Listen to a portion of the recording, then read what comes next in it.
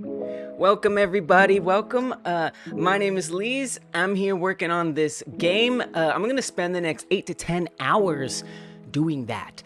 So if you're watching it after the live stream, feel free to skip around and see what we got up to. But I'm gonna be here. I'm gonna be here like concentrating, staying engaged, so I hope you'll stay engaged with me. Anyway, yeah, so I'm working on this game. It's about being an alien invading Earth, and you have to abduct things, send them into space, or eat them. It depends. It's supposed to be kind of like a roguelike, endless runner, shoot 'em up combo.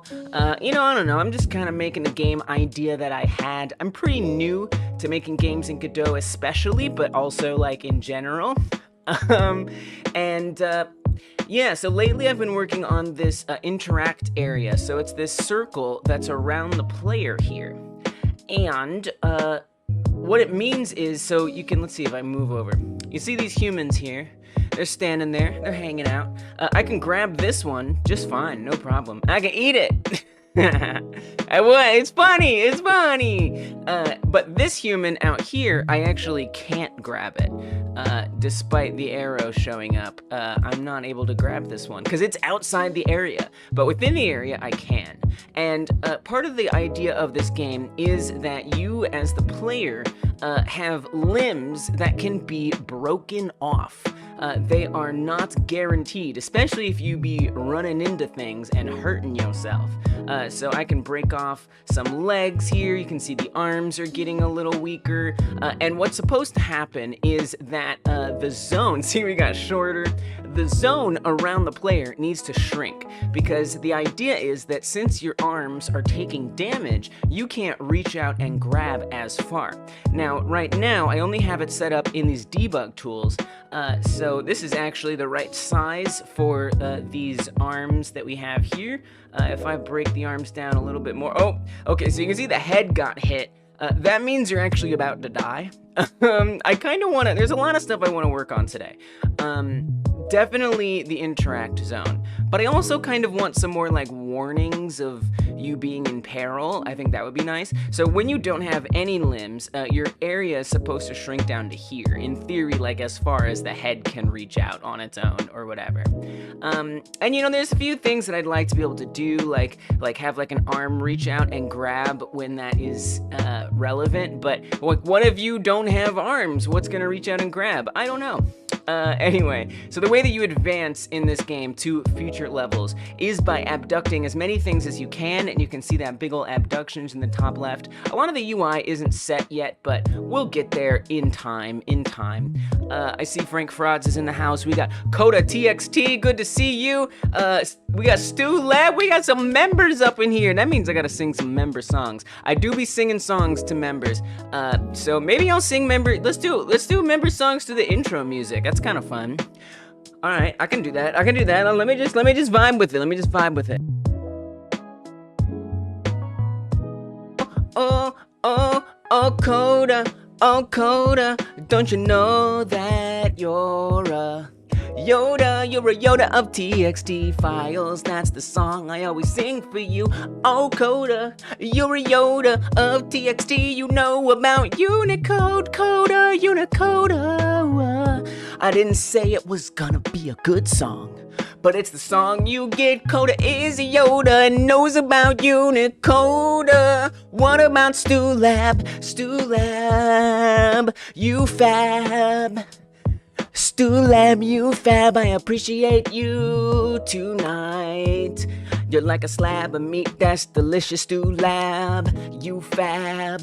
Thank you for supporting the channel a lot. I appreciate you, Stu Lab, you fab.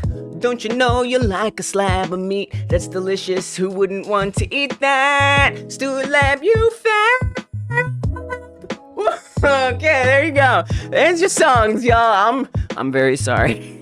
But also, you're welcome. So that's what we do. If you hit that join button that is below this video or on the channel page, you too can get an embarrassing song sung to you.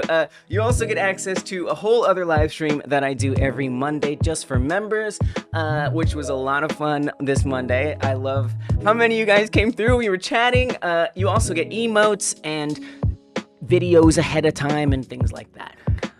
Wow, thank you, thank you, thank you. What else? Well, I guess while we're going through things you can click on besides the join button, hyper smash that thumbs up button if you haven't yet. If you're here and you haven't pressed that thumbs up button, it helps a lot. It means more people will see this live stream, be recommended it, and it means a lot to me personally. It's like saying thanks, Lise, for being around. So yeah, press the like button if you haven't yet.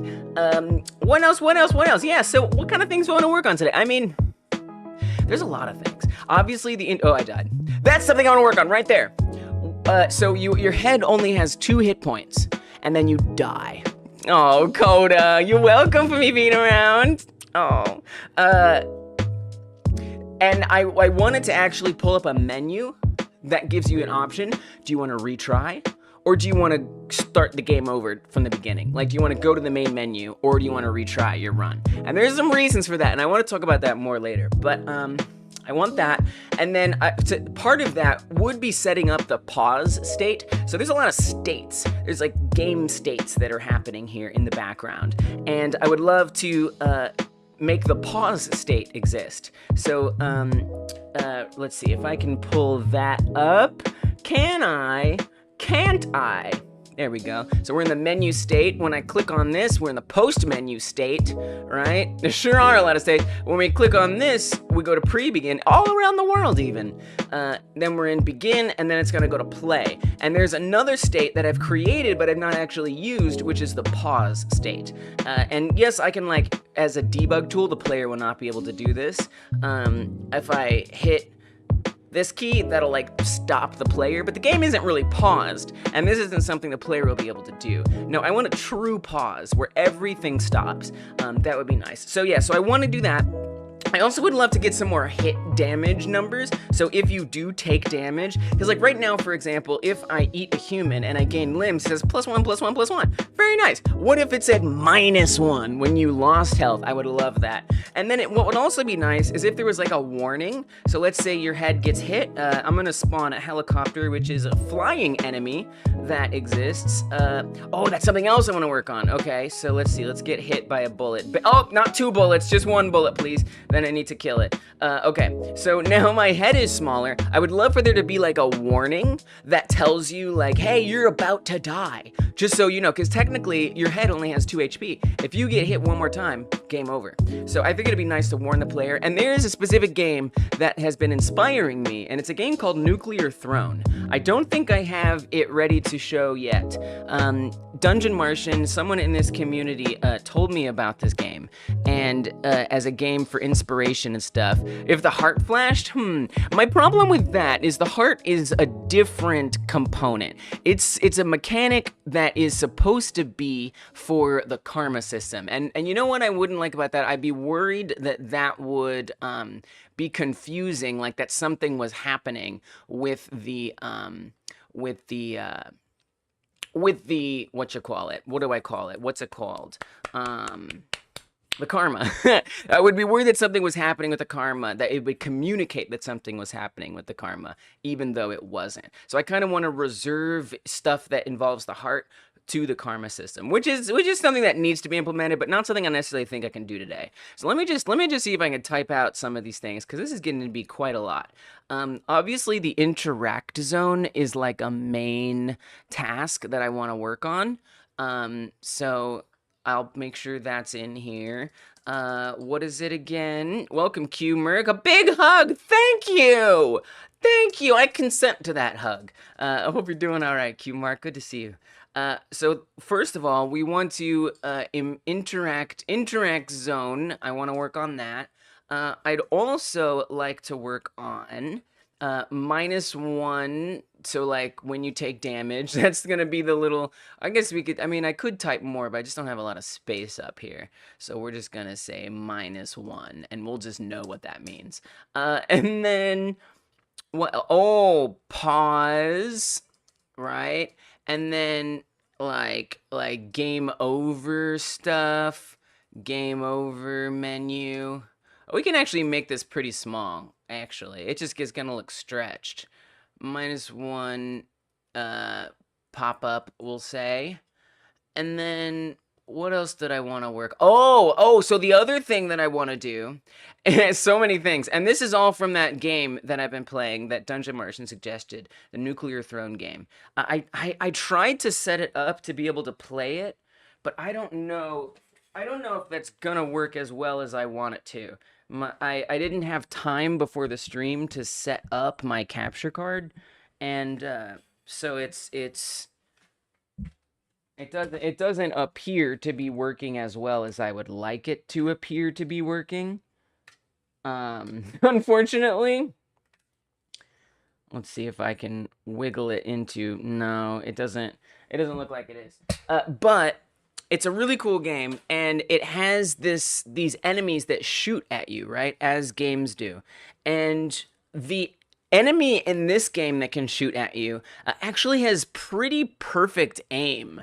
And so if I spawn this helicopter, you can see it shoots a random bullet, but basically it's going to hit the head every time as long as I'm not moving. So in this sense, it's kind of very punishing, because if you're still for too long, you're definitely going to get hit. But in this other game, this roguelike, this older roguelike game, the enemies actually miss you. They have like a chance that they won't directly like hit you if you're standing still, which I think is really cool. And I want to recreate that, because I don't want a helicopter spawning to be like the worst thing ever. I'd like the player to be able to think, well, maybe I'll get to that in a second. Let me do this other thing. But the way that it is now, it's going to freaking kill you. So that would be nice to work on. So I'm gonna type that in as helis can miss. Look at all these. This is a ton of crap I'm going to try to do today. There's even more, actually. I would love to... This is too much. Can you tell I'm overscoping my tasks for today? I would like to say level 1. Because level 1 should not be this challenging. Level 1, I want to be a lot more introductory and not have as much chaos in it. So would it be nice to kind of move what is currently level 1 to level 2, and have level 1 be a lot more empty and safe. So, you predict, oh, you know what? That is not a bad prediction. You'll predict we will do exactly 2 of these tasks today. I think that's a fair bet. I think that's a fair bet. It kind of depends what I start with. You know, if I start with the easy stuff, I can knock out a bunch. But, you know, like the -1 pop-up, easy. The helis can miss, easy. Maybe level 1 is pretty, it's somewhat easy. I could definitely get into the level 1 thing, and it take longer than it needs to. The interact zone by far will take the most time. Or the game over menu. And pause is like a maybe in terms of how long it'll take. So yeah, there's some chance. You're not wrong all the way. I think we can safely do the -1 today, and one other thing depending on how hard. I like the cut of your jib. I think that there's something to what you're saying, for sure. I'm quite excited for the pause and game over stuff. Dude, me too. We should definitely make sure I try to get that done, because I think it's something that needs to be there. And the problem is it used to work that the game would just restart whenever you died, but it got broken somewhere along the line, and at different times I've tried to quickly fix it and it didn't get fixed. So I just kind of have a feeling I'm in for a bit of a bug hunt to understand what's going on there. So yeah, we'll certainly see. So yeah, so that's kind of what I'm buckled up to try to do today. I would like to let this run without worrying about, you know, problems. I did set up like this kind of like this debug mode that lets me, oh, I see, I have to find an obstacle. No, I don't. I think we can just write in here, is collidable. If I make this false, we can actually just like run through the game and nothing will hurt us, which I think is kind of nice. I think that's kind of nice. So while that's happening, I would like to, it just feels like this would be an important thing to tell you guys, because right now there are some severely nice humble bundles going on. Do you guys do know about humble bundles? Yeah. Humble bundles are these things that take a bunch of awesome assets and things that you might use for, let's say, game development, and they discount the crap out of them. And you can support hyper game dev. This very channel, if you follow the stars in the description box, you're a bit of a humble bundle. That's perfect. That makes a lot of sense. I see that for you, Coda. Follow the stars in the description to find links that you can use to support this very channel right here, and get goodies for yourself. I really feel obligated to tell you guys about some of these. Let me just get this out of the way for now. Some of these that are out here. So there's the Blender Market Best of 2024. So these are add-ons that you can get. They're frozen in time, so you won't get updates on them. But these are some of the best Blender add-ons that exist. We got Retopo Flow. You can generate humans. Like what? Like nice looking humans. This can save so much time. We got all kinds of different hair types. I love it. And we got, flip fluids. You want some fluids in your Blender projects? Oh, this is gonna help you. Look at all that. I mean, this is, I gotta tell you guys, this is a ridiculous bundle. It's actually frigging amazing, the things that are in here. So yeah, there's a link in the description box to this one in particular. Play-Doh! Man, it's like, this is one to get. If you are like not sure about whether you need to get Blender add-ons, this one will cover you for sure. So you can get them all for $30. You can also spend $10 to get a small amount of them. And when you go to checkout, hit this adjust donation. If you want to throw some extra support to Hyper Game Dev, if you go to custom amount, you can give so much love to this channel, and it means the world because man, this brings me more support than like memberships, than donos. Like literally, you guys get stuff in the process. So thank you if you're willing or able to do that. It means a lot. That's not the only thing that's there. There's also Learning Blender. There's this Game Art in Blender, Learn to Create Game Art in Blender bundle. Kinda similar, it's got some assets, but it's mostly tutorials from gamedev.tv. So that's a really good one. I'm not gonna spend too much time because there's just so many things. Oh my gosh, what do we love here? Godot. So this is from Zenva, a bunch of tutorials, learning stuff in Godot 4 if you want to do that. Coda, there usually is music creation bundles. So yeah, there's a good learning one for Godot here. Not assets, but tutorials/tools. Sometimes there are. I don't know if there are this time. Sometimes there are. So right now, Audio Alchemy. So this is sound effects. This one is sound effects. This has a plugin, which is nice for Godot. So you can get sound effects and music to play in the background in a nice, convenient way. Love these bundles from Ovani Sound. They're really, really nice. You found a few? Perfect. And so that's the other thing, guys. There's links in the description box to just this page, right? Oh, Sound Suite. There we go. Right? Yeah. So you can come to this page and you'll already be ready to adjust donations and help support this channel. So there's a bunch of cool stuff, guys. There's even books here that can help support this channel. There's one that's very badly labeled called Unreal 5, but it actually has Unity and it has Unity books and a Godot book in it. So these are actual books that you will get, not physical. I believe they'll be digital books. But you can learn Unreal Engine stuff. You can learn, I think, Godot game development, Godot 4 game development. There's a book in here. Oh, there's a couple Godot books. There's a couple Godot books in here. So something else to think about is if you are into a lot of reading, they got stuff for that. There's a Raspberry Pi retro gaming one. So this is why I needed to tell you about this today, because there are so many awesome game dev friendly packs in here. So yeah, check it out. Links are in the description box. Thanks, guys. Let's get back to the game dev. That took a long time, but I mean, it's not only does it help the channel grow, but there's too many good ones right now for me not to say something. All right. So let's do the -1 thing. I feel like that's the most doable, right, of everything.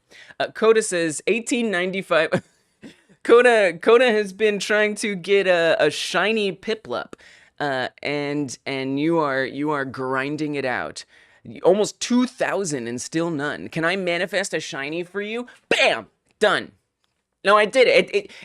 It may not show up today, it may not show up tomorrow, but because I did what I just did, there is now a significant likelihood that you will find a Piplup. So good luck, enjoy. You're welcome, also. You're certainly welcome. All right, let's do the -1 thing, because it's really easy. Because I already have the minus... Oh, I took off all the damage. I was like, we're going to let that run for a second, and I didn't. So, now we're just immune to all obstacles, which can be nice. You're feeling the luck? You can feel it, and that's part of the spell that I cast, is it's something you can actually feel. But yeah, nothing notices that we're here. We're just like in ghost mode, invincible mode.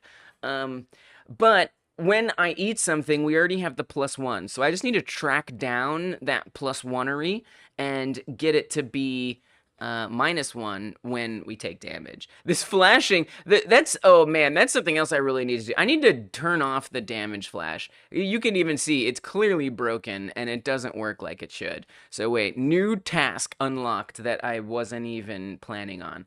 I'm just gonna turn off damage flash because it's causing more problems than it's helping anymore. If I just look, let's look project wide. I'm gonna use something I want to do more often for y'all is just showing you my keyboard so you can see what shortcuts I'm pressing. So I'm using Shift Control F to search my entire project here, and I want to search for what you call it, flash. Just flash. Yeah, limb damage flash. We're just gonna turn that off is what we're gonna do. Because what it's supposed to do is it's supposed to like flash red whenever a limb takes damage for a short amount of time and then stop. But it just doesn't work right. And I'm not sure. It does seem a little necessary, but I don't know. I don't know that it is. I think there might be a better way to deal with this anyway. So for now, we're just going to get it turned off. So that, really, we can keep all of the variables. It's a little messy, right? I can leave this variable in here. You know, if I want to reinstate it, what should resolve it existing is wherever we set up the timer. Where do we set up the timer? We set up the materials here. Damage flash timer setup. If I just, that says if it's not the body, it sets it up. So we're just going to comment this entire thing out. And now that's gone. No more damage flash. Cool. Now let's do the pop-up. So when we heal, if I come to the main scene, I'm just going to use it just as like a visual reference. In here, we've got body parts. Where do these pop-ups happen? Where do they even come from, if I'm being honest? Where are they? Where do they live? I actually don't know where they live. We do have damage labels, but these are different damage labels. These aren't the same kind of damage labels. These ones are like debug damage labels. I don't even know. Oh, there they are. So these are for the dev. These are not for the player. So that's not it. Maybe they're just, they might just be like there. Let me collapse some of this. There it is. Heals count. Oh, okay. Here they are. And then they're actually invisible, and we animate them in. Wow. And where is the animation player for that? Pray tell? I'm not actually sure. All right, we need to look in the code. I got to dig into the code when we heal to see what's going on there. So we definitely, let me see, do we instantiate the heal count, but where do we, animation heals count? Ah, yes. Okay, and we set that up here. Heals count, oh, they're on each, oh my gosh. Each and every damage label has its own animation player. That is something. Well, Shiny Hunting, you've been doing so much thinking about your game. Nice. I mean, that's legit. Because, I mean, first of all, often I think we play games that we like to make, or we like to make games that we play. That's not always true. I try to play games that I can like be inspired by and are related to the game that I'm making for the sake of inspiration. And even if it's not the case, right? Like if we're just procrastinating, I feel like procrastination is a way that we like we're not ready to work on the task we're procrastinating. So by procrastinating, our brains are like we're preparing, which can sometimes mean idle thought, working up to something. So that makes a lot of sense. You're not super in the mood to work on it right now because, period, low-key, you're just not feeling it. Yeah, you're just not feeling it, period. You've been thinking about system structure and stuff. Nice. That's important. I mean, that's actually nice to think about. To know, like, what your structure is going to be so that way you're not being surprised later. That's fair. It's absolutely fair. I like that there's an animation player because we can assume, well, we can, but I didn't even. I just literally, I'm on-readying every single one. Holy crap. That is one way to do things. You know, I mean, it is, you know, I could, yeah, it's fine. I could, since the way I have this named, I could just on-ready. Well, no. I think this actually is the best way to do it. It is. It's super ready. I mean, all right. It's a lot, but technically, I only need one for every limb. So we just need some more. Something I want to do just to like clean this up, because this is a mess, and like maybe I'll regret it. We'll see.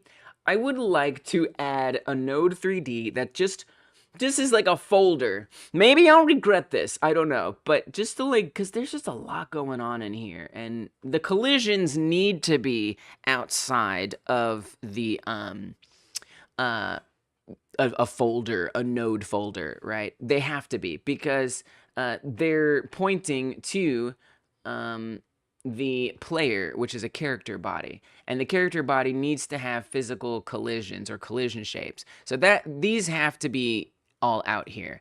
But a lot of this other stuff, I mean, the particles, there's only one particle effect, so that's not taking up a lot of space. But this, you know, there's really no reason to not do that. And then, you know, maybe there's some special code that might be pertinent to it, and having a node as a top level will be nice. So what I'm gonna do is I'm gonna say this is damage labels, I guess, or like hit points, hit HP labels. We're gonna say HP labels. That's what I'm gonna call it. Can we just do it? Maybe just like one word. I don't know. Okay, and then I'm gonna grab all of these and I'm gonna pop them right in there. What if we do it like this? What if we say lowercase HP and capital L? Yeah. All right. So obviously that's gonna change a lot. So we have to make sure that these were all accessible as unique names, which is pretty useless now, if I'm being honest. Why did I make them all accessible as unique names? Let me look in the whole project and make sure we're not using this elsewhere in an important place. My God. It would not appear that way, so let me get this out of here. So these are just referencing what we're already on-readying. There's all the on-readies. Now we on-ready the animation separate from the label itself. Wow. Wow. Yeah.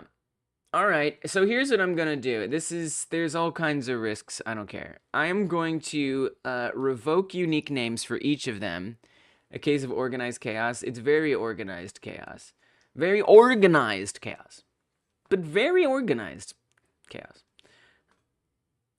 I'm concerned that it still has the % sign next to it. Like, what is this visual? Okay. There it goes. That was strange. You would not be able to grasp any of this, but you know your way around this so well. Yeah, I mean, I do, because I've worked so long on it, and it's organized in a way that makes sense to me, and I think it could make sense to others who have, like, familiarity with, like, Godot overall. You know what I mean? But still, it doesn't mean that, it's, yeah, I made it. Right, right. If sometimes it's important to think about, like, what if a team, right? If you're working with a bunch of people, how would they be able to interpret it? That can be important. In that case, I might use some kind of labels, like maybe I would put these in like a code region or something, and that would just say, oh, I don't know, hit point, HP labels, right? And now we've got this whole section that just has all the HP labels, and it's just nice and neat and in there. I guess I just did that now, so there we go. But yeah, it makes sense to me. Enough sense, anyway. Why? So we want these to be visible all the time, and then I'm gonna have accessible as I don't really need to have it accessible as a unique name. It's just like not necessary. Yeah, code regions are awesome. Super awesome. Very, very useful. I love them. But I need to update every single one of these now. I mean, just like out of curiosity, what it drops it in as. Oh, yeah. Yeah, that's hideous. Yeah. Okay, so I mean, if I make this node right here accessible as a unique name, which again, it's not showing the icon, which is strange. It's a weird bug. I haven't seen that one. Now we can do HP labels, and it will just be, well, it can be shorter. It's not doing it for me, but it can be. And then we want to say heels count arm left. So something like that. Some of my favorite coding things don't involve coding, like, oh my god, I love comments so much. Yeah. Very useful. Use comments. Use them. So really all I need to do is replace, so I could even do a control or a control R here. So I'm just going to press control, I'm going to press R, and it's going to bring up the find replace. And I'm going to say find everywhere that has, well, it's going to be a little tricky because there's going to be a lot of places. But for now, let's do everything that starts with a percent, and I want to replace it with percent HP labels slash. So right here, I want to replace that one, and then the next one I also want to replace. I want to replace the next one and the next one. So it's highlighting the line that I'm on. Yes, that one. Yes, that one. Yep. Now I don't want to replace all of these. No, not that one. Don't replace that one. And now it should all be up to date. So let's make sure that that refactor worked and I didn't do something terribly wrong. And then we'll start doing the damage count or the pain count instead of the heals count. I guess I'll keep the states up there. It's kind of nice to just remind me that I want to do some states related stuff today. So I'll keep it. I'll keep it around. Okay. So just making sure nothing got broken. What I'm going to do is I'm going to eat something and heal up and make sure it comes out good. I vote for naming it Ouchies Count.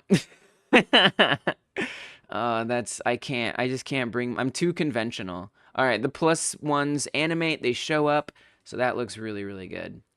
No problem. I feel like I like breaking from convention at times, but sometimes I still want it to be a little more readable. But that is fun and adorable, and I beg you to code your code that way. You must have fun with it. So now that I know where they are, my next question to myself is, well, do I even, I mean, there's a couple different options here. You do love fun little thingies. There's a couple different options here. I could either repurpose these same labels as damage labels, or I could create new damage labels that are specific to damage. I don't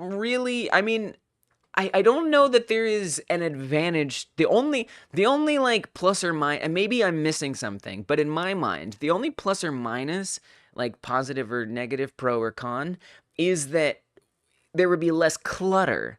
it would be more consolidated if I repurposed all these same ones. You know, and it can borderline be more confusing, right? I obviously would need to rename these. Instead of being heals count, maybe I would say HP count. And then, you know, the animations in here. So I have a heals up animation. And what that does is it makes that number appear in a special animation. And it even sets the color. So all I would have to do is create a new animation that says, you know, damage up or damage down, whatever. And then I would just make the colors, you know, something different. And it could be an animation that maybe moves it down instead of being like, you know, like yay, it would be like, oh, you know, something sad. And then obviously I'd have to get the minus in there, which I don't think is going to be that difficult at all. Now, right now, all of the labels are by default set to a plus. You think so? I mean, if you think so and I think maybe, then to me that equals a let's do it, right? A little harder, but I don't think it's that hard. I don't think it's that hard. So right now, they just have +1 typed in there, which gives me a clue that perhaps I maybe didn't actually have them dynamically update the number, which is fine, but I'm gonna have to deal with that. Otherwise, you'd basically just be duplicating what you already have, which I hear should be avoided. Yeah, it just should be avoided. It just should be. It's just gonna add more clutter, you know. Although it would mean that it's possible that at some point I'm like, oh, actually, I do need them separated. I don't know what that point would be, but it's certainly possible. Yeah, so it looks like we're not updating the label anywhere at all, unless I just haven't found it. Yeah. So right now, there is no dynamic updating of the numbers. So they're just all +1s. But in fact, we'd wanted to check how much healing was done. So that -1 pop-up might be a little more work than I bargained for. We'll figure that out when we get there. Yeah, as always. I mean, I like to be able to think ahead if possible. But I don't think ahead I'm not a very effective ahead thinker. I just realized I forgot to unsteep my tea, and so now I have some very, very strong tea. Whoops! Looks like we're streaming for 12 hours today! No. Alright, so let's see. I needed to check how much it has healed, and based on how much it has healed, pass a certain string into that label. So right now, this is where we heal. If current health is less than max health, current health plus equals 1. It does some special stuff if it's the arms. It then checks to see, did it heal up to 1? Did it heal up to 2? And then it does special things based on that.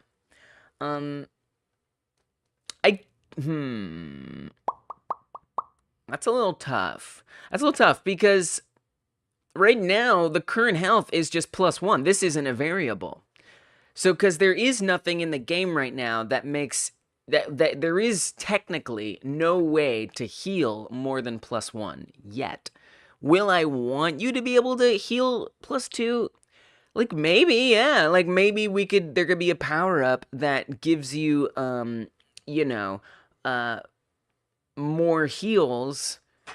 You know, double healing is doubled or something. Or eating a human gives you fully recovers you or something like that. That would be very much possible. Probably likely. And so how would it know whether or not it needs to be healing 1 or 2?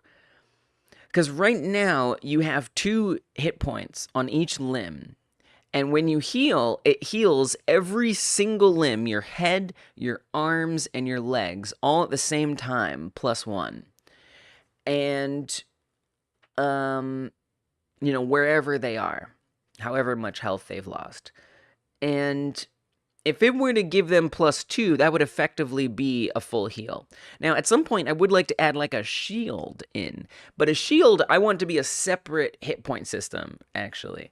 So instead, and then again, I could have built this to adapt to all of that, but I didn't. So this is what I have. This is what it is. If I wanted to,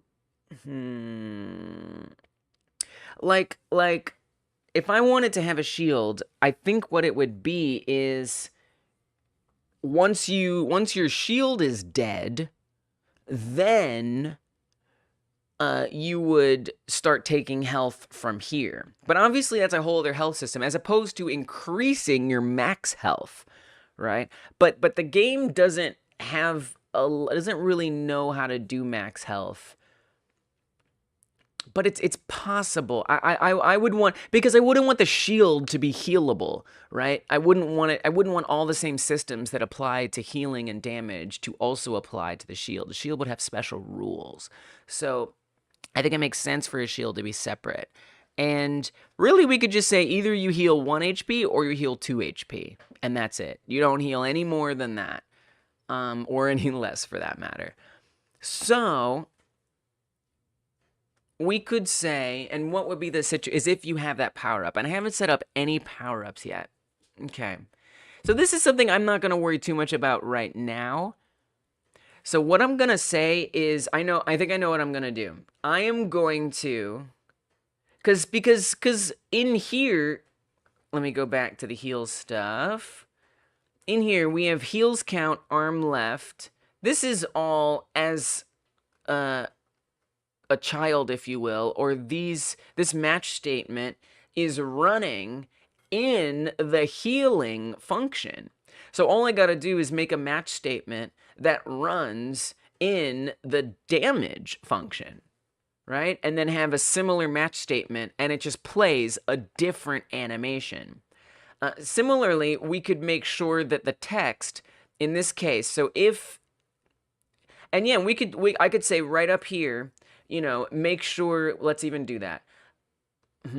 Yeah, all right, I'm kind of into this. So I want all of these to be refactored to, instead of heals count, to be HP count. And then I'll say here, HP count string, obviously it's a pseudocode, HP count string equals +1, and we could even say in the future, if heal power up, I kind of need to think about that. If power up heals, right, then, or we could even say if not power up heals, for whatever reason this would make sense to me, the string would be +1, otherwise the string would be +2, right? And then we can just do like the same thing, except we can do it with damage amount, which is a thing, and then it will just change the string based on that. I feel like that will probably make the most sense to me. Okay, I'm gonna just comment this out for now, and then we'll come back to it. So the -1 thing is a bit of work because I just have to work with the existing system and tweak it to be just right. Coda had tea the other day with berries and stuff. You put berries in the tea? That's man, I don't know if I want chunks in my drinks unless it's boba. Only if it's boba. But like, I guess if the berries were like part of the steep, I could get into it. Ocean in the house. Welcome, Ocean. I just spent 50 minutes making myself a meal and then finished it in 3. Dude, but that is cooking. Cooking is spending a lot of time preparing food to be eaten quickly. It's like the entire profession of cooking. And I think it's a beautiful thing. Thank you for reminding me I'm hungry. I think there's something so beautiful about that. Maybe even the faster you eat it, the better your time was spent preparing it. Hey, we got Dungeon Martian. We got a couple member songs to sing. Oh, it was a raspberry tea. I see. Oh, that raspberry leaf tea, maybe? All right. You just spent 50 minutes making yourself a meal. Well, let's sing a song about you and maybe your meal. Do I have music that is sing-toable, quickly available? There's a chance. There's a non-zero chance that I do. Okay. All right, maybe we'll see what I can sing to this. We also got a song for Dungeon Martian to sing. All right. Ocean, oh, ocean, yeah. You got the notion to make some food, and it was so good. Ocean had the notion to make some food, and it's so good.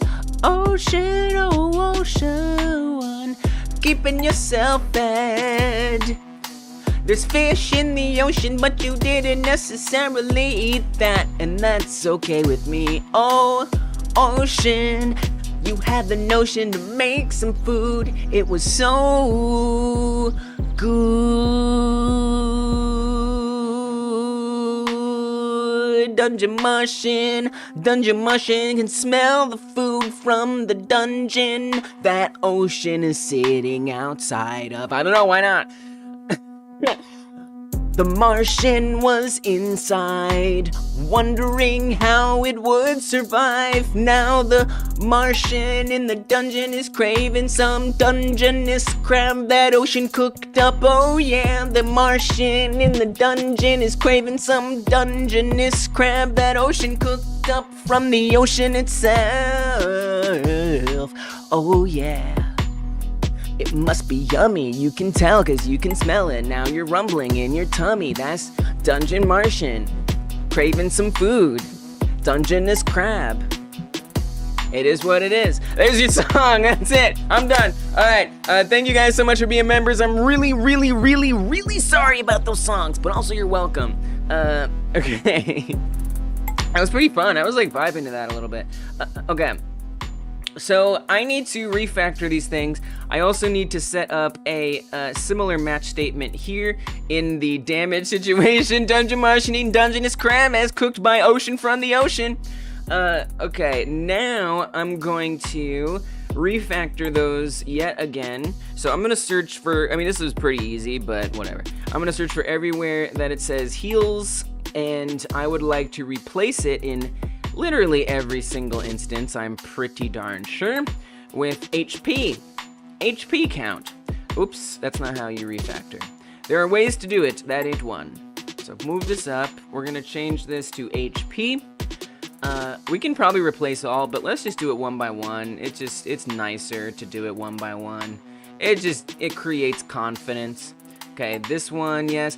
So it's gonna give some errors, but that's okay. That's totally fine. We're okay with the. I think we can replace all. I'm pretty sure every single instance of heals is replaceable. Oh, maybe not here. Actually, it's not. That's okay. I'm gonna replace them all anyway. Oh yeah, why don't we do this? Why don't I rename that anyway? That would be fine. So let's rename this animation to HP up, because then I don't have to have like a super confusingly different animation name for the other thing, for the HP down. Cool, great. Now let me actually rename these here in the scene tree to HP count. So I'm working on the -1 pop-up. That would be ideal. Fix that up. Because right now we get a +1 pop-up when we heal, but there is no -1 pop-up when we take damage, and that's bothering me.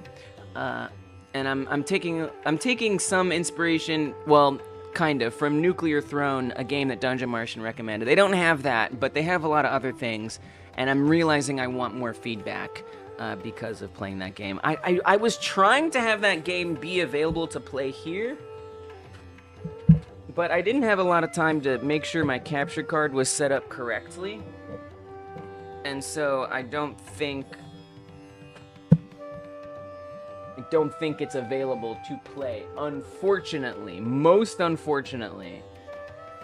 It has a very specific way of being set up, and if I don't set it up that way, it's, oh! Oh, wait, I think I got it. Oh, I think I just got it. Let's go. Fish can roll. That is a reference to that game. Wait, I think I got it set up. I was trying before the stream started, but I was like, we're running too late. I must stop. Yes, I got it. Oh, I got it. Let's go. It's here. What in the world? Okay, sweet, dude. Yeah, so this is a game Dungeon Martian recommended to me. It's a older, roguelike, maybe from 2015 or something. And oh my god, oh my god. So it doesn't have damage labels. You can see the HP is up in the top left here. Oh my god. Oh my god. And what it does have, and I'm just gonna take some damage. I'm not gonna play it too much. I mean, I'll play it a little bit. Because that's gonna happen. I'm gonna end up getting hurt. What does that say? Grenade launcher? Oh god, please no. Not here. No, not here. Well, I died a little quickly there. So this is something I'm gonna do. So I see how it says game over menu up on my tasks.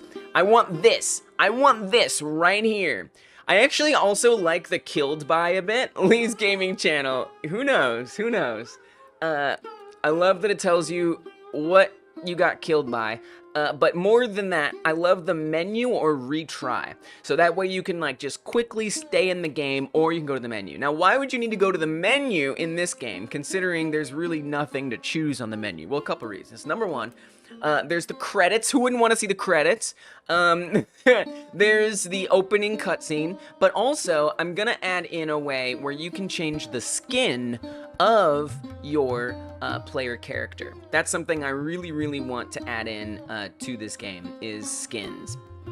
And so it's gonna be really simple, because all you gotta do is have the colors change, have a different, like, you know, texture. It's not gonna be a complicated process. It's not overscoping at all. And then instead of like this is showing like your progress as you get further in the in the level itself, or in the game itself. So there's this other game here called Downwell, and this game has a nice, like, not like skinning the player, but skinning everything overall. The Wasteland, how far you are in the Wasteland. So this is another game I take a lot of inspiration from, actually. And in this game, you can change the color scheme of everything all around, and thank you, Coda. Yeah, this is Kirby. It's just a little Kirby. So you can have like a style select. Oh, not style select, sorry, the palette, right? You can change this. You would have to actually go back to the main menu to do this, but this is basically what it would be. You would just be changing like a very specific like color experience while you're playing it. And then whenever you like, you know, complete a level, we'll see if I can do this. I actually really should, because this is another big influence. And I like, it's worth bringing these up, and it's not too much of a distraction. You love this because it really is directly tied to what I'm trying to make. So this is also a roguelike game. I love this game. Your shoot and your jump are the same button, which I think is just friggin' genius. Oh my goodness. Oh my goodness. Oh my god. Oh my god. All right, careful, careful, careful. Nice. So at the end, you get these power-ups, which you may recognize is exactly the way that it looks in the game that I'm making, is you get these like power-up choices. So this is something that I really take inspiration from. Now, if you die in this game, so let's die, which I'm embarrassed to say is really hard for me to do. I'm just kidding. No, but this is an easy level. It's fine. Take some damage. It's funny, like if I'm trying to get hurt, it's hard. If I'm not trying, I'm dying left and right. Okay, trying to die, just trying to pass. It's funny because this game actually has like the exact same health bar in the top left as Nuclear Throne, which is wild. So here, right there, see that progress. So this progress, when you get that number up to the full number. So right in there, this little section right here. Once you fill that bar up, you get a new palette, a new color palette unlocked. And I want that to be the same in this game. So when you die, or yeah, just whenever you die, you'll get this like progress bar that increases. So that way dying feels like you get something out of it, and it's just cosmetic. I want it to be the same freaking thing like this game has. So that's something else I want in a game over menu and why I care about it. Yeah, it literally is the same AI. Right, it's probably yeah, because they're both made in Game Maker. That's exactly what it is. It's stock Game Maker. Same font. Yeah. I love that. I mean, Game Maker is awesome. I believe 1-Bit Adventures also does this, the theme thing. Wow, what's 1-Bit Adventures? I don't even know what that is. So yeah, so these are things that I want. I mean, you can see this has a retry, this has a surface, which is basically going back to the main menu. So these are things I'm taking inspiration from a lot. And then just while we're here, although there's no reason why we can't just go back here. Anyway, I also want to have the enemies be more able to miss when they attack. In Nuclear Throne, the enemies will miss you, and I just love that. I don't know, it's just something I had. I mean, obviously, right? You don't want your enemies to shoot directly at you. That would suck. But I don't know, there was just something about that I just hadn't thought of. So like, see this character right here, this little thing that's shooting at me? Shooting those red bullets? Okay, I need to get a little further away. If I'm just sitting, it may hit me. That one directly hit me. So that wasn't a good example. Oh god, now, okay, they're swarming. They're swarming me here. Prove my point. Well, there, I mean, you can see that. It just shot off to the side where I wasn't at all, right? Look at that. Totally missed me. Terrible shot. And I want that. I think that it's much more interesting when it's possible that they miss you, rather than they have perfect aim.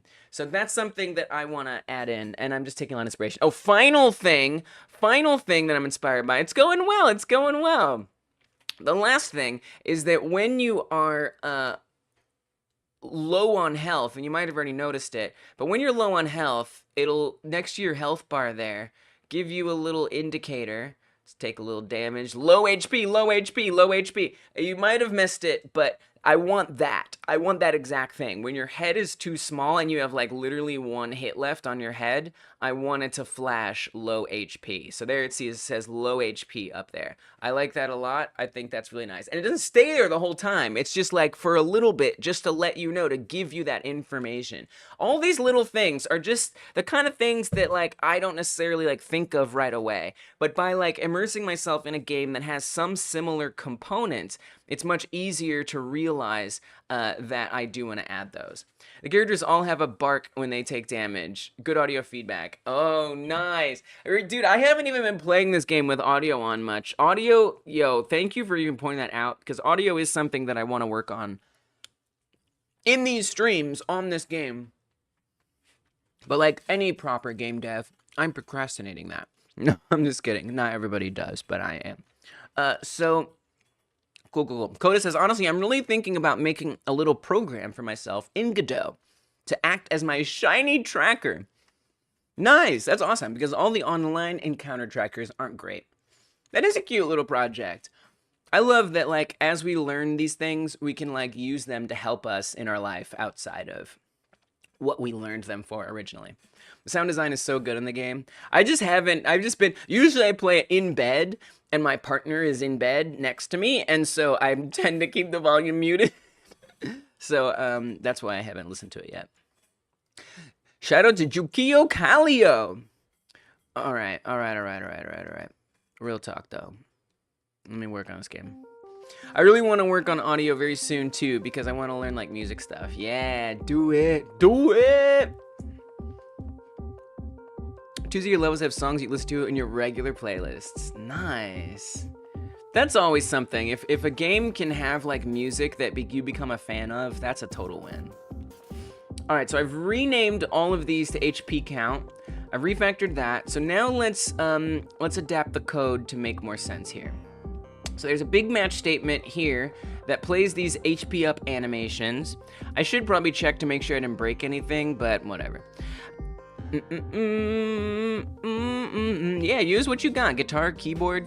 DJ is here. I can't keep melody for the life of me. I recently learned how chords work though. Also, hi gang.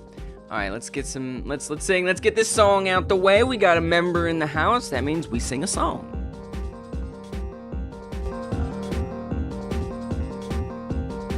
DJ Alexander, you're a DJ. Probably you can't keep a melody, but you're a DJ. DJ can mix the songs, but can't keep a melody. DJ, this is a melody for DJ. This is a melody for DJ. This is a melody for DJ. Oh yeah, DJ, I'm singing you a melody. Oh DJ, I'm singing you a melody. Oh DJ, this is a melody for you. DJ.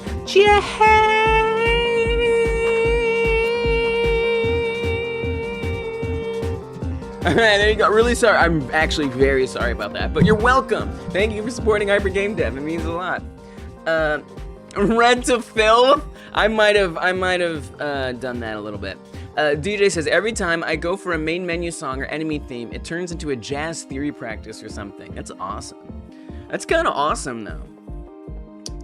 Okay. So, I'm gonna copy this match statement, and we're gonna put it up in the damage taken vicinity. So that way that works and makes some sense. Yeah, make a Chow style, exactly. Well, sometimes it can be good to get collaboration. So this is where, let me see, let me do minus equals limb damage amount. This is where damage happens. Here's another match statement that's for checking the current health. But we want to add a new match statement in here that is going to make sure to show this -1 pop-up that I'm looking for. So we want to play HP down, which doesn't exist yet, but it will.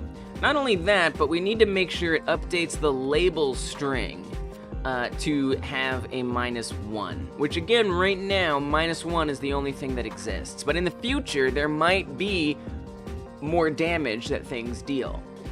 For now, I'm gonna not worry about it and deal with that in the future. Just like I'm now dealing with in the future, something that I hadn't planned on, but I knew I would need to at some point, and that's how it goes. So, I'm actually gonna go back to the healing section, where I wrote some pseudocode, and let's just say that when this happens, oh, I didn't rename this label here, HP count arm left, I am gonna want it to, I guess I have to do it for every, well, it depends on which body part it is, technically, like why update them all?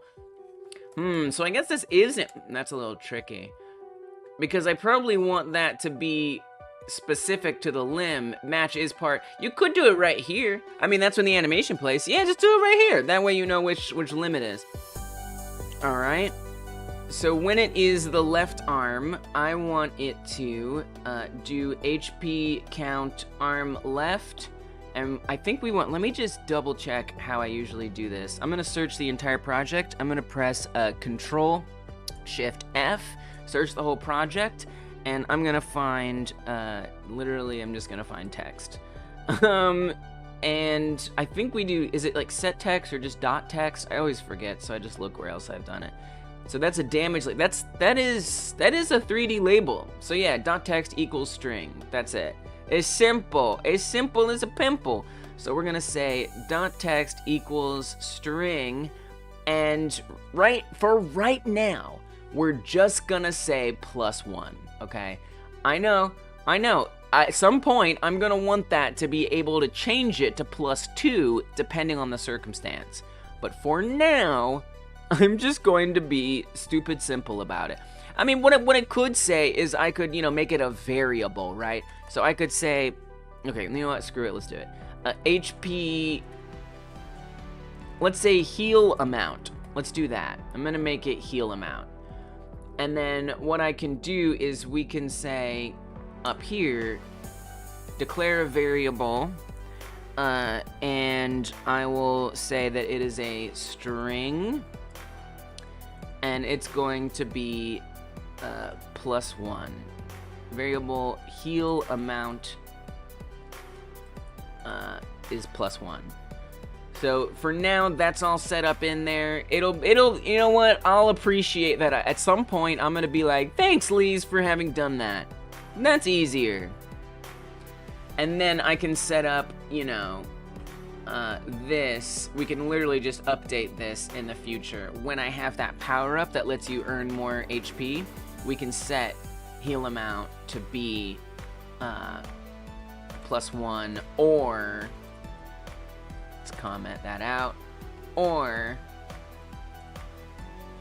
heal amount is equal to +2.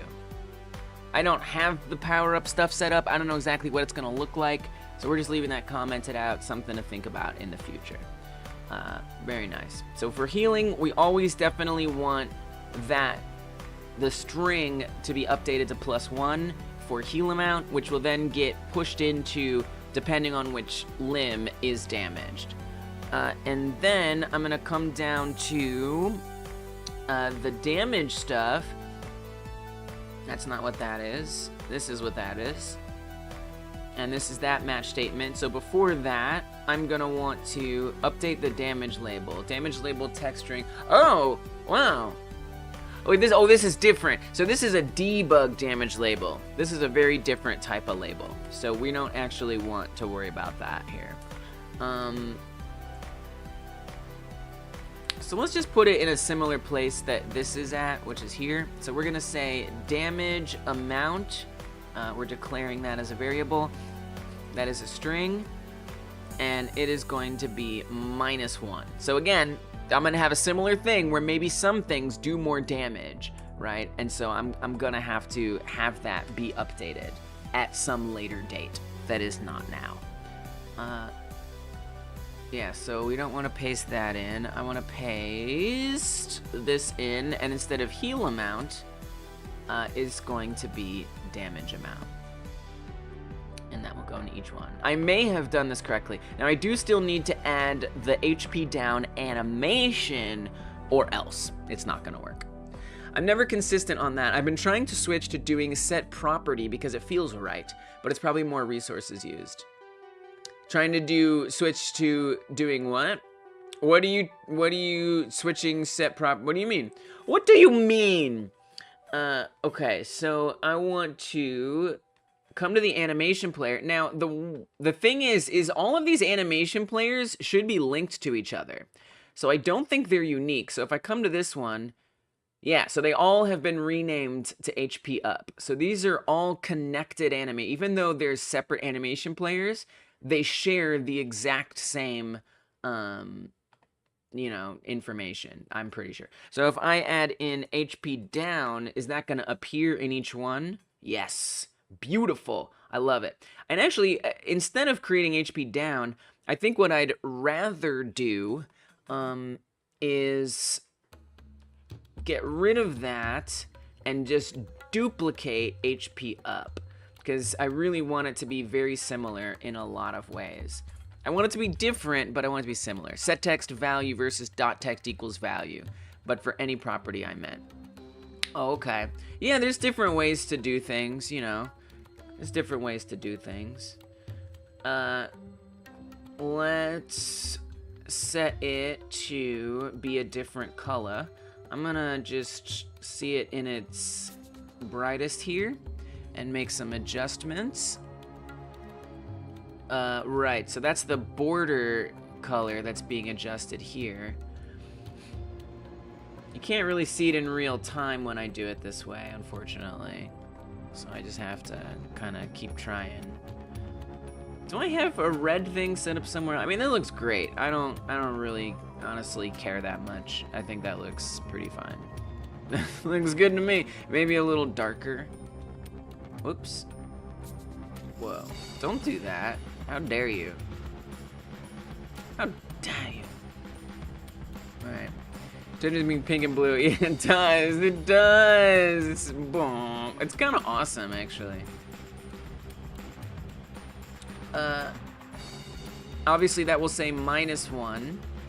And then I kind of wanted to be behaving a little differently as well. It's giving trans flag. Let's go. MB lighting on your healing factor. Oh, yeah. Yeah, I guess there's not the white in there. It does look sick. I just don't have like a purpose for doing it that way. Trans flag based. Oh wait, I pasted that in the wrong place. That paste was not based. The outline is the yeah, the outline, right. It's both. We're mixing it all in. We're Uber flagging. Did I move that? I feel like I moved that. I'm just gonna click on that more carefully here. All right. Now that looks, to me, that looks a little too happy. It looks a little like, yay! Now, obviously, the plus is there, and technically it would be a minus. I could make it a minus now, just so it just doesn't confuse us. So to me, it's giving joy. But it shouldn't be giving joy. Oops. Which one are we on? Right arm? It should be giving devastation. Oh, that's right leg. I see. Okay. So what I wanted to do, it looks great, yeah. We're fighting by erasure, 1 damage pop-up at a time. Alright, cool. So instead of just popping like that, I want it to drop down. Or maybe in addition, I want it to drop down. I feel like it could even just look a lot different. So what I'm gonna experiment with different things, but what I'm thinking is I wanted to certainly start small and get bigger, and it can bounce, sure, why not? But I want to adjust its position as well. This will probably be the hardest thing. Yeah, because I have to come here and I gotta rename. I'm not sure.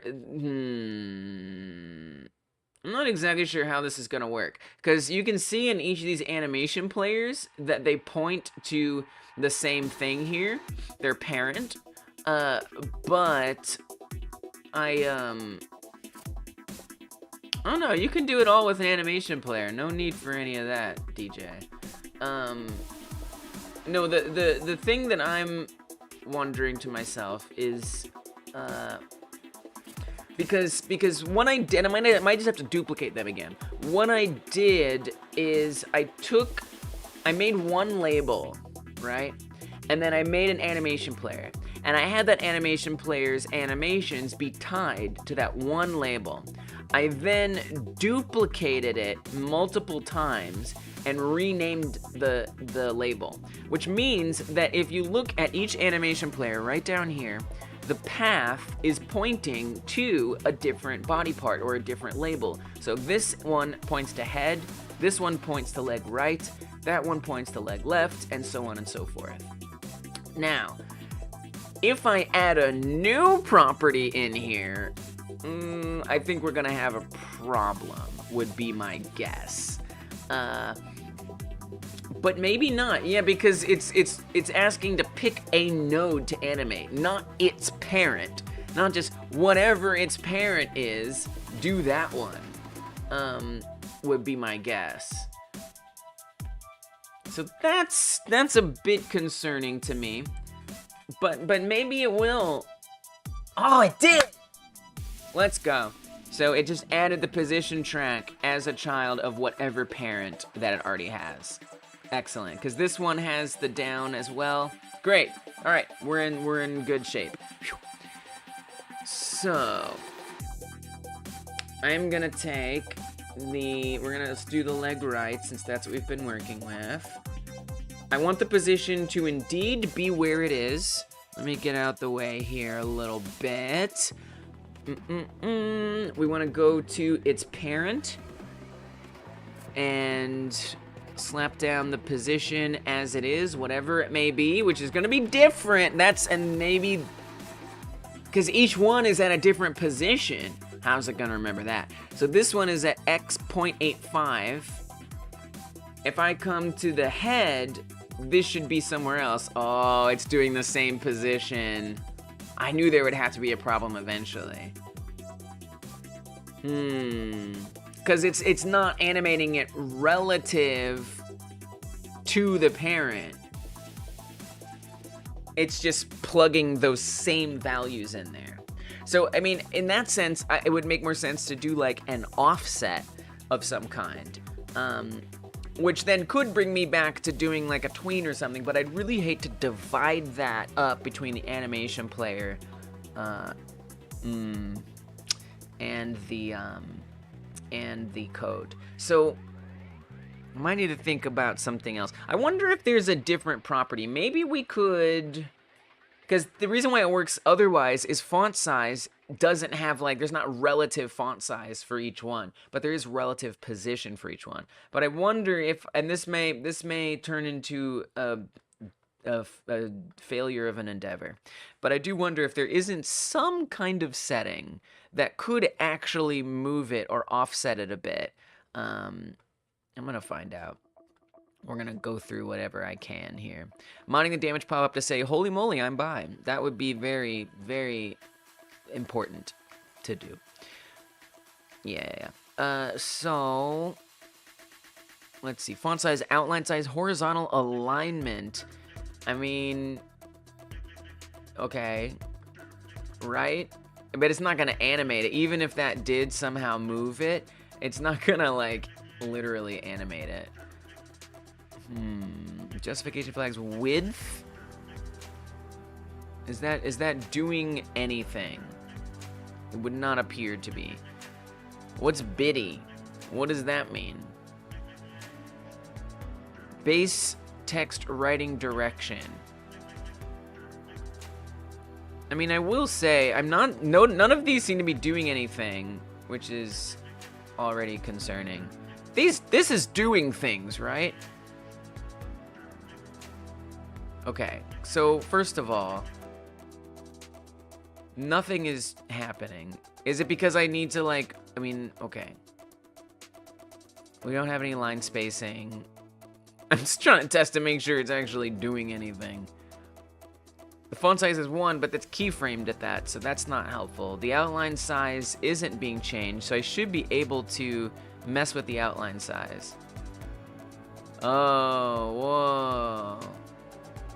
Interesting. I'm confused, is what I feel. Wait, what is that? Oh, I'm really confused what's going on here right now. Why is there a +1 showing all the time? What is that?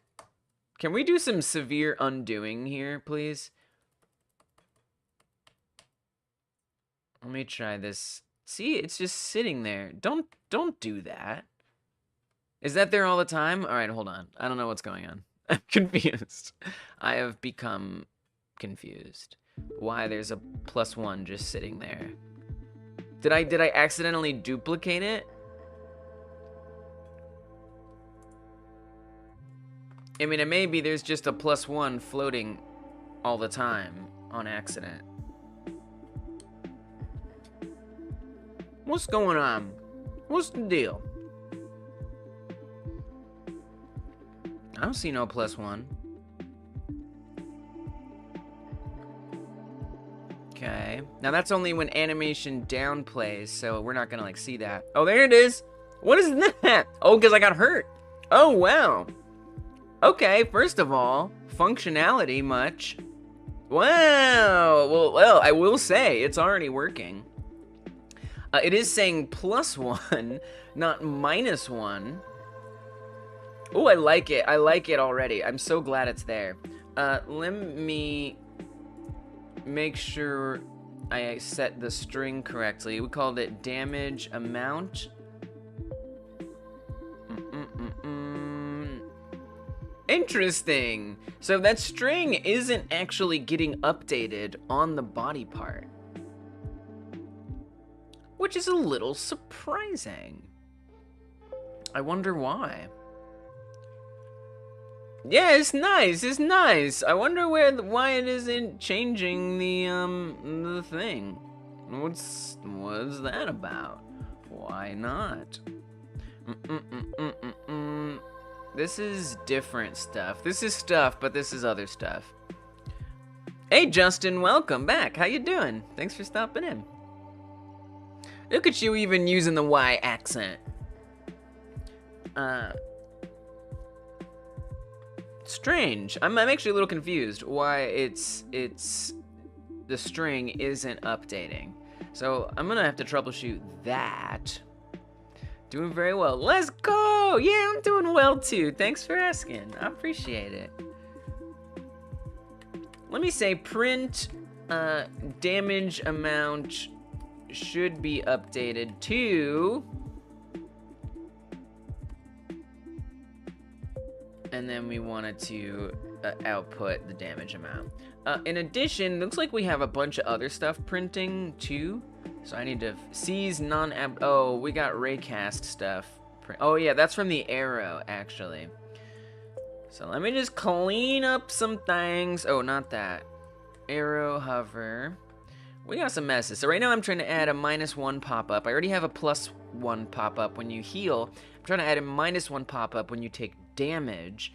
And I want it to I want to try to use the same label that I use for +1 for -1 just to consolidate things.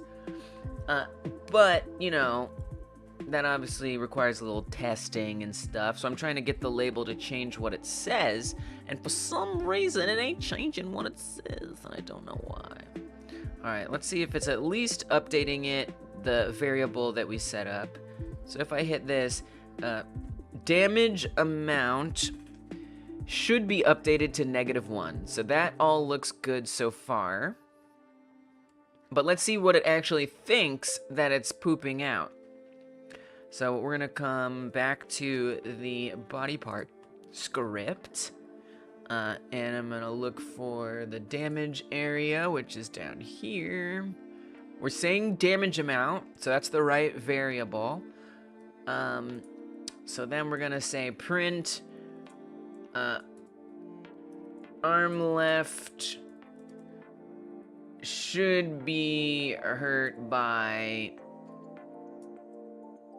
I mean, obviously it's gonna be the same thing, damage amount, right? Maybe I just don't have this match statement in the right place. We'll see. We shall see. Okay, make sure that's saved. So we need to hurt the left arm if I want to get that message. Let's heal that. That would be good. Healing on limbs attempted. Yep. Oh, what is that? Where does that live? Don't think we need that printing statement here. You hit 2,000 encounters and no shiny Piplup. Let's... Oh wait, I want to make sure I'm monitoring the output. Arm left should be hurt by oh, there you go, right there. It's trying to update it, the string, to the variable named damage amount. But it's not actually converting it, the damage amount, into a string. Do I know how to do that? I'm sure there's some easy way to do that. I just don't know what it is. Because you can see it's not actually viewing it. I wonder if that oh, I know what it is. I know what it is. The issue is we're creating the variable outside of that match statement. So it doesn't even know that damage amount has been set to something. So the string, it's setting the variable name as the string instead of the string that I want there. So I need to make sure that that variable is being created somewhere else. Easy peasy, super easy to do. Clearly we're using damage amount in a lot of places, by the way, which is worth keeping in mind. So let's pull this out of this if statement. It's funny that the code is acting like it is in the scope. So I mean, maybe I'm a little confused. I'm a little confused because it seems like it should know that. So it might be that I'm not plugging it in the correct place.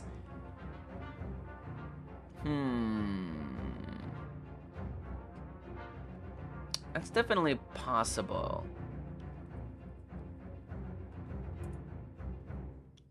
Like I feel like I'm doing this wrong. I think I'm using this incorrect. I think you don't want to say string. I think you just want to do that. Oh, I think that's what you have to do. Okay, so let me put this code back to where it was. I don't need to wrap it in string. It already is a string. It is a string. I don't need to tell it to become a string. It's like, yeah, that's what I am. I be stringing. So let's make it string then. A little tedious, but I've seen tediousier. Tediousier? Okay. Grab that. Okay, then I need to do the same thing on the heels amount. Here. The strings were the friends we made along the way. I know it. I know it. Your print statement has the damage amount in the... It does not. It certainly does not. Most certainly it does not. But that would be, that would result in that. That would result in that if that were true. It doth not. Minus, or we're gonna do plus. Nope. If there was one that did. Oh, you might be right about that. Oh, maybe you're right. Wait, no. Wait, Dungeon Martian might be correct. We gotta give Dungeon Martian some credit where credit is due. I actually didn't even look at that one. Oh, you're right. It still might be true. The print ought not thine print ought not broken. It might actually I feel like it's still. I feel like that's basically what I did, right? Is this is the same, I'm guessing, is the same as having done this. It's a good catch. It's a good catch, but I don't know that it really helps me other than fixing this print statement. Because I'm pretty sure that by putting this in quotes, I was making the same mistake as putting this in str parenthesis. That's what I think. I could be wrong. Certainly gonna find out. But that's my guess. But yeah, this is totally wrong. Excellent catch. Very good catch. It's true. It's a good catch. Thank you.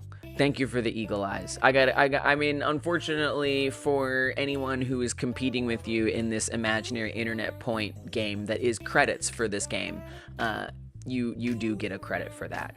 These credits entitle y'all to no compensation. They do, however, as I said, entitle you to a credit in this game. Thine catch art good. String variable is just unnecessary conversion. Variable prints the text variable. Yeah, exactly. Eagle eyes. There's the eagle eyes.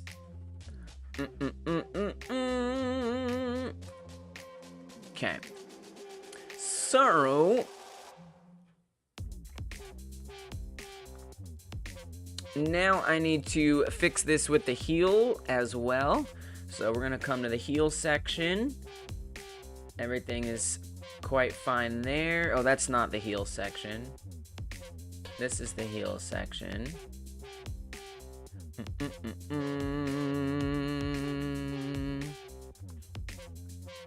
Prince literal. Oh, maybe that is the term. So here I got to get rid of these extra unnecessary STRs as well. Prince literal. Yeah, that's, see, I'm not a coding genius like that, but it's kind of cool to learn those things if true.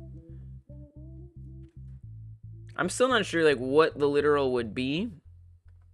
Okay, in this scenario, oops, I clicked on something else.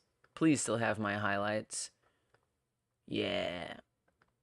All right, then we're gonna delete all of these as well. Get that all a little cleaned up. And now it should print, or it should actually show things up correctly. Literal would be variable. Oh, wow, okay. All right. So, if I take some damage, do we get a minus? No. Let's see if, let me just restart it, because we kind of changed a lot there. And then I also want to make sure that I set some of this up correctly. Again. Yes, damage amount string -1. We still could be incorrect.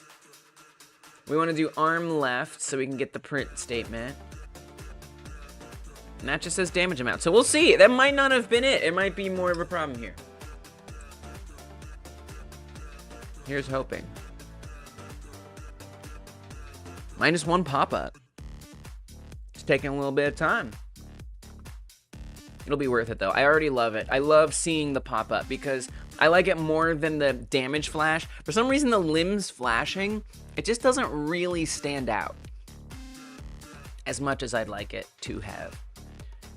But the number popping up, I feel like it looks much more noticeable to the player. It's much better feedback. All right, so I need to get some limbs. Another way I could test it is because right now the default numbers are +1 for most of them. Anyway, I did change 1 to -1. It didn't show up, so I think we're good. -1, bam. All right, that was definitely the problem. We were stringing what was already strung. Oh, that one says +1. That one says +1. Uh-oh. Only one of them said -1. That's kind of interesting. What? You what? You what, mate? And then it goes back to +1. So one of them, the left arm is definitely functioning correctly. Because that one now says -1, and then if I heal, it says +1. So that's dynamically changing. Trees heal you, obviously. I mean, it's a tree. Like, that's good for nature. And we are nature. Aliens are nature. Okay. So what gives? What gives here? Why only the left arm? Oh. Wait, no, not oh. Oh. Well, look at this. Look at this.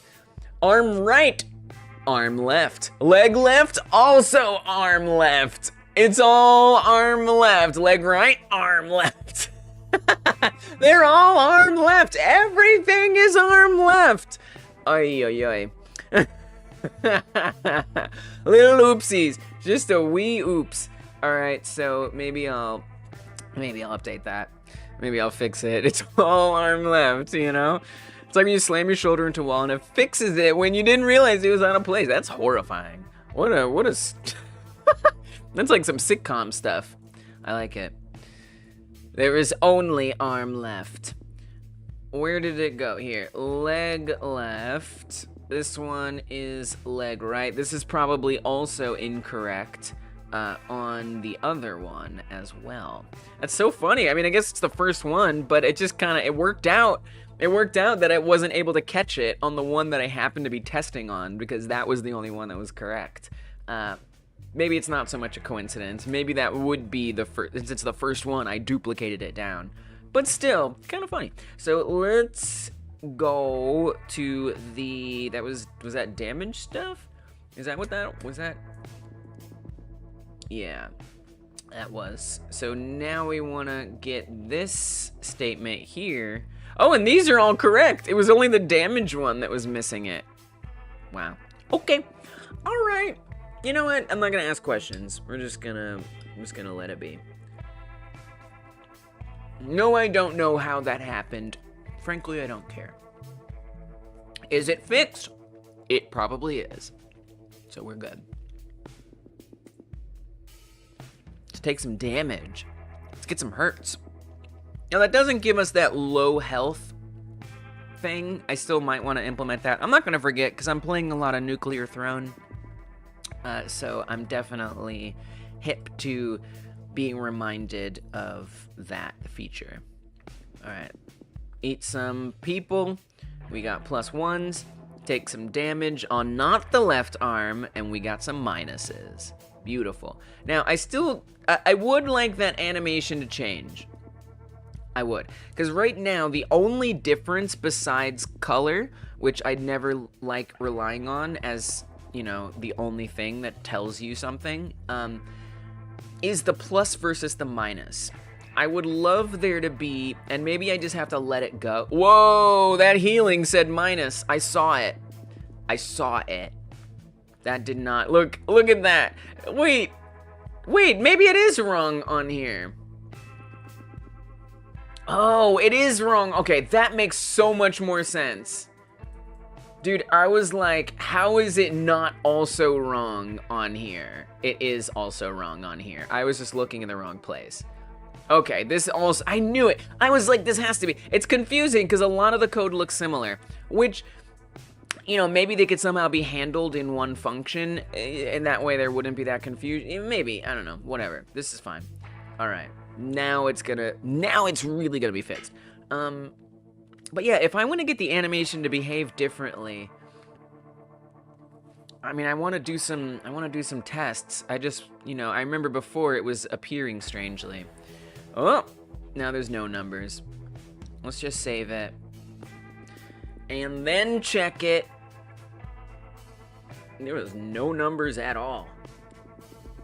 We're just gonna assume that had something to do with the fact that I'm out here updating it. And not a more horrifying potential bug. You have a good feeling about this shiny today. I mean, I already gave you like a literal blessing to have better luck. So I think you should be more sure why. Pretty sure. I am magical. Okay, there's nothing weird. There is the head to take damage on. I haven't tested the head damage. We should do that. All right, all +1s here. Very nice. Smack that, -1. Smack that, -1. Extra points for typing your variables. Oh yeah, I'm trying to do that. I'm really trying to get in the habit of that. All right, now we're all on +1s. Let's get some head damage. Make sure that works too. Bam, -1. Now, the position of that is terrible. Not sure I understand why. Okay, hold on. Let's take a little head damage. Kill that helicopter. Not exactly sure why,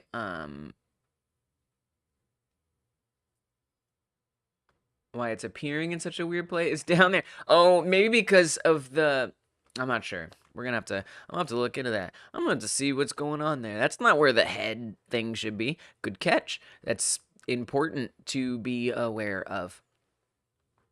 Let's come back over here. Do we have that phantom +1? Yeah, we still do. What are you? Why are you? You aren't real. None of them should be visible, and even if I hide them all, it still goes away. Oh, maybe, okay. Oh. Nope, I don't understand. Oh, there it goes. Okay, now it disappeared. Okay. DJ posted a meme to the live text on the Discord. All right. So, I want to figure out where the head. Oh, it's yeah. That means down there. Yeah, that makes sense. I see. That would be why it's down there. Yeah. Yep. Head should be up here. Closer to the head would be ideal. And then, as for designing these animations, for HP down,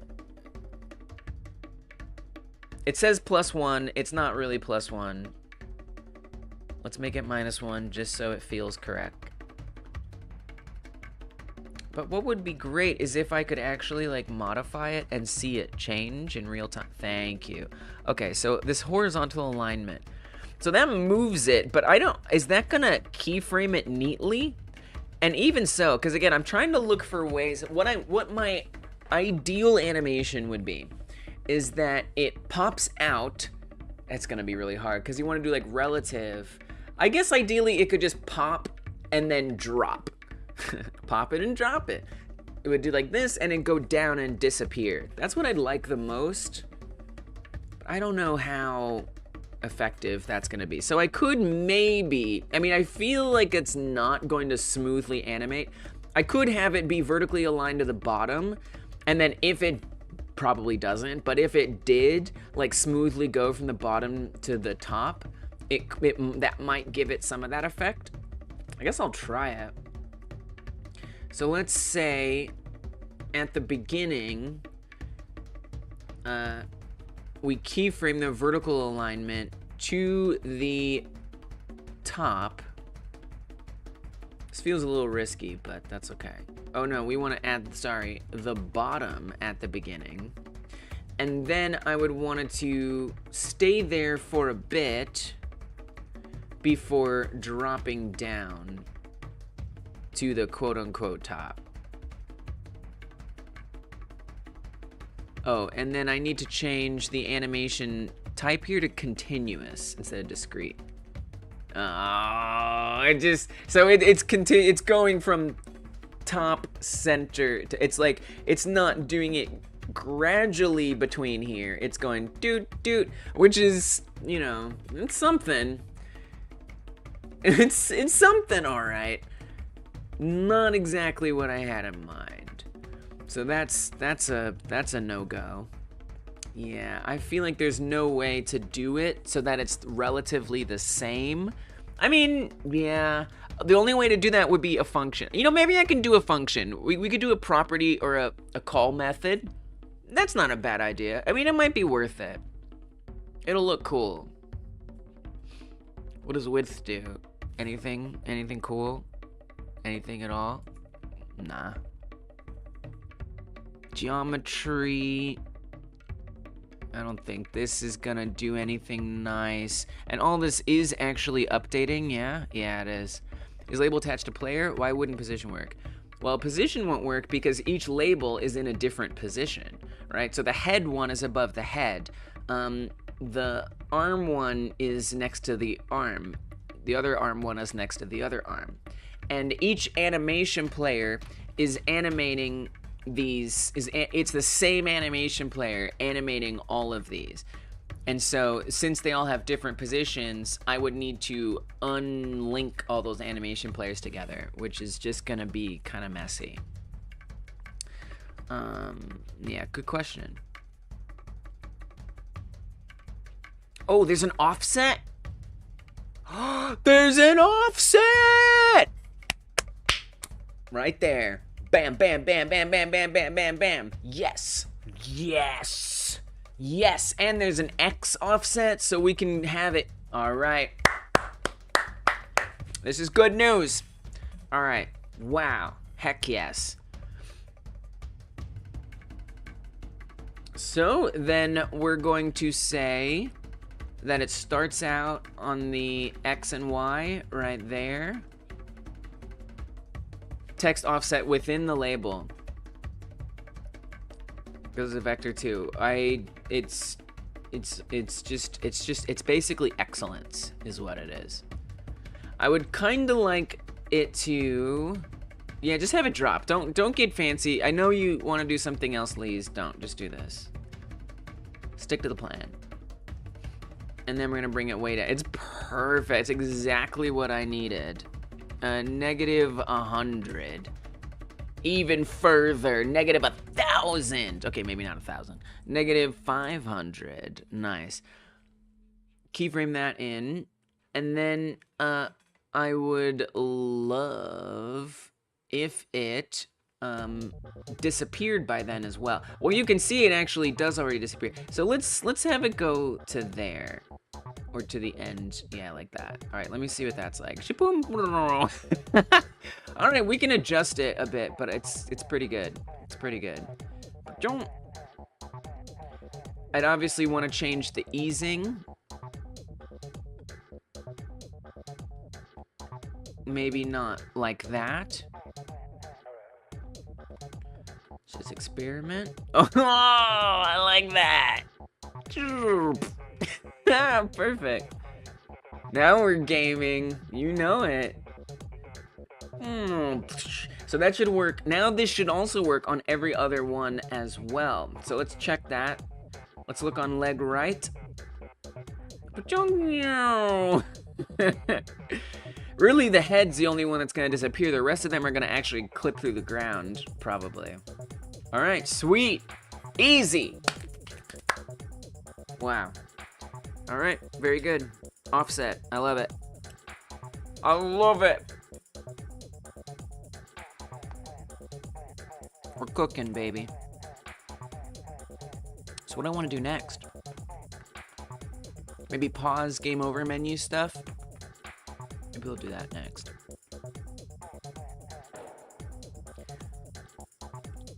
Okay, we run in. One task complete. It may well be. It may well be. Eating up. Now let's take some damage. See what it's like. Oh, it doesn't even clip through the ground. I love it. Let's do an arm. I like it. I like it. Oh, it's kind of cool. It's kind of cool. It's nice.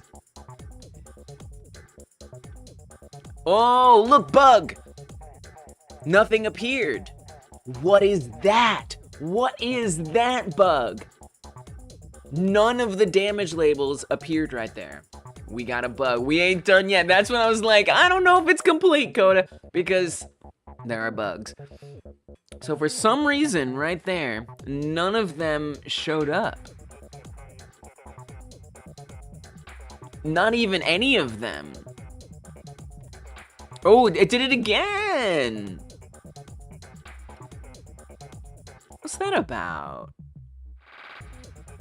Let's see if it comes up this time. So they're just gone at this point. Well, I removed the print stuff, so I have to add them back in.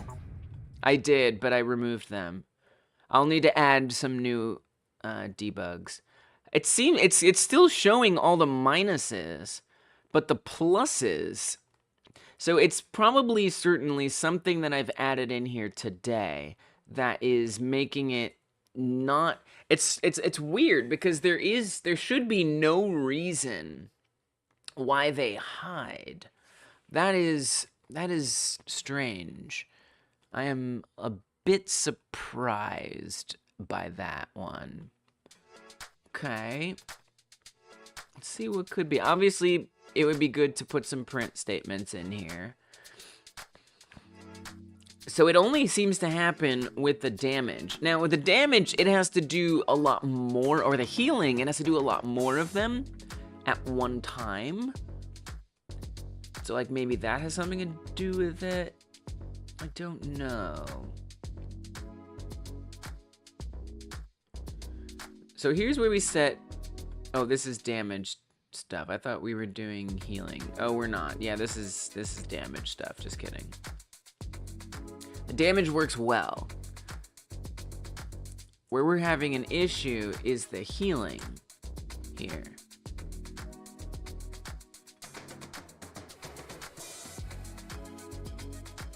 I wonder if... Oh, Oh, I see what it is. We're setting the variable inside of this if statement. I think that's it. That may not be it. I don't know. I could be wrong, actually. Because you know what? No, I don't think that's it. I don't think that's it. Because everything is still within that if statement. And that's the same thing where... I guess I was worried for a second that maybe it wasn't... Let's see. In this if statement is where we set that. And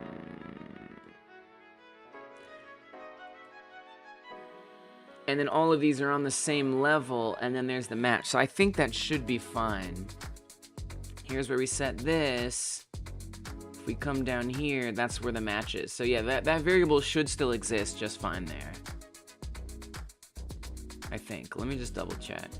Let's collapse this match. Yeah. It should still be there.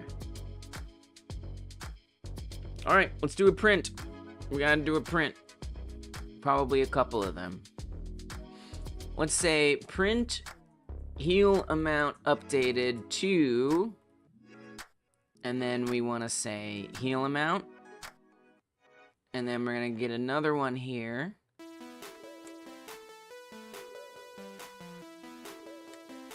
And we'll say arm left healed by heal amount. So are these even running when that happens? The animation is playing. If that print statement goes, we know the animation is playing. Like, I wonder if it has something to do with the animations. I don't know. It's very strange, because it happens at first. One thing I could try, I know something we can try. Because before, I was healing first thing. That was the first thing I did, was I healed. So I could get arms and legs. And then I started taking damage. And then I tried healing again, and the healing wasn't showing up. So what if I take damage first, and then heal? So I'm gonna spawn a helicopter. It's gonna hurt my head. Oh, it's gonna hurt my head. So there was no -1 there. It did not pop up -1.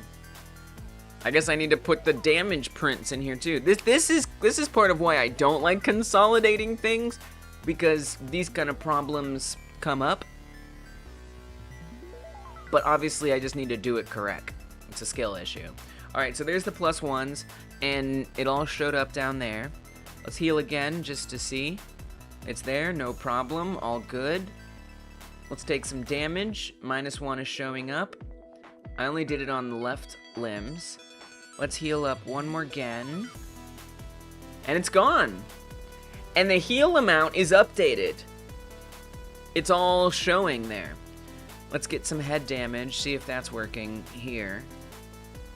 Oh, head damage still not working. So the head, something is wrong with the head. Separately, I think. From these, not showing up. You know what it is? I know what it is. Do you know what it is? I know what it is. I don't know about the head, but I just realized what the problem is. I'm offsetting the text to be way down low, but it's never getting brought back up. So all of the labels are under the window. That's why. So we need to fix that. And then the head is its own separate little problem that I have to resolve. Yeah. Play backwards? Not gonna play backwards. What I'm gonna do, actually, is I am going to make sure I create an offset track on the HP up. So on HP up, we grab, this is on the head, we're gonna grab this, and we're just gonna make an offset at 0. So that way, it's just gonna jump up to 0 every time it plays HP up. And that will be true on all of these. Okay. So, Now, what's the mystery with the head? Why does the head not seem to work at all? What's its deal?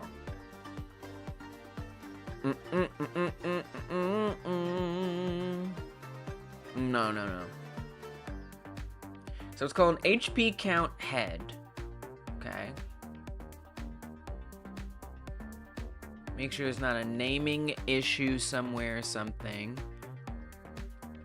Should all be okay, but let's just double, triple check. I mean, I think we would be getting an error if this was named wrong.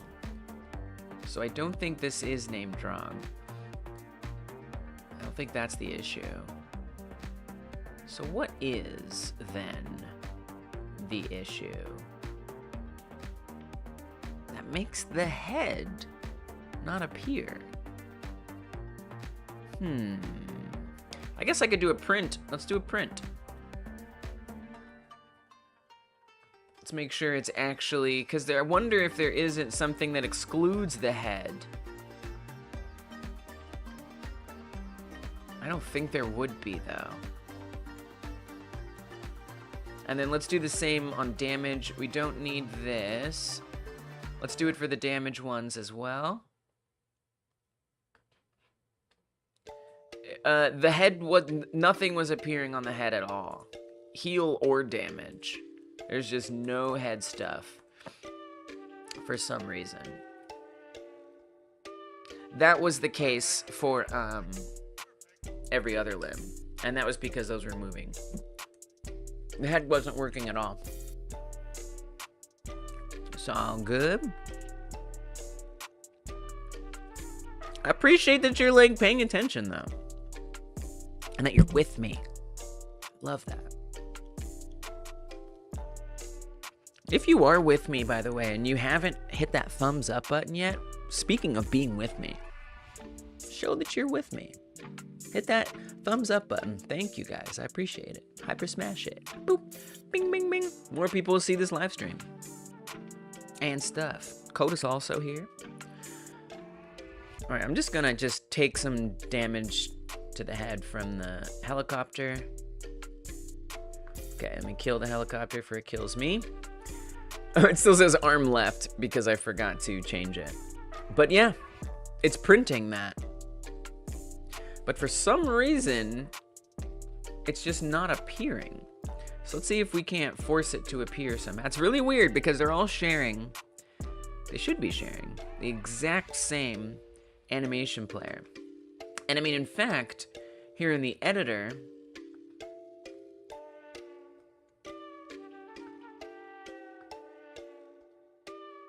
oh, it's not even working in the editor. Oh, well, that's a good clue.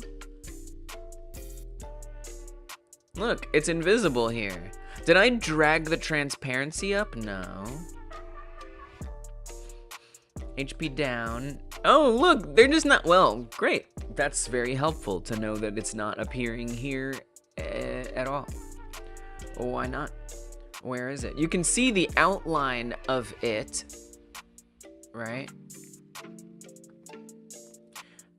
That is animating and changing, but the text itself, is it flipped the wrong way or something? I don't think so. Not quite.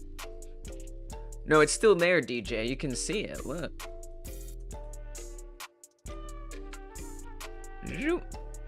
See that orange square right there? That's the label. So it's right there. The issue is something else. Now we do modify the transparency on here, but that's, you know, at the end, we make it not visible. But up here, that's visible. The alpha is full. And then on the offset here, the offset is, it's again, it's there. We can see it. We know it's there. I'm pretty sure. I mean, unless the offset, I mean, let's go look at one that does work. Unless the offset doesn't move that orange square, then you might be right that it's somewhere else.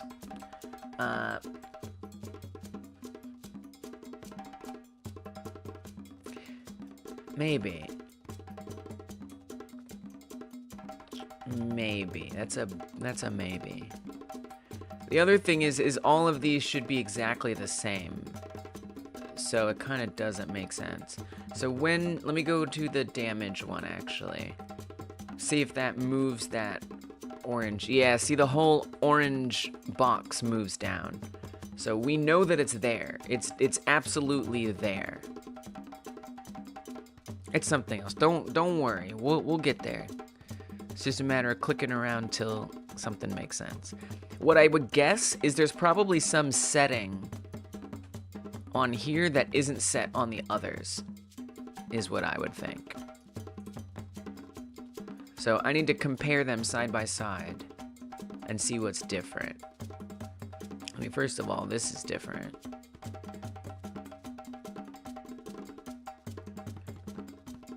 It's interesting because they're all actually invisible at first. That just might be because of the position of the animation player. Let me see. Let me move these both on HP down, right there. Come to this one and compare it to that. Okay, now they look the same. So I'm just clicking between these two. Leg right, which is working properly, and head. So I'm clicking between these two, and I'm gonna compare in each's inspector what's different. And so far, everything looks exactly the same. So far. One has +1 in the text. The other one has -1 default in the text. But that's not important. You can tell by these little reset icons if something has been changed. They both have the font change, the font size, and the outline size, and they all look the same. Right here on this part of the inspector, I don't see anything else that has been changed. So let's scroll down a bit, see if we can catch something different. Oh, we got to scroll down a bit on each of them. Auto wrap mode at the top there, just to make sure they're in the same scroll spot.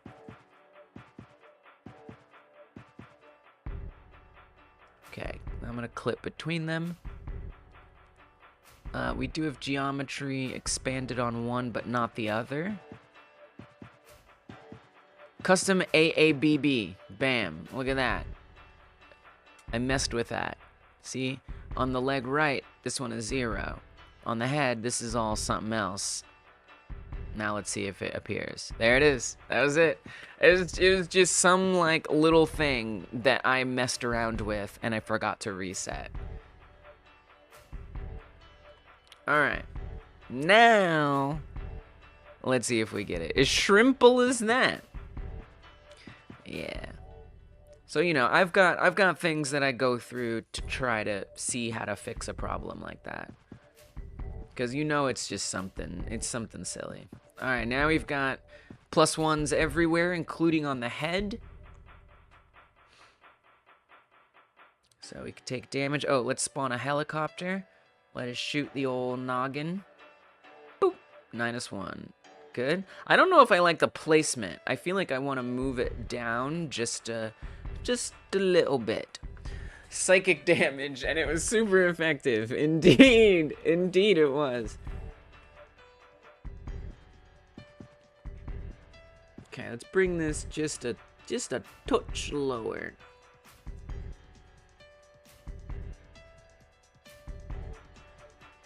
Maybe like there. It's never going to be perfect because, I mean, the head shrinks in size.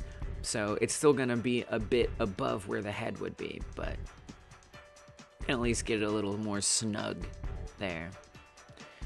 Does it show the +1 even if it doesn't heal something? No. Nice. Good. Beautiful. Perfect. All right, let's spawn a helicopter. Awesome. I like it. Works for me. Good. All right. Cool. So now, at long last, that task is done for now. As far as I can tell. The head, it really do be shrunk sometimes. I know it. It's out here shrunken. Okay, so I'm going to update my task. I'm also going to do a GitHub commit The more one task at a time I can do my commits, the better. The -1 pop-up stuff, obviously, I'm still kind of testing that out. We'll see if it needs any tweaking at some future point. But for now, it looks pretty good. Code.commit work. I'm gonna say damage pop-ups or healing pop-ups now include damage. Refactored the heals pop-ups to also show, to also indicate damage values. -1 versus +1. Added a new animation for HP down. And improved the code to make it all work. We get the idea. Alright, good. Alright, so pausing the game. So, to get started on this task, I'm going to need... I kind of wish... You know what I kind of want? I kind of want, like, 2 task lists. Yeah, I kind of want a second one. Because I like the idea of there being almost like a header.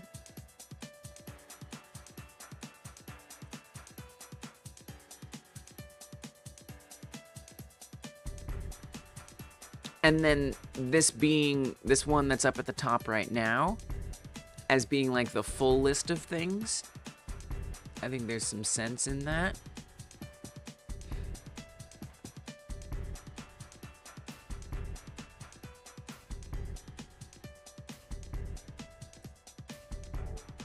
Okay. Actually, let's rename. I'm just setting this up.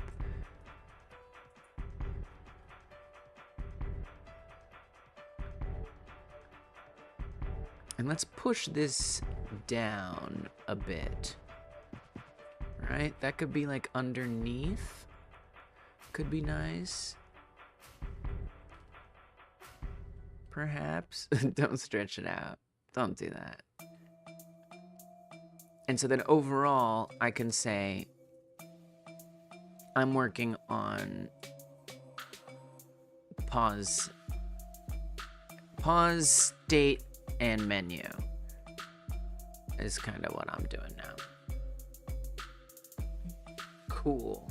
Neato. I like it. Oh yeah, this deserves to slide in and out too. Give it that freedom of design. Whoa, drama. I like it.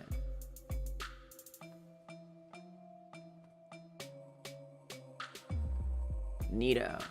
Okay. Cool. So we're doing the pause menu of all of the things. Specifically, I'm going to do pause state menu. Breaking news, we coding. Today, out of Hyper Game Dev, coding. Okay. So there are states in this game. I'm going to pull up the game state script. The way that this is handled, states technically exist on the globals script. They are stuffed into an array of a such. Let's collapse this. Where is it? Here. An enum. Pre-intro, intro, menu, post-menu, pre-begin, begin, play, and pause. So these are all of the states. They all do something except for pause. It does nothing. I would like to make it do something today. And so then what I do is on my game states script, if I can get back there. On my game state script, there are signals that are connected, specifically an on swap game state. So if something happens in the game to lead to a state to need to be switched, it clarifies, that signal will clarify what state we're switching to. So there's an example right here in the ready function. So right when the game begins, it is going to swap the game state to pre-intro based on that enum that's in the globals script. So when the game state, swap game state signal runs, it's going to run this function, and then it's going to do this match statement to check which game state it called with. Since this was pre-intro right at the beginning, it's going to then run the function on game state pre-intro. And then we get all the stuff related to the pre-intro. Same thing with the intro and so on. In this case, from the pre-intro, it itself is going to swap the state to the intro state. And this is just the way that I've done it. There's different ways to do state machines. This way makes sense to me, so it's what I've done. I may change it someday, but this is what I like. And so it allows me some flexibility where not only are we swapping a state, but I also am emitting a bunch of things to happen because that state was swapped. That is not necessarily connected to this function. So this game intro emit will be connected throughout the entire project. So I'm gonna press Control Shift F, right? And then if I search for game intro dot connect, we can see there's one other script that receives this signal. So we not only are swapping the game state to the intro, we're also letting an aspect of the UI know that some things need to happen, so please run a certain function based on that. So then this will run here because we swapped the game state, and the game state is match statement, always checking to see what state got switched to. It runs the intro function, and then the UI will also run that. So that's the way all of these work, whichever one it gets swapped to. Pause, nothing happens. Nothing happens. There is nothing that even runs that state. So what would run that state? Why would pause occur? I don't even have a key for pause. I mean, I guess escape is a pause key. I could make the enter key. How are we doing, like jump right now? Because I want to make sure that's not UI accept. Maybe I'll just say escape and enter are the pause buttons for now. I think that seems logical to me. So I'm going to open up the player script. I said I'm going to open up the player script. And then let me just look for what we're doing with jump. Oh, good. We do have a special input action for jump. And just out of curiosity, what does it do?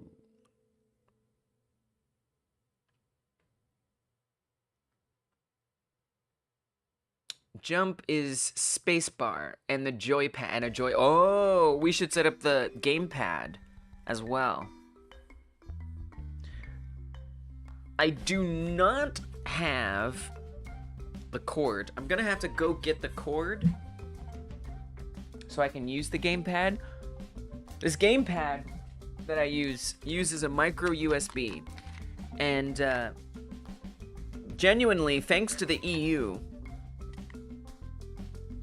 we don't have micro USB as standard anymore. It's all USB-C, right? And so now we don't really have a lot of micro USBs around the house. So we kind of are sharing one between us, my partner and I. I might, you know, I have a short, maybe I'll use a really short one. Just, all I need to do is just get that button. I'm sure I could look up which button it is, but that's boring. So I'm gonna use a cable that's literally this long, very not long. And it's gonna hook up to my computer, which is way over there. So I'm gonna kind of have to duck out of the way, just so I can get that and punch it in. I'm running out of USB port. Hold on a second. All right, let me set up a pause button. Let's make a new action. I'm gonna call it pause.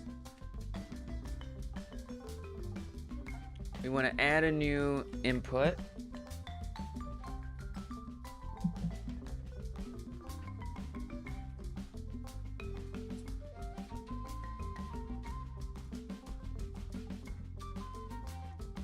Okay, I've plugged it in.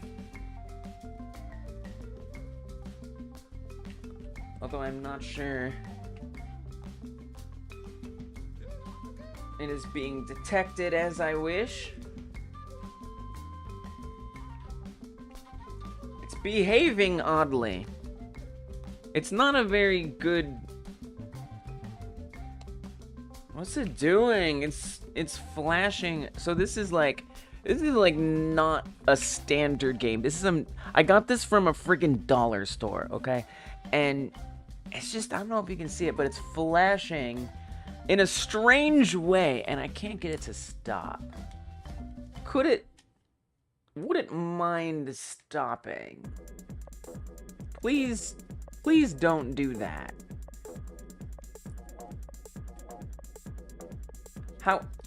Why are you this way? Who made you this way? Who did this to you?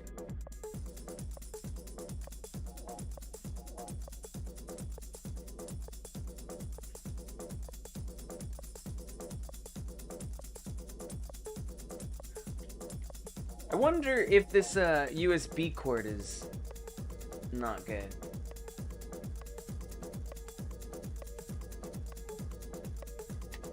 Well, I do have an even shorter one, dear God.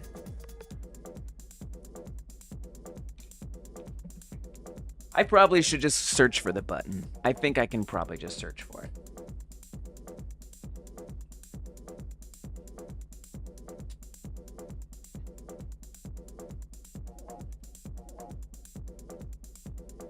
But it would be nice to test it.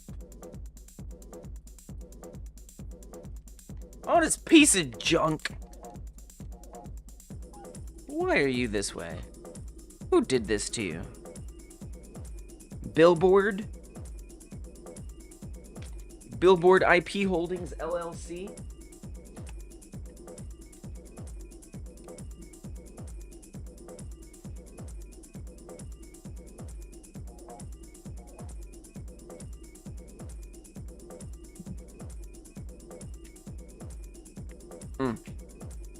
No, it's still being goofy.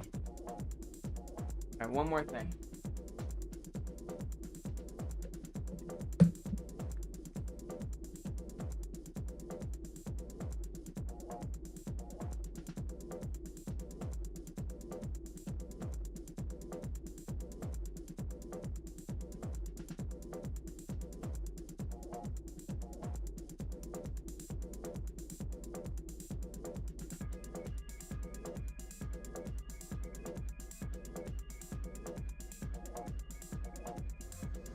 I've decided to give up on that, so we're just gonna look at the name of it. I really wanted to test it with the gamepad. That would have been nice, but I kind of have to plan ahead of time for that, unfortunately. Okay. Give me the joypad buttons. It's probably whatever. Start, Xbox menu. Yeah, it's probably just this. I'm almost certain it's just gonna be that. They give you the list here of all the things. What are the chances it's not that? So we're just gonna assume that's correct. I can't test it, but someday I'll find out. One day. Okay. And then let's do an enter key as well. And then I also would like the escape key to be considered, please. Okay, so now I've got my input set up as pause. I want to... Somewhere it needs to be listening for that, right? I guess I'm gonna set that up on the... I don't really know, like, globals? Like, I don't know. I feel like I'm gonna put that on the game state script. Since, like, that's all it does is change a game state. Seems like a good place for it. Actually, I'm gonna first look at the main menu script, because, wherever that lives. Joypad really presuming a lot. What if my game is a twin-stick horror game? It's not joypad. It's like a fear pad. Yeah. No, that's you make a point. A point of a such. Where's my main menu? What is... I know there's a script for the main menu. What is it called? It's not called main menu. It is. There's just no underscore.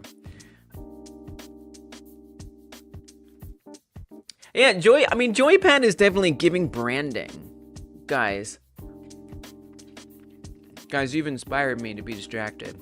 I've chosen to become distracted. All right. Now I want to know the origin of Joypad.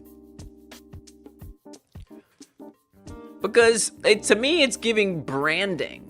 You know, like, buy this thing that brings you joy. All the kids get joy from this. You know, that's kind of the vibe I get from it. Joystick. Oh, dude, I had one that looked like this when I was a kid. It was cool, but I actually hated using it. It was really unpleasant to use. I despised it. But it was cool. It looked cool. Joystick, sometimes called a flight stick. Yeah. But why joy? Evil pad, live pad. It's evil spelled backwards, and it's live reaction time. It's actually kind of awesome. The electrical 2-axis joystick was invented by C.B. Merrick at the United States Naval Research Laboratory and patented in 1926. The NRL was actively developing remote-controlled aircraft at the time, and the joystick was possibly used to support this effort. In the awarded patent, Merrick writes, "My control system is particularly applicable in maneuvering aircraft without a pilot." What does that have to do with joy? Tell me what that has to do with joy. This is useless. This is useless.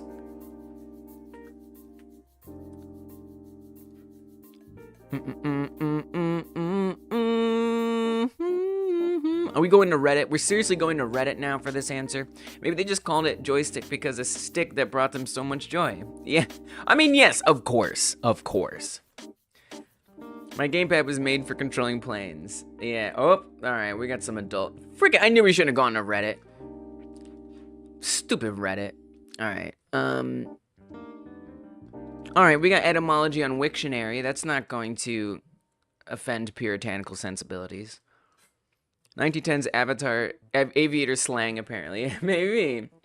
From joy plus pad. Yeah, I know that.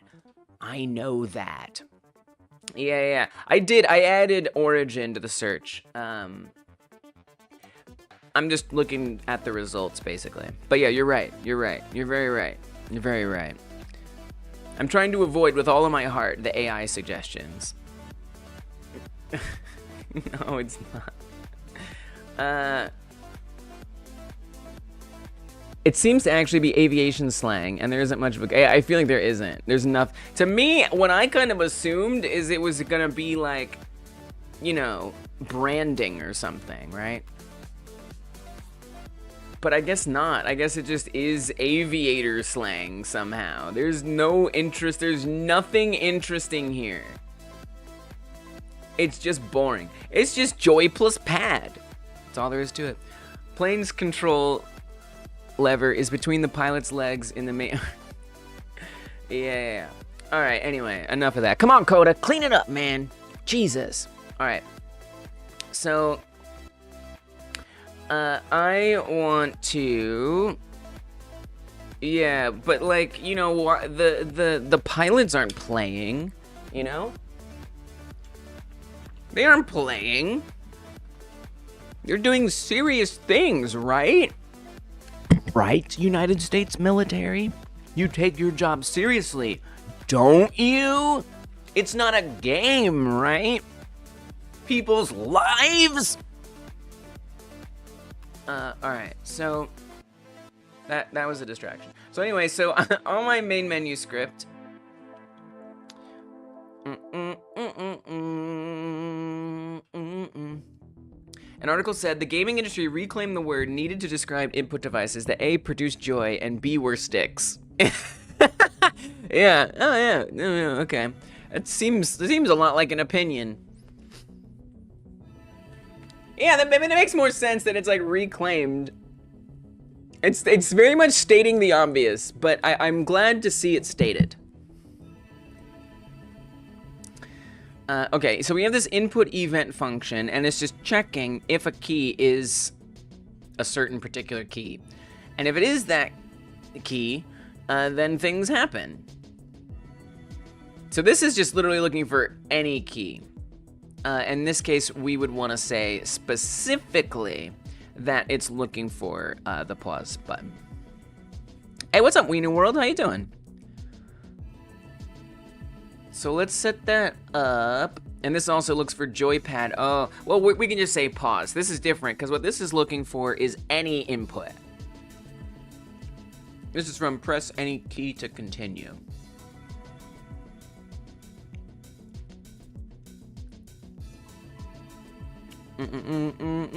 Bo Burnham. Okay. I'll have to take your word for it that there's a voice that people would recognize there. Good. So what's the noms today? Are the noms?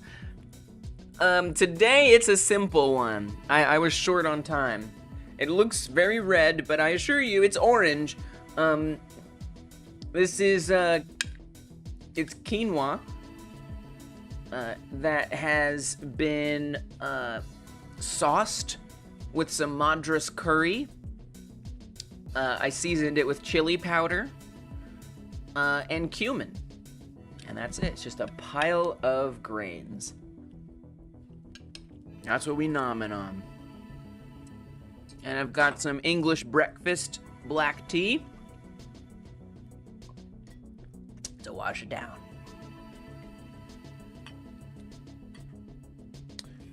Yeah, it is yummy. It's super yummy.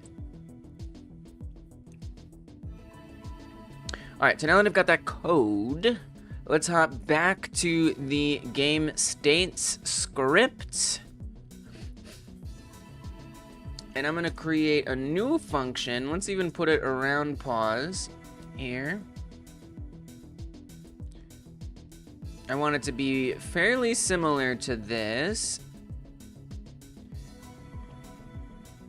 If event is input,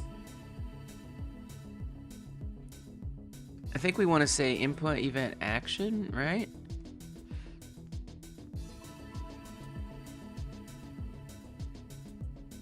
I usually don't use this way.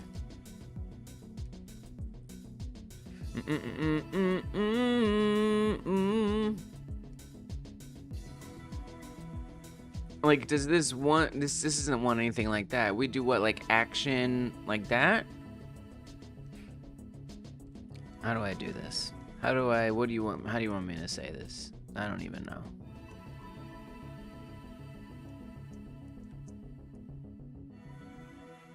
I mean, normally when we do inputs, because I guess we could just say play, just press. I guess we could do the exact same thing we do when we normally press buttons. We'll probably be fine. That would be acceptable, I should think. I don't do it very often, so I forget. Is action just press jump? I think we can just do that. I think that will be okay, because we do want it to be if it's just pressed. Except we want it to be pause. And then I'm a little surprised that it's being so angry at me. Can I call on an expression? Use call if it's a callable. You what?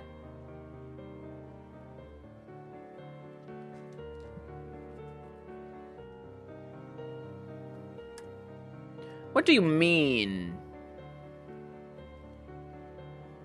Why is this not an error on the main menu script? It's the same. It's the same thing. And it shouldn't be an issue. Alright, hold on. Maybe it is a little different. It might be different enough. Okay, okay, forget that. Alright, I never said that. Paste this in here. That's fine. Okay. I don't use the input very much. Okay. Alright, I don't really know how to do this actually. GD script, function, specific input button. Event, stuff like that. Yeah, the input, yeah.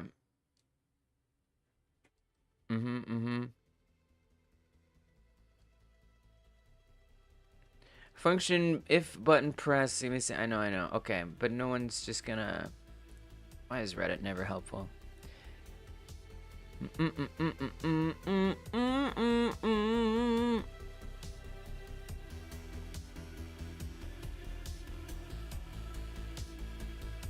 Let's see.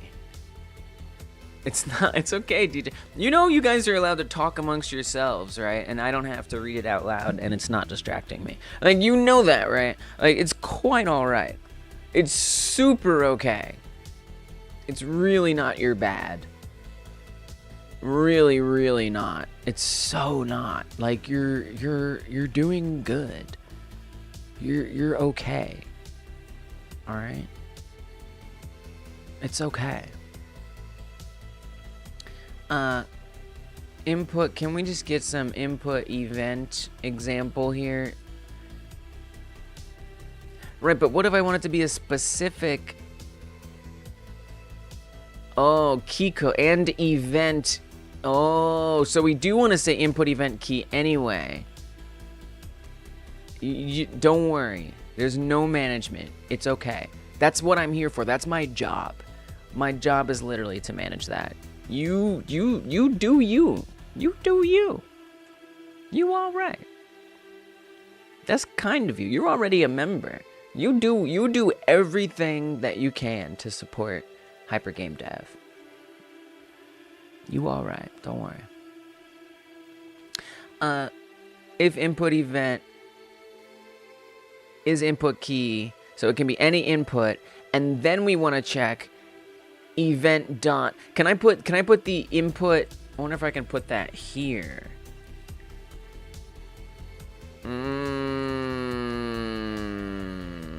I think that's what we do. Or at least it's not giving me an error to do that. So that's good. This is good.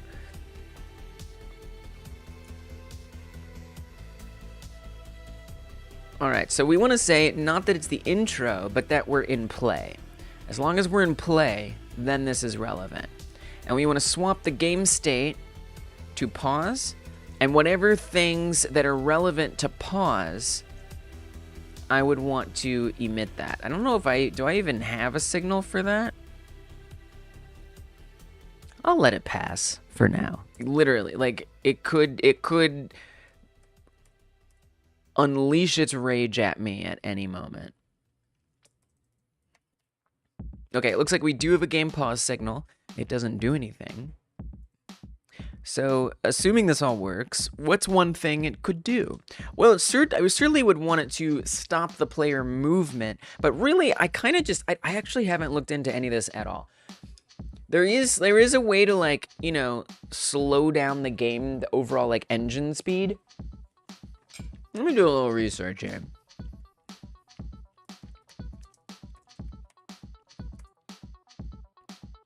Pausing games in process mode.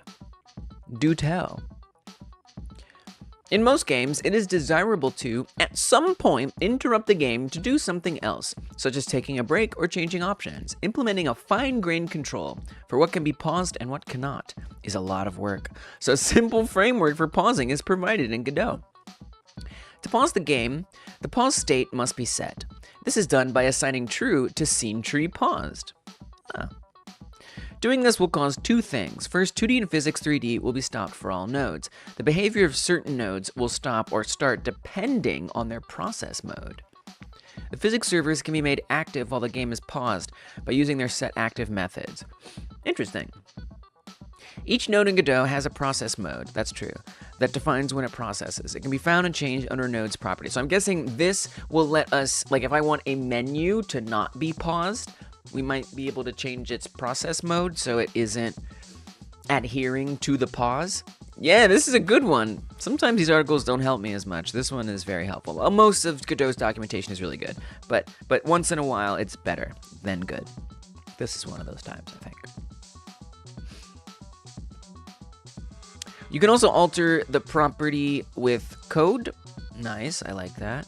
This is what each mode tells a node to do. Inherit, process depending on the state of the parent, grandparent, etc. First parent has a non-inherent state. Pausable. Process the node and its children only when the game is not paused. Whoa.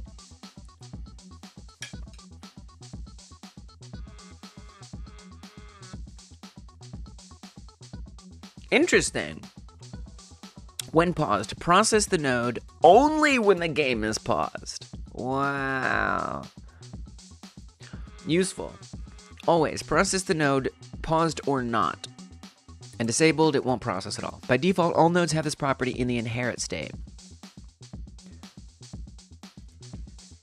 Yeah, well, and you know, the thing is I already have a... Yes, correct.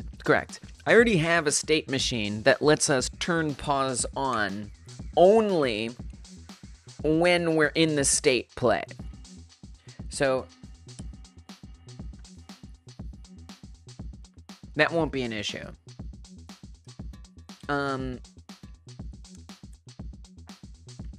Unless, well, anyway, I might need to, we'll see. There is some loading that would happen, but hopefully that won't be an issue.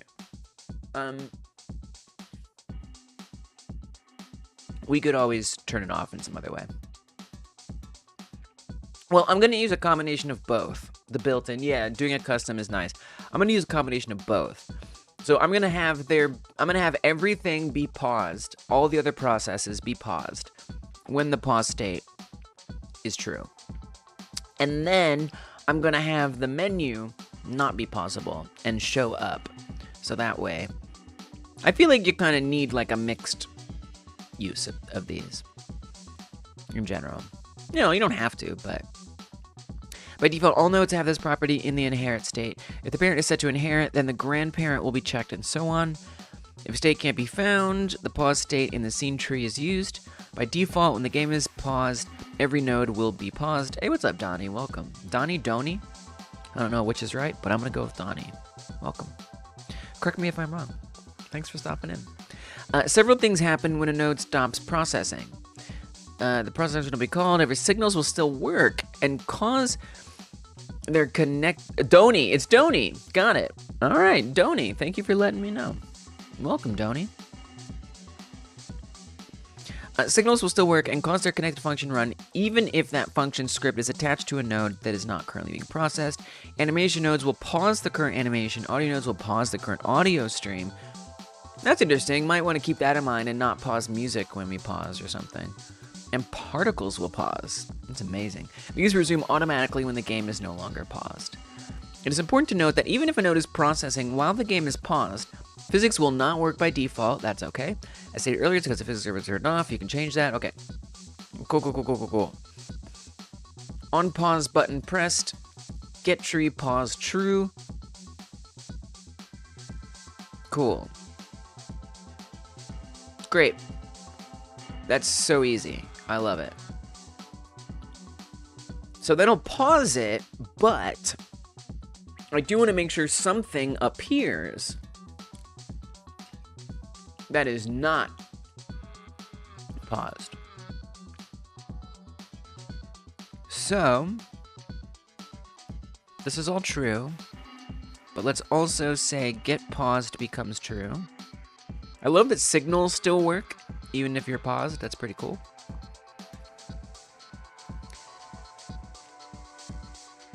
So So I guess I'm gonna make like a new menu, basically. A fresh one from scratch. I haven't really designed anything. I mean, the closest thing that I have to a menu in the game is the main menu. It would be nice if the pause menu was like similar in some way.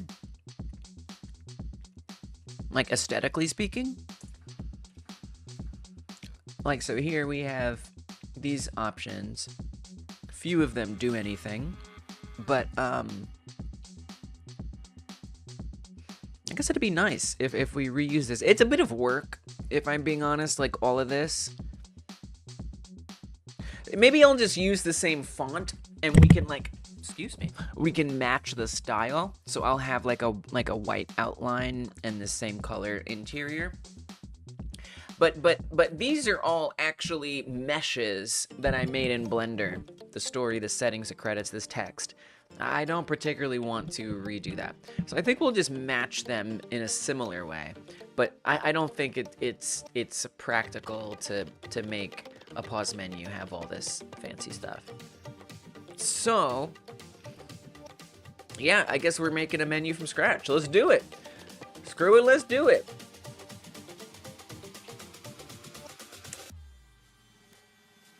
So I do have like a HUD canvas layer. I guess this could be its own canvas layer. There's the debug canvas layer. And then there's UI top, which is like, if I want the screen to fade out, I've been using that for that. Loading messages, so that way they're always on top of everything. I think what I'll do is I'm gonna duplicate UI top. Currently UI top is on layer 3. Can we put this on a higher layer? Layer 4. And I'm gonna call this pause menu.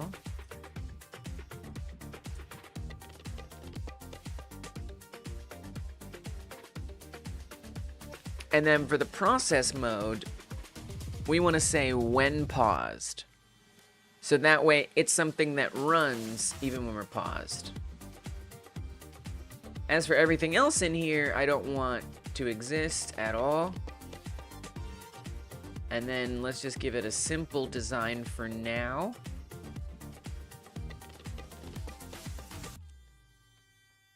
So let's add a control node in here.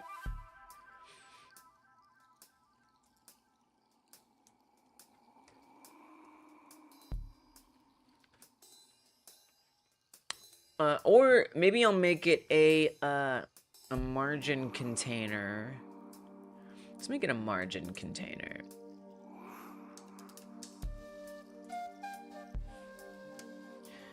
And then I'm gonna make it be in the center.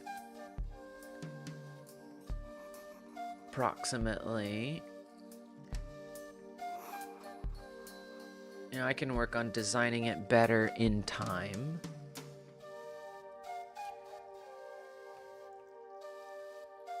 And let's just stick a label in there again, just so we can see it be there. Actually, let's make it a button. Do I do this on free time? The only time that I work on this game, for the most part, is on stream. So 99.9% of my work on this game is live on stream. So this is my time. This is my time that I work on it. Only recently has the channel grown enough, at least in the last member stream that I did. There was so many of you guys there, members, that I didn't get as much work done as I usually do. So I worked on that asset off stream a little bit, but not much, really. Almost not even worth it, to be honest. 100% of this game is done on stream. So I don't know, this is my time. This is my time. My time is this. Let's not make this a label. And I do, so Wednesdays and Thursdays, I work on this game for 8 to 10 hours. I take every 4th week off. That's actually going to be next week. So that equals about 16 to 20 hours every week. On Mondays, I do a member stream, or I work on game assets for the game. And I spend 8 to 10 hours doing that. So that brings it up to 24 to 26 hours a week or something like that. Whatever. And then, yeah, that's about it. That's how much I work on it. It's pretty much how much I work on it. I'm gonna add a button in here.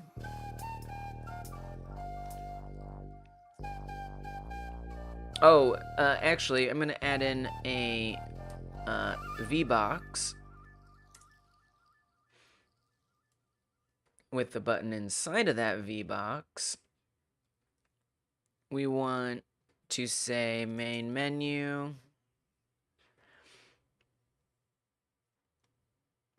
Duplicate it, and we could say retry. I mean, on some level, oh, I guess I want this to be button retry. They really gray that out there when you change the process. It's nice that they do that, but it's also kind of hard to see over there, isn't it? This will be button main menu. I'm not sure. Because there's, let me bring up the reference again. I'm gonna pull up Nuclear Throne. Well, because it's different if you die. Because I'm also trying to set up like your game over menu too. Like, what do I really want? And I don't have to do what Nuclear Throne does, but it is something that I'm using as some inspiration. So I'm just kind of curious what it does and stuff. Are we still hooked up there? Maybe. Possibly signal. It's like, nope. No signal for me. Oh, there we go. Alright. I am here. I am playing. So that's the death menu. If I hit pause, oh, it's fancier. It has menu and retry, and it's got, right, you want settings, you want to just go back. It's got that progress on there, shows you who your character is. Okay, gotcha. And then when you die, kill me, kill me, kill me, please. Why you guys suck so much? Come on, kill me, kill me. Dear God. Die, die, die, die, die, die, die, die, die, die, die, die, die, die, die, die.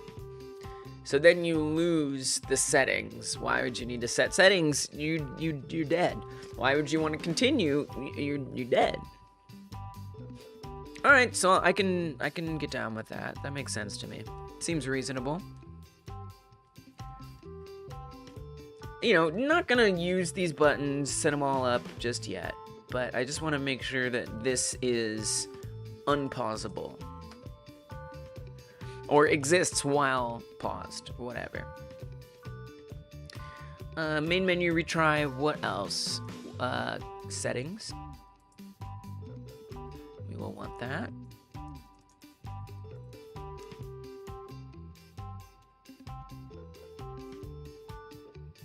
Oops. Put that up here. Duplicate. And then we want continue as well.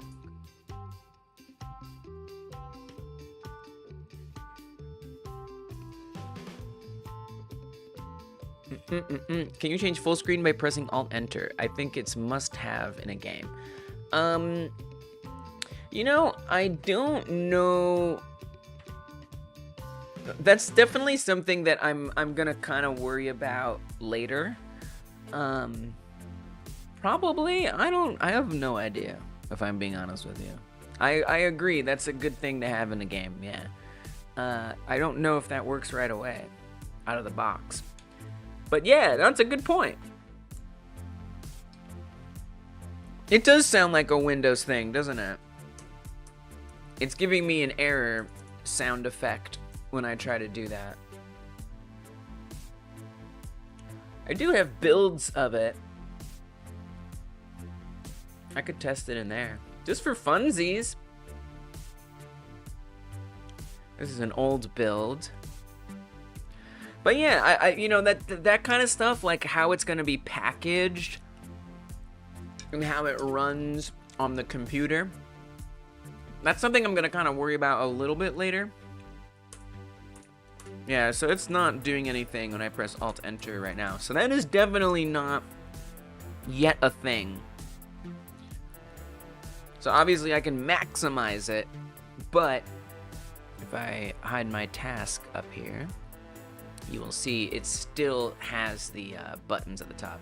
But yeah, that's definitely something to think about. I definitely would want that in the game at some point. You know, there's already problems, like it's always on top, right? So that means if I click away, it stays above everything else. I wouldn't want that to be the way the game is, the final version. So there's a lot of little things like that that I definitely do want to set up at some point. But for whatever it's worth, I plan on doing that near the end of development. The game does work however it's resized, and that is something I do want to keep in mind along the way, is that even if I resize the window, does the game still play well? Alright, so obviously, as you saw, when I booted up this game, this menu is just already there, which is not what is ideal or desirable. These buttons are not like the sizes that I want. I'm not going to worry about all that too much. I mean, maybe a little bit, but not too much. Just a little bit. So we're going to say that it is not visible.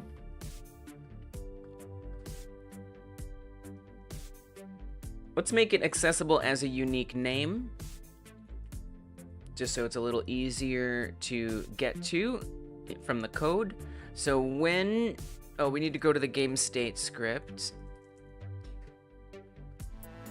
So when we press the pause button, I want the game, only if we're in the game state play, I want it to emit the signal that says swap the game state to pause. I want it to emit another signal that tells other things, hey, the game's been paused. And then I want get tree pause to become true. So by swapping the game state, this function is going to run. And in fact, I should even put this, I should, you know what I should do? I should put all of this in here. I feel like that's a little bit more in line with the way I've been doing it. So we'll do it like that. Emits it, pauses it, and I also want the pause menu to be activated. Let's on-ready it, because I like on-readying things.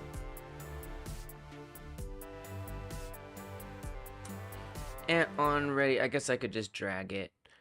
So I'm going to drag it, and when I press the control key and drop it, it'll just give me that. That looks great. I love it. So now we're going to say pause menu visible true.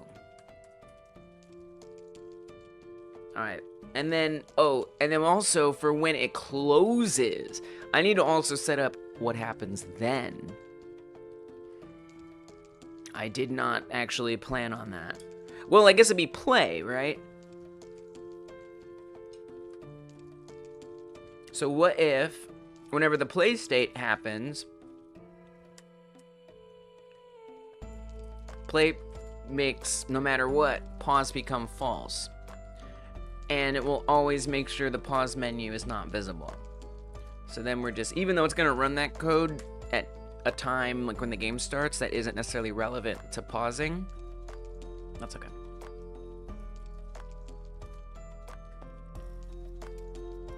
Alright, cool. Oh, and then we want this to be visible false. Let's see what happens. See if something works. It may not. It may well not. That's okay. I've got escape, enter, and then the start button on a gamepad. So you can see we've got an error right away. for some reason. Oh, because I've attached I've attached a script to the pause menu that doesn't belong there. Not supposed to be a pause menu script here. Because I duplicated another node to get this one, and it kept the same script that was on that other node, but we don't want it to have that. All right. Excellent. I pressed enter just there. No pause menu, which is correct. The pause menu is not supposed to happen until this says state play. So as soon as that says state play, the pause menu should be available as an option. We shall see. All right. Invalid assignment of property or key visible with value type of bool on a base object of type null instance. So pause menu did not get set up correctly for some reason. It's saying that the pause menu is null. Really? Really? Are you quite sure? There's no pause menu.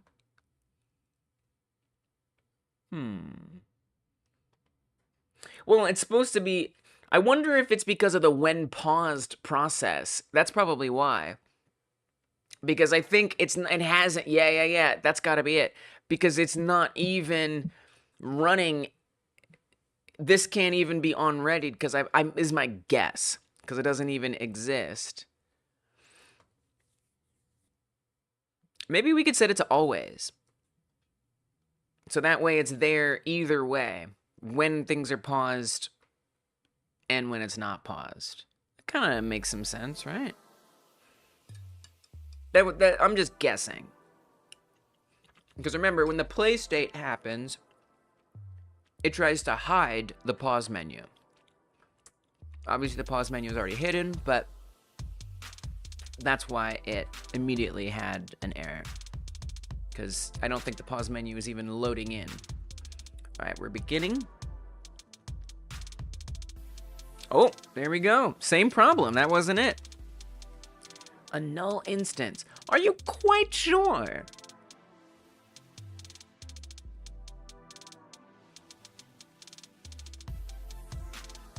Why would the pause menu not exist? How odd. I mean, suppose I make it visible and I restart it. Do we see the pause menu? I'm very confused. Yeah, so the pause menu is there. It definitely exists. It's real. It's a thing. No doubt about that.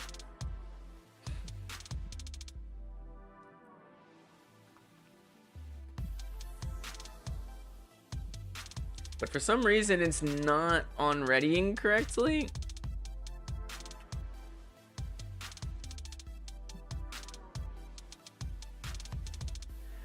Well, okay.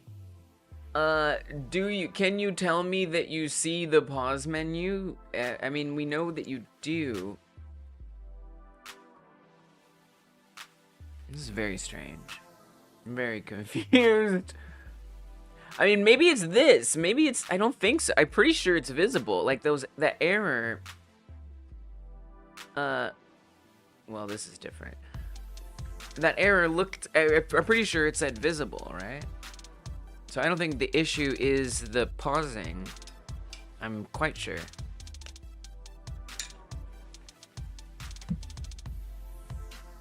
You what? Well, it's not the error I expected, but I'll take it and we'll get there.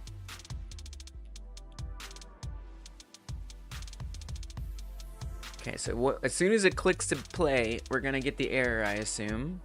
Yep. Visible. On a null instance. I mean, if I pop open the main scene, there it is, right there. Not a null, it's literally right there. It is not null. If I hit continue, it appears. It is real. It is literally, I'm literally making it visible and not visible.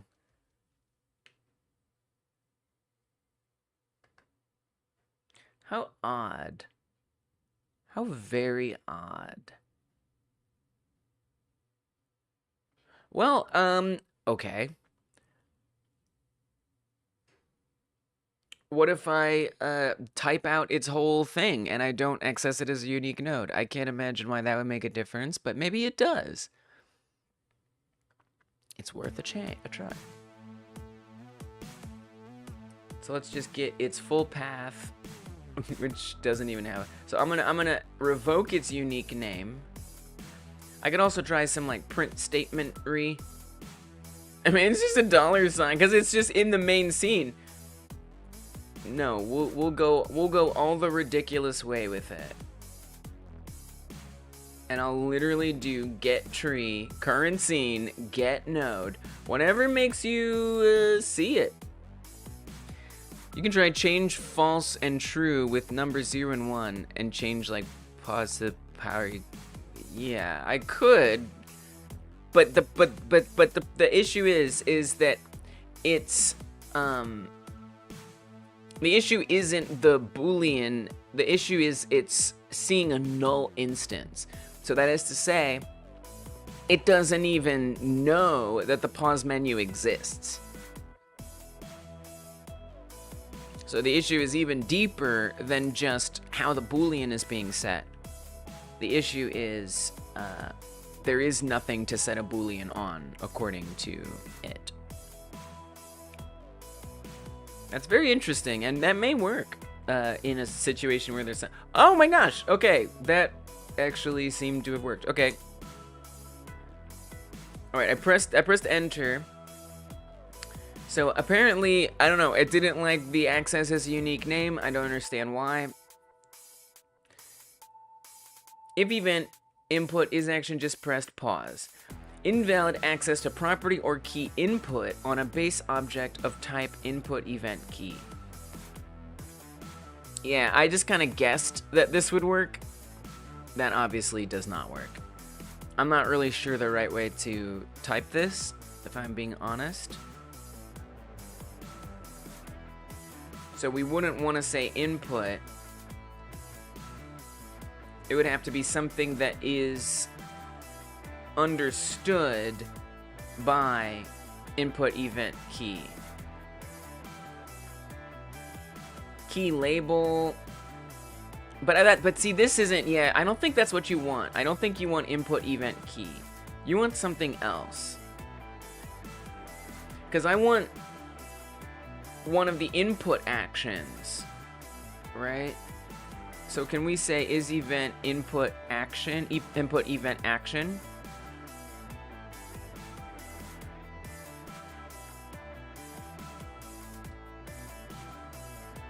I have a feeling this is not quite right yet, but we'll see. But yeah, you might be right, Donnie. I've never tried to set it with 0 and 1 or do it that way. But for some reason in this situation, it wasn't recognizing the recognizing this. I don't. Oh, I know why. I should have taken a clue from all the rest of these. I know exactly why that was happening. The reason why that was happening is because the game state script is not in the scene tree. So it can't use the access as unique name. It can't find stuff because it's not in the scene tree. That's why I have get tree, current scene, get node for all of these, because none of them are actually in, or well, they are, but none of them are able to be seen by the game state script because the game state script isn't in the scene tree. So that's why that wasn't seeing it. I now know. Well, in that case, I'm going to put this back to when paused on the process.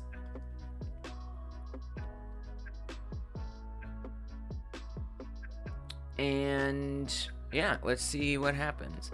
I have a feeling my input key code is still messed up. We'll get there. A little bit at a time, a little bit at a time.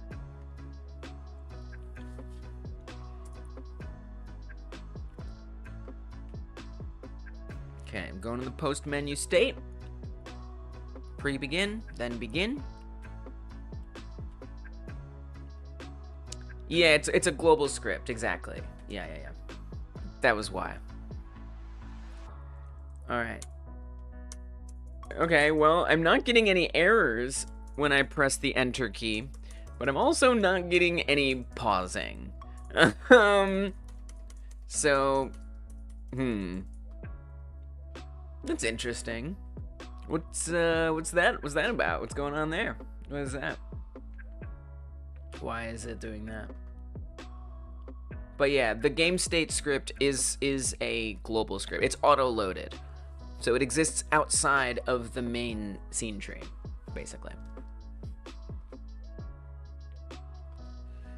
Well, let's see if what happens here. Input event action detected.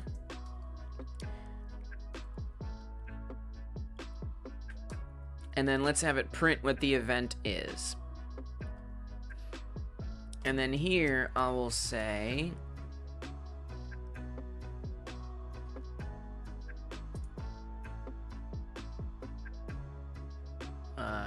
I'll just type it again. Oh, I see. Print pause press detected. Just like that.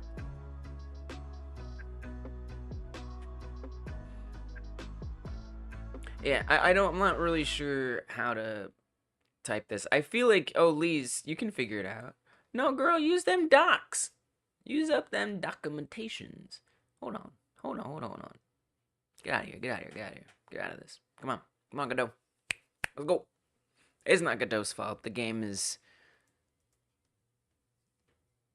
bigger and bigger all the time. Okay. So if I look up in here on input event action, just action. Just gotta say action. There is like pressed, but that's something else. So let's just do action. Event dot action, and then we want it to be paused. Let's see if that goes a little better. Maybe, possibly.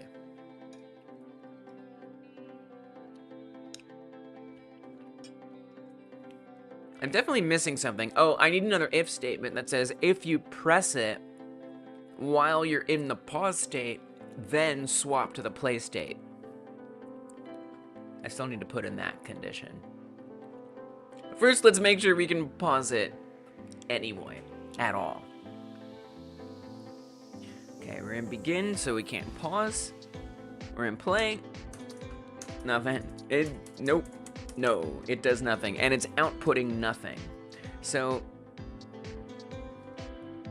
literally, this input event is just not being detected at all. Okay, cool.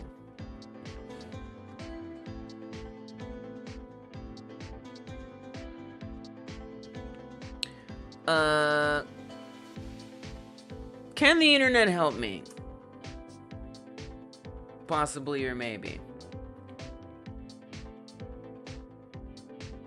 Events won't be converted to input event action upon calling input functions. You can check if that event matches an action by event.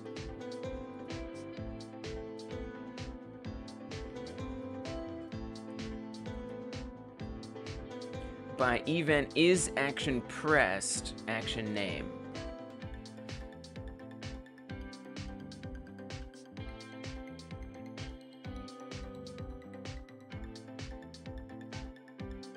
Input, oh, for action in, what is this for loop even?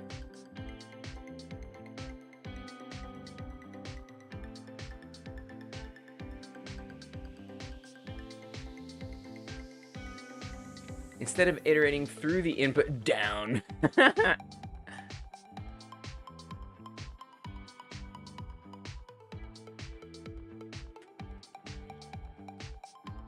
Why would I be... I guess in this case, this person was looking for any of these. And it could, so I don't need a for loop. If I just say,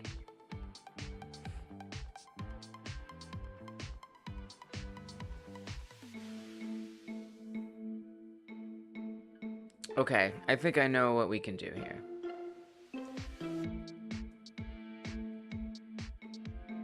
So I'm gonna get rid of all this.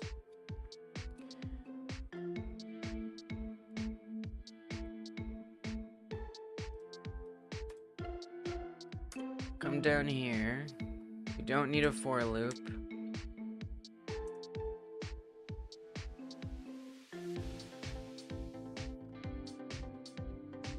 Let's get rid of that. Call this pause.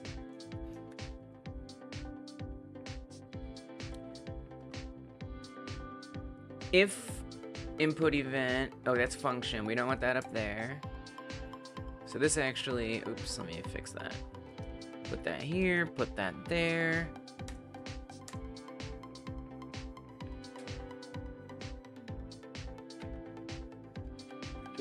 Get rid of the spaces.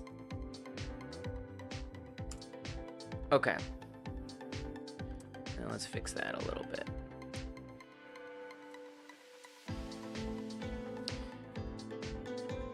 Event, so we're typing it as an input event.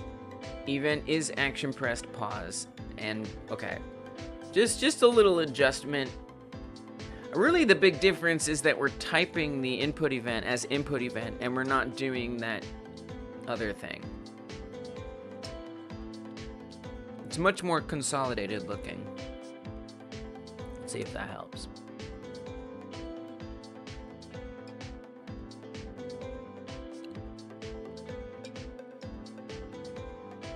Something's gonna happen. Or nothing's gonna happen, but that'll be something.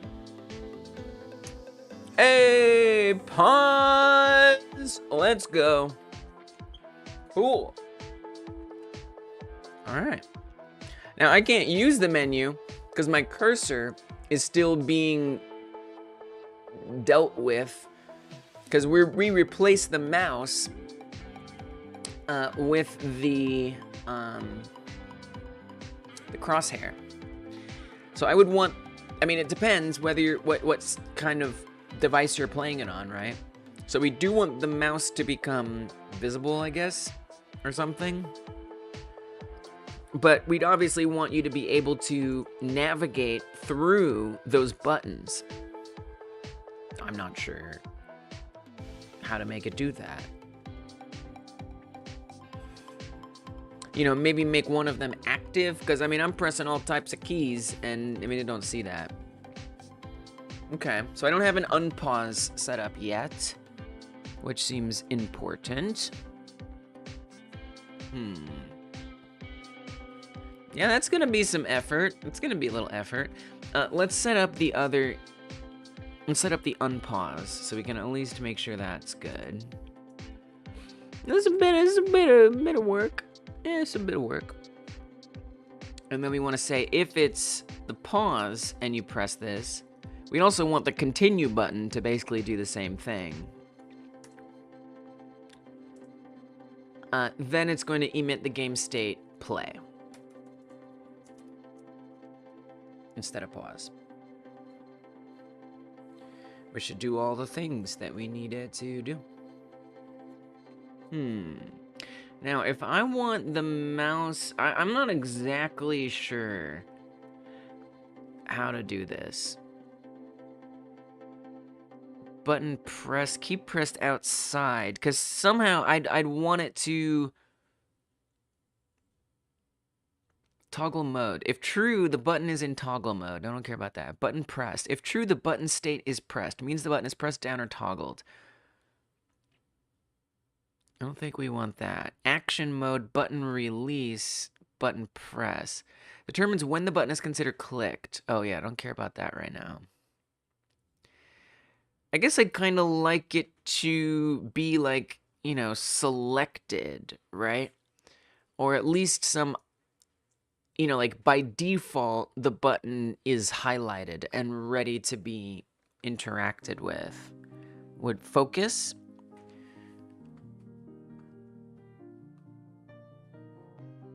Focus axis mode. No, that's I feel like that's like neighbor stuff. If the arrow key is pressed down, it'll go to this one or not. And that's more, you know, setting up all of these in like an order, but that's not really what I want. I'm not exactly sure how to set all that up. I might have to do a little research to figure that out, because I'm not sure. But let's at least try to get the mouse to be active again. So the mouse is dealt with in the camera script. And in here, I think we've got like mouse mode that it's hidden. So we need to kind of change the mouse mode to be different.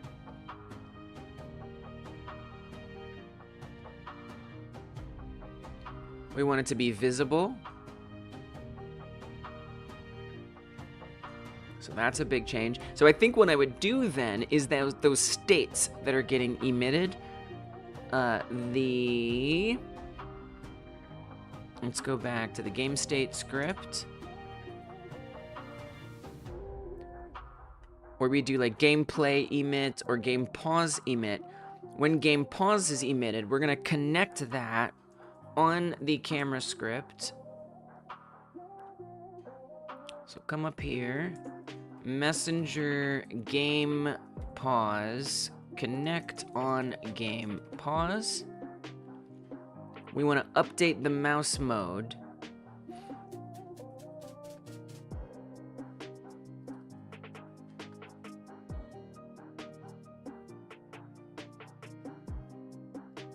So let's just put this down here. Func on game pause. Input mouse mode visible. Be curious to know if that works. We'll see. I might be missing something else that's happening to the mouse. I gotta wait for it all to load. And then unpausing should work as well. So we can test that too. But I don't want the mouse to be the only thing that controls the UI. So I need to make sure that is an issue that's resolved. Oh! Okay, pausing is doing nothing. Something very strange. Oh, you know why? Okay, couple things. Couple things. Number one, the cursor isn't coming back. So we need to deal with that. But basically, it's happening simultaneously, right? It's pausing and unpausing it at the same time. So therefore, it's canceling it out, which is not ideal. So let's deal with that.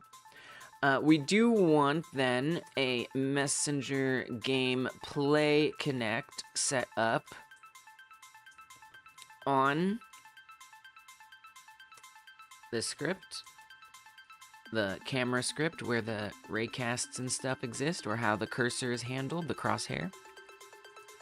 And we want to do the same kind of thing, except we want it to become hidden again.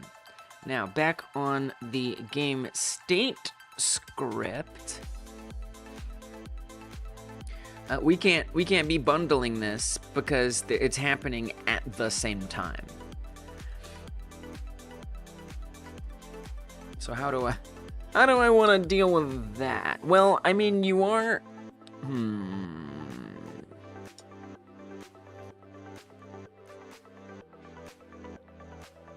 I actually have no idea. I actually do have an idea. What if we put it on the pause? Because the pause menu, it's only being processed when paused. So if I put a script on here, that's for the pause menu script.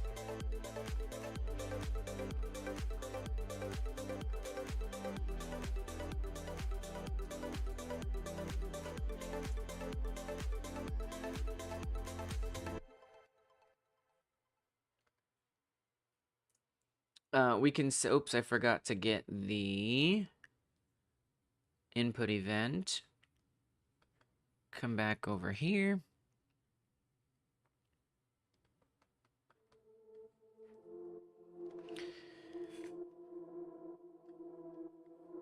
Yeah, I mean, that should be fine. That literally might be fine. That might be all I need. Because we're not referring to anything. I don't need to, like, set up variables. We'll see. I guess if the player is holding it down, it might be weird. I don't know. Well, maybe I could change that to is action just pressed. That might, if that ends up being an issue, that could be a solution. But hopefully, it won't happen at the same time because this script was only gonna even be running, in theory, maybe, when anything is paused. Nice. Okay, couple things. Number one, the mouse isn't actually functional on any of these buttons. So I think I need to figure that out. And then the other problem is that I can't unpause it. It would seem, because when I press the pause key, you can see the number of messages go up. So there's 41 there. When I press it, it goes up to 43. So it's still doing them both simultaneously. But only when we're already paused, which is interesting. And it's not unpausing it. So let me just try a just pressed. And then I'll come back to game states. I don't know if that's gonna make all the difference, but we'll see. But then we still have the problem where the mouse is technically not actually working, which I don't fully understand.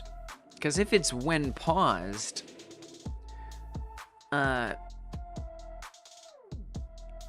it should be active, like everything on it, because everything else, its process is going to inherit from its parent, I assume. I mean, I could try just selecting, I mean, it seems unnecessary, but I could try selecting all these and setting them all to when paused, but you can clearly see that they are inheriting when paused, because they're all grayed out. So I don't think that's going to make a difference there. So I'm not sure. This is kind of just gotta learn as I go on this one.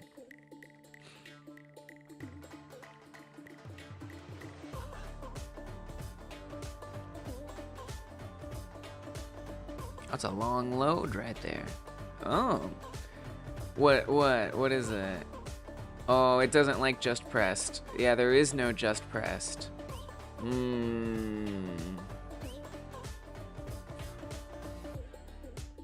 Input event mouse motion. Okay. Is action pressed? Is action released? Oh yeah, there is no just. Nope.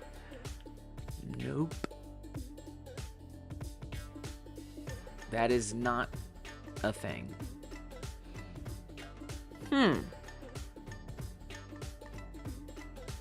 Returns true if the given action is being pressed and is not an echo event.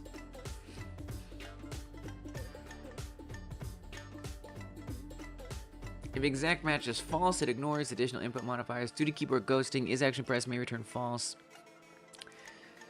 So I need to figure out a different way to unpause it. Because it's doing both simultaneously. Which I'm a little surprised about. I guess it makes sense if this is kicking us back there. So maybe what I want to do is I want to make sure that this unpauses it. I think that's what we should do. Yeah.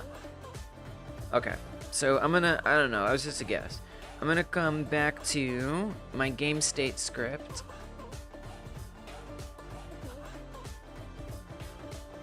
And instead of unpausing it here,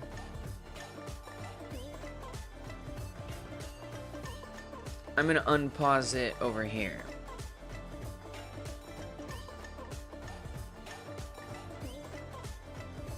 And see where that gets us. But that may not work. I feel like you want to not... I feel like that's not gonna work. I don't think that's gonna fix it. Maybe, just maybe, if this is set beforehand. But I still think it's gonna kick over to play, and then it's gonna detect the pause again. So I think I still need to put some distance somehow.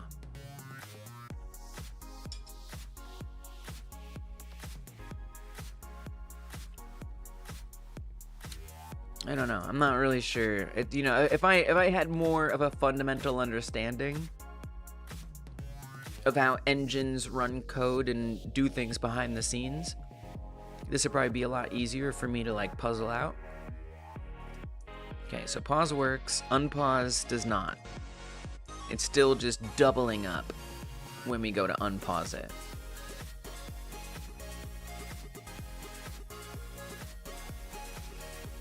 So like the other curiosity that I have is, what if we don't swap the state? Obviously we need the state to be swapped.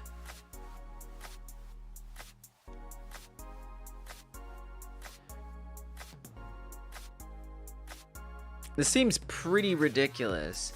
I wonder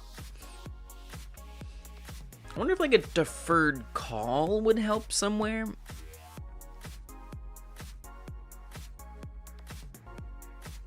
So then my other idea is that there's some way that it's checking to see if pause is true or false, and if it's false, then swap the state back to play.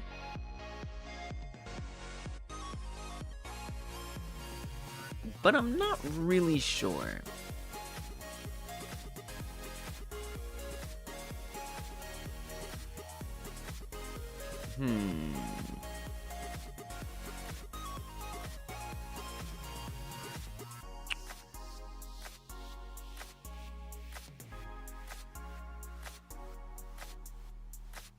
Because I mean, I hate the idea of having like a physics process running. You know, if we don't like need one.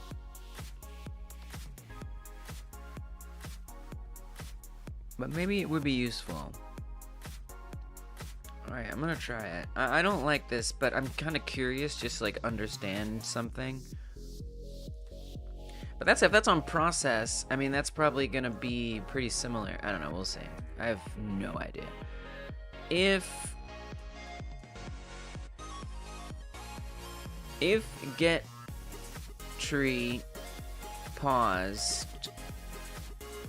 if not get tree paused, that is to say, if that is false, then do play. You know, I guess I can also just like, I mean, it feels so messy to do this, but I could set like a delay. Like you can't press the pause key for a short time after play. Oh, I mean, this actually worked. Okay, there's a okay, strange things happening here. First of all,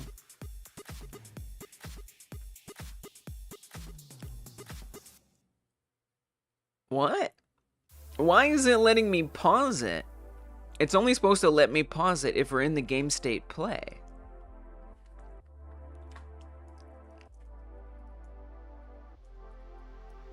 Pause during play. Why is it pausing outside of that game state? I mean, obviously we've got a check happening in the process function. Wait, it's starting the first state out as play. Oh, I see. Do you see? I see. It's because I set in the process function to constantly check if it's not paused. Well, obviously, right as soon as the game starts, it's not paused. So naturally, that's going to be constantly checking. Okay, well that's useless. Okay, I feel silly. That doesn't make any sense. I mean, we could get wackier with it and set like a variable. But that might...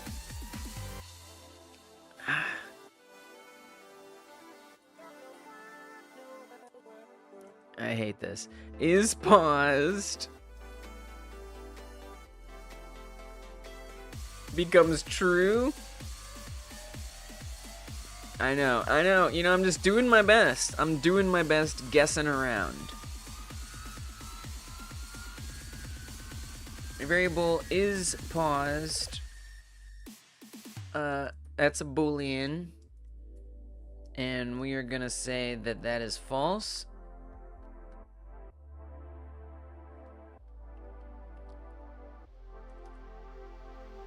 Is paused becomes true here. If it's not paused and, well, let's do it this way. If paused is true, but where the game actually isn't paused, then go to play. And then set is paused to false. I kind of hate it. Kind of hate it. Namely, just to have like another process that's just always doing something. But whatever, you know? We'll see if it works. Okay, so I was pressing enter there. No pause, which is correct. We're not in the play state yet, which is also correct. It's about to become the play state. And I'm gonna try pausing it. It works. And it unpauses. I mean, it works! Is it weird? It's kind of weird. But I am pausing my little heart out. Now, the menu is non-functioning. I can't click on it. I can't hover over anything. It's just, they're just like images at this point. So I'm not exactly sure what the deal with that is. And I mean, you know, on some level, I kind of don't... Well, I guess I do need it. I do need it to be in pause. Curious, if I set the process... Let me stop the movement. The game isn't paused, technically. What if I say the pause menu is set to always? Let me reset all these right now. Because we do want to make sure that this is able to run when paused. What if I set this to always? I don't know if that's going to actually work here. It's kind of hard to tell. I'm not sure. I wonder if somehow... I don't know. I don't exactly understand why those buttons are non-functioning. I wonder if I have done something with the mouse cursor that makes it not... That must be. I must have some kind of non-detection setup. That has to be it. Okay. Well, let's say that this is when paused, then. Let's see here. Layer... What is visible? Visible thread group.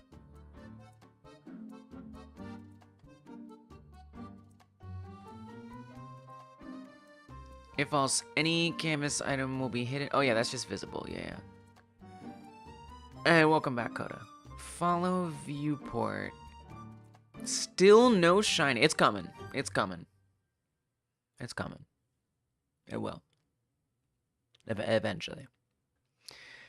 The background music, that last one was Tango della Noche. Tango of the Night. It did just change. by Wayne Jones. You are most welcome. It's my pleasure.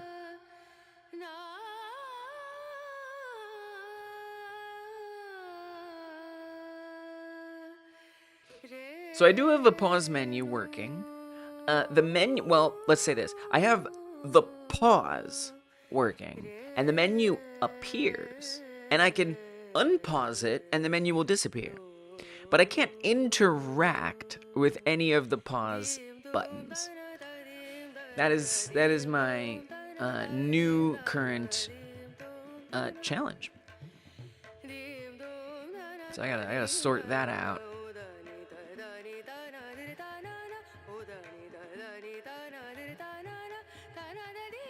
I feel like there's gotta be some settings. I mean, I know you had this happen. Did you fix it? Filter stop. That seems like that's not what I want. The controller will receive mouse movement input events and mouse button input events if clicked on through GUI input. Oh yeah, that is what we want. And the controller will receive the mouse enter to mouse exit signals. So I mean, it seems fine. What would be bad is pass, right? The controller will receive mouse input events and mouse button input clicked on through, and the control. Wait, what's the difference even? Your workaround is making the pause/not pause thing a state machine thing because the whole mouse filter stuff was a bit finicky. So you did it. I mean, it is quite. Yeah, I mean, I don't know. It's just there's.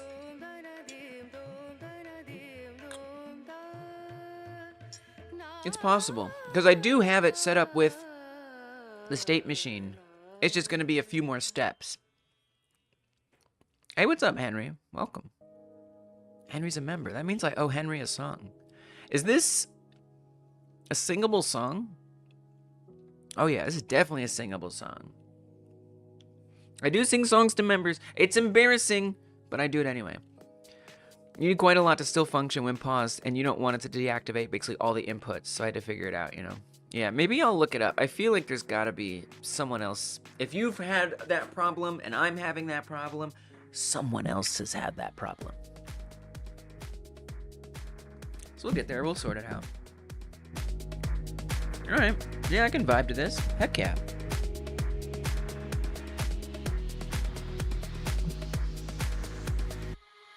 Oh, Henry, you are here. Henry, you're such a great one. Henry's a friend of mine. Henry's a friend of mine. I appreciate Henry for being so friendly. Oh yeah, that's what Henry is to me. I appreciate Henry for being so friendly. That's what Henry is to me, and probably you too. Whoever you are, Henry will be friendly. Oh yeah. Henry's a friend of mine, Henry is friendly. I appreciate that about you, and everyone else will too. Henry is so friendly. We love a friendly Henry, oh we do. Alright, there you go. There's your member song, Henry. Thank you so much for supporting I'm for Game Dev. It means the world. Hope you're doing great and all that. Much love right back at you. Bloop, bloop, bloop, bloop. Okay. Alright, this. I've been working on a couple things today, including a pause menu. I've got it so... Well, one thing that I added was... damage pop-ups, so it will tell you if you took damage or not. A little minus number will appear, so that's kind of nice. It shares the same elements that the healing does, except it just changes it to be more negative. So here, if I eat this person, we see +1s. If I run into something, we see -1s, and they drop down just the way I want them to. So that was something. And then now I'm trying to add a pause menu. And I am able to pause the game which is nice. However, the buttons don't want to be working. They really don't. At least not as I have them set up here. And this is a problem. I also don't want it to just be limited to like the mouse, right? I can't even use like the arrow keys or whatever. You gotta say it's kind of a problem too, because if you press the enter key is not good for pausing, is it? I mean, if you think about it, if you want to press enter to click on one of these, I guess we could just say the enter key doesn't unpause it. That would probably make the most sense there, now that I think about it. Anyway, so I think I'll have to do some research to figure out how to get these buttons to work. I am going to do that, but I'm going to do that in just a minute. I need to use the loo and do a little something, grab me a little snack, because I'm already pretty much done with my main snack. So give me a few minutes to do that. If you are co-working along with me, please go get yourself a snack, stretch your legs, do whatever you gotta do. Take a little breaky break. I'll be back in a few minutes. And I'm gonna research. I'm gonna see. Oh, I didn't mean to put the internet up. I'm gonna research and see if anyone else has had this problem and how they resolved it of getting the menu buttons to work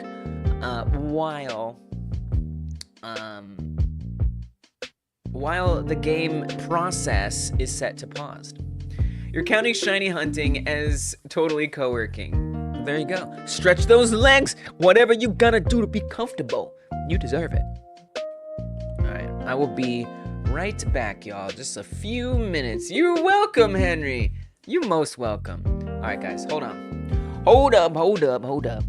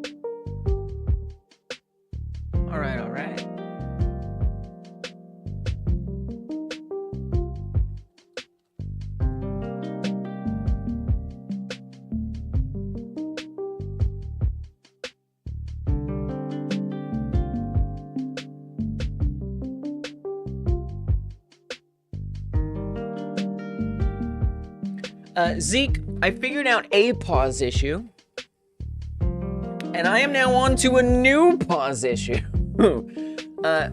So now I'm not saying that this is the best way to have dealt with it, but earlier an issue I was having was that when I would press the pause button, it would pause and unpause simultaneously because they were the same button. I think on some level I could just make them different buttons or something, but I don't want to quite do that. So, I mean, the thing that I came up with, the workaround, essentially, is I have, so in the game states script, when it's checking with an input event if the pause button has been pressed, and we're in the state play. If we're in the state play, and the pause button has been pressed, then it's going to change the state to the pause state. And this is a new thing I added. The pause state, or a pause variable, becomes true. Okay, so now we're in the pause state. Pause state means this function runs right here. Maybe even I'll just move this down here. So this function right here is going to run when we're paused. And it's going to emit game pause, so that way this information has been sent out to the world, and it is then going to actually set it to paused here. And that's going to become true, the get tree pause. And finally, it'll make the pause menu visible. So then, when this all happens, there is this pause menu. This is the actual pause menu up here.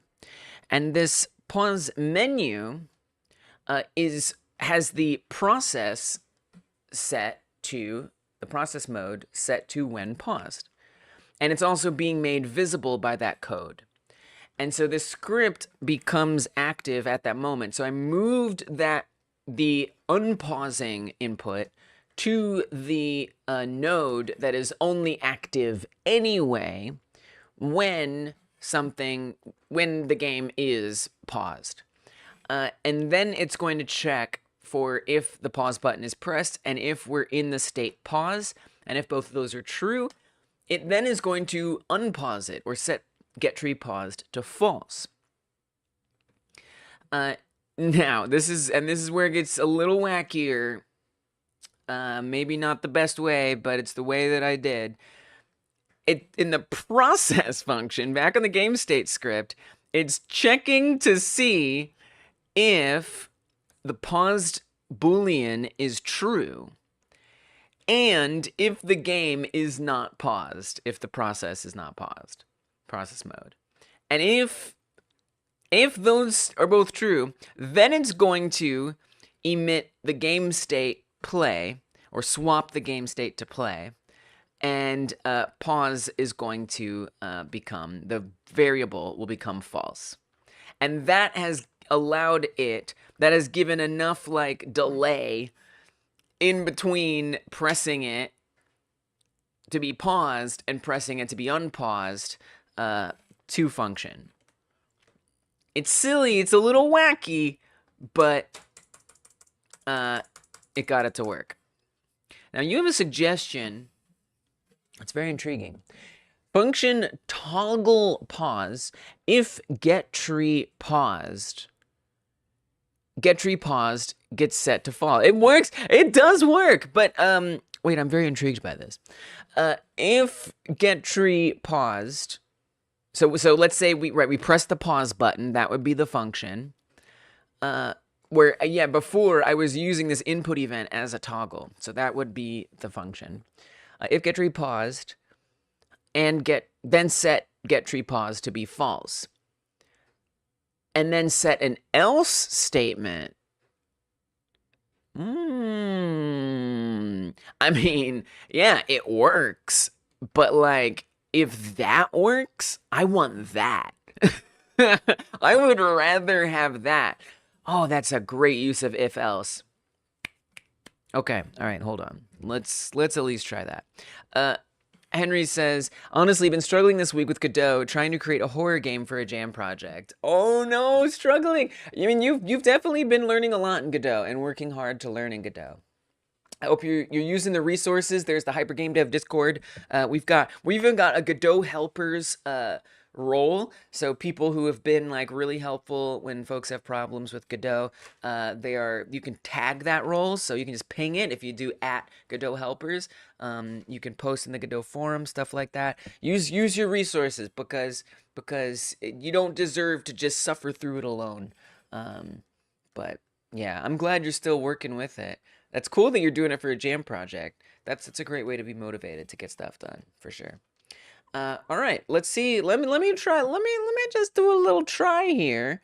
What Zeke is saying. Honestly, even if whether it works or not, I gotta give you a credit just for like inspiring me with, because like of course if you're dealing with something happening at the same time, an if else statement should make sure that they don't happen at the same time, right? Like that's like. I should keep that in my brain. These credits entitle you to no compensation, but they do entitle you to a credit listing in the game itself and my undying appreciation. So I'm gonna put you up here because I mean I just love that you're sharing like a way that you like solved a problem. That means something to me. Zeke 6464 double 64. And that's a Godot consultant credit if I ever saw it. All right. You just started working with Godot today? What? Wait, so you have like coding experience then? You're like familiar with coding in general, right? So wait, I assumed when you suggested that, I was like, oh, this is probably gonna work. You've tried it, but maybe you don't know. I don't know. We're gonna find out. I assume you also tried it out. Yeah, you've got coding experience. So you're still probably miles ahead of me in that regard. I only started learning text code like within the last year, and it was GDScript. So you know, I'm very much new to coding, but I love it a lot. So this was that. So I want to say if it's pressed, so you're actually having it being checked based on whether or not it's paused. So we could say, I could put in here, because I do want those other things, but we could say, well, this is tough. I don't know, this is a little different than your setup, so I don't even know how I would make this the same.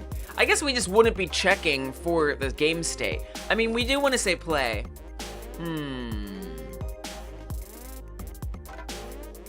I don't know if I really can implement your suggestion because there wouldn't be a clear else, you know what I'm saying? Because I'm not sure how I would fit that in. Because what I had before,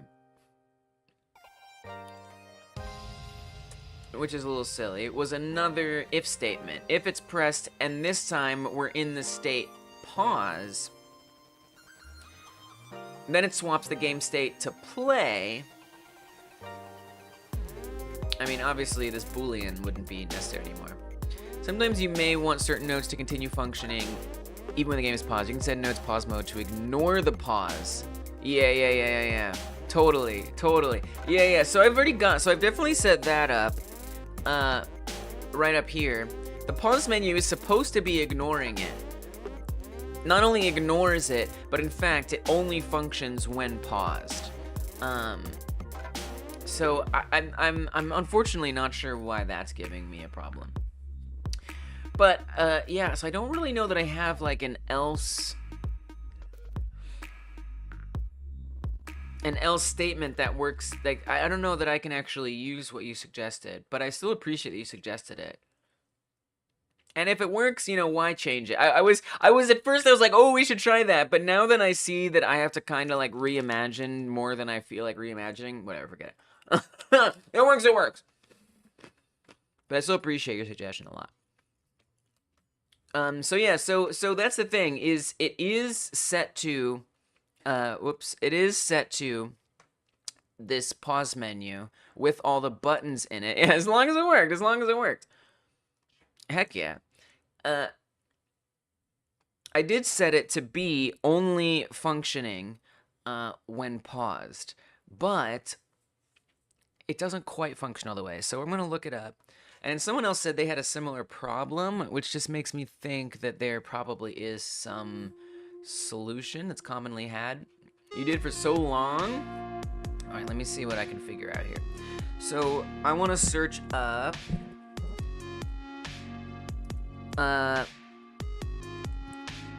Godot UI buttons not working pause mode. Alright, Reddit. Try not to disappoint me again.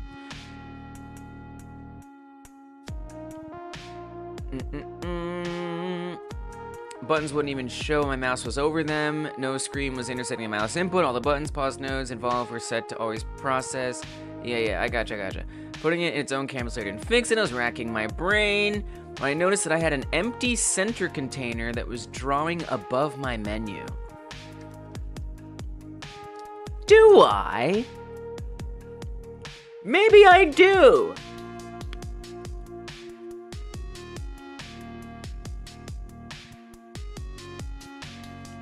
Maybe I do.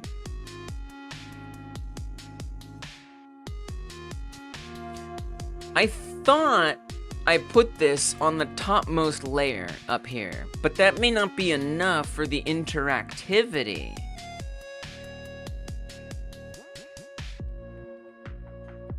Maybe there's something that still renders above it. The HUD is on layer 1. The debug is on layer 128. So that's all the way at the top. But I don't think the debug has something. Maybe this stuff is absorbing it. But the debug buttons. Oh, so that would be. I mean, the debug menu works quite well. Maybe it's still absorbed. Maybe it is absorbing it. Yeah, the pause stuff is also a canvas layer. Yep. Yes, indeed. Indeed it is. Once Godot decides to let me use things again, I will show you. Take your time, Godot. I'm very patient.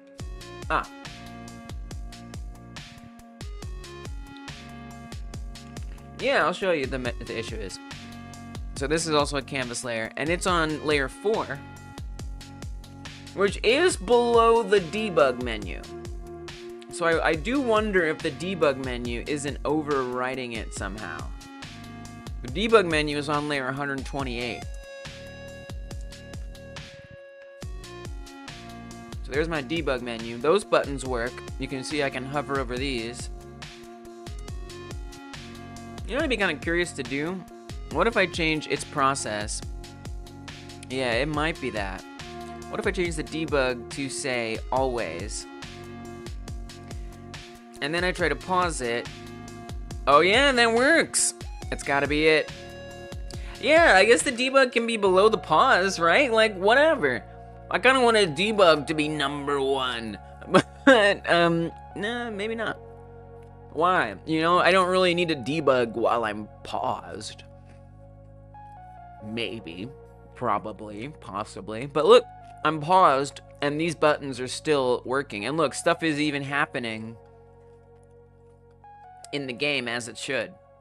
So, I think that's it. I feel like that's literally it. Wow. Thanks, Reddit! Reddit did it! Reddit help me! Specifically, Taylor FSID Boss. Kai Guy says, that was written in KG script. New super efficient language I just invented. What? Welcome, Kai Guy. We got another member in the house. That's another song. Henry said, I'm learning 3D projects and can't seem to get the player to enter into the trigger event I created. You can't get the player to enter into it? Like, you can't get the player to move around? Or maybe it's just, like, area stuff? Like, you're trying to use, like, an area 3D? That can be a little confusing, but I know you can figure it out.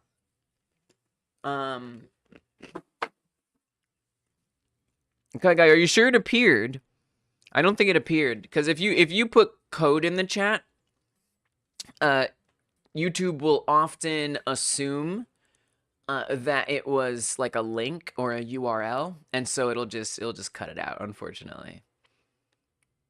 Yeah, I don't think we saw it, Kai Guy. It's not there. It's not there. Kai Guy script is the next big thing. Let's go. Let's go. All right, so I just have to kind of like be okay with the debug not being on top. I sure, fine, I'll let that go. Who cares? Who cares? I don't care. Doesn't bother me. What does it matter me? I don't care. Can I put them on the same level? What would that be like?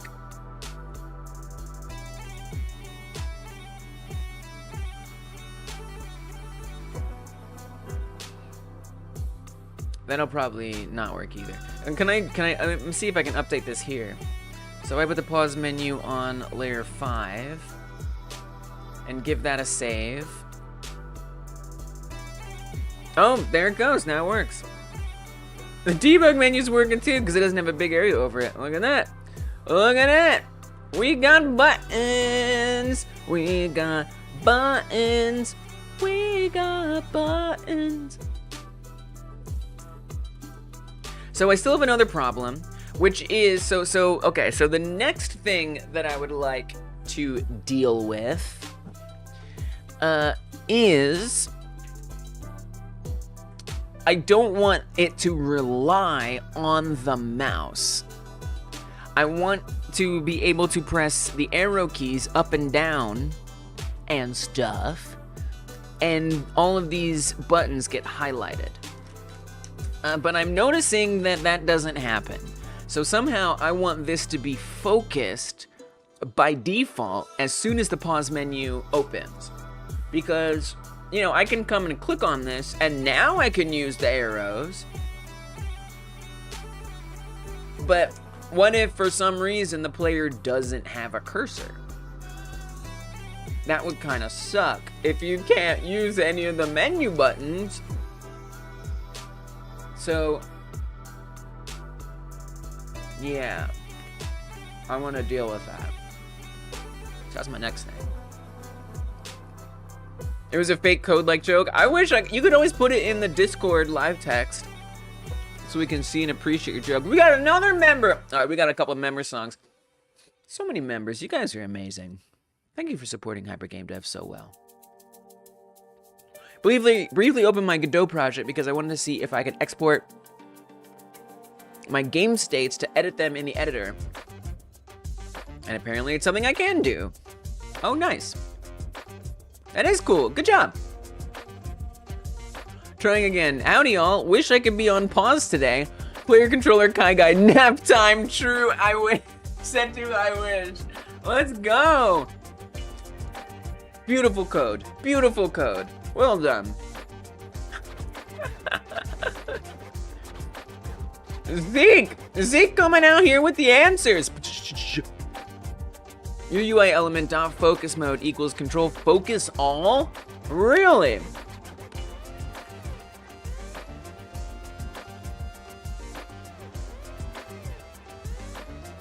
Well, okay. So here's the thing.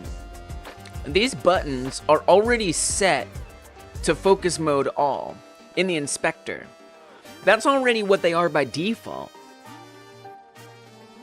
Are you quite sure that that's going to mean that as soon as that menu appears, that button will already be highlighted? Because to me, it looks like it's already set to be focused, to focus mode all.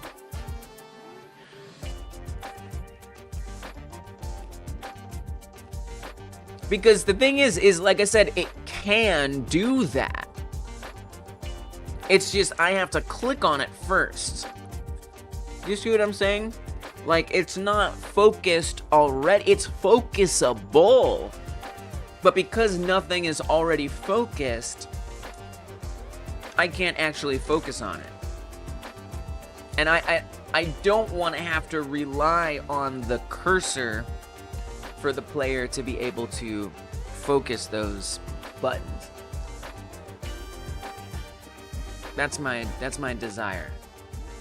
So, like here, I've opened the pause menu.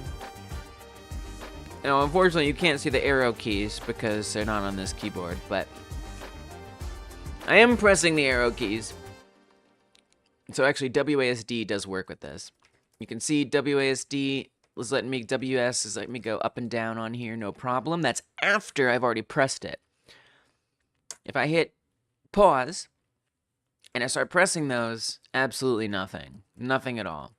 However, if I take the mouse and I click on it, now I can do this. I think that's what focus mode all does, is it means that it can be focusable. But what I'm looking for is that as soon as I press enter, continue is already focused. Anthony says, my hacky way of doing this would be something like automatically clicking the button when the menu pops up, but without triggering the action.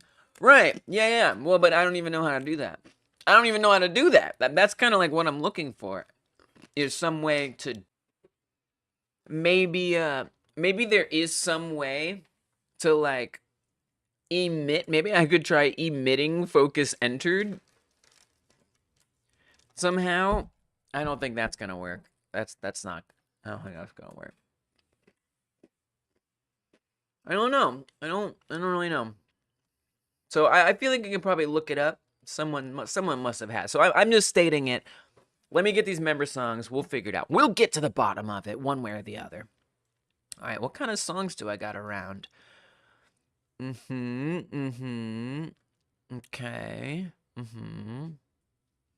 Because we want something I can sing to. What's this sound like? This is a weird one. That's a funky one. Oh yeah, we can sing to that. All right. So Kai Guy and Gab Games.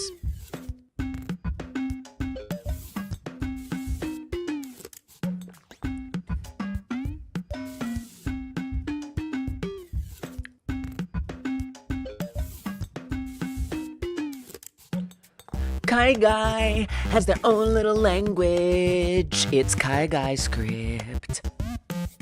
Kai Guy script is the prescription that I give you to get through your day. Oh, Kai Guy script is the prescription that you need to get through your day. If you need a nap, if you wanna say goodnight, then Kai Guy script will be right for you. Kai Guy has their own script. It's Kai Guy script. It's my prescription to you and everyone else. Kai Guy's a nice guy. Oh, Kai Guy's a nice guy. This is a hard one to sing to. This rhythm is tough. Kai Guy has Kai Guy script. Kai Guy has Kai Guy script, yeah. Kai Guy has Kai Guy script. It's what I prescribe to people who need a good day. Gab Games is here. Gab Games wants you to have a good game. Gab Games wants you to have a good game. Gab Games wants you to have a good game. Good game to you. Gab Games is gabbing about good games. Good. Oh, this song is so hard. What? It gets like weird. It starts like breaking into its own like freaking, I don't know, time signature. It's glitchy. It's tripping me out. Gab Games wants you to have a good game, and I want Gab Games to have a good game too. Yes, I do. I want that for you, Gab Games. Gab Games is gabbing about good games. Now I gotta wish a good game on your name, which is Gab Games. It's Gab Games. Good game to you, good game to me. Everybody, it's true, we'll have a good game. Thanks to the gabbing of Gab Games. Alright, there you go. There's your song, Gab. There you go, Kai Guy. I'm sorry, that beat got weird. It's like, it's kind of trippy. It's cool. 1 hour song jam? What does that mean? Welcome, Rolrick. How do I feel about using AI assets in games? Well, like, personally, it feels a little icky. I don't like doing it. But someone convinced me that it's an accessibility feature for a lot of folks. And I think that's fair. I wish, of course, that AI stuff could be sourced ethically. So, like, if I have my own bunch of art that I've trained an AI on, okay, great. I feel ethically okay with that. If I know that a bunch of artists were trained ethically on it, okay. I think I still wouldn't use it because I think AI models aren't that good. I think that they don't actually produce great results often, and that just doesn't really interest me to deal with. But I think that the accessibility argument is a really fair one, and so I'm cool with it in that sense. But if there isn't an accessibility issue, then I think it's not the best choice, in my opinion. Because I think the results are going to be subpar compared to what could be done otherwise. Because so many of us, we can spot AI art. We can see the little mistakes, And to me, it's just kind of tacky. But again, and obviously there's the ethical concerns, and that I feel like we have to make on decisions we have to make on an individual basis, unless we're able to out here pressure lawmakers to make a change. But for the most part, yeah, I think it's an individual case by case kind of situation.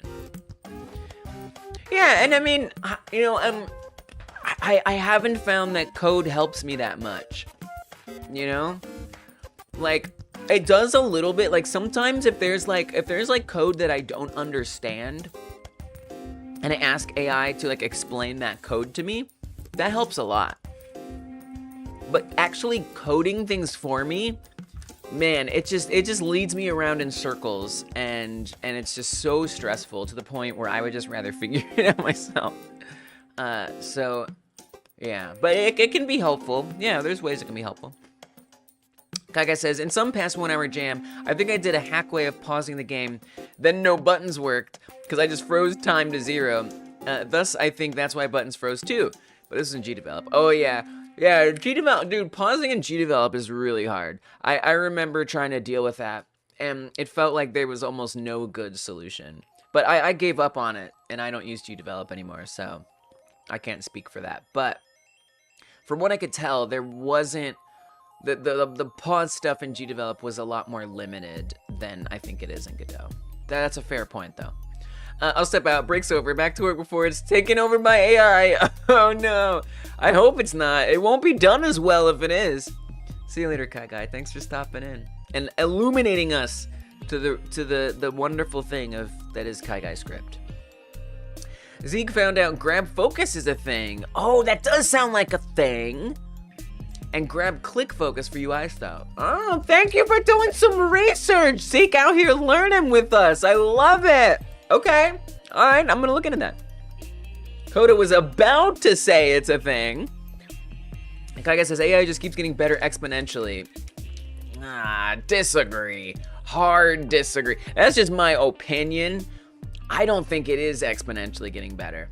I think that that curve is starting to flatten out, and it's not getting better. And there might be certain things, advances that make it jump up a bit, but I don't know, man. I think there are things that it will never be able to do, because the way that these models are built is they don't actually fundamentally understand what things are. They don't know what hands are. They don't know what legs are. They don't know the relationship legs have to hips. They don't know that legs are a part of the human body that move in certain ways to advance the speed of a torso. It doesn't fundamentally get these things. It's just oh, I've seen something that looks like that. It's kind of similar. This is that, right? And it's no, that was a table, not a person. Wrong. And so it's I feel like fundamentally it can only ever get so good.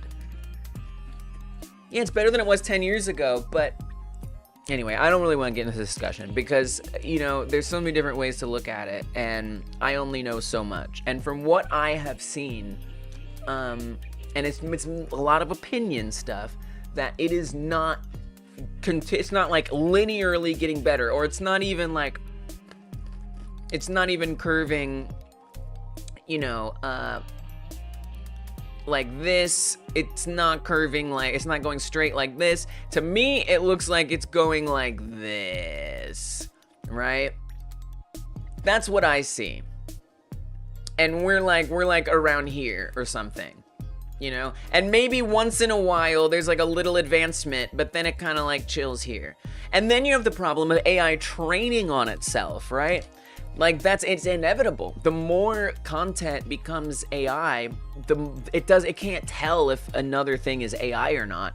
And so it not only will it be flatlining, but I think at some point it will start getting worse because this is training on itself. That's just my opinion. I don't think that it is ever going to be like these two, in my opinion. Just my opinion. Now, what I do think is going to happen is you're going to continue to see companies who think they can replace humans with AI, you know? And it's going to have a lot of negative consequences, not only for the people who lost jobs, but for the results that those jobs depend on. And it's just the way it's going to be. That's my opinion. AI only knows as much as we know. It only knows as much as we know, and it happens to also think that it knows things that nobody knows because it made it up. And it's going to start assuming that those things are true and then feeding on itself and spreading lies. It's so fundamentally flawed. It's laughable. To me, it's a bubble waiting to happen. It's an absolute fad in so many ways. A tech bro fad. And it's going to cause a lot of harm. Now, there's some good that it does, right? Like, I mean, it decoding like Dead Sea Scroll, not the Dead Sea Scrolls, but like old scrolls from like, that were like burned to a crisp in like the Library of Alexandria, something like that. Somewhere, you know, old artifacts. The use of AI can help decode that, right? There's very practical, beneficial to society applications for AI. But the way that we're seeing it applied, I think, is not that useful. And it's going to, in a lot of ways, go the way of a dodo. Like, maybe AI will be figuring out what a dodo's genome sequence is, but I don't think it's going to survive very long. That's just my opinion. Like in artistic capacities, maybe a little bit, right? Like a tool that helps you find the border, like remove backgrounds and stuff. Even that is usually not that good, but maybe that will get a little better. But I don't think it's going to fully replace in every way. But I do think a lot of companies are going to think that it can replace. And we're going to find out the hard way that ain't going to work so good. AI struggles handling more than one character at once in most situations because it like merges them together. It's so dumb. Yeah, right. It can't even do that. No concept of space or anything. I've heard it's been getting worse because it's trying to learn from other... Yeah, it is. Hey, what's up, Psychonic? You just drank a glass of Tang! Wow. I remember those commercials. I remember those commercials with the orangutans. Right? Those commercials were trippy, dude.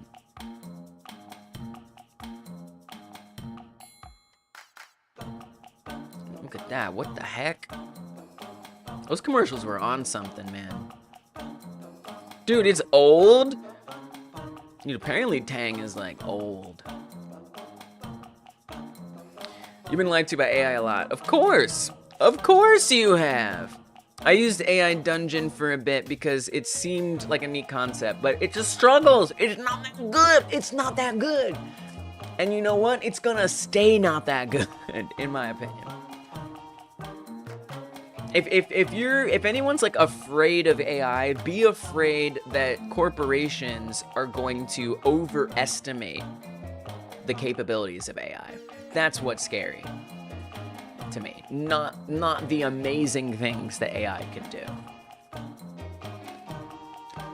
I feel like there's a very big difference between generative AI and just AI. Well, yeah. I mean, when we say AI, we mean Gen AI, right?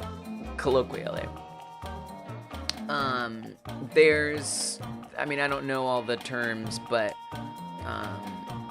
obviously artificial intelligence has been a concept for a while. Not connected to generative AI stuff. But when we say AI, that's what we mean. It's a learning large language model. I use AI to help me start on a Blender Python for dungeon on a Blender Python for dungeon generation. Nice. Yeah, it can be helpful. You've never seen this? Maybe it was in the United States. They probably had different, if they had commercials in different countries.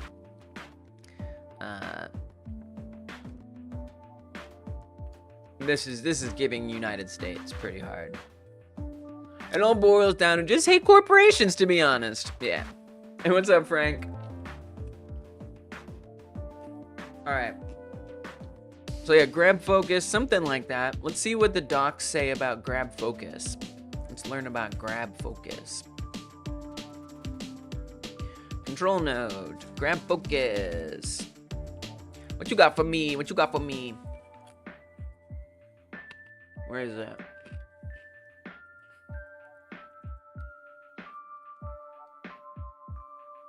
Steal the focus from another control and become the focus control. Ah. Using this method together with callable.callDeferred makes it more reliable. Oh. Especially when called in node ready. I don't know if I'm gonna be putting it in ready, but heard.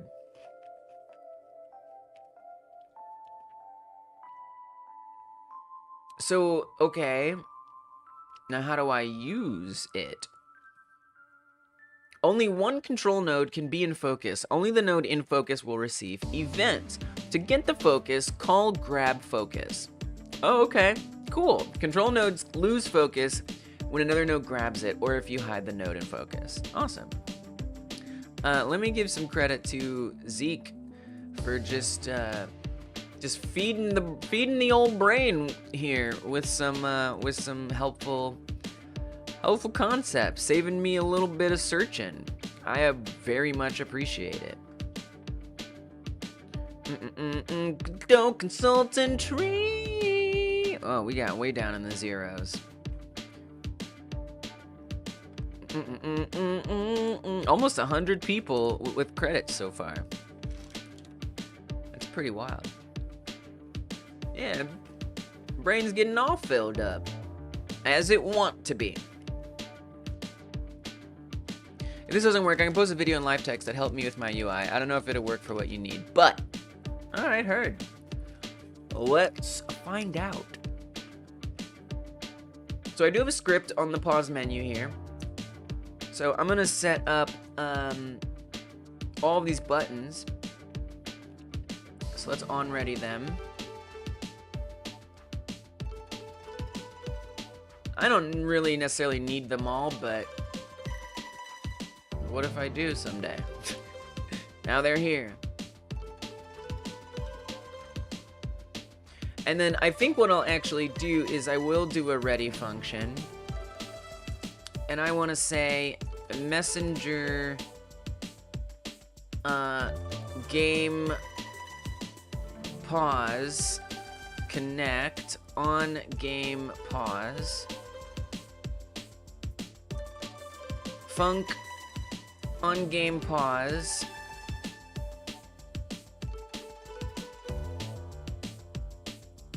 button continue grab focus. What you think about that? What you think about that? So I've just been trying to set up a pause menu I'd like to set up a game over menu as well. But this seemed like a good starting point. I've had a pause state for a while, but it hasn't been doing anything. I have got it, so I can press the pause button. Okay. Ah, it did it! Look! It worked! Hey! Yeah, it might help other people, for sure. We got it, baby. We got it. Thank you, Zeke. Thank you so much, Zeke. I want to give you a special credit. I want to give you a pause menu credit. Who's going to get that? Almost nobody. But you got it. Where did I put that? UI design? Sure, put it next to that. I just want to honor this moment and remember that that was a cool thing that you helped set up. With your suggestions. Out here with your suggestions.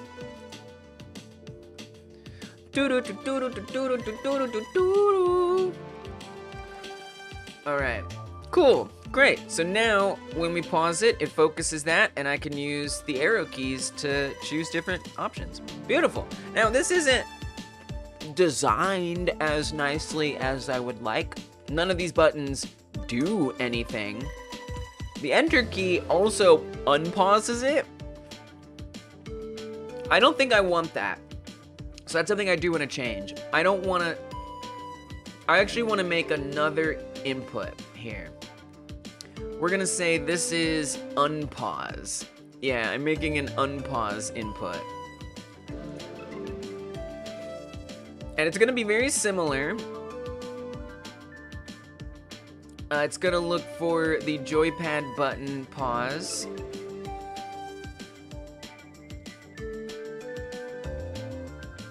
Which is start.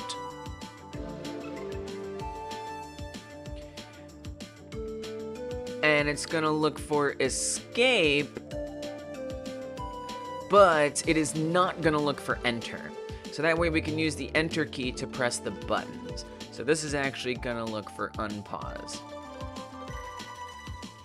So that way I can press those buttons with the enter key. That's it. That's it.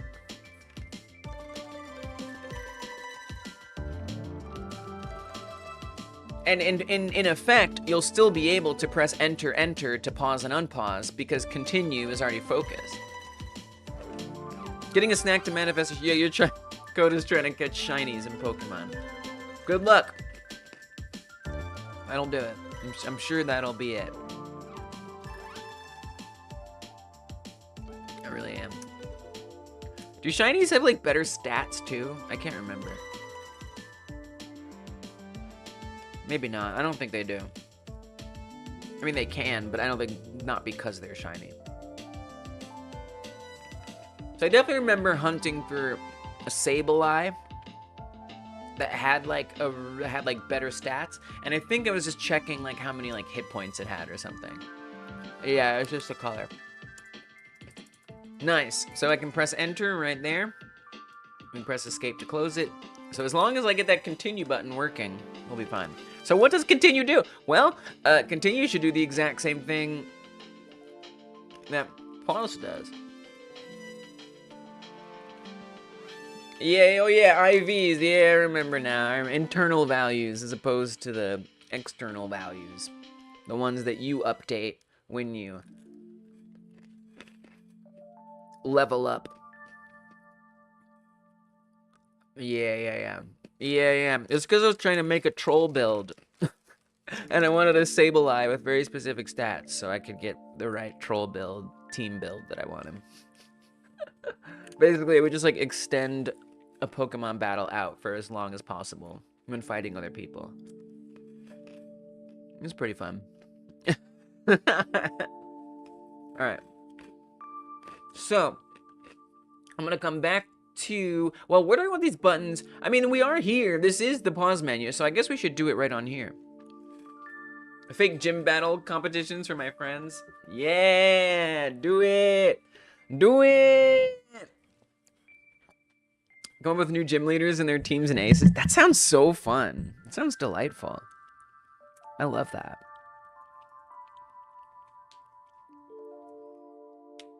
Very creative, you know? And your own Elite Four and champ. Absolutely delightful.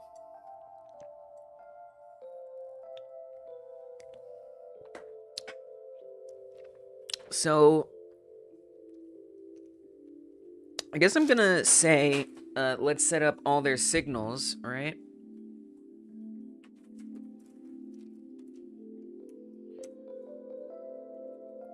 Button, continue. Whoop, it's not how you spell continue. Button, continue. Connect on button, continue.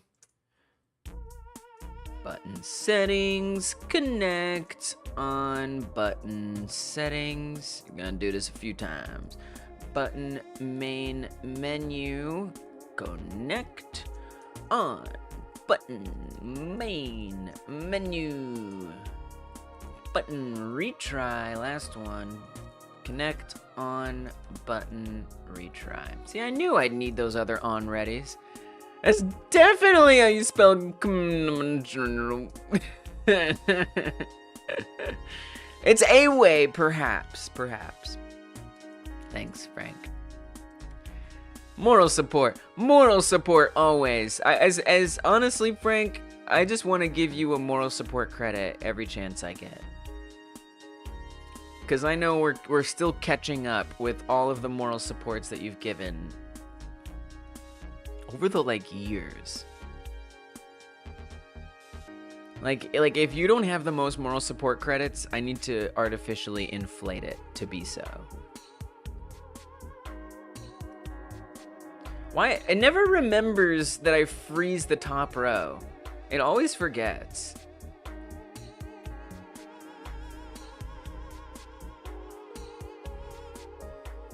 I'd like it if it stopped forgetting. And thank you. There we go. Another moral support credit for Frank. We'll never catch up to all the moral supports you deserve. Button retry. Okay, so now we've got all that. So I need to create all these functions. Function on... I mean, we're gonna do a little multiplying here. Function... on button, I'm gonna do underscore, and I'm just gonna put that in the colon. And then we're just gonna do this, what, 4 times? Probably. Then we've got continue, settings, main menu, and retry. Don't know, just say pass, just say pass, just say pass. And now for continue, I think all we would do is just say this. Just get tree paused becomes false, and it should work. Alright, see if it works. What did I do wrong here? Too few arguments for connect. Call. You what? What are you on about? Why would you say that? Cows underscore alien equals delicious cows. No. Yeah. Not much longer now. What do you mean it needs to? Why would you say this, Godot?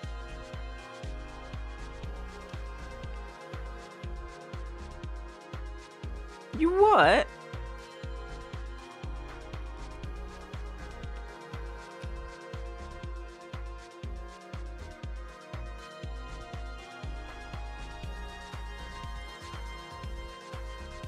I'm confused.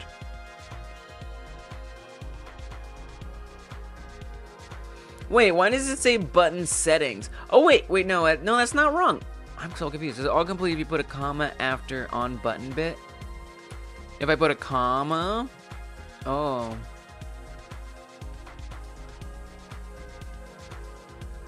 callable. Yeah, but these should be not required. I mean, I do connect signals all the live long day, and I never have this problem. Maybe, I wonder if it has something to do with being paused. I don't know. The callable, but it's the string name. No, the problem is the string name. Why does it have string name on there? That was a great thought, Anthony, actually. I gotta give you props for that. I wouldn't have necessarily thought to try that. But that's a really, really good way to just, like, troubleshoot that. I mean, I mean, look, if I come up here to this one, with that all, wait, but this is doing the same thing. Oh, that, right, we know that. Okay, this one, sorry. Here. See, this is the correct one. I think the problem...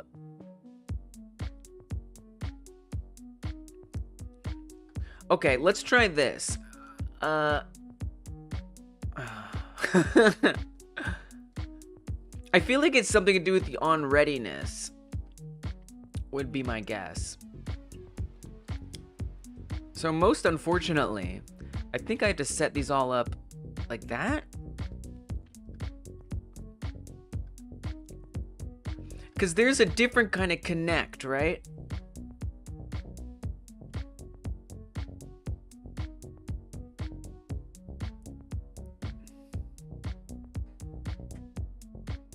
There's this kind of connect.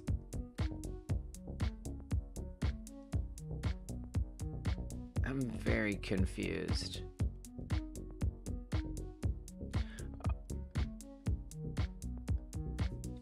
So I've used this before intentionally. If I search up the script, I think we want to say the health bar, which I don't use anymore. But in here, we're using a different kind of connect. And this is the one that I think it thinks it is. This one. And see, we use a string name and then a callable function. And this...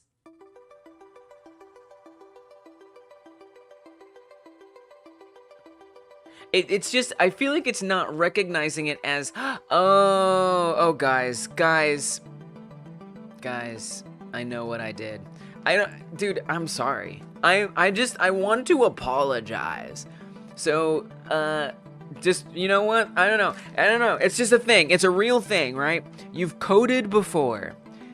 You've done it 30 times. But that doesn't mean that every time I'm gonna remember how to do it. So when we use the connect method, if I'm using connect on a signal, then it's going to only need a callable. Yes, a flag, but that's not necessary. It's only going to need a callable, that is to say the function that we're pointing to. However, if I'm running the connect method on something that is not a signal, then it's going to be a different kind of argument that it's looking for, which is the signal. So it's really just a different way to format it. What I need to do is say button continue pressed. It has to be a signal that connect is being run on. That's what I was missing. I forgot to make it a signal. All right. Whew. Just one of those, one of those little brain fartiest moments. Okay, so now we're super good. Let's get these commas out of here. All right, let's test it. I can't imagine it not work, but I guess my only concern is, like, if the continue button is already focused, are we going to go back to that same problem where when I press it, it immediately unpauses it again? Well, I certainly hope not. But I'm about to find out. Okay, so only works when we're in the play state. Play. Oh, yeah, it immediately unpauses it.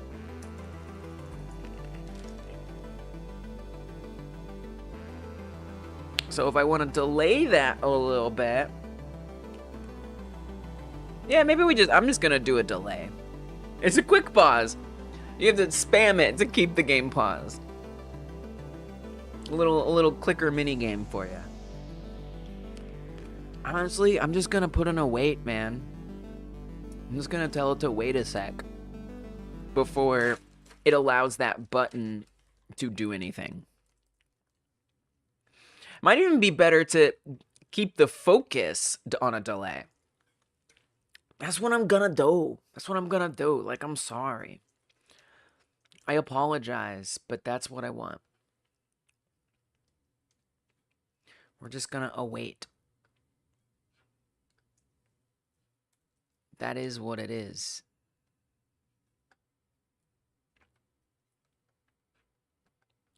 Okay, so we're gonna say await some magic number. I don't know.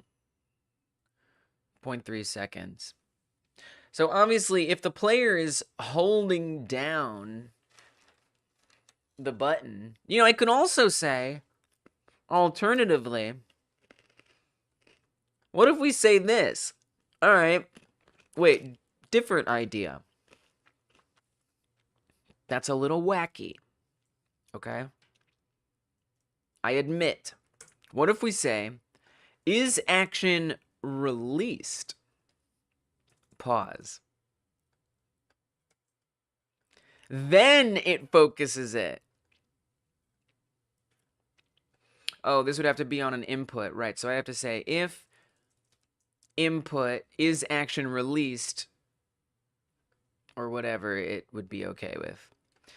Code has returned with the Trito. Is action just released? Yeah, that one. Pause. Then focus it. So you have to actually let go of the pause button in order for that to be focused.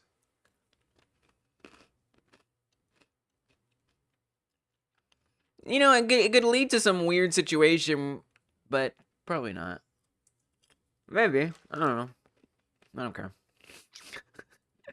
I feel like that would be the edgiest of edge cases if someone managed to have a problem with it. Maybe, I mean, it could be wrong. But some things I'm willing to learn the hard way. That's what testing is for. Ah, so it didn't actually focus it. That didn't work. Because I guess it has to be in that same moment. So that's not going to work at all. That would have to be like in the process. Oh, God. Well, this is, to be fair, it's only running when the game is paused. So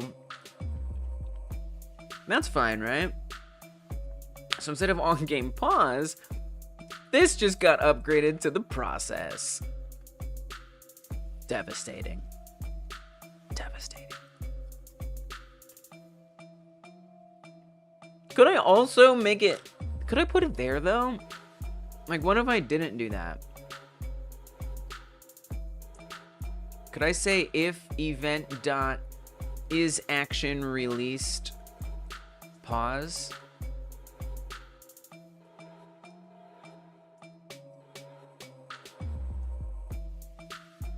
Like, what would this be like? Congratulations, you got upgraded to process. Like, is this allowed? Am I breaking the rules? You know that there is... Oh, I see. Yeah, you're right. No, there isn't. We're just trying some stuff here. We're just trying some stuff. Seeing what happens. It also means I wouldn't need this anymore. So now what it's gonna do, it maybe, is in this input event if it detects, but then every single time you release that, it's gonna jump up to the continue button.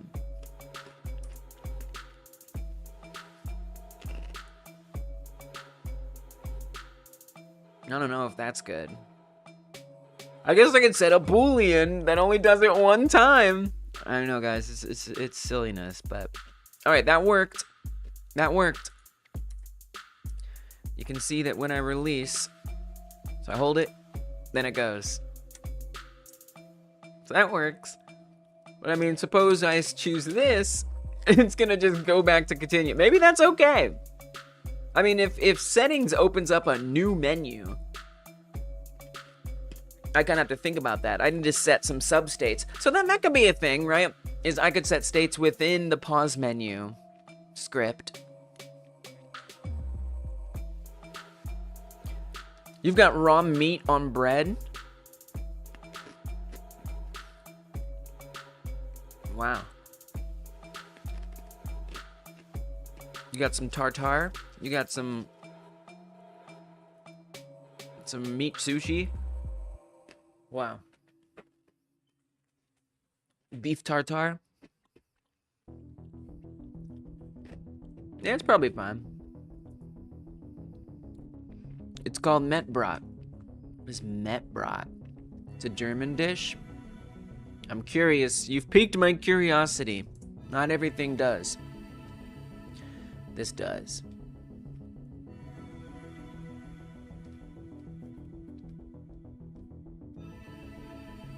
Man. I don't know. Not in the United States. I wouldn't be eating United States meat raw. That's just me. Wow. It actually looks kind of good. I mean, it looks like it needs to be cooked. Yeah, it does. Wow. I mean, clearly this is quite a stuff of legend. Avocado on toast tastes quite similar, actually. It kind of looks, it looks kind of good. I wouldn't eat it, but like, I think I can understand. It's just pieces of garlic just on there. It's dry seasoning. What is that's? This is a crime. This is a culinary crime.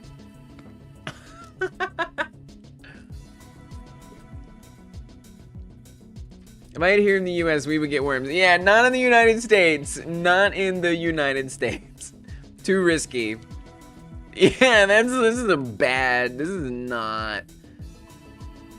There's no bueno.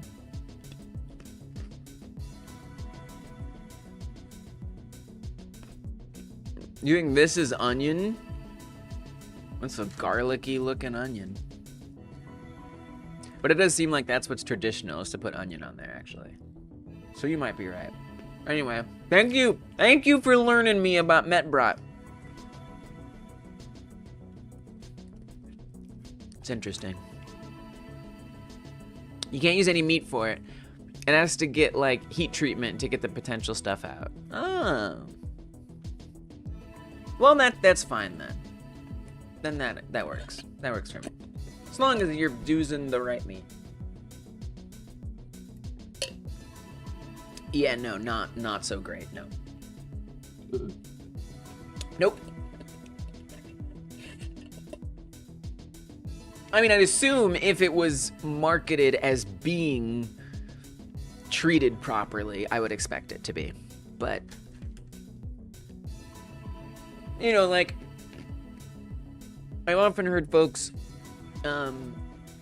who it's more, you know, traditional for their cuisine to eat raw eggs, right? They're like, why do Americans freak out when we eat raw eggs? And I'm like, no, raw eggs are delicious and great, but the reason is because in America, raw eggs are not as certain to be safe as they are in other countries. I'm sure that's also true with other things. Anyway. The buttons work, but they don't do anything. I want to design them for a second. I just want to take a few seconds to make them look away. I'd like them to somewhat match the main menu buttons. So to have like this style. I don't want them to actually be 3 dimensions because that seems like a bit more work than is necessary. So I just want them to have like a white outline and this like peachy interior.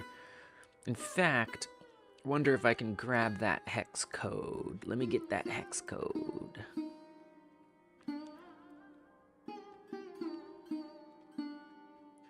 Okay, so that's the mesh. There's the gradient. Wow. So it's like literally just one of these in the middle. Probably, oh no, it's probably this one right here. Give me that one. Give me that. Let me get that. Then come back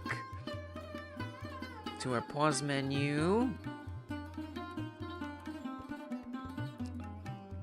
Hey girl, can I get your hex code? Ew, no, what? I don't even know you.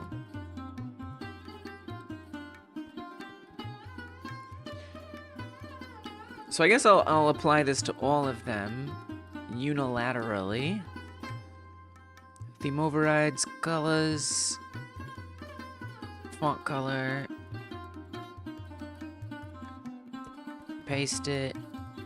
Oh, we gotta make sure the font is the same too. We want a white outline. Let's make sure there is an outline. It looks pretty terrible, but maybe when we change that font, it'll be better. The font, if I remember correctly, I don't.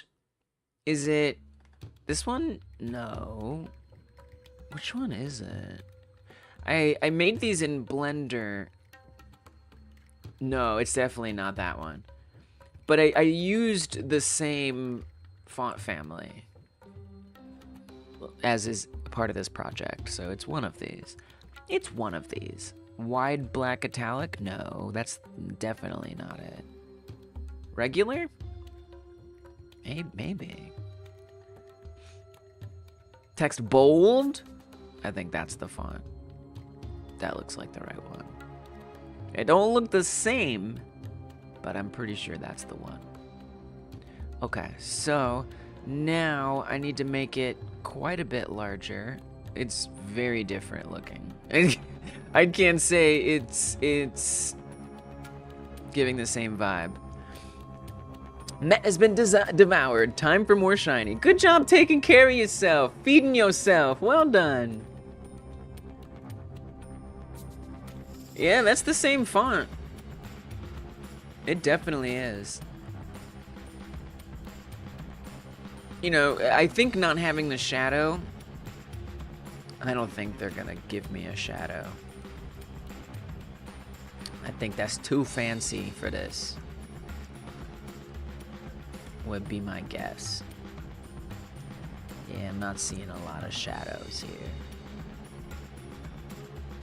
It'd be kind of nice though. It'd be kind of nice, but it's okay, Godot. You don't have to have shadows. It'd be cool, but you don't have to.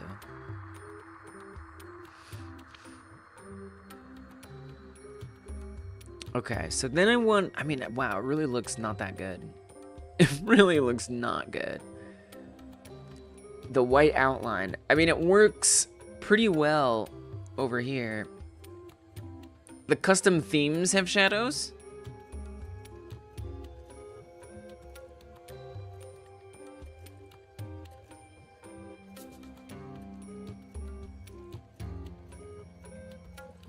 I never use themes.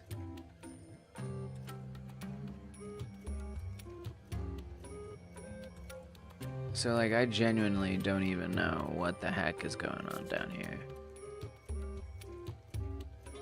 What am I even looking at though?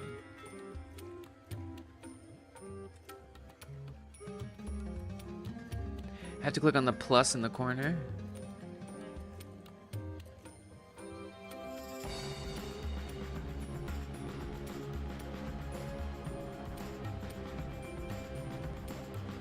I see font outline pressed, no shadow. I wonder if labels have shadows. I mean, that'd obviously be more work. I don't really want to do all that.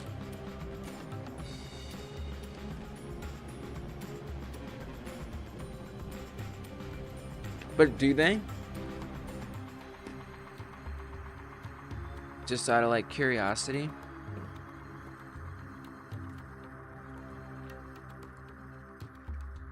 Labels have shadows, but not buttons.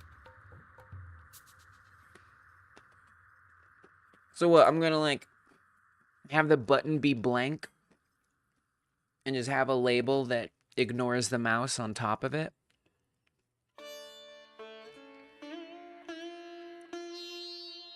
I could do that. I could do that.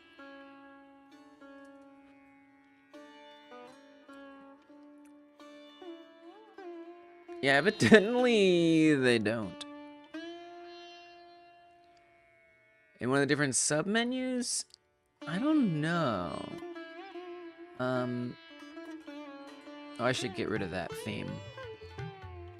I don't know what you mean by different submenus. But also I did try searching and it didn't show up at all. I feel confident to assume that Godot doesn't have that.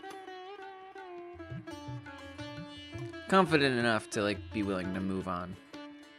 Alright, let me make this different height. Sure, let's go with 74. So that way they're still tall. And then what if I add a label as a child of the button?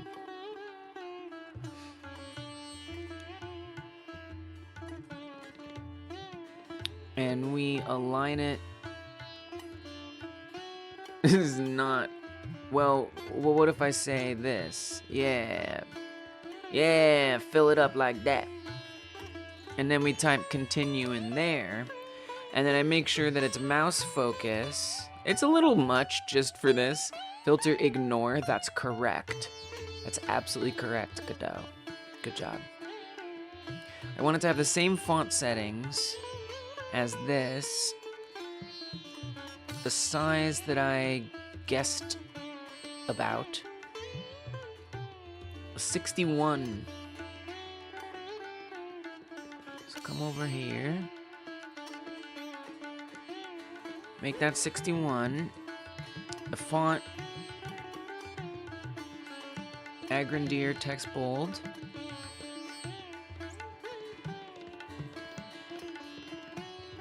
Make its color be that hex code.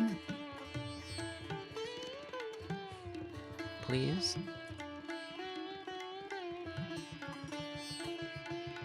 They do have shadows? Really? It's just more complicated? Where'd you find that? I mean, this is a little complicated, to be fair. I'll just guess a different outline size. Doesn't have to match the others.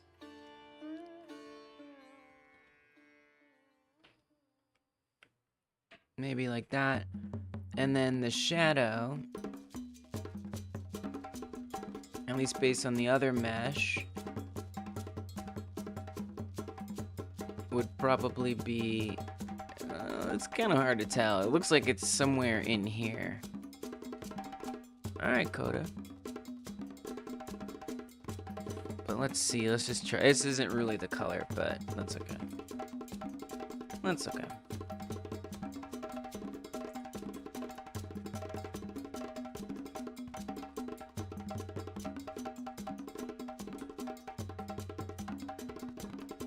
It's a bit much just for it to be designed a certain way, but that's also okay.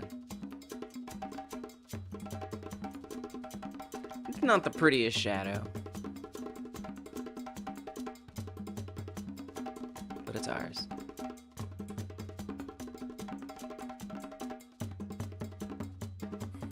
It still is pretty hard to read. That white outline, I hate it. It works better in 3D. So I'm just gonna try to adjust this a bit somehow, so it looks less terrible. Somewhere in the realm of less terrible, approximately, give or take terribleness.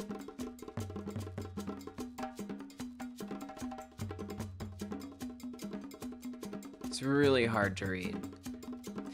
Oh, I should try spacing the letters out. You'd be okay with that, right, Godot? We have line spacing. No, come on. Oh, come on. You don't got letter spacing? Dang. Dang. Well, that's no fun.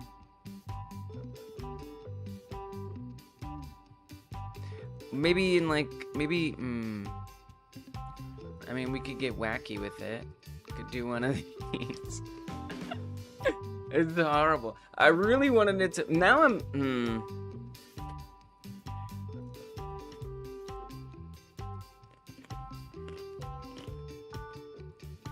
It just don't hit the same as these do.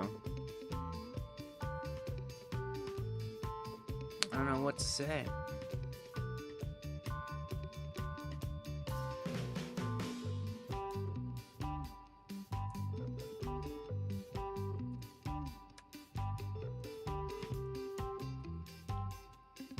You know, and its importance is pretty low. You know, so I don't want to waste too much time, but I can waste a lot, and I knew that I would waste a lot of time on this. I knew that I would. Shadow outline size? Whoa. Well, that's nicer. That actually helps a lot. Not as much as I want, but it helps.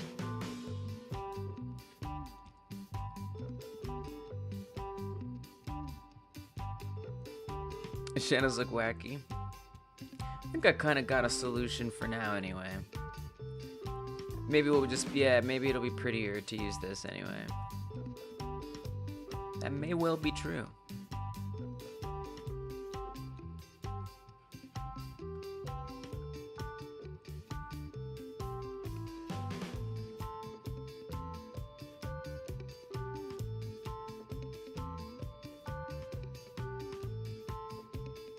It's Nick, you know, it could be harder to read. I feel like this isn't that bad, actually. I think it's pretty acceptable.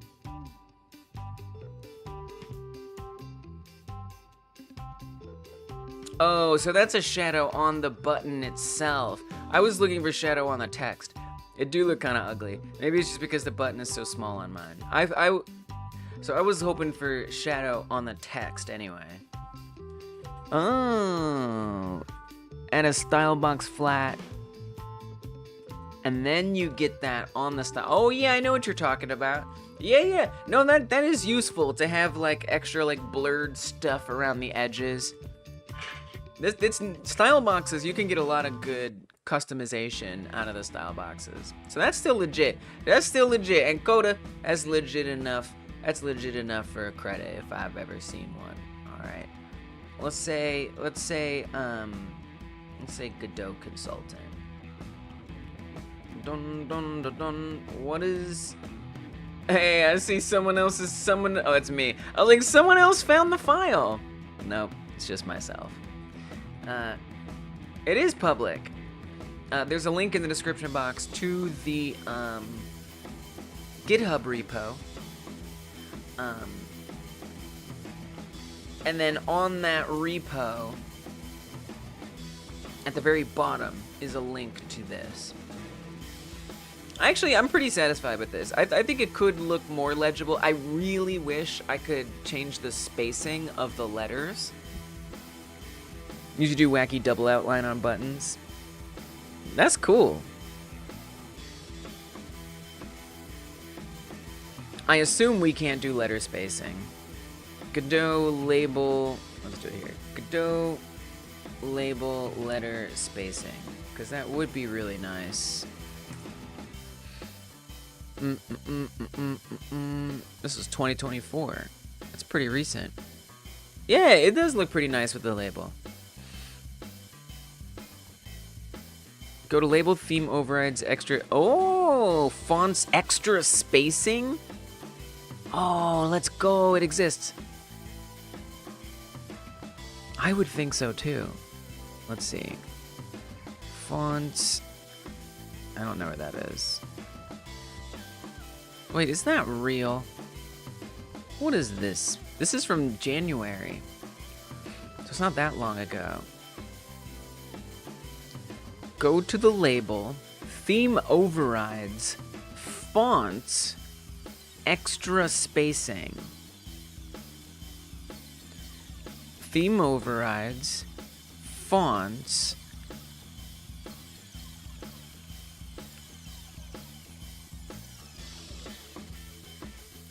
maybe it depends on like what kind of font you have.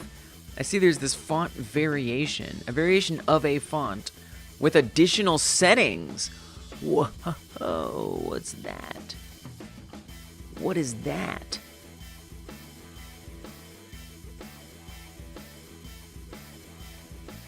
Extra spacing, wow, font variation. That's it. Okay, that's cool. That I did not know even existed. Not mentioned here in this post, but that would be helpful.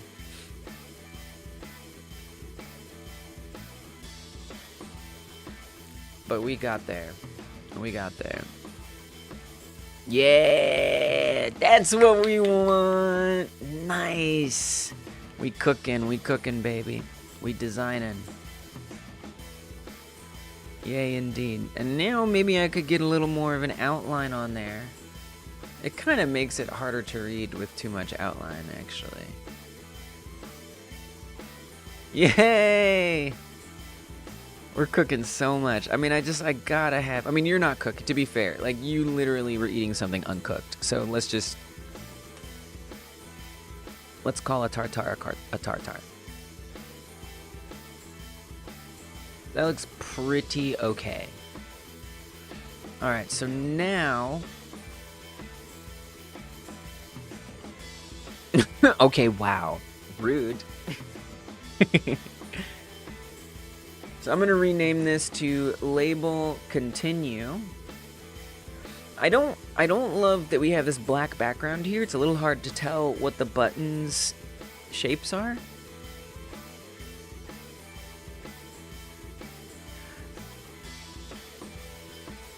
You know what I'd like? Because I feel like we're... Yeah, the shadow's definitely going outside of it a bit. I'm a meanie! Is the first button not way darker than the rest, like the base color? What? What do you mean? Oh, well, so I haven't updated the rest of these. The settings, the main menu, the retry. I'm talking about the background. The background is hard to see.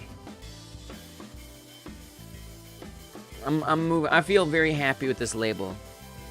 I just have to set it for the rest of them.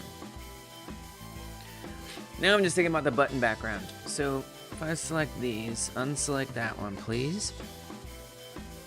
Come down here to theme overrides.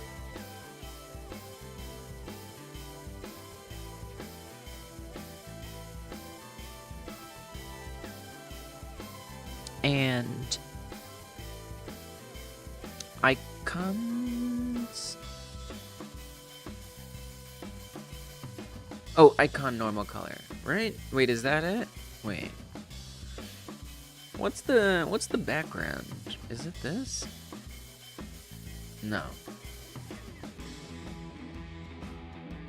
Constants, icon styles. Oh, focus. There we go. Hover normal. I think we want to go here. So if I had a style box flat, there it goes. Shiny Piplup, please come home. I want this thing so bad. It wants you too. So I just kind of wanted a slightly different color. I think I would actually want it to be like transparent, but just so I can see that I need to make the size larger. The minimum size. Just want that to be a little more visible. Oh, and we should recenter the label, actually. Or even, I guess I kind of want to make it a little off-center. What if we say it on the bottom? Yeah? Yeah. Nice. Now it's contained in there. Much better. And, now, the buttons on the main menu, they, like, get bigger when you focus them. It, like, increases the size. I don't know if that's ridiculous to try to achieve. It might be. It might actually be.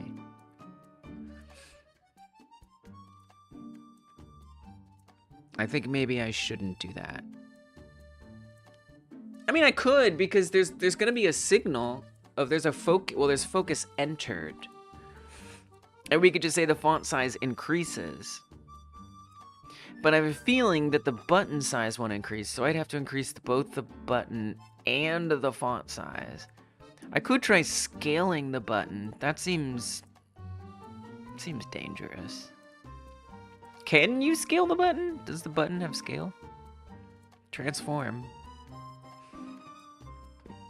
It's locked though.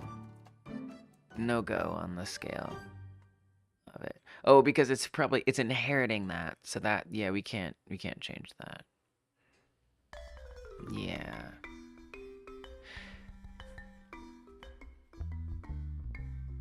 Yeah, I mean, it would be nice if selecting each button made it, like, grow bigger. I'd really like that. Maybe we can still do that.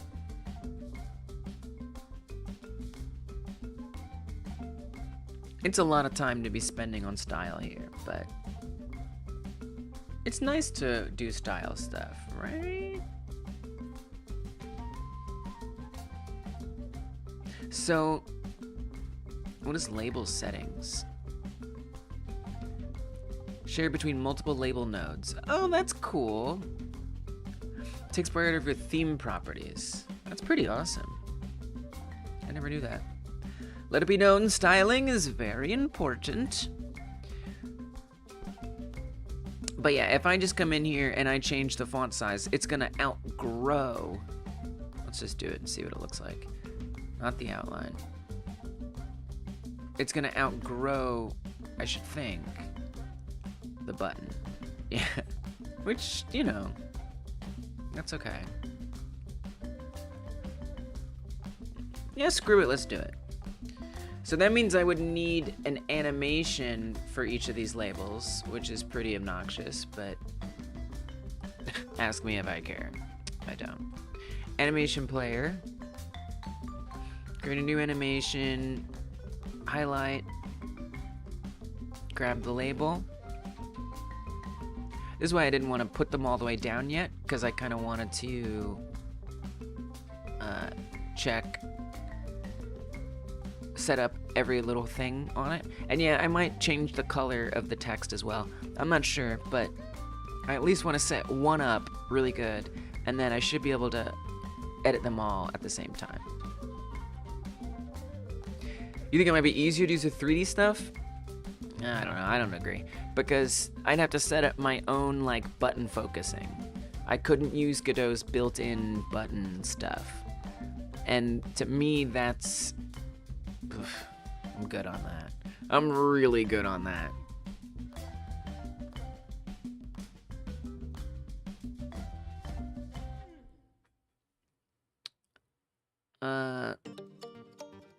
Yeah.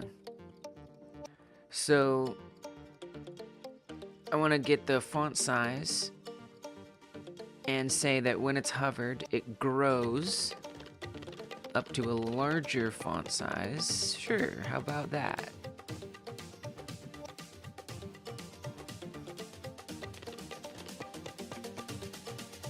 make sure that it is continuous. I'm not sure why I can't preview this animation player. I wonder if it's because of the paused thing in the process. It's being quite strange. I can't even drag across here. Can't click on that at all. I can't play it. I can't test it. Well, that's unusual. What gives? Oh, there it goes. Wait. Kinda. I mean, I can drag it, but I can't play it. Whatever. You know what? How about whatever? I'd really like to play it, though. That would be really convenient. I wonder why that doesn't play. Okay.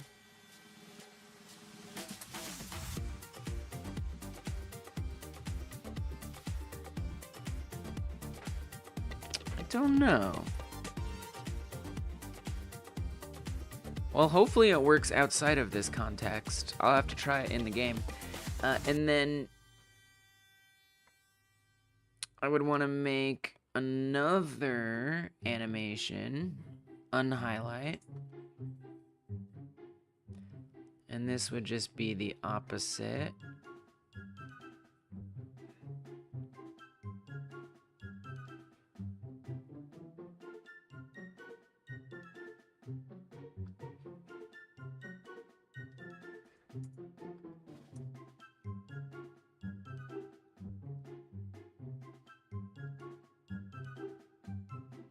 I would say that could be shorter even.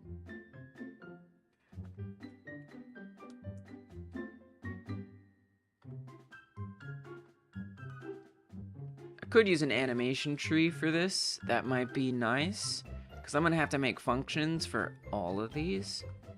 I mean, an animation tree wouldn't change that.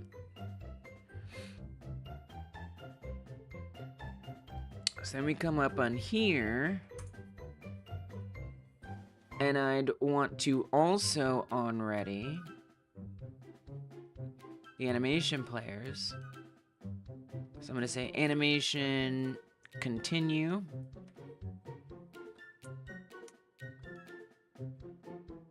Well, we'll just do continue for now. Animation continue. We don't need to set that up like that. Actually, I'd want to say button continue, and like, let's do it over here. Let's keep them kind of nearby each other. Button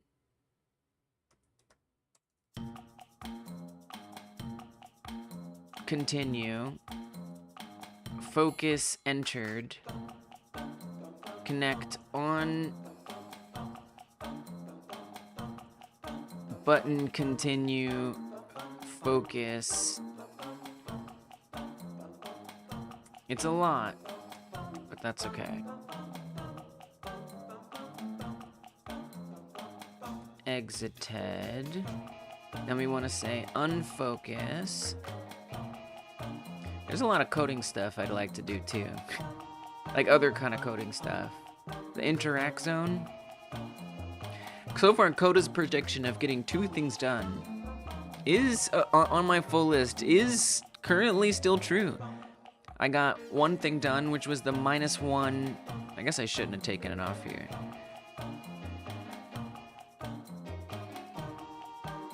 The -1 pop-up, that did get completed. And I'm currently working on the pause. So far, we're still working towards that second one.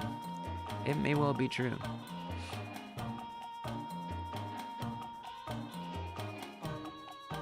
You believe that maybe we can even do 1 more time? I think so too. I think so too. I'm glad that you do. Funk on button, continue, focus. I have faith in the Lees. Get it done. Get it done. Let's get it done.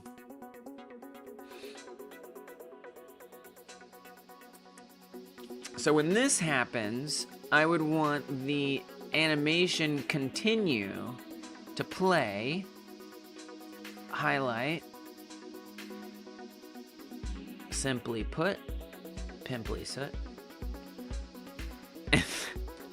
and then we'll say unfocus, and this will do unhighlight. Love it if this piplup got done soon too. Yeah, I know. You know, the harder you work for it, maybe the more of a payoff it'll be to finally get it.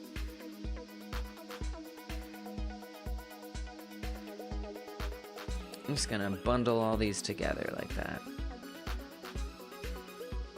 Can I, is this in a testable state?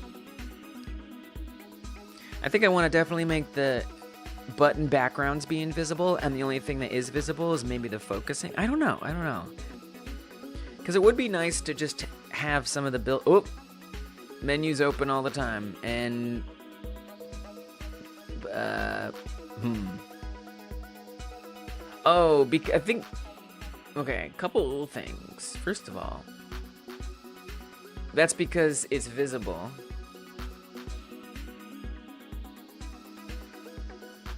Which it shouldn't be. It's also only supposed to run when paused, so that's interesting. Function sleep void.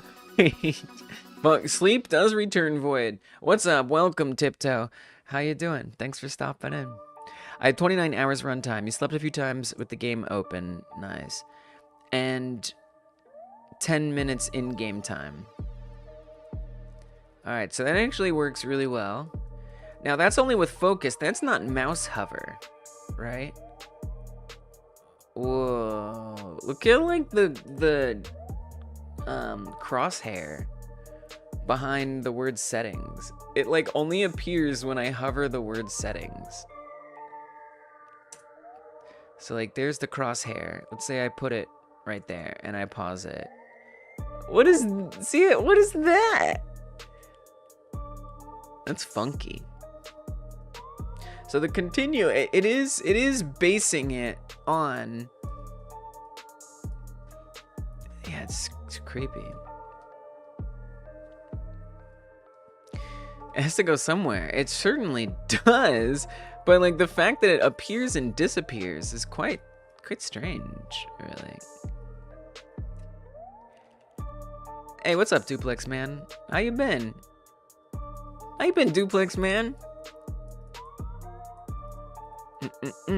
I knew Duplex Man from a long time ago. Back when I streamed on Twitch. It's just the button transparency that gets lower. Big brain stuff, Coda. Big brain. I see. I mean, ideally, if you hovered over it, you know, it would do that. You want to find other software that's similar to Dreams? Not much. Not much. I really think Godot is an excellent choice after Dreams. Dreams is a creation tool on the PlayStation console, where I met Duplex Man. You can make games on it, but I don't recommend doing that, especially anymore. And it has a very user-friendly interface. And I think Godot, to me, was the best thing. You do have to learn some text code. Although there are add-ons people have made that have visual scripting, I think it's worth learning text code. And of the various text languages, I think GDScript is a great starting language. But that's just my opinion. Hey, what's up, Bustifer? In Godot, I'm trying to make a deck building game. Is it possible to have a script that dynamically creates UI nodes, as well as 3D nodes given some metadata of each card? Yeah. Yeah. As far as like actually creating UI nodes, yes, I've never done that specifically, but yeah, absolutely. Like you could basically, the way I would do that, like knowing what I know, is I would make a scene that was instanced. So in Godot, you have these things called scenes, and scenes can contain nodes, like UI nodes and stuff.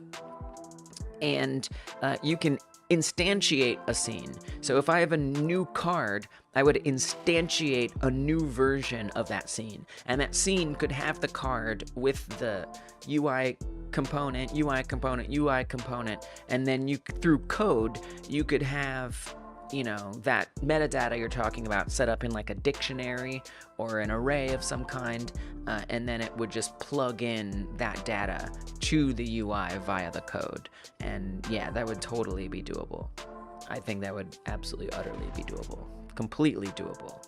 Absolutely. Instancing scenes. And that would be the way I would do that, personally.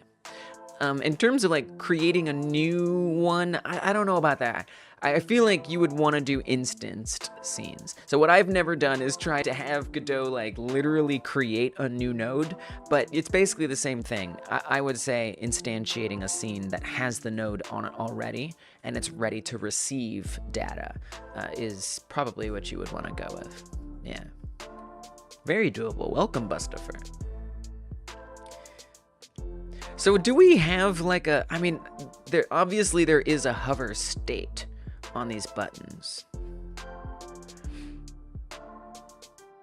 Button down, button up, button press, button toggled, focus, mouse entered. Maybe we could just have mouse entered and focus entered both do that same thing. It'd be nice if a function could be an or statement. I mean, maybe it can somehow.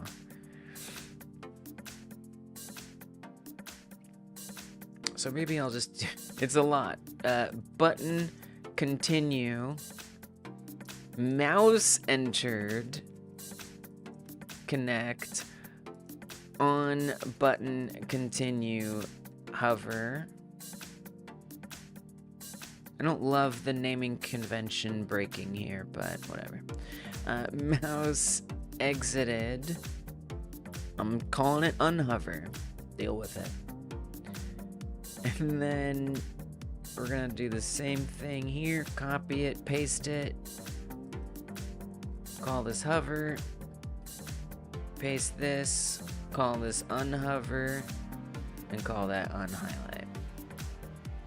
So, in theory, whether I focus or I hover it, that I took out the GHs, it's ridiculous. GHs, it's so unnecessary. It's so many, G and H are such wide letters, and you want me to put them twice each? No, absolutely not. What a waste of space. You know what I mean. It doesn't read worse. I have come to reject GHs in the word highlight, except in the most academic of contexts. All right, pause menu. Nice. Nice. Yeah, I love it. Works for me. Bustafer will look into it. Right now I was doing inherited scenes of a card. Yeah, but I needed 2 scenes for every 1 card, since anchors and styles don't apply unless they inherit control. Similar issues where I need functionality from Node 3D. I mean, look, I would definitely recommend checking out our Discord. There's an @Godot Helpers ping. There are a few folks right now who have that ping in our Discord, and they're really knowledgeable, and they're always happy to help, or try helping anyway. And then there's other folks too, besides people who are in those roles. But yeah, see if you can tap into the bigger hyper game dev community, because I'm a little unsure exactly what you mean, but it sounds like you do have a very specific issue. Yeah, check it out. Link is in the description box to the Discord, by the way. You need 2 scenes for every 1 card, since anchors and styles don't apply unless they, yeah. I feel like there's a way around that. I feel like there's a way around that. All right, I'm happy with this. I mean, obviously it gets a little weird there. You know, because it like plays the animation like again in a weird way. But that's only if you're also hovering and doing this. I don't know that I really care. Like, I could set a Boolean if I really, really wanted to. I guess I do. Jesus. Alright, screw it, let's do it. Anyone's gonna be using a controller and mouse at once. No, but someone might be using a mouse and a keyboard at once. And you're right, it's such an edge case. What am I gonna come out here and code in an edge case? Please, you don't have to code in an edge case. Please? Please? She can't be stopped now. I'm sorry. She's off on her own now. She can't be saved. Oh god, it's too late. Aren't we all edge cases? I'm an edge case. Do it for the edge case. Well said. She's too far gone. Tiptoe. You get it.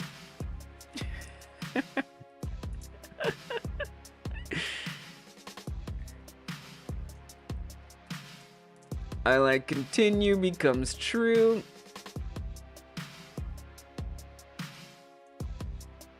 Well, actually, we'd want to say if highlight continue is false. You've heard of edge case, but just wait until you hear about goon case. What? What are you on about? I'm gooning for edge cases. And we want to make highlight continue true.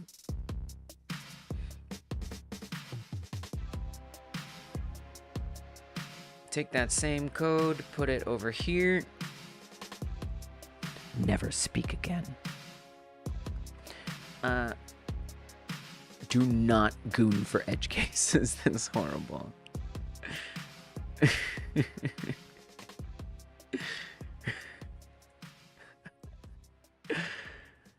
And then here it only goes down if highlight continue is true.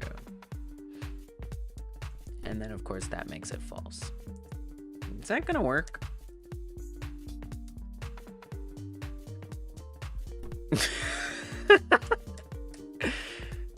It's pretty funny. It's pretty sad. It's actually a little sad if you think about it.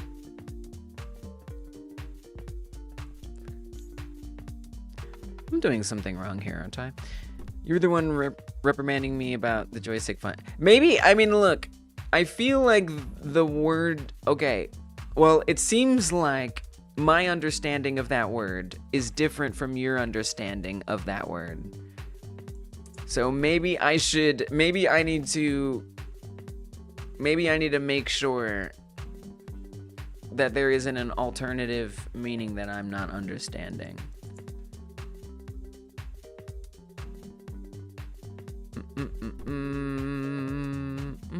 It's not that bad. This is not.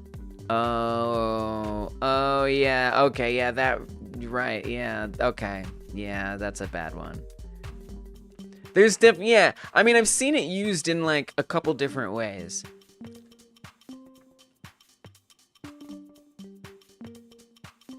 Almost like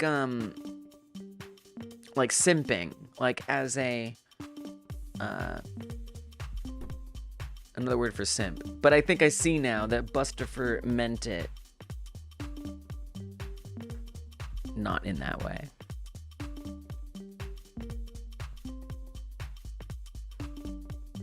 I see that now. I see that now. Well, we're gonna pretend that the other meaning doesn't exist.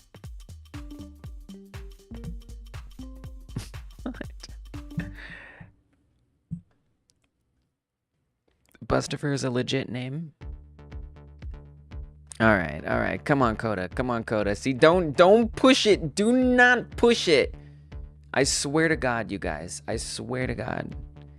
I need to make a pop-up in the chat that tells you community guidelines. But if you want to know the community guidelines, you can head over to the Discord. The rules are the same there as here. And that means everything must be safe for work and ideally family friendly. We got children here, like it or not. And I don't always like it at all. I don't know why children like to be here.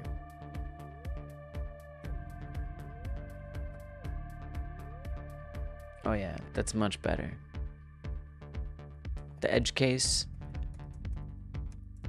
has been considered.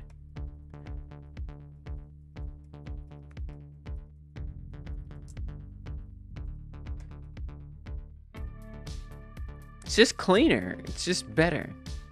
And I don't think we even need the like UI boxes there at all. Yeah, we've done, well, we're getting there. It's getting there. I still gotta do a few things. Yeah, it's clean. We're getting there, little by little. Almost. And so part of setting this up was so that way I could get the game over, the retry stuff working correctly, which is going to be its own entire effort. So let's keep going on.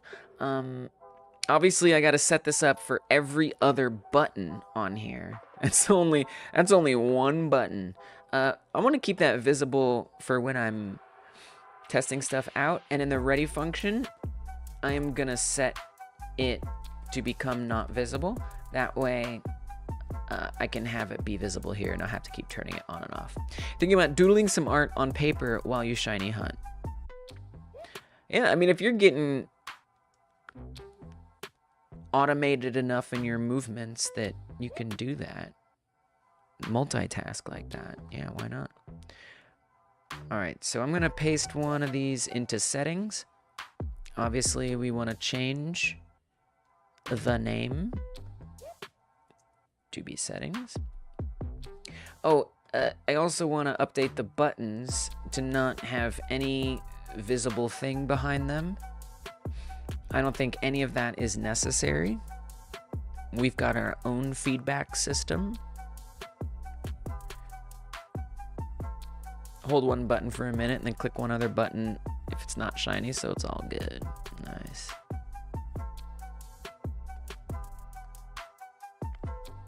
It's a 50-second draw jam. Theme overrides. So I guess we'd want to take the styles and I guess just make them invisible. Just give them like a style box flat that is invisible. I mean, if there's an easier way, I'll do it. But that's kind of what seems like the way.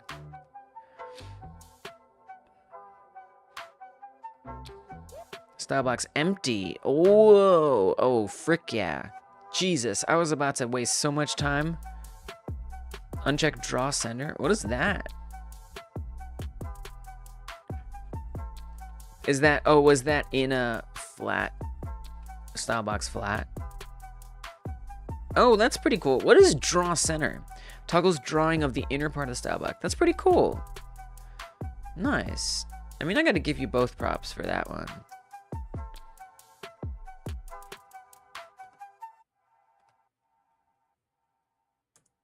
Coda and Tiptoe. Oh, Tiptoe. By the way, and you knew this because you already have one, but I say it anyway.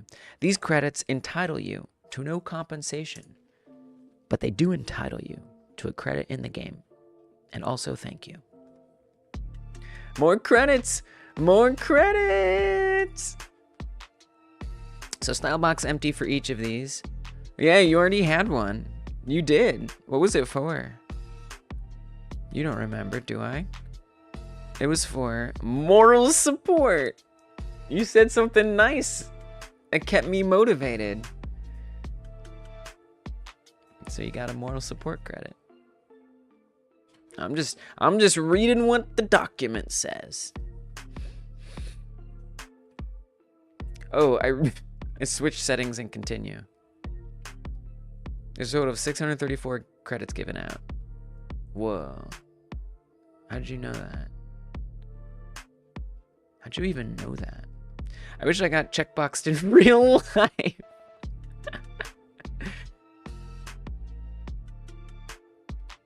Alright.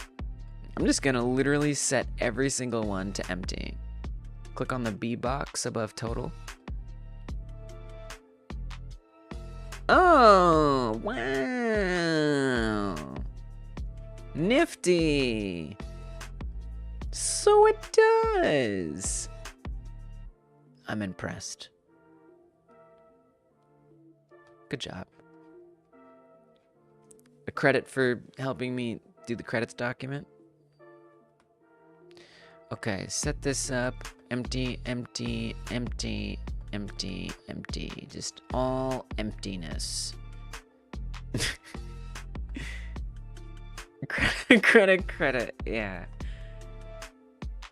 I mean, you know, definitely when I do the actual credits page, that will certainly be relevant. Okay, this one is supposed to be continue. And this one is supposed to be settings.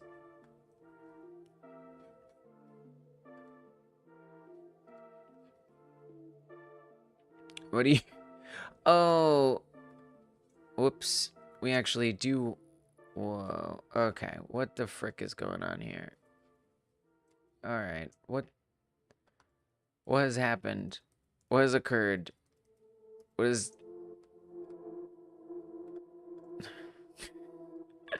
What is this? What is this game? What the frick is going on?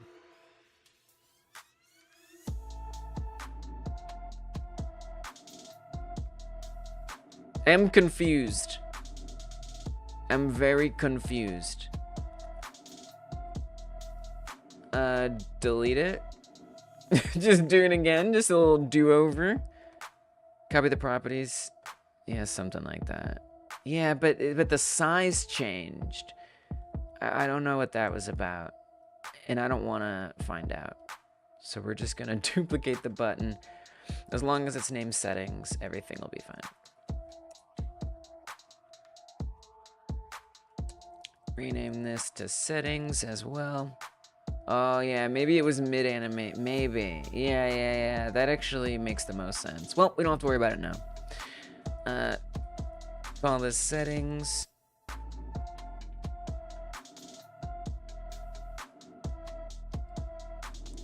Oh, look! It shrunk down again. Yeah, I think that is probably the best guess. Yeah, you're right. It was that. Setup. Setups. That was it, Coda. Alright, paste this in here. We don't need the button to say anything.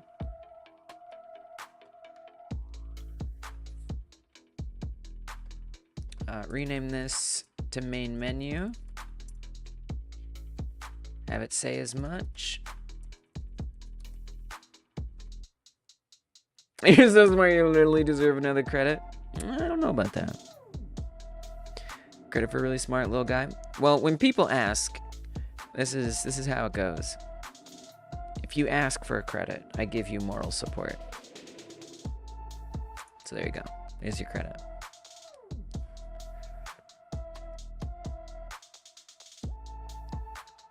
All right, paste. Huge. Name this one retry. Update that text. Get rid of this other one. I promised you one for your birthday. Okay. I don't remember that, but sure. Yeah, you got it. 100%. Getting your credit grind up. That's right. That's right. Continue settings, main menu, retry. Great.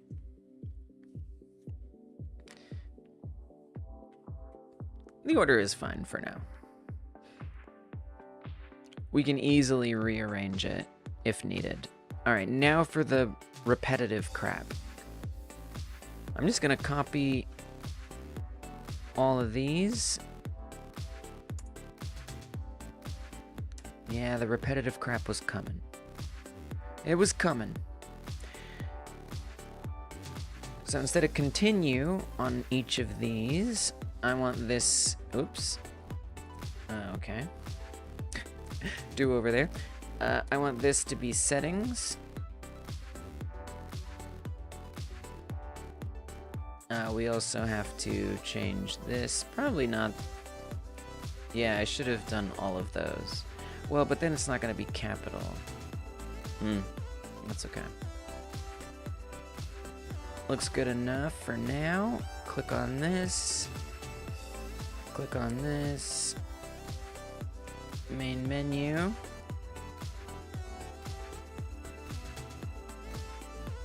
Replace these with main menu.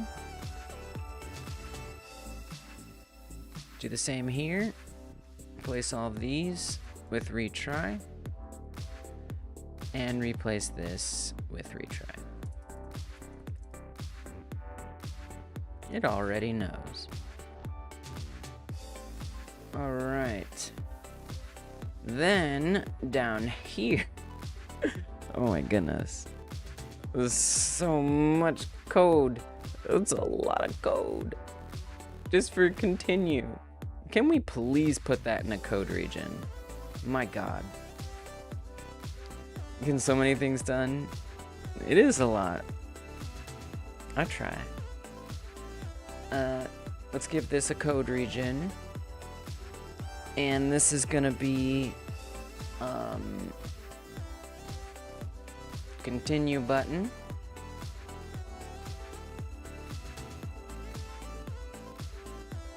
But I do want to copy it all. I don't have behavior for it all yet, but that's okay.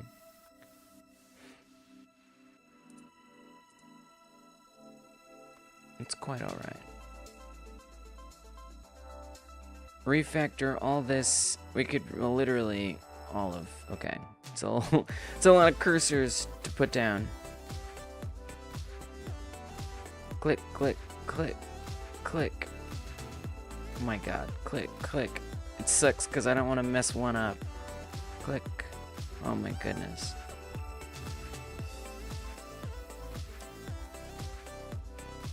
This one is settings, yeah? Alright. Vim macros would be useful. That sounds so true. I'm not hardcore enough to have my own IDE set up separately. But you know, maybe one day. Maybe one day. I can't help but think you're saying my name every time you start to say code. It's the sweetest sound, isn't it? It makes sense. Checks out. Okay, this is main menu stuff. So same kind of thing. We did that with the... Yeah, they all should be named the same. Wow, that's a lot of clicks. That's so many clicks. Yeah, I do agree that there are other ways, convenient, fast ways to code that I am certainly not tapping into. That just has to be okay. For now. Okay. I'm not at that level yet. But one day I might be. And then all of these we call retry. And you saying that, Bustifer, it just puts that idea in my brain. And there's one more chance that someday that happens. Today is not that day. Alright, then I'm gonna code region these all. Oh, not evaluate. Please. Please do not evaluate anything. Thank you. Create code region, and this is settings button. Highlight all this. Create code region. I forgot which button this is. Main menu, probably. Main menu button. And all of that. Retry button. So there's just a little bit less chaos going on. Just a bit. Okay, cool. Did that work? Did I fix it? Does it work? Is it a menu? So then what I want to do is I would love to get main menu and retry set up. At least main menu. Retry would be nice too.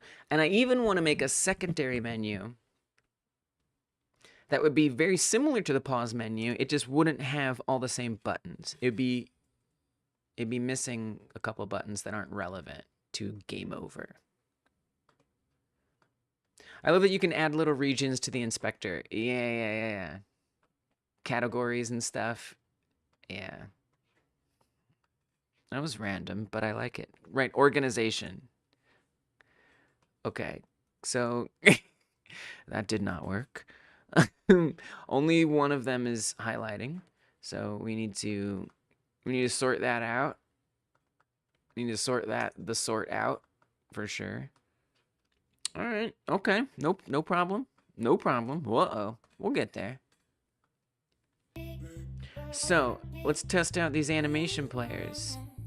Maybe I didn't set up the animations correctly for each one.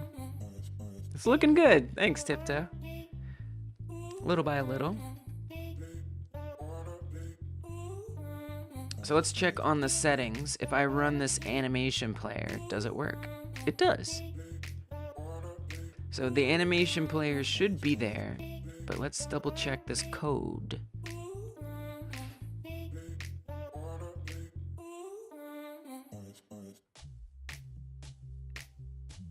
VBox container / button _ settings, label _ settings, animation player. Maybe it's the bool? We did add a bool for each one.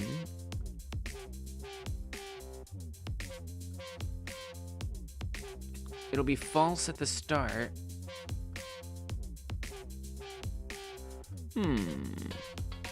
Let's make sure this is happening. Print settings highlight.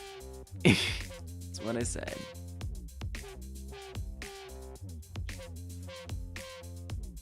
Oh, that's focus. Well, let's be more specific. Settings focused.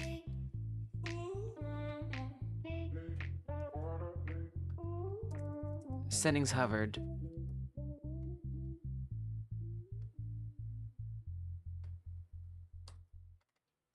Settings unfocused. Relatable. Settings unhovered. So let's make sure that's all working. And if not, why not? I wonder if these functions aren't getting called. Oh, I didn't connect them, did I? Did I?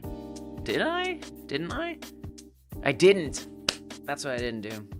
It's fine. I just didn't connect any of those functions. Nothing is calling those functions. Why would they run? No one has told them to run.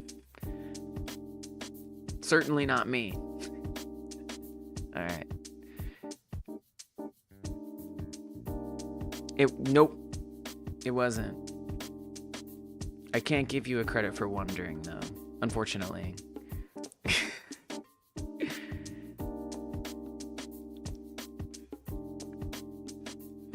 If you told me to run, I sure would. Yeah, wow. Very good. Oh, we need to do all of these. Let me just make that a little easier to see with those indents. There we go. You're fishing for credits, believe it or not. Alright, so just like before, I need to paste all of this and update all the names. My life revolves around other things, like Piplup.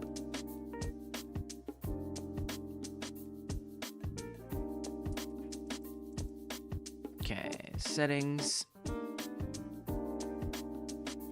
Paste it. I mean, I should code region this too. It's quite it's quite a lot. Main menu. Click, click, click, click, click, click, click, click, click, click, click, click. All right.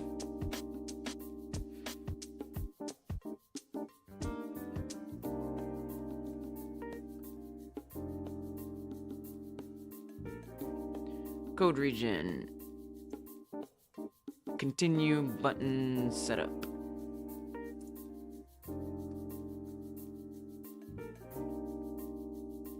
What is it again? Alt R. What's the second? Settings. Settings button setup. Alt R. Main menu. Oh. Main menu button setup. Alt R. Retry button setup. Okay, so does it work? I think it will. Now I've set up all those print statements. I don't really need them, but that's okay. That's okay. So, you know, do I want to make a background for the main menu? Do I want to, like, you know, blur or, like, you know, change the... Maybe it would be nice if there was, like a tint change on everything, or, like, a tone, like, everything just got a little... Like, maybe a semi-transparent, like, black thing that covers it up. Something like that. Sweet. Yeah. Let's go.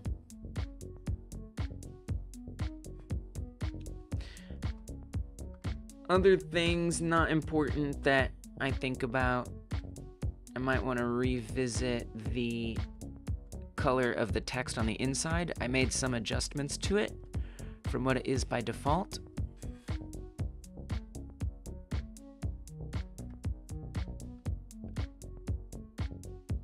Oh, interesting. It's only changing one. Well, let's save it as label settings. Save this as UI menus. Yeah, actually. Pause menu. Pause label settings. Get on in there.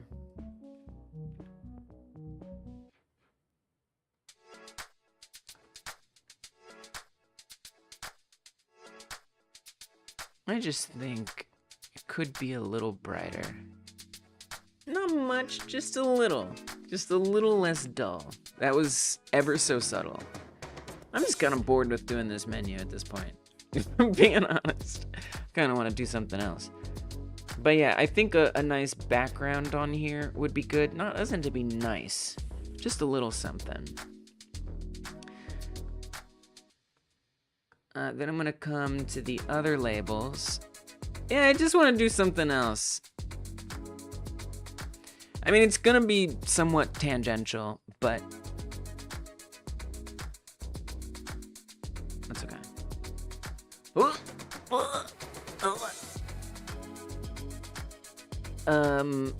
No? How about no? Okay, apparently label settings does not mean what I think it means. Can you convert the settings that currently exist as the label settings? It's like, no, you're starting over. Please don't. Please don't. Please don't do that. All right, sorry, never mind. You know what? I'll just copy it and we'll paste it onto each one. How about that? Get small. Really not a big deal. Guess I need to do the label settings right in the beginning. I'm not thinking there isn't some way I could somehow save it. I don't know what that is. I don't feel like figuring it out.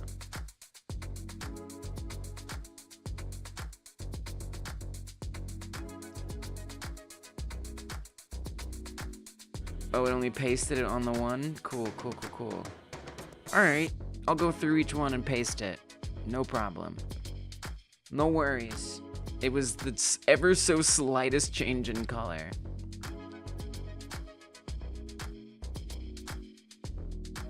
Why does... Oh, that's a button. I was like, why does this have a different color setup? It doesn't. Alright. So I want to put a background on here.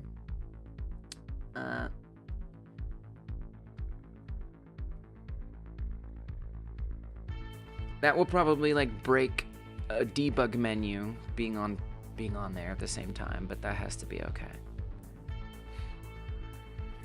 I'm just gonna grab this same background that I have here.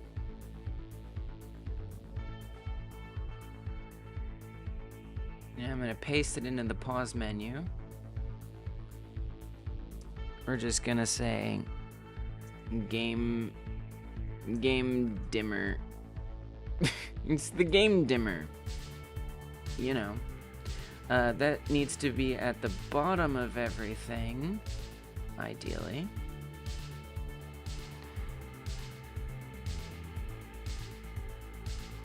We need to give it a unique style box.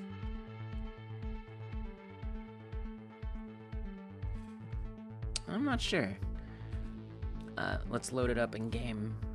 You know, maybe I could find some way to make it do some cool shader effect. I don't know. I don't care. A pattern. Or it just dims it a bit.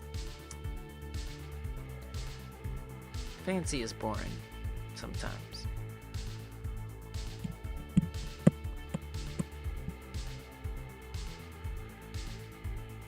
Okay, play state means we can pause. Let's see if we make it a little darker. It's pretty dark, but it's nice. I think that gives you a good amount of focus for now. You know, you can always iterate on this at some point.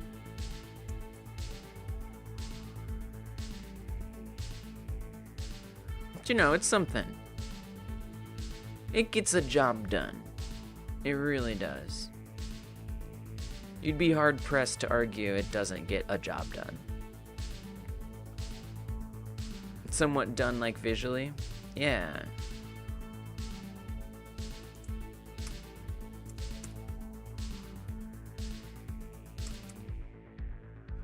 It sure is a menu. It is, but what is a menu without functionality? I also never added in like a pressed effect. Luckily, that would be easier because there should already be a way to just change the font color when we press it. Oh, we've got all the messages printing down here. So something that I want to do is main menu and retry are really important. So what if you get a game over, right? So let's pull up the tasks. Let's look at our tasks here. Things that I plan to do today. So pause, state, and menu. I would say this works. It definitely works. The menu doesn't do much, but that's okay. So I'm going to pull up my GitHub. Let's make a commit since that task is done. Pause, menu, and state work. Pressing enter or escape pauses the game if the play state is true, and if in pause, then the game unpauses when escape. Oh, I guess enter escape / button 6 or button 6 pressed. The continue button is pre-focused on, this is so many details, on release of pause button, leading to enter to already unpause it. Blah, blah, blah. Changed the debug canvas layer to be below the pause menu. I mean, stuff like that. Bunch of stuff like that. Designed the menu, added the pause menu, added code, only functioning button at the moment is continue.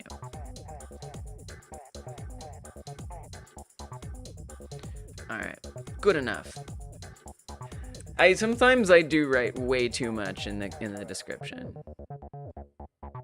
I never know. You know, sometimes it's been so helpful. It's like saved my butt so often. Like when I have to revert or I need to like go back and look when changes happened, it has been a huge help to see it. Now that's like very rare, but when it does happen, I'm like, thank you, Lise, for typing those comments. It's not often that I need those comments, but when I do, I'm glad they're there. This comment was published in 2024 by Hyper Game Dev, yes. It's one of my proudest moments. It's 50-50 between super detailed and explode, die, explode. Doesn't sound helpful, but you know, at least you're making commits. That's what matters the most. Oh, I forgot to get rid of this unnecessary print suite. This suite of prints. Let's yank those out. Alright. So, oh wait, one more. Nope. Alright, so game over menu. So I'm gonna just for a little shake up, for a little very short shake up, I'm gonna play a round of Nuclear Throne. Yep, I'm gonna play around a Nuclear Throne, and I'm gonna die. And when I die, you'll see what I'm gonna work on next. To some extent. Give me that signal. Give me that signal. There we go.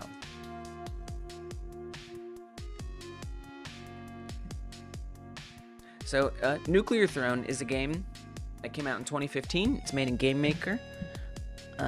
Someone in this community, Dungeon Martian, recommended it to me as something to look into while I work on this game, and it has been very inspiring. And it's a roguelike game. This is actually the menu that I want. So this only has, go back to the main menu and retry when you die. It's got a couple of other nice things on here. And so I'm actually definitely gonna need to do some adjustments to the pause menu at some point. Because I still wanna put like a progress bar of a such.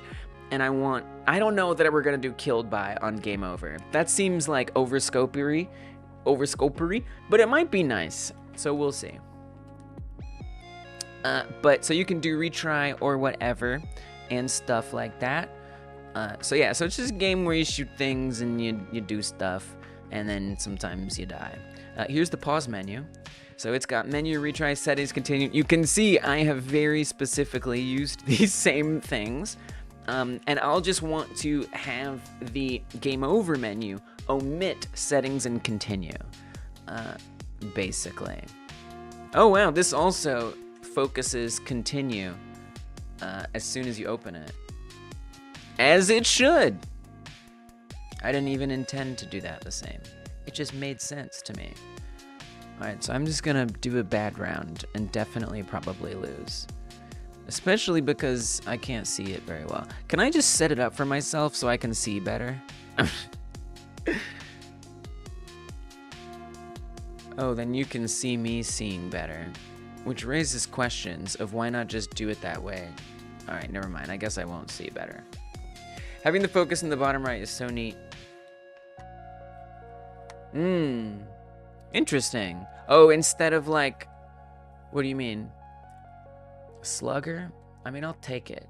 I don't have any other weapon. So you know what? Why not? I really like melee weapons in this game. I find them quite nice. Low bullets. Oh dear. Yeah, I guess they mean instead of centered. Oh god.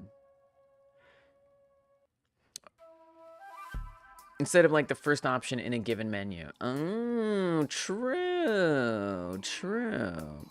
The first view would be top left. Yeah. I'm gonna borrow a lot of power-ups that are used in this game for use in my game. 100%. No doubt about it. Scarier face, less enemy HP. You bet. Let me mow them down. Dude, I need some bullets. So I really like that low HP alert that comes up over there. And now we're dead. You coughed and the stream lagged. Not sure if it was your cough or not. Sorry if that messed anything up. Thank you, Tiptoe. I really appreciate your thoughtfulness. Yeah, because it definitely did cause the stream to freeze. Oh, that's on you. That's on you. And I forgive you. I really do. Alright, so that's what I want. When you die, I want to basically have the pause menu appear. I don't care if there's stuff playing in the background. I don't know. I just don't give a crap about that. So I'm just gonna say that when you die, the pause menu opens up and the game is paused. Which is a little, I guess something about that kind of sucks. Like,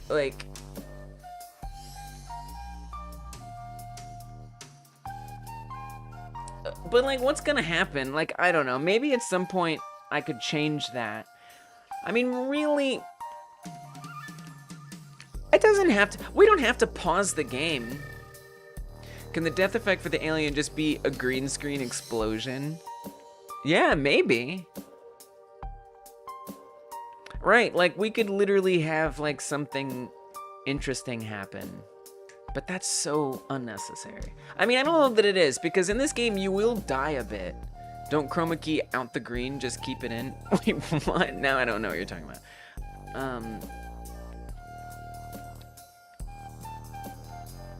A leaderboard? Yeah, maybe. I don't know. I think leaderboards can be a little tacky. I do like the idea of having high scores being tracked. That's definitely an idea. I don't know if it's one that I'm going to worry about just yet, but I kind of want to keep it as simple as possible for now. Green screen explosion videos just have a bright green background so you can edit it out easily. Yeah. Leaderboards are fine until people manage to manipulate your game and get ridiculous scores. Yeah, death should be fun. Yeah, I think death should be fun. I agree. But I don't know that I'm prepared tonight to like make death be super fun. You know? I feel like just for now, if it could just be passable, minimum viable product, that's gonna be a good use of my time. But it's something to certainly look into. I agree. You know, I would rather get it set up the way that it is and be like, does this feel like it's missing something? Then let's add it in. My only concern is like, you know, is it like, bam, as soon as you die, menu pops up? Or is there like a little delay? It'd be kind of nice if there was, but I'm just gonna keep it stupid simple for now. And I don't think I have a game over state. I don't know. It's like I could keep it. We could like not pause the game. There's not a lot of animations right now. There are some, but I'll tell you what. Here's what I'll do. Let's repurpose the pause menu. So I'm gonna set the pause menu over here. Oh, and let me just change. I'm gonna just change my task here. What does death look like in game? Nothing. It don't look like nothing right now. It's gonna be a lot of work to get this set up right. Mayhaps a short delay between the game over screen and death. Yeah. Perhaps animation could play into the game. Yeah, something like that. I kind of just want to. So here's the thing. I want to just make the menu and then think about what happens between then and the menu. I don't want to worry about that yet because we already have the menu. Been working on that. Again, I think it makes more sense to see what it feels like without anything special there. All right, so we have done the pause menu. But yeah, you guys have good suggestions for sure. I really appreciate it. Game over menu.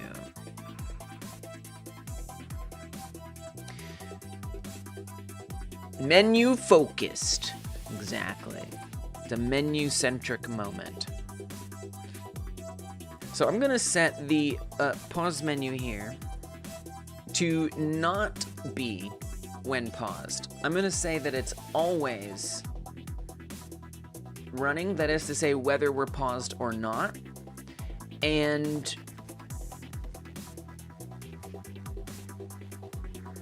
that should be fine, maybe. Let me just make sure that that is fine. Sparkly penguin focused, that's fair. Let me just make sure that is fine. And then I'll say that when the game over menu happens, the pause menu shows, but it omits a couple of the buttons. Now, I'd really like to make the buttons work, because continue isn't going to be one of them. That's the only button that I have that works on the pause menu. It would be nice if some of those buttons worked. Okay, so this seems fine. Great. Not broken. Let me try this. Yeah. Great. Everything is fine. Okay, cool. So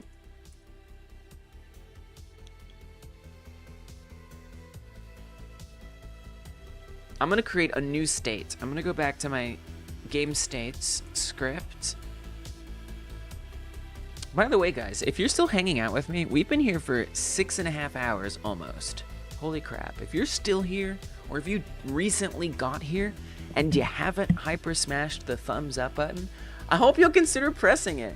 It just means more people will see this live stream now and in the future, and I really appreciate if you would do that. It means a lot. Thank you. Thumbs up if you haven't. Thumb it up. Press the like button. It will make you feel good.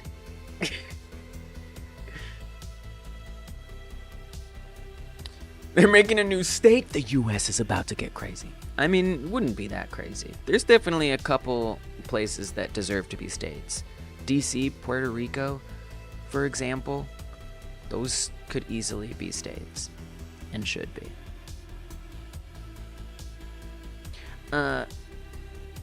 It's actually crazy that they aren't states. So I'm going to go to the, oh, actually, let's go to the global script first. Play pause. I'm gonna call it over. It's the over state. It tends to overstate itself, but ironically, that is its purpose. Spitting facts. Knows nothing about U.S. politics. That's okay. Don't worry about it. I'm sure you know plenty. You know plenty about U.S. politics, and I'm so sorry about that. Yeah, because states have certain protections, and so the people who live in Washington, D.C., which is not considered a state. Washington, D.C. is in the state of Maryland. But there are issues that are specific to those areas, and then Puerto Rico as well. And those areas don't get the kind of representation and support that a state would. And it leads to disenfranchisement of as such. Yeah, of course. Everybody does. It's ridiculous. The United States brand is too strong for anyone's good. Except for the military-industrial complex. It's very good for them. All right, anyway, we're getting too much into politics. No more politics! Shh! Hush, please. I was shushing myself. Myself, mostly. All right. Cool. So, it's enough. Stop it. Too woke. Global script then. Oh no, not the global script. We want to be on the game state script. We are. And in here, I want to add a new check in a match statement for globals Is game state over? You just learned that today? Yeah. I mean, it is. It's in the state of Maryland. It just doesn't have its own state, basically. Stupid Coda got too woke again. Become more slept. Yeah, exactly. Game state over on game state over.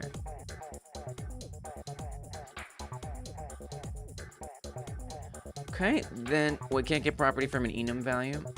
What are you on about then? What do you want about? Oh, game states. Boop. Okay, now can't find member over. Oh, because I didn't save it.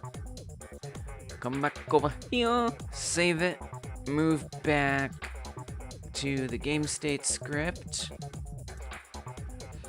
All right, that's the error I want to see. So I'm gonna come down here. We're gonna say func on game state over.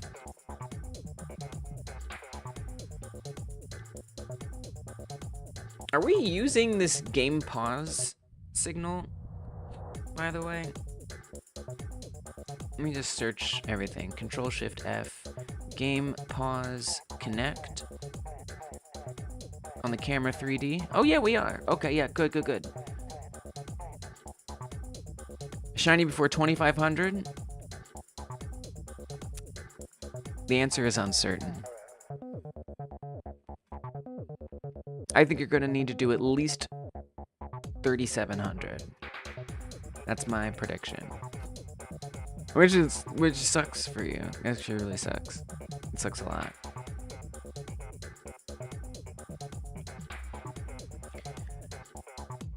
So let me actually come to the messenger script. I don't know if I need to do the game over. Yeah, because I want it actually to be very similar to the pause. Writing it down, yeah, please. You have my permission? Oh, there already is a signal called game over. What?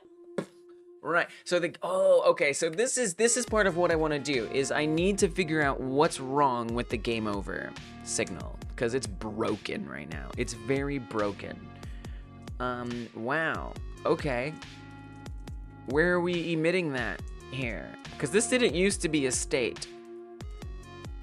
This was something else at a point. In the global script, oh no, not connect, sorry. Game over emit. Okay. It's perfect the way it is. So this is emitted in a few different places. It's emitted when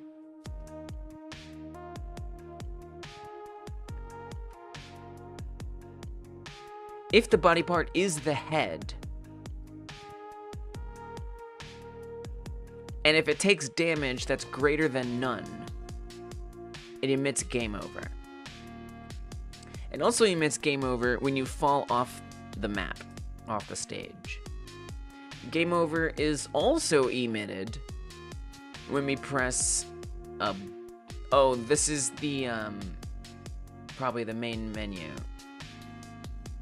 Okay. So this is not how I want to use this anymore. Instead, I'd want to say swap game state, however the frick that all goes. Let me look up that. Swap game state, because this didn't used to be a state, but now it is going to be a state. Globals is, can we just copy that? I don't want to friggin' do that every time. All right, come back over here.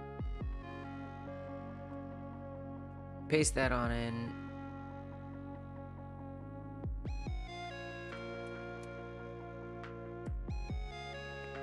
And then call this over. Okay, good. Now I need to come back to all the other places where we do game over emit. And I want to replace that with this.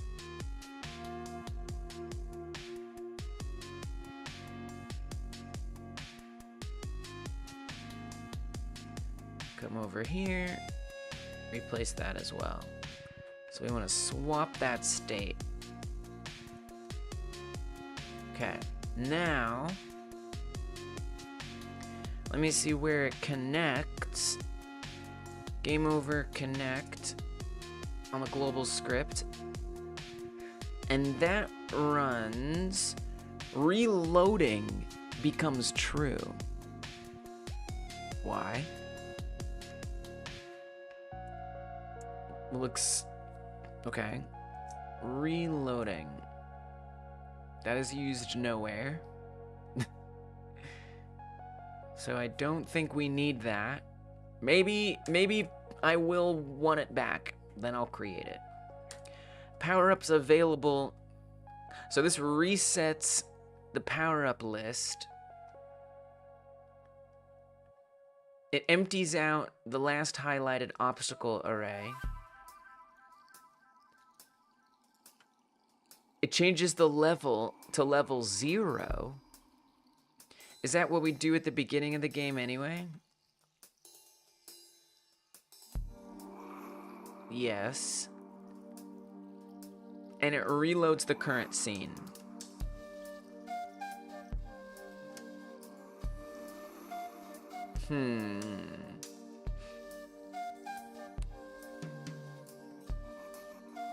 So, I mean, I think these things we can put on the game state script for one.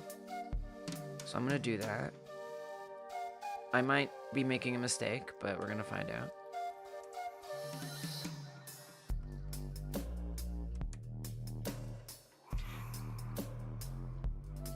And then I'm also gonna want that button on the pause menu.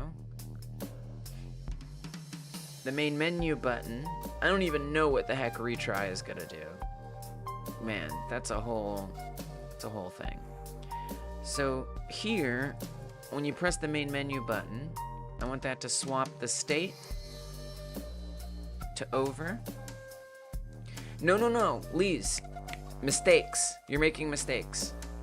You're making mistakes. That's okay. It's confusing because we're refactoring an old thing. No, absolutely not. When the game is over, you don't want to run all of the restart stuff. All you want to happen is the menu appears. That's it. All of this stuff would happen once you choose the button. Main menu. And to some extent, when you press the button retry.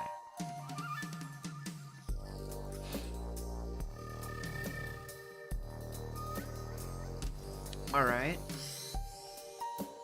So I'm gonna come to the messenger, and let's say signal, I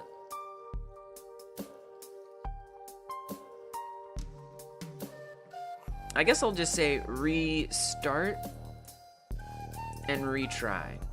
It makes sense to me. I feel like that's not named great, but it'll do. That's what these will point to. So on game state over, I'd actually want something else to happen. Let me come back to globals. And I would like to connect. Yeah, I guess, I agree that it can be named anything as long as it works, but sometimes I find myself being like, wait, what? Because I named it something very, unclear, and it was really similar to something else. And I could foresee that confusing me in the future. And I like to avoid confusion if possible, but also sometimes I just gotta live. So restart, connect, on, restart, messenger, retry. Yeah, sometimes, yeah, exactly. But for now, this is all I'm doing because I'm trying to cook.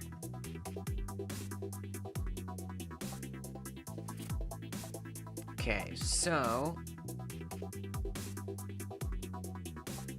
instead of this being on game over, I don't even know if I want game over.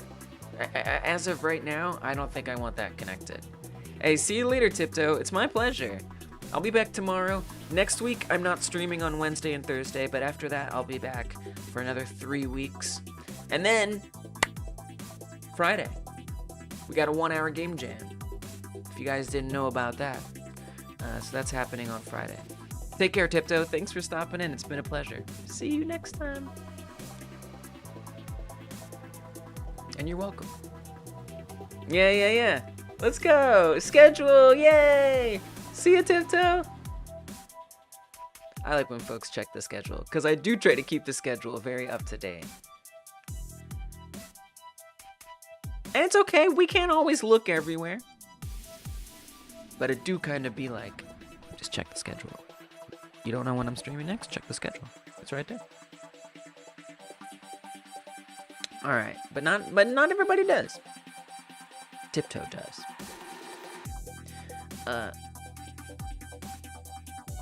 Restart, retry. So I want the... Coda would look at the schedule, but you don't even know what day it is today. Fair. Sense of time exploded years ago. I relate to that.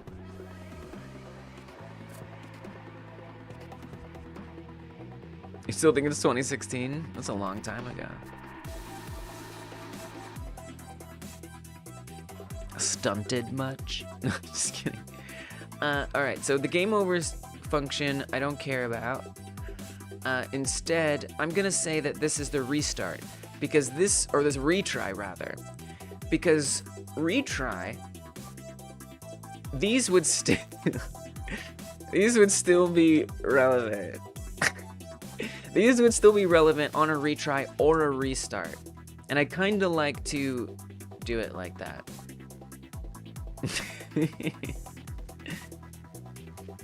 We'll see. I might need to change this. Because I do technically still... Well, I wouldn't want us to go to level 0. I'd want it to load in level 1. It's going to be weird. Retry is going to be kind of hard. I'm going to be honest with you. I'm a little concerned on how the heck retry is going to work. I don't know if retry is gonna be doable with the way I've set up this game. Truth be told. So, I mean, I can set it up for now. Definitely, we're gonna do main menu first. That is to say, returning to the main menu. That's gonna be the first thing, because... Yeah, it's gonna be tough. On retard. No, on restart. Yeah, it's going to be tough. Alright, so now I'm going to come back to the game states script. On game state over, I want messenger restart to get emitted. Well, first retry, I guess. And then restart.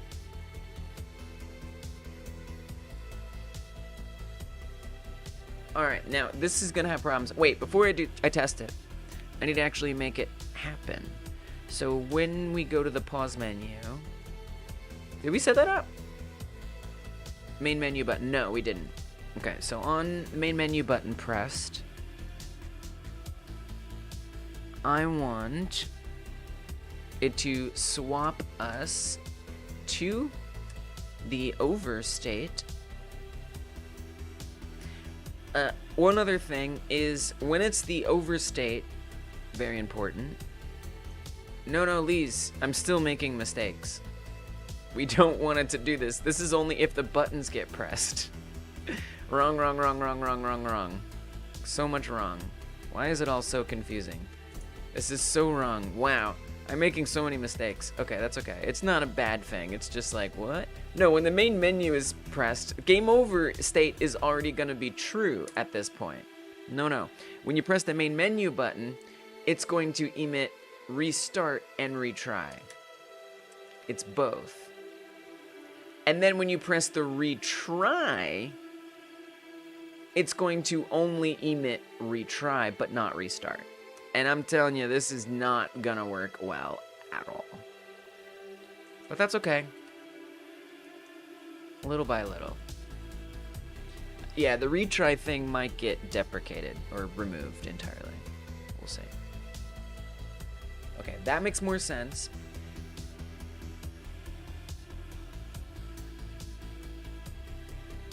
So now this is checking for game state pause. So I would actually recommend refactoring this a little bit, because if we're going to use this for game over, I'd want another if statement to be pause or globals is game state set to over.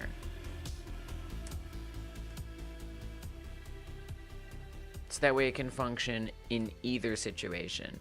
Which does raise the question, what if you pause it in over? Nothing will happen. Well, no, you don't want to be able to unpause. Heck no. No. What, you ungame over? Just ungame over. No. But we do want that here, actually. Excuse me. If global's game state pause or game over, then do this. This is on that release that focuses the continue button. But there is no continue button. Oh, geez. Okay, hold on. So we could do an else. No, can we just do an if? Can we just please just do an if? If it's an over, then I would say focus retry.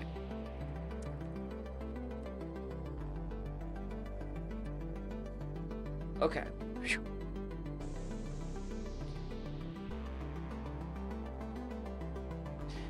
Now something else I'm gonna want to do, I'm gonna want to connect in our ready function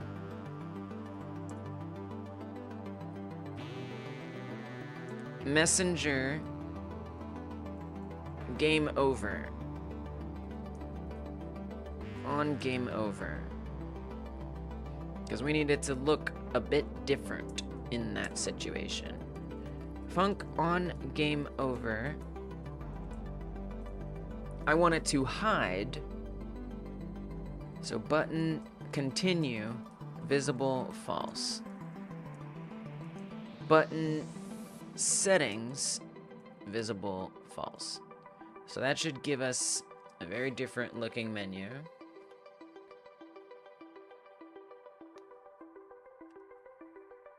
Or whatever. I would like the movement of the player to stop, because I think you're going to keep moving forward constantly. Which, I mean, whatever. No, maybe you should stop moving.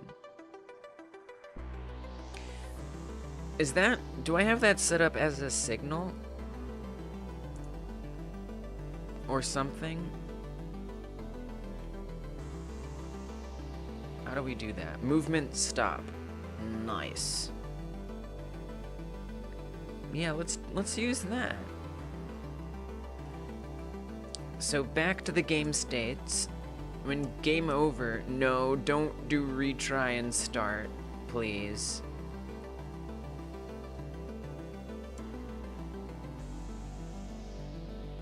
I'd want the pause menu to become visible. And I want messenger game over to be emitted.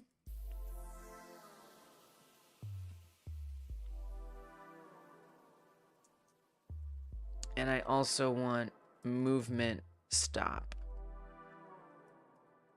to be emitted. Does that need anything called with it? I should really comment that in my messenger script if like a signal has arguments. That would be so helpful.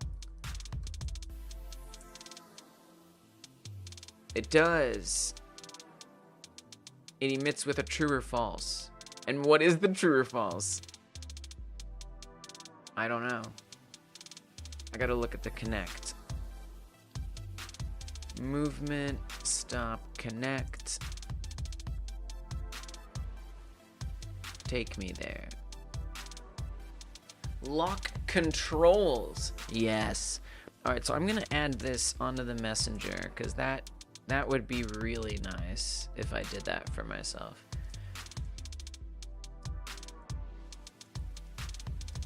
One argument,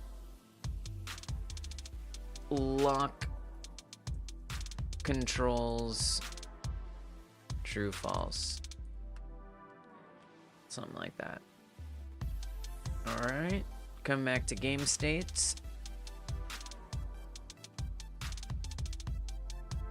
And we do want it to lock the controls. So you can't keep moving. You're dead. You lost. What's this like? What happens? And then if I go to main menu, we should, if I've done this correctly. Oh, I also need to update what this does. Story. Story basically is the same as main menu.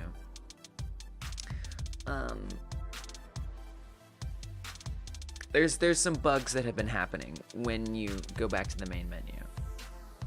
And I'm gonna need to figure that out. Alright, we pause. Good, excellent. I could just do main menu now, but I want to make sure the game over stuff works. Easiest way to die, spawn a helicopter. Bye-bye. Oh, wow, it actually took some time.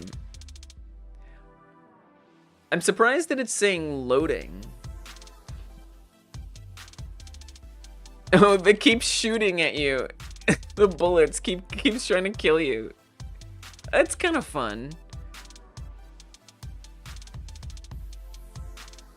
Alright, it's kind of nice to see some life going on in the background, actually.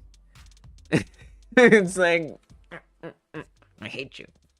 Stay dead. Yeah, there's something kind of nice about it. Alright, now this is where things... I don't know why it's saying loading. I'm actually really not sure what that's about. No idea why it's loading. I'm gonna go to the main menu, and it's going to give an error. It's not going to work.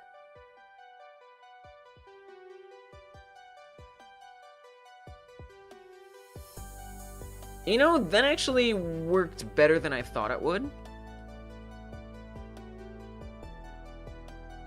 I'm actually a little impressed. The game hasn't totally frozen on me. Wow. Okay. Well, I mean, well, what if I go to globals? Do I still have the debug menu? I do. Let me activate. Is it this one? No. This one. Let's skip to the pre-intro. I mean, that definitely didn't work. At all. That crashed it. Ah, there. This is the error that I had been getting. So the problem was, it wasn't switching it from the over state back to the pre-intro state. So we would need to make sure we swap to that state. But this was the problem that I was always getting, is when I reload the game, for whatever reason, it can't find the directional light that functions as the sun. And I'm not exactly sure why.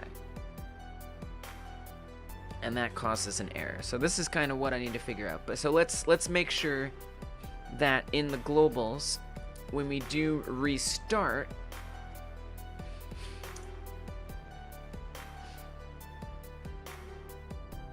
that we do swap game state, or we got to do the messenger, that whole whatever the frick.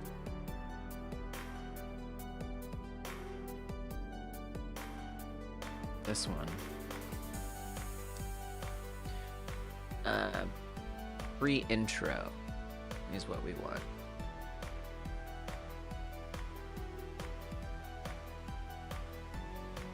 You know, it was kind of nice not having it. I'm gonna comment it out for now, because it gives me almost like a break point that I can debug at. So I mean, I would say generally the game over menu is working, but the game over menu doesn't do anything. It's not actually functional. So like right now, well, it's kind of hard to say. Okay, let me try this. Let me do something. I'm gonna come back to the game states. I'm gonna make it so I have to manually advance the states for the game to function. So let's even start that way up here. I'm not even going to have pre-intro run at the start. And at the end of pre-intro, I'm not gonna have it kick us into the intro. Oop.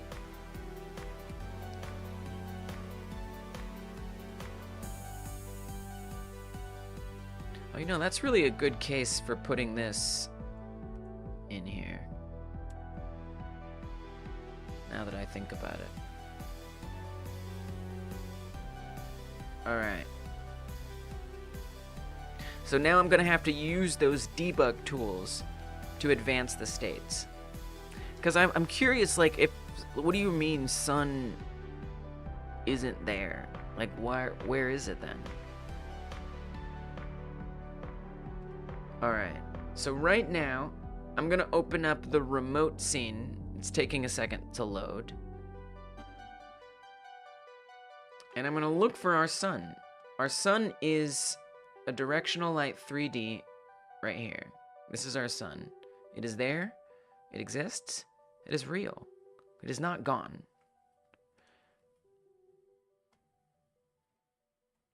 I'm not sure like what property I want to like look at here or whatever. But it's there. It is real. Okay. So now if we advance to the intro state,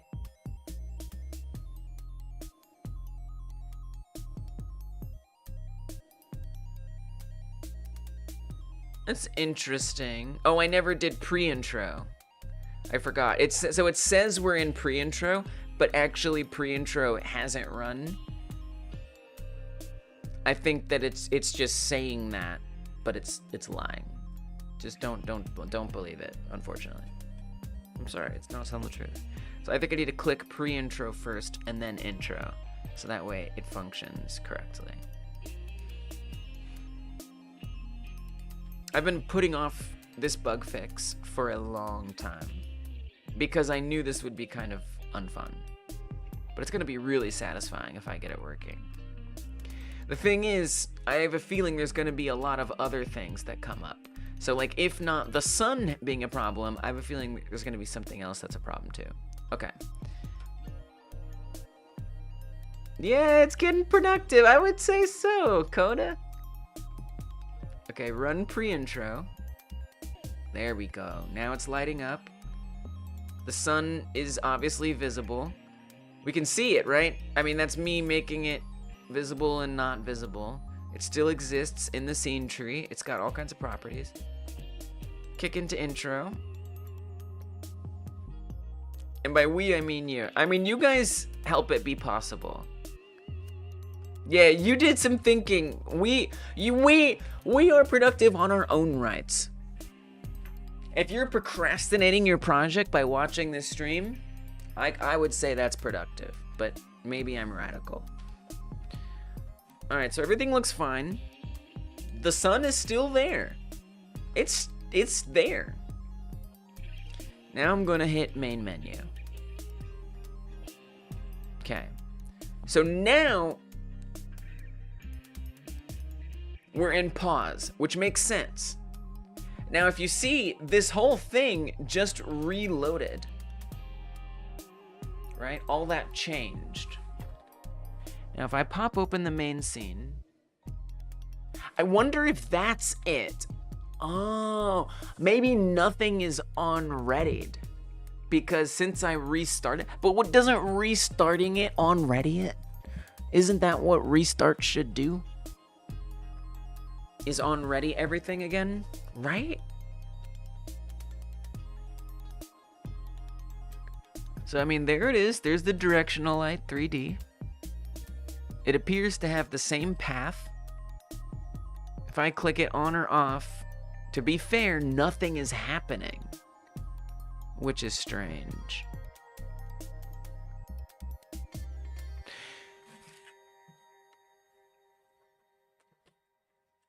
I'm actually a bit surprised about that. Can't say I like it. All right. So then why does it go dark? What's make... I mean, it must be like that blackout, right? Which is... in UI top. Get rid of the blackout. Make the light visible. Okay, there it is. Nice. All right, cool. So let's put the blackout back. Now I'm going to click on pre-intro.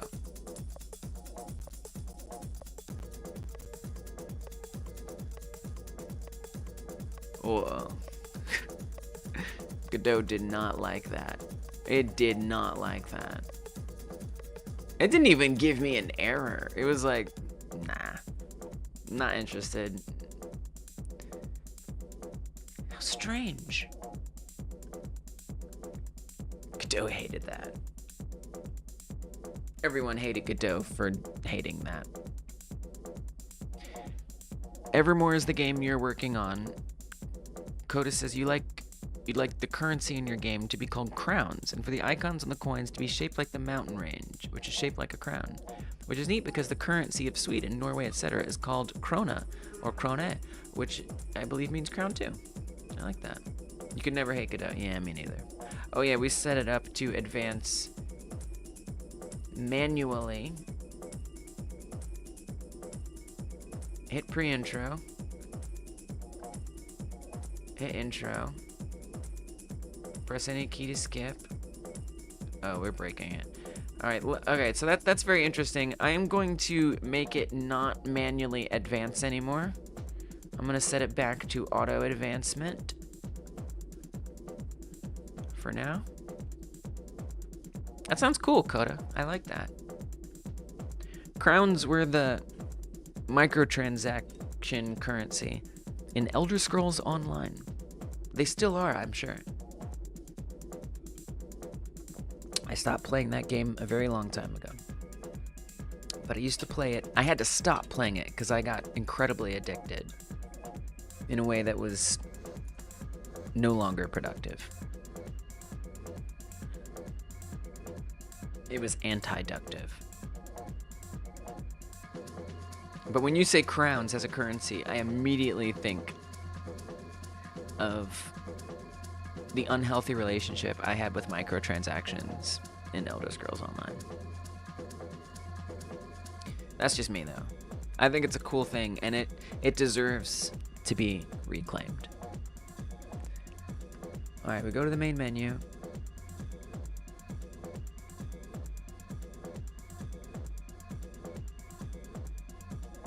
I mean, it's not even switching the state from pause. Am I telling it to do that? Nope. No, I am not. Oh, well, I don't know. Well, okay, game states, all we do is swap it. I don't think there's any kind of like pre-intro connecting happening anywhere.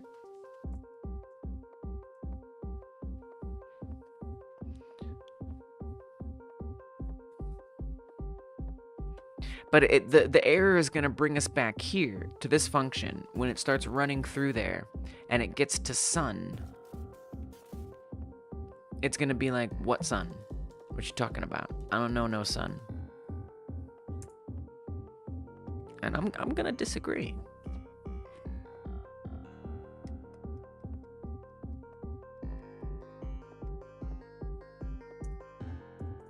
Alright, waiting on the pause. Pause, main menu. goes to pre-intro, and then we get right there. Invalid assignment of property or key visible with value of type bool on a base object of type previously freed. So that is the thing. It is, okay. So that makes sense, because since I'm restarting the scene, it's getting rid of all of the previous scene stuff.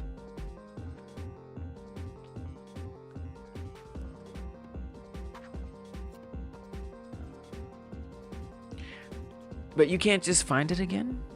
You can't go look for it again? Is it because of the unique name? I can type it out more. I wonder if that's the problem. Let me try something here. That could be the big downside to using excess as a unique name. I hadn't thought about that. But that is worth a shot.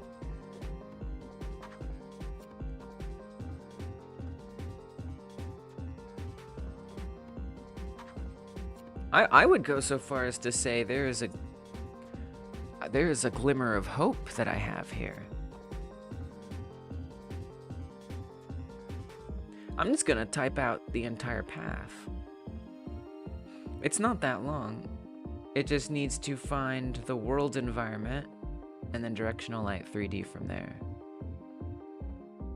See if it'll plunk it in for me in a nice way. No. Before I do that, out of curiosity, are we using the unique name anywhere? We sure are. In the world environment,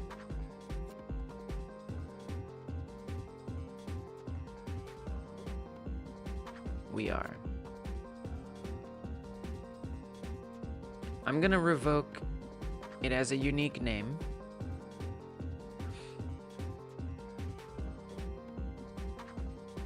And let's do an entire get node bunch of stuff. Well, I'll put that there too. For now, let's just drop it in here.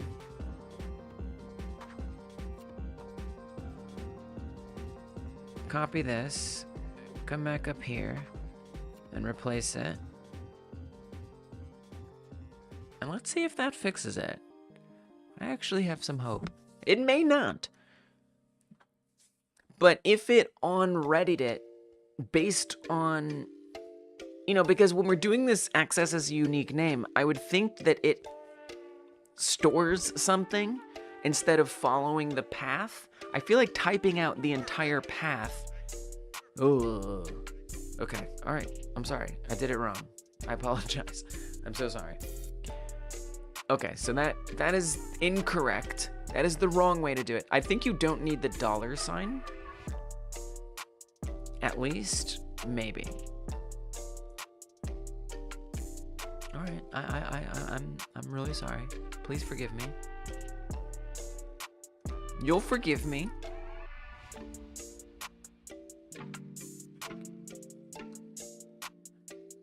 Wait, what was the sun on?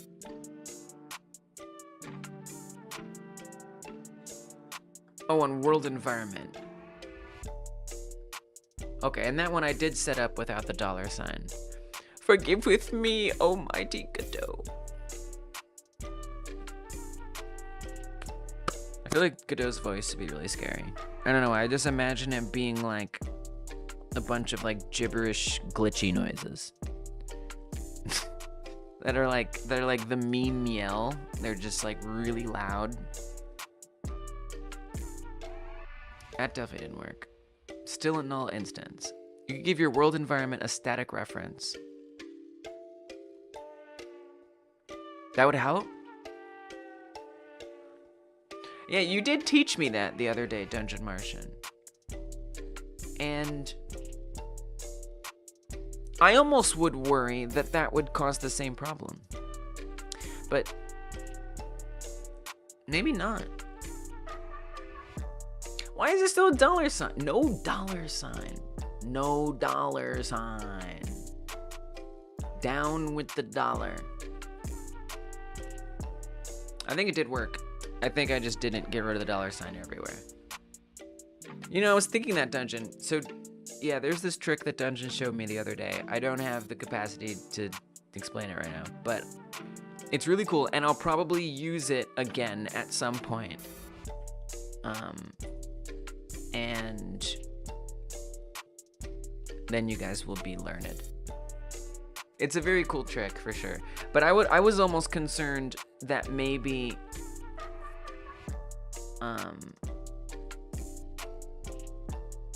it wouldn't work with this, but maybe it would. I don't know.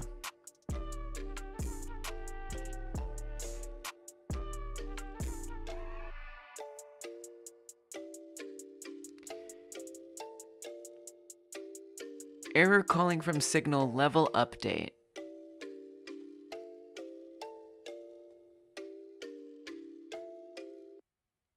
Wait, why is there a level update without arguments running on pre-begin? No, I appreciate you telling me that. I did think about that. And I might try it if this doesn't work. But now I'm a little distracted. Why is there a level update happening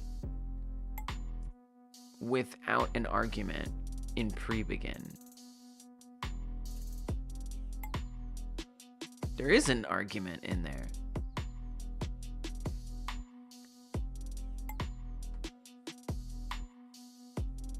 Expected no arguments. What are you on about?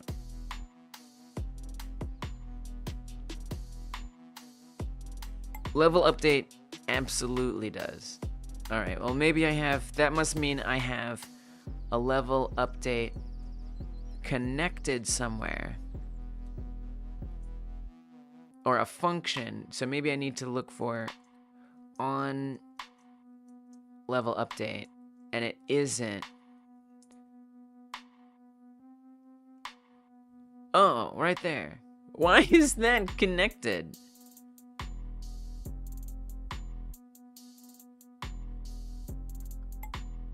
Why is there an on level update function even in here? Hey, welcome back, Kai Guy. Howdy, oh, neighborino. I don't even understand what this is doing here. This is doing nothing. Oh, I think I know what I was doing. I was experimenting. I remember. This was an experiment. This doesn't matter. So Kai Guy, I got the pause menu to work. It works quite well, actually. Yeah, exactly. That's exactly what happened, Coda. Something like that. So if I press pause, we got a nice pause menu. We can use arrow keys over this. And it works. It works quite well. The pause menu is good. And so now I'm working on the game over menu. And not only the game over menu, but any of the options that are relevant to the game over menu. So if I take enough damage to die, this appears, and you can see it's very similar to the pause menu, except it omitted continue and settings. So now we just have main menu and retry. But neither of these work. Well, unless I fixed the main menu button. So we're gonna see.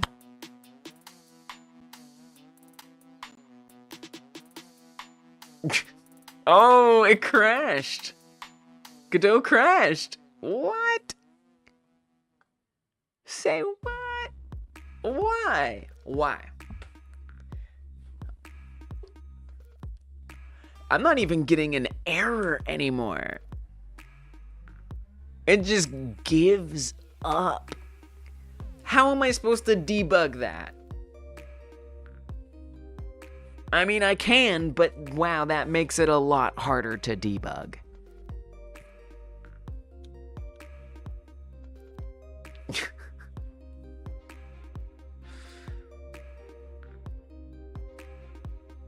Let's just try doing it from the main menu, or from the pause menu.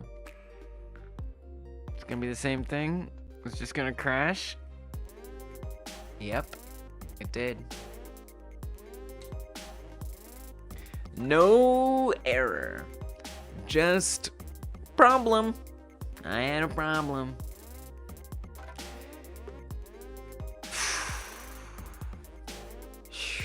I tell you what. That is, I'm gonna have to search up that. Godot restart scene crash.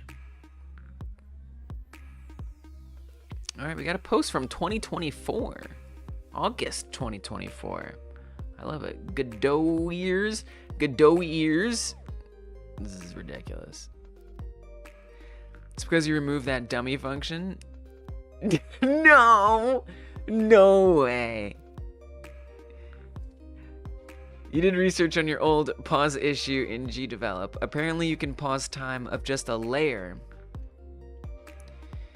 You can pause time of just a layer versus the entire scene, then just buttons in another UI layer, and then they work. Oh yeah, I remember reading that. I never quite figured it out, but I do remember reading that. The stream might look a little glitchy. I'm noticing my internet has decided to be dookie in a bowl.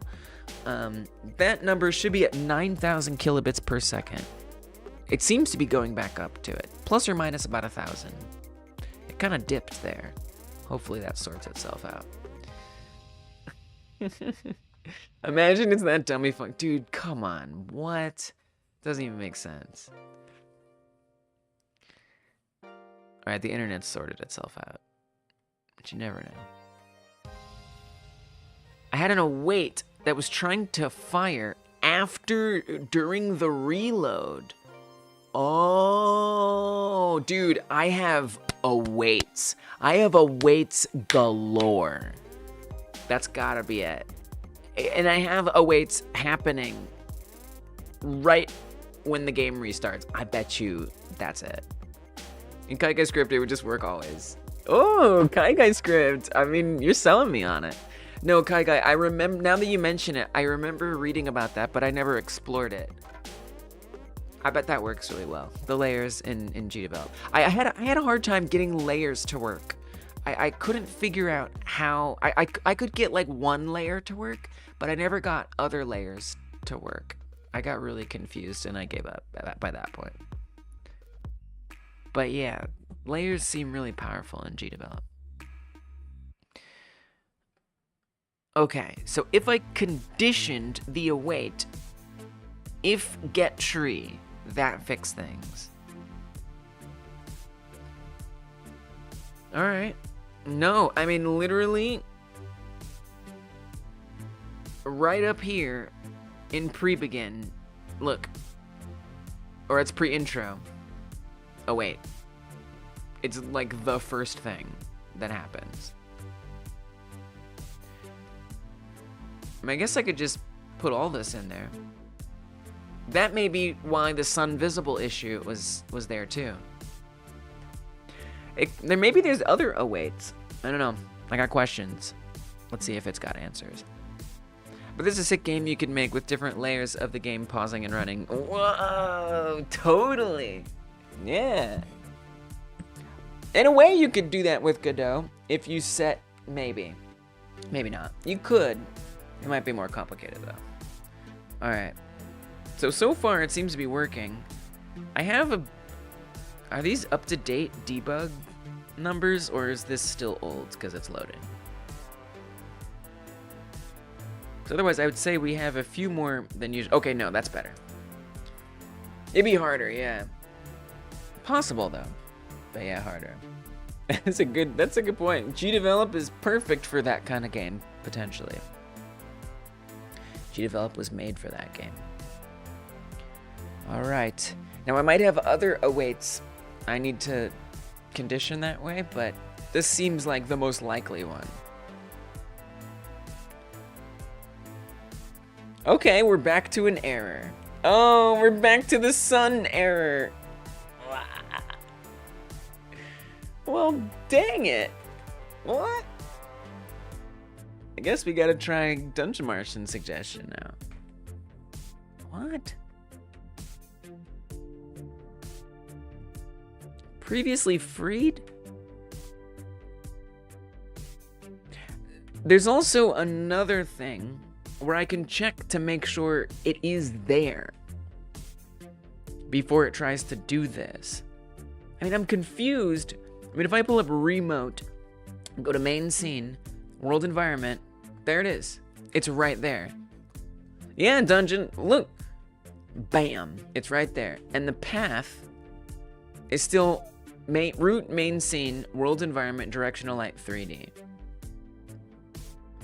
Which is exactly, whoops, what this should be looking for. Like, what's it on about? So strange.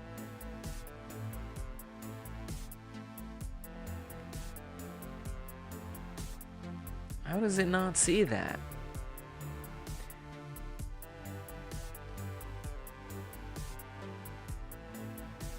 Previously freed. You can see they're all null. So it obviously hasn't on-readied anything. There's no on-readiness that's coming through.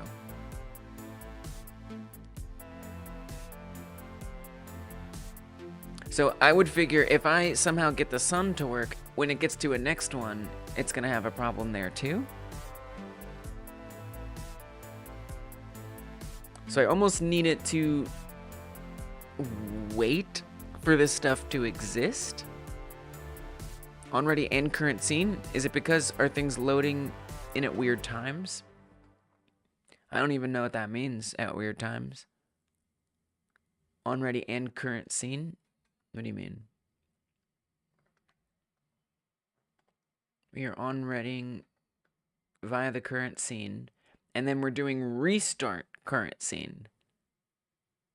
I guess I need to look this up. Let's look it up.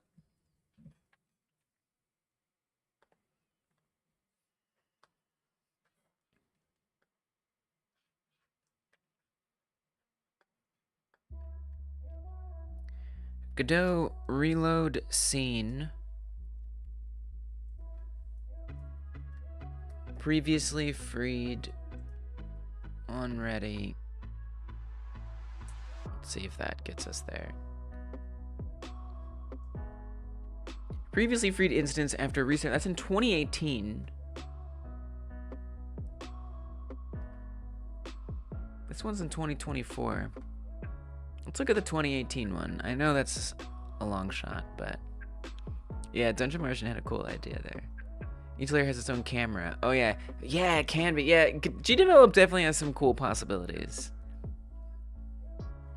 It's neat to think of it outside the box instead of just like, I'm trying to make this game. How do I do it in GDevelop? But like, what can GDevelop do? And how can I use that?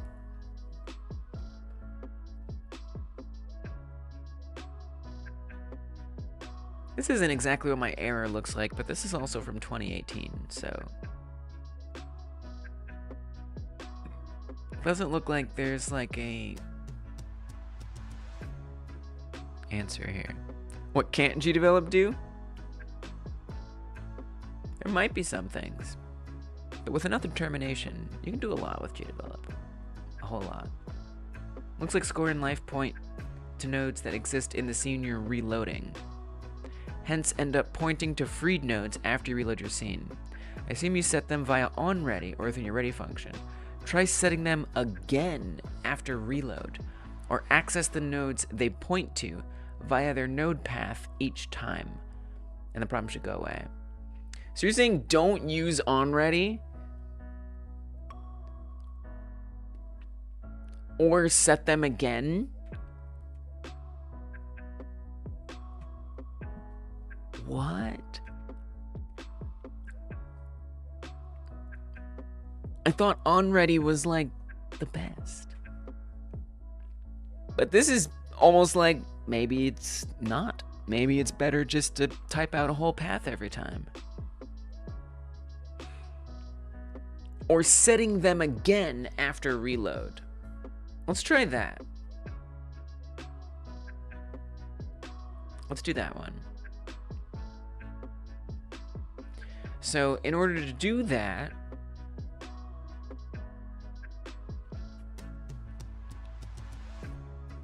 Or a dynamically changing path. Like the path or static variable. What do you mean $sign path? Oh, well, I had it as an accessed unique node, or, you know, access as a unique name. I was doing the unique name thing before, and that was giving me the same error. So I think, but I see what you're saying. Like in the code, yeah. That would be an easier way to set it again. But yeah, maybe this. I feel like the static variable is gonna have the same problem. It's just a guess, though.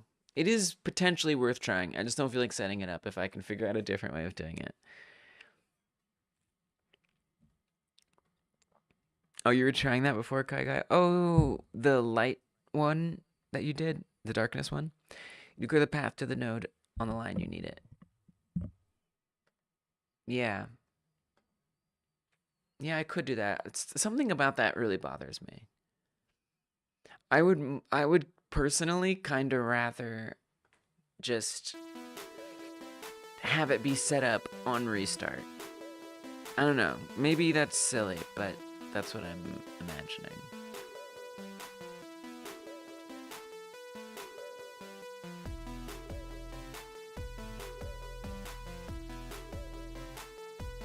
I just have to get the time. I don't know. The timing might be weird.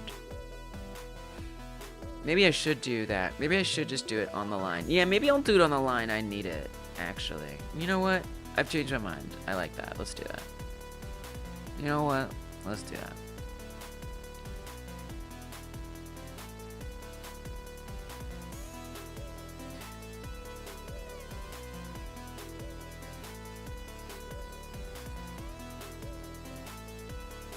You ran an effect on the top of the light just to see. You didn't expect it to work, but it did. Crazy looking shredded glitch light, then a blurry light, etc. It looked cool. G-Develop is cool.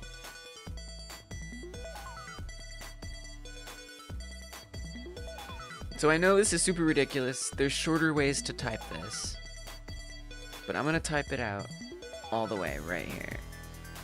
Now what I fully expect to happen is when it gets down to something else, like maybe main menu or terrain controller, it might have the same problem. But maybe not. I gotta say, I feel like this is silly. Why should I have to do this? I feel a bit confused.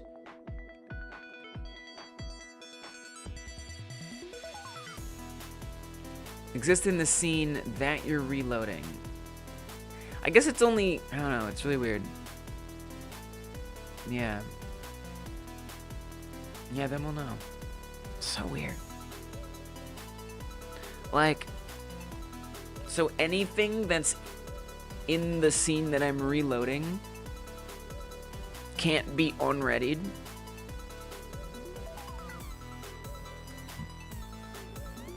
And the sound of that is devastating.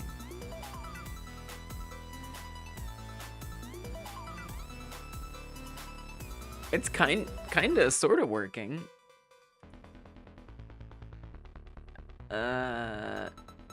It's stuck, but not crashing or freezing.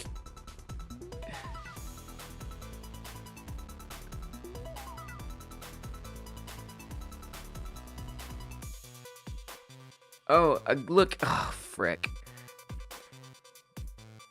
Freed object. It's trying to tween something that's a freed object. Oh my god.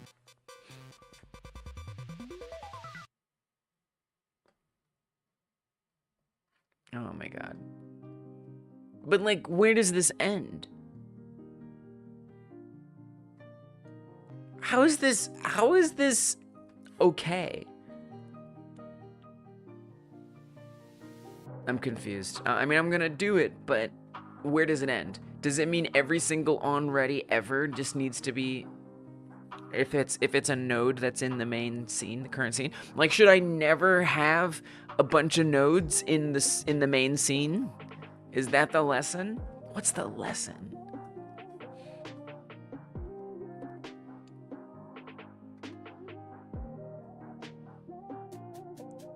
Oh, I'm gonna put that in there? Look at that. That looks hideous. It looks monstrous. It looks beastly. It's disgusting.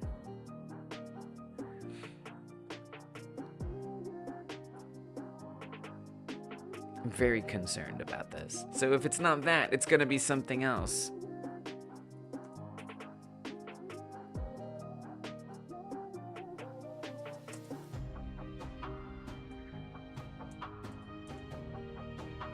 I hate this.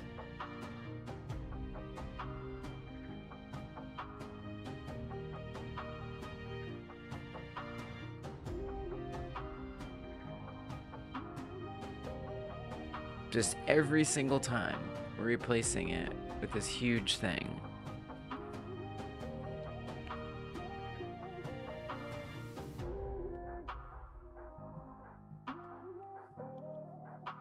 On pre-intro, just redeclare them. In the function? Yeah, I guess so. I guess you're right. Hey, thanks, Kai Guy. Oh yeah, you're right. You're right. Okay, moral support. Okay, moral support credit. Earned. No doubt, no doubt.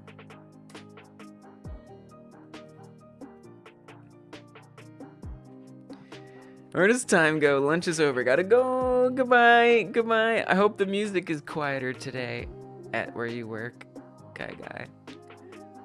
See you next time. Where's that moral support? There it is. Credit given. Okay. Main menu. Let's see if we get further. Barely.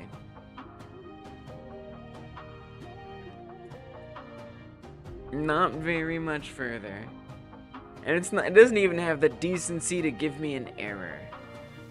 It's just like, nah, I can't do that for you, Liz. Oh, for crying out loud. Dude, I hate this. Okay, so I have to redeclare all, oh my god. All right, so I'm gonna, fine, I'll do this. And in my pre-intro function, I will say that sun equals this. It's quiet at work? Okay, good. At least there's that. It could be worse.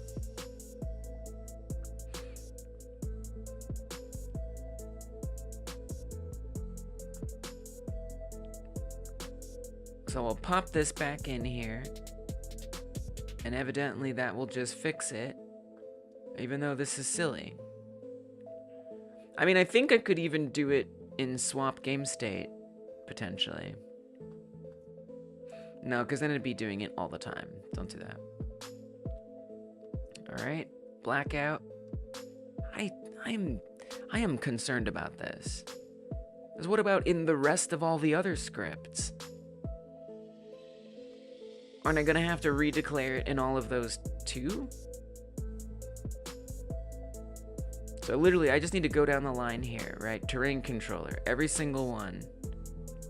And I guess for the sake of chaos reduction, I should put these in the same order. This is absurd. Terrain controller equals that. I guess I could just copy and paste them. Probably be a little faster.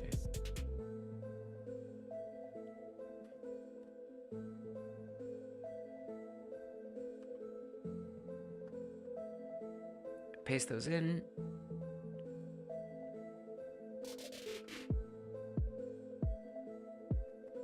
Delete all this. Oops. Get rid of the declaration or the typing.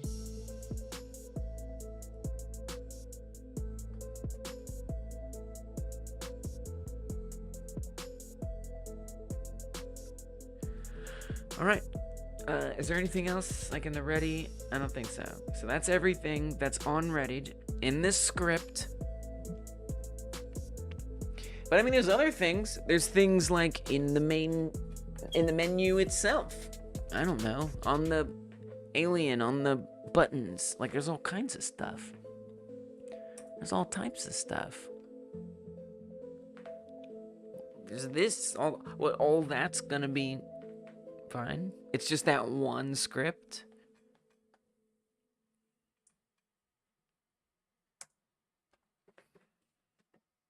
Oh! Cannot call method get node on a null value. Maybe we need to do the if get tree, which is stupid. I don't know. Like, make sure there's actually a tree.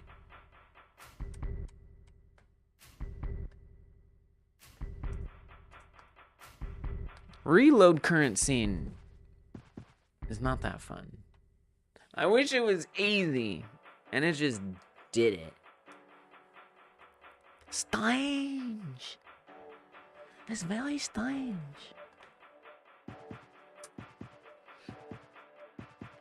Okay, we try it again.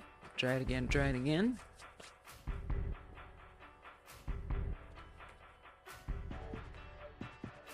Wait for the play state.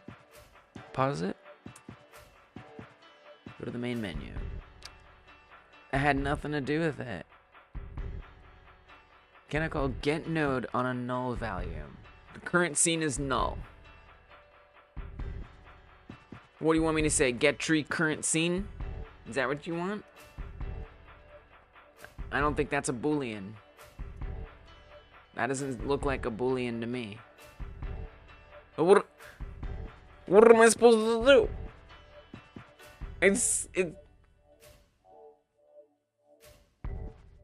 I mean, here's the thing. If it doesn't even run, if it doesn't even on-ready it, how can it update a variable? It's like it literally doesn't even exist.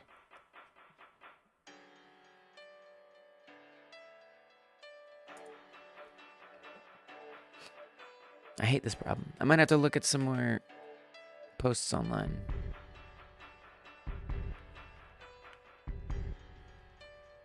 I think we're back in the void. We've returned to the void. No error, no crash, no nothing.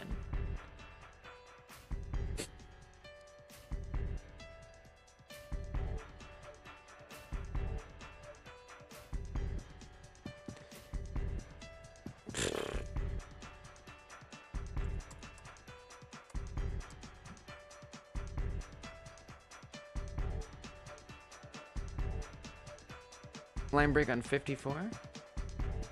Alright. Yeah. Yeah, I can do that.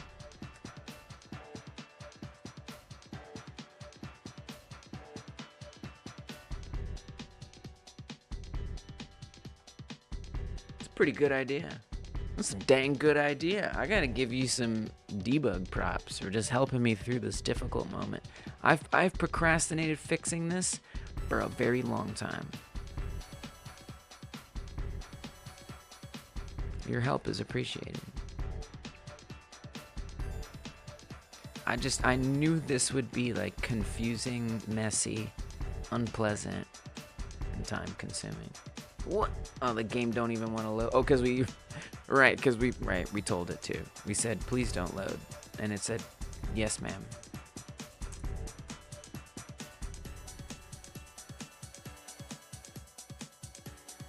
Alright. I mean, I could look at stuff here. So at this point, we know everything works. All of the on-ready variables are set as they should be. So let's just continue as normal. I'm not sure. Oh, I guess because it just loaded in the fog. So it's now fading in. You prefer just doing change scene to file? Wait, I mean, I'll do it a different way. What is I don't have to be fancy. I don't want to be fancy. I just want it to work. Does your way work as well? I just want it to work. That's all I care about. Coda's body is telling you to go to bed, so you're gonna head out after 6 more Piplup. Thanks. Thanks, Coda. Thanks for hanging out. I appreciate it. Get some sleep. You must listen to your body. You must. You must. Change scene to file, it just swaps the whole tree. Dude, I'll do it. Okay, so interestingly, look, at this breakpoint, everything is set. I set up a fancy system with states around the intro. I mean, it wouldn't be that different. All I would do is instead of saying get tree current scene, reload current scene or whatever, instead of doing reload current scene, I assume what you're saying is I would just instead put in change scene to file. So I would keep everything else the same. I mean, I have a state machine for the different states, but like, why couldn't I just do what you're saying and keep everything else? Get tree call deferred change scene to file. That's what you do, yeah. So here's the result of the breakpoint, which is strange. It's saying right now that they are all assigned. What the heck is that? What's going on?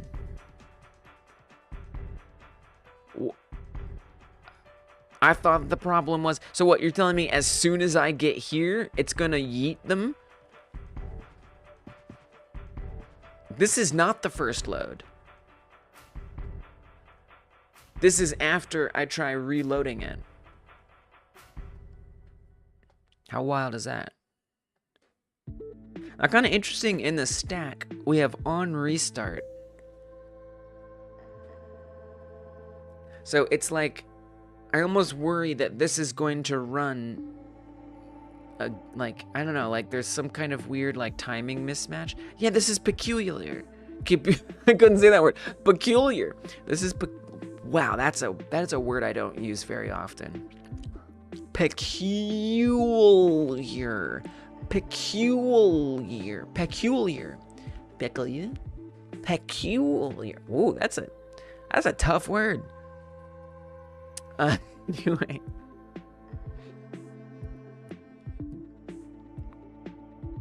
Okay, so if I kind of want to add like another pelican. Okay. What if we just do continue? Well, I mean, then we hit the weird stuck moment.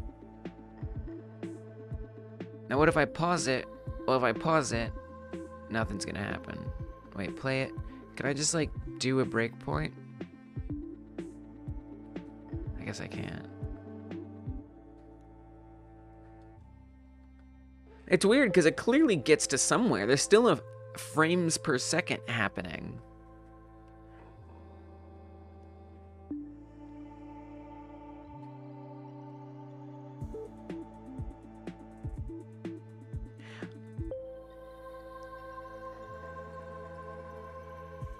And it's just stuck in pre-intro.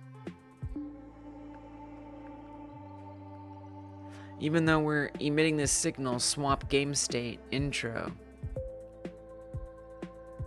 It's not getting to that. It's not actually updating that. Because otherwise this text down here is reading directly from that global's enum.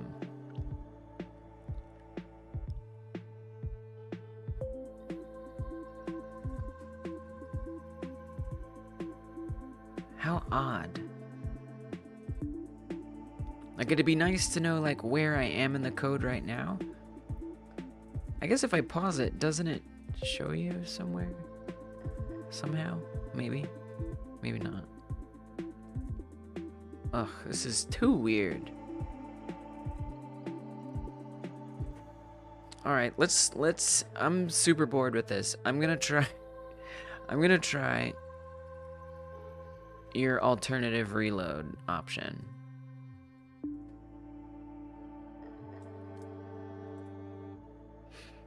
Not preload, reload. So we run this, the restart, and normally I do get tree reload current scene. But you're saying instead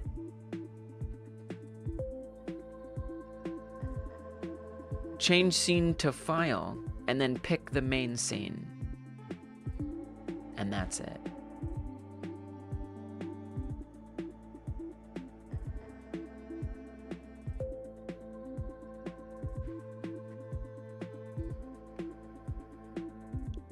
Oh, that's where it paused. There it is. I was looking for that. It's stuck right here. That's kind of interesting.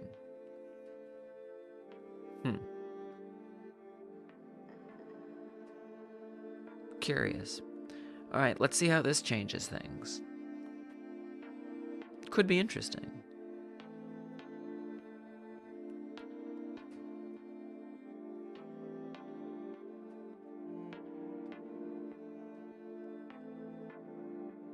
Okay, that's our breakpoint. I would say we don't really need the breakpoint right now. Probably.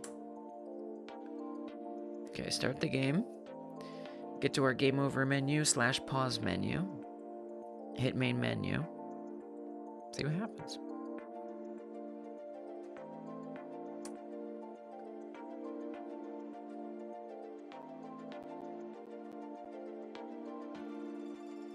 Oh, crash.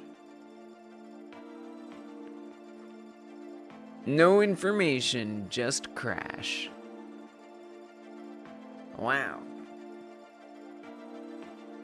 Why? Why? Why you do this? Why you do this? Ugh. This is an exhausting task. I don't know. You know, maybe I just say I tried. Maybe I move on to a different task for now.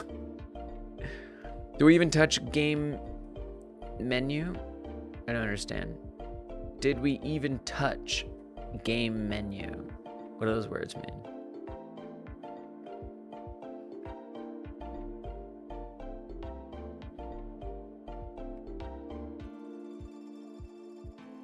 There's the interact zone. Helicopters can miss. That would be easy. We did pause. We've got the game over menu existing, but I can't actually do anything on the game over menu. The game over menu is meaningless, other than to let you know that you game overed. Interact zone is way too much work to do tonight. Helicopters can miss would be possible if I was willing to table this task. I gotta use the loo again, so I'll be right back. I don't know what the heck is going on here. I don't know what's going on here. I'll be right back. Give me like 2 minutes. 2 minutes. We all figure out something. I don't know if it's gonna be the problem, but it's gonna be something. Maybe just helicopters can miss. That may be it. All right, give me 2 minutes. I'll be right back. Real quick.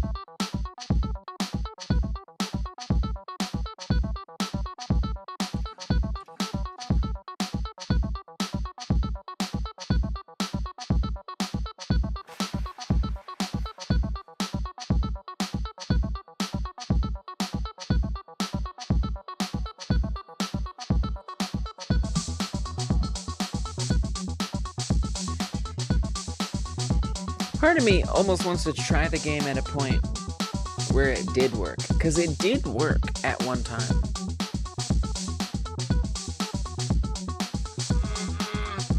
And I seem to remember it working,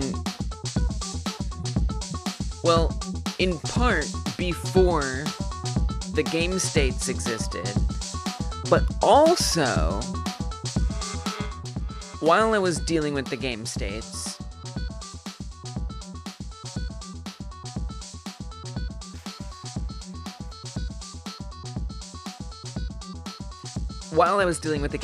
I did find a fix for it, and then it got broke again. So I don't know. I just don't know. Let me come back to globals. For now, I'm gonna comment out this. I do wonder what if a call deferred wouldn't.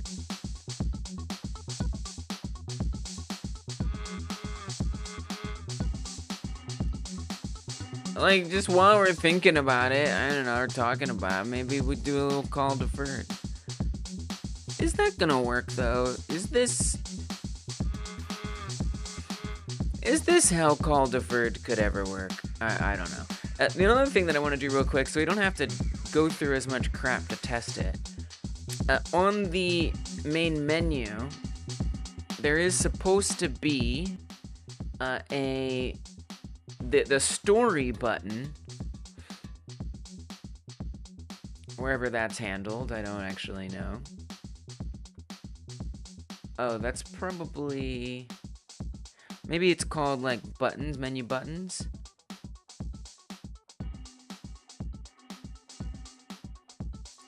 Here. Right, so when we press the story button,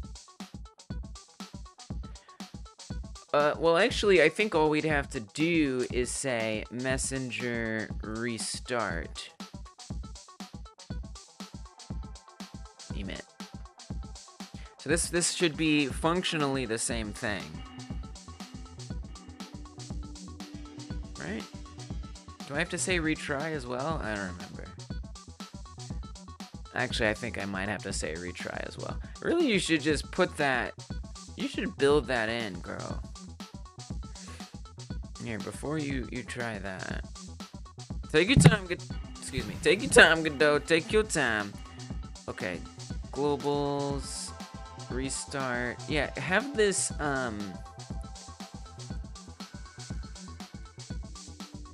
do retry. Then I don't have to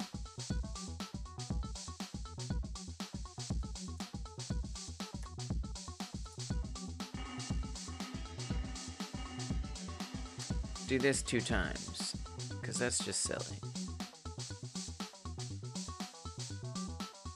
Alright, so now I should be able to just press the story button and it will also restart it. Oh, there's no call deferred on the scene tree? Okay. Did I spell it wrong? I said called deferred? Called deferred! No. No. That is not good. We must be gooder.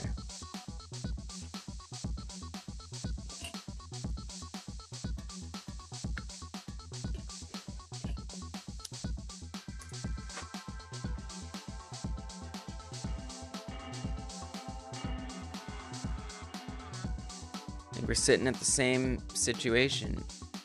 Oh, look, previously freed.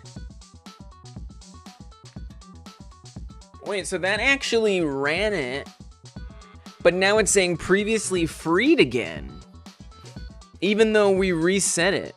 What's gooder? What is gooder than Godot? Lots of money! I am! That's nice, that's nice. Even if I switch to another engine, you'd still be here. Let's say that's what you're saying. Thanks, Gab. You're so sweet.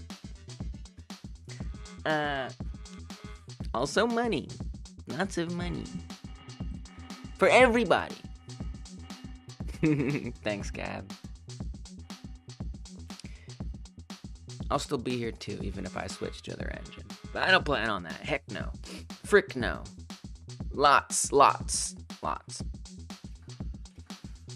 I thought we dealt with this previously freed situation. I'm a little shocked here.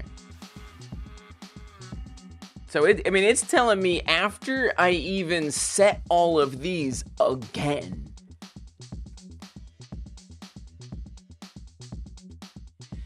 You what? Okay, so, all right. Well, what if... Oh, that's so weird.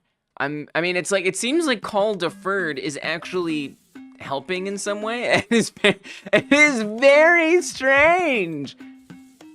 It's all so strange.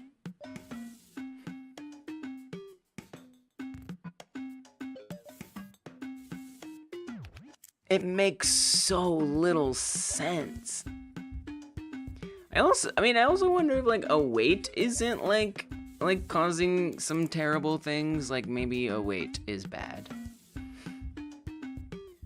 don't know. Maybe starting everything out with an await is danger.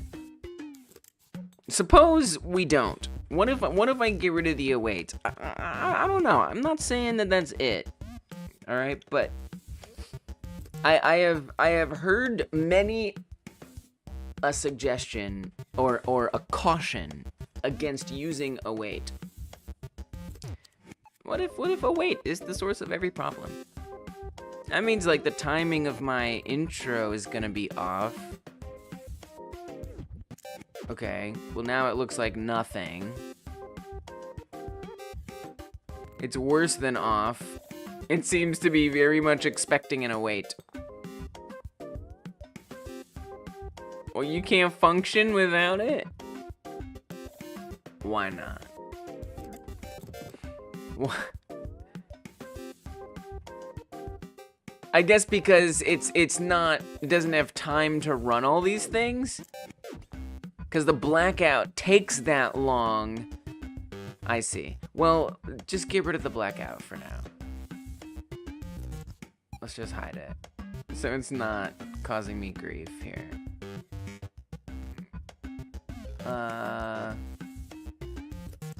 I don't know. Just press this button. Let's see what happens. I don't have time to puzzle this crap out.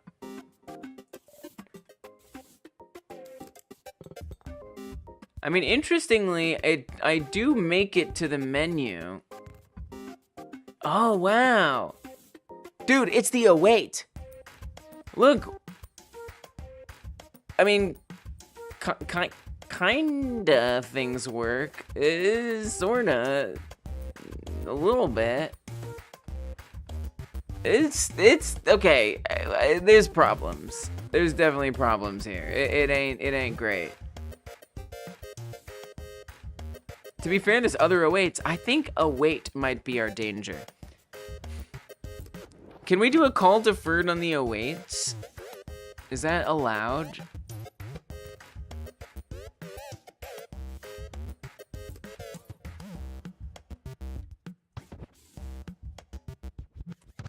I got questions. Await for a deferred frame?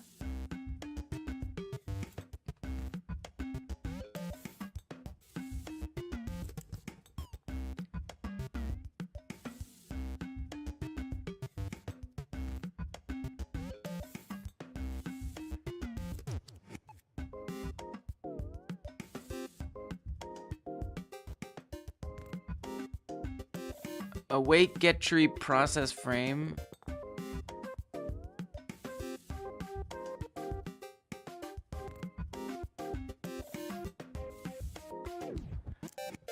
Thanks, Gab. Me too. It's just all strange. Me too. Thank you, Gab.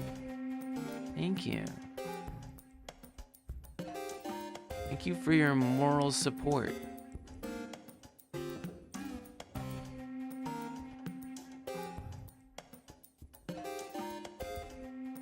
Where's that moral support? There it is.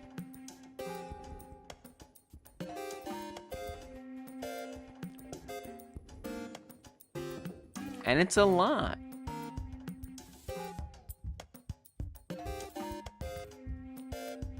I mean, this is especially weird stuff. This stuff is really out there.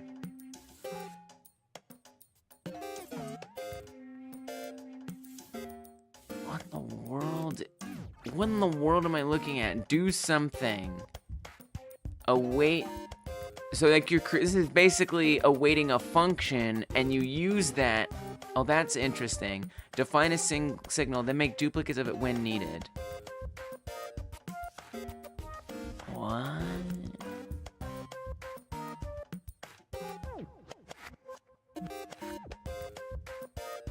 I don't see what this is gonna do for me.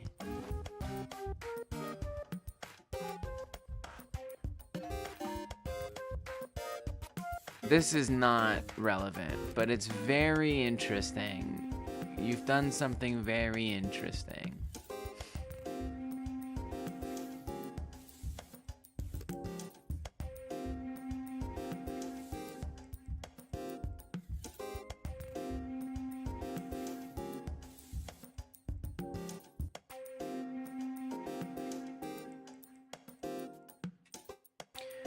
Await reload scene GD script.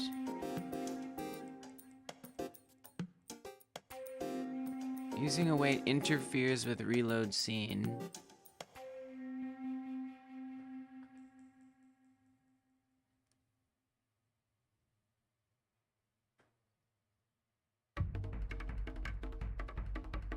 If not null, then process the await get tree process frame. I just like, I don't even know.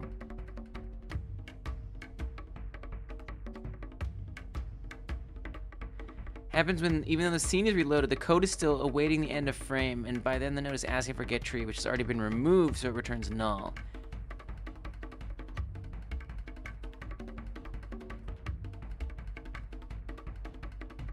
Okay. That seems like that's not gonna help anything. But, I mean, I don't know what's happening. I have no idea what's going on.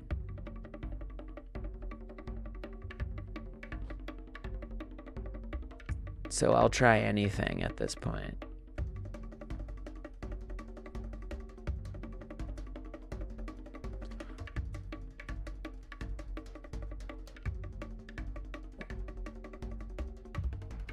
Oh. What?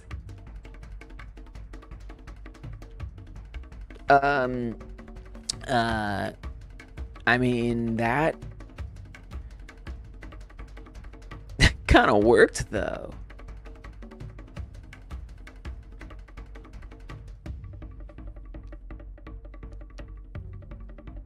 Apparently, I need to await the process frame?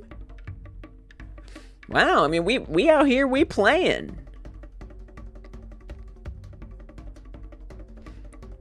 Let me just let me try something. What if I grab something and we abduct it? Wow, I mean, we're playing. Let's go to main menu.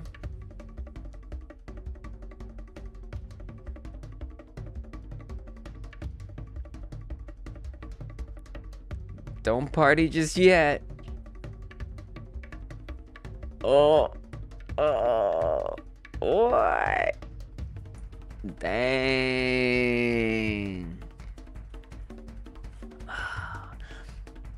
Okay, but also I feel like they said to maybe do a wait like after that too, or instead. What in the world? Obviously, like, the camera was in a weird spot, but like it actually kind of wasn't. The camera was in the right spot. The difference was the aliens weren't supposed to be there. What I do wonder about, I mean, there's obviously a big difference here. There's the version where we're looping it again from here, and then there's a version where we're looping again after the game has already started. So this is actually not bad. The aliens are not hidden, but this is correct. This is correct. Okay, let's see if I can do it again. Yes, I can.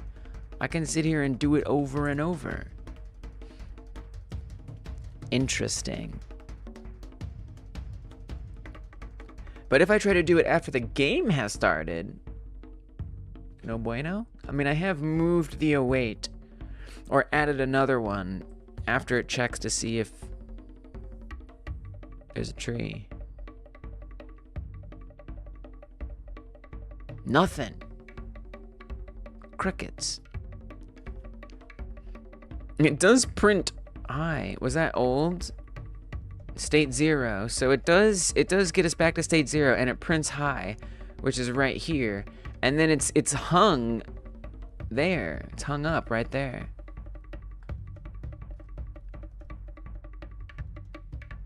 But if I pause it, come out here to globals.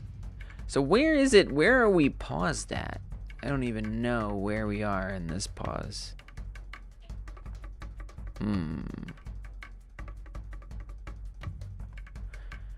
What if I manually advance the states?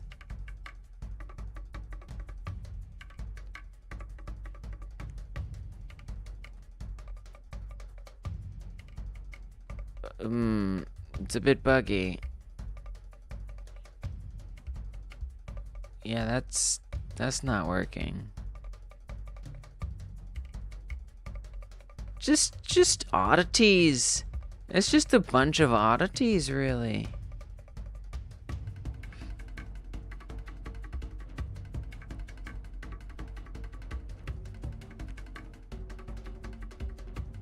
Huh.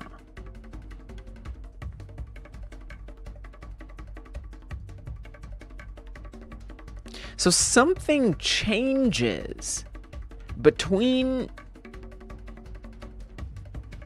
the menu state and the play state that makes trying to restart it not work. Assuming I'm doing them all the same. So if I come to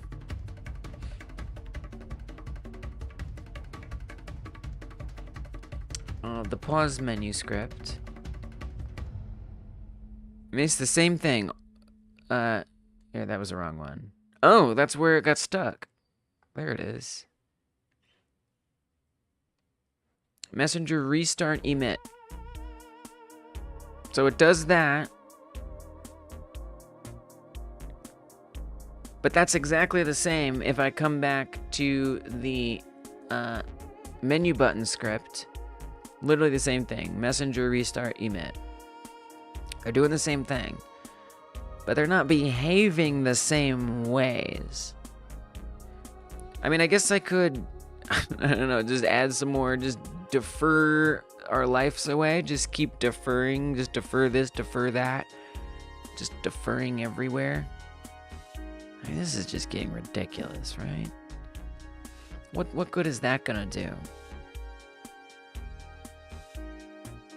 How would I even do that, you know? Like do call defer, and like, why would that matter? Emit? Do something like that? I don't freaking know. Signal cannot, no, we cannot do that on a signal.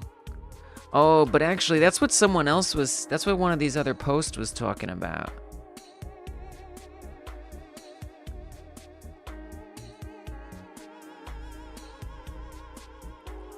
I want a signal that emits at the end of a deferred frame. So this is how they did that. Signal dot call deferred. Signal dot emit dot call deferred. I guess that makes sense.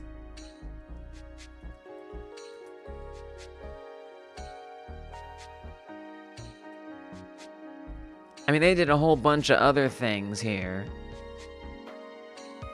I don't know. Look, do I know? I don't. I'm just poking around. You know, it's the kind of annoying thing that's not the most fun, but you know, it'd be nice to get these things functional. Essentially functioning would be ideal. Yeah. I could get down with that.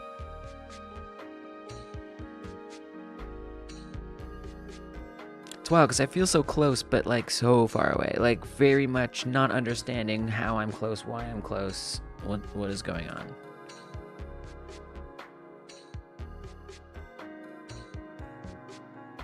Nothing.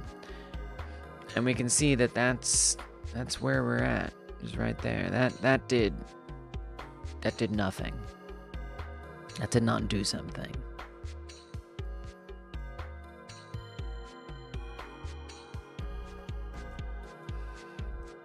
Does this person explain why they were even doing this? I'm sure they did.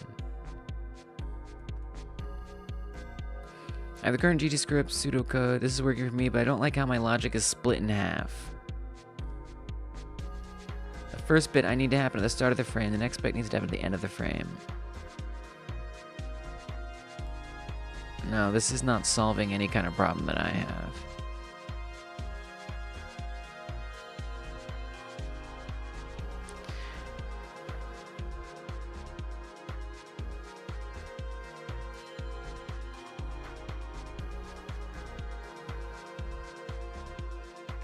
So, I mean, it's interesting to me that it doesn't even seem to be getting here. So if I say print restart attempted, I don't even think I need to do that because it prints the high, which is something that occurs on the game state script.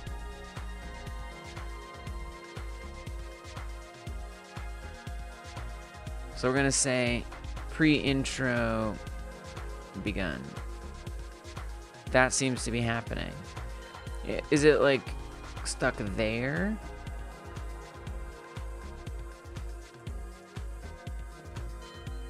Print pre-intro process frame await over. Pre-intro process frame over. Pre-intro sees tree and process frame wait over. Like, you know, I'm not sure at what point it's getting stuck. Like, it might even be like a similar issue. It's just somehow we're getting around it. You know, a breakpoint in here somewhere could be nice as well. So a bunch of these things should get printed into the output. It's going to take Godot a second to sort it out. But I should see all that stuff in there. Except for the restart. We shouldn't see the restart message. This is all different crap. Okay, so pre-intro begun. Pre-intro process frame await over. Pre-intro sees tree and process frame await over. Okay, so now if I restart it here, restart attempted, all that stuff happens. Is state 0, pre-intro begun, so all that stuff runs through, no problem. Yeah, I'd almost like to run a restart right now. You know, at what point, at what state is running the restart not okay? Restart attempted. Pre-intro begun. Pre-intro process frame await over. We're not getting pre-intro get tree. So that is a clue, if I ever saw one. If get tree current scene. So the current scene doesn't exist or something. Which is strange because, I mean, it's still tracking FPS. Which is in the current scene. So, don't know what that's about. So it never gets here. I guess I would like to know if it got here. That would be interesting. Print pre-intro sees tree. Let me see if it sees that much.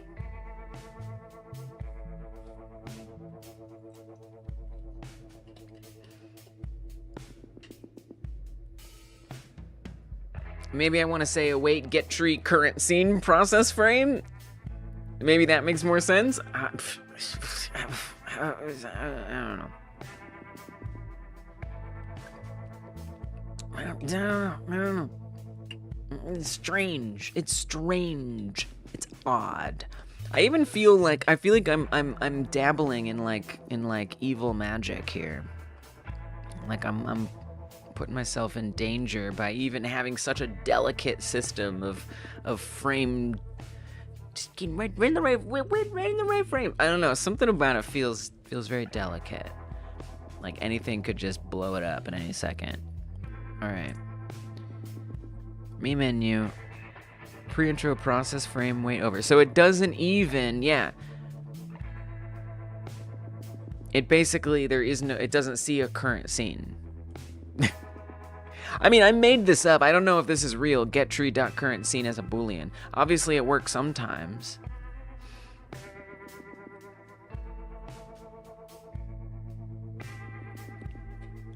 So it's not really reloading the current scene. I mean, we could do, when Dungeon Martian earlier was talking about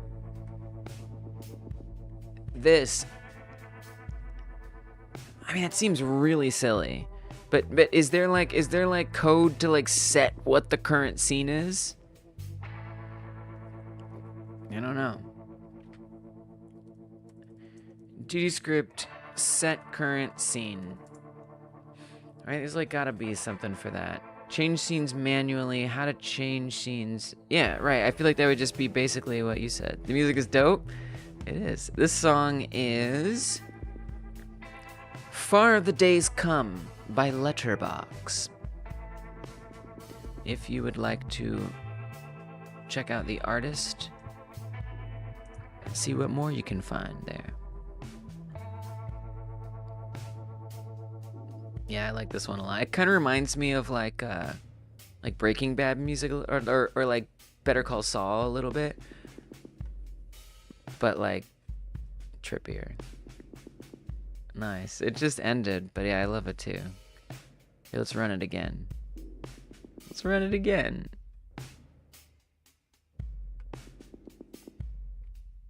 You're most welcome.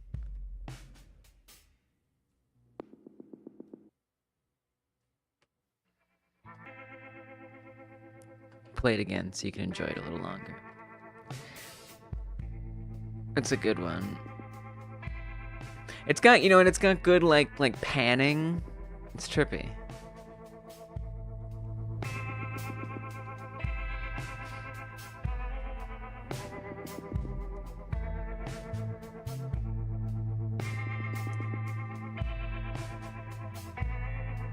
Delete the existing scene. Now that's fancy. Yeah, you're welcome. Thanks for letting me know.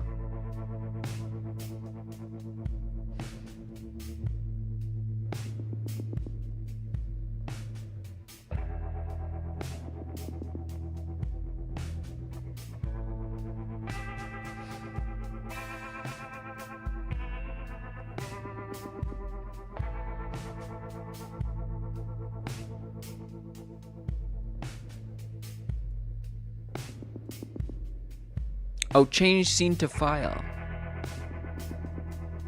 This is what Dungeon was talking about earlier.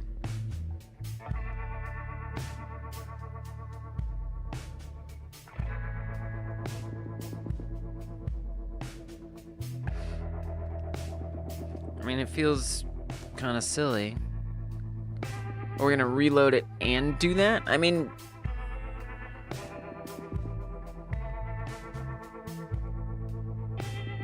and it just feels really ridiculous. But like maybe we say right here, paste that in.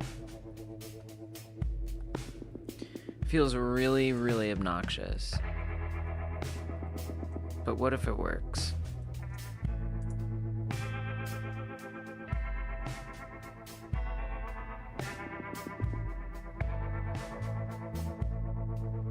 Changing the scene to file just runs it as a fresh scene. You shouldn't need to reload anything. I know. I mean, that makes sense. That logically, that makes sense to me. But I feel like I am just not experiencing logic. I don't feel like I understand what's happening at all. That's helpful context. Alright, so at this point, I know this is nuts because it's gonna just restart it all again. But it's gonna put us in a loop. It's gonna constantly loop it. Well, but here's the thing, right? There's an else here. There's an implied else.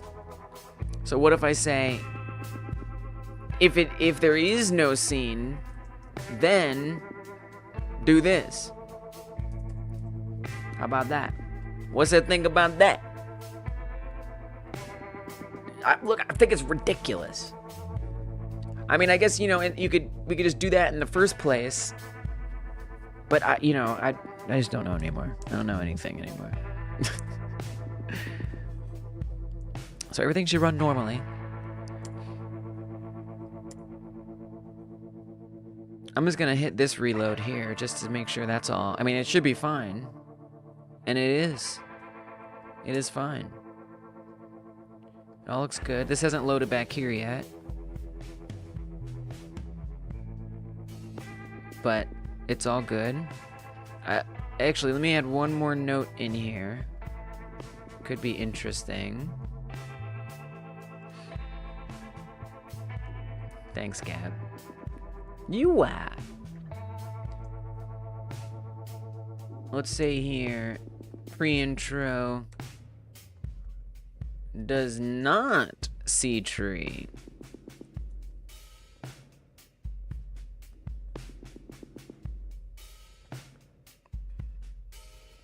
Okay, and then load it on up, see what happens. See what happens. What's going on? What's the situation? Function? Non-function? Time will tell. Pre-intro does not see tree. It immediately did not see the tree.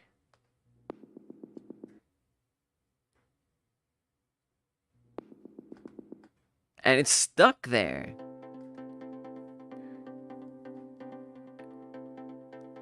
So trying to force it to load it again did not help. I mean, I guess I'd be curious to know if pre-intro tried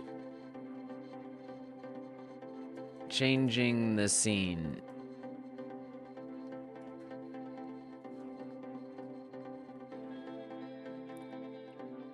I mean, it's really weird because it's like it doesn't do anything. It's like it does nothing. No thing occurs. That's weird. That is weird.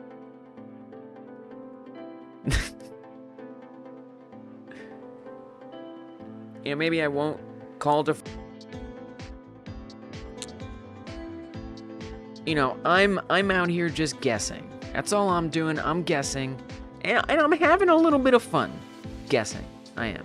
Alright, so the stream skipped a little, but we're here. Everything's fine. Here we go. Retrying it. What happens? What does it print? It does. It tries changing the scene. So it runs that whole dang little thing right here. It does run that, which is perplexing. But that's it. Okay, so what if I don't defer it? I don't know. I don't freaking know. I mean, look. I mean, I don't know. I don't know. Well, I'm gonna try it.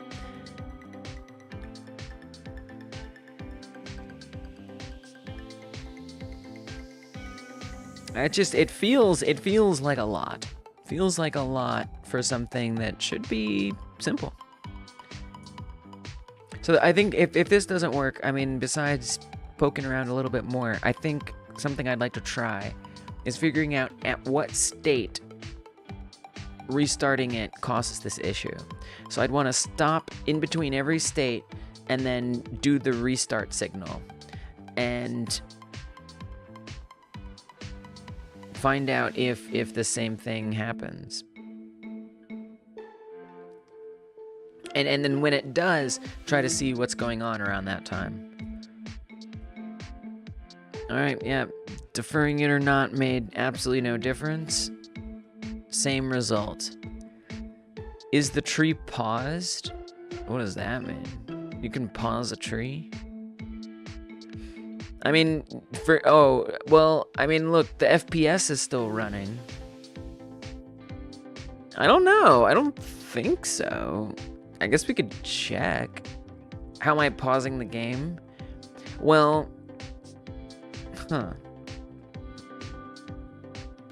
Oh. You know what? That makes a lot of sense. Wait a minute. Okay, let's let's be cool. Let's be cool here. Hold on. I still haven't added a stretch effect. I really should. It's so doable.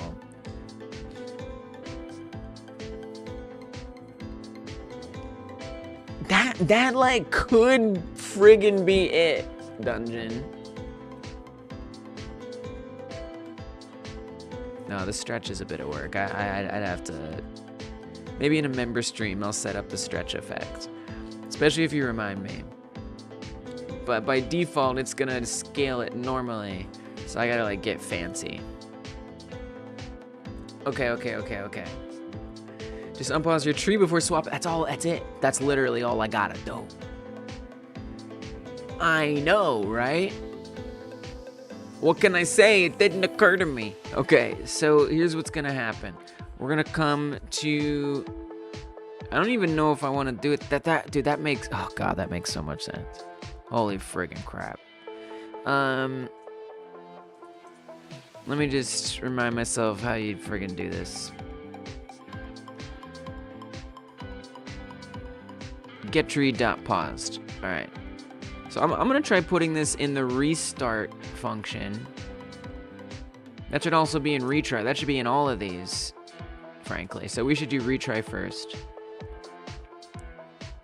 And I might need to do it somewhere else, but this is what I'm trying for now. Get tree paused false. Because signals still run. That makes sense, because signals still run when it's paused. Oh my god. That has to be it.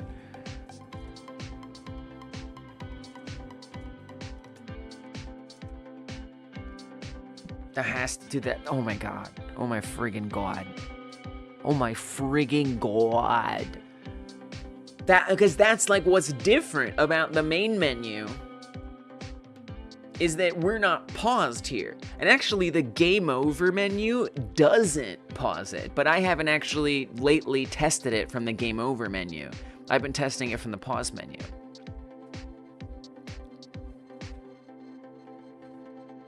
Dungeon. All right.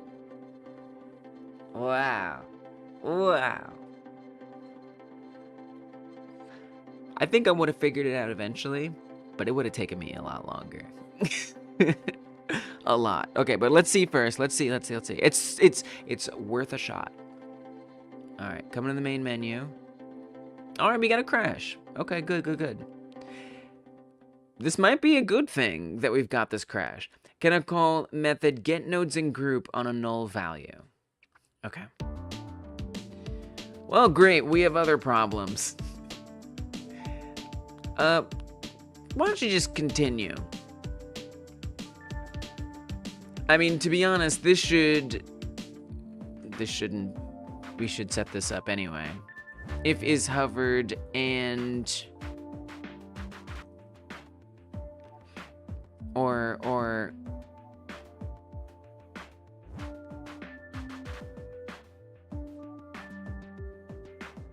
wait. Can I call method get nodes grouped? Wait, what? Oh, the tree is null. There is no tree. That's the problem. That was your Zen Garden pounds? Do I know what you mean? I'm not sure what you mean, Gab.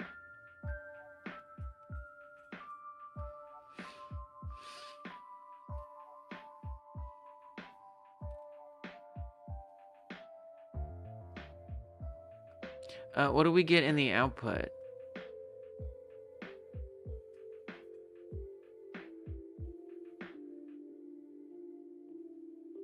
Restart attempted. Retry, unpaused it.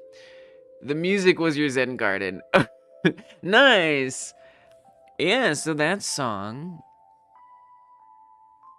That last song, if that's what you're referring to. This one. I think that's what... Or unless you meant the other one. But this last one was Stellar Wind by Unicorn Heads.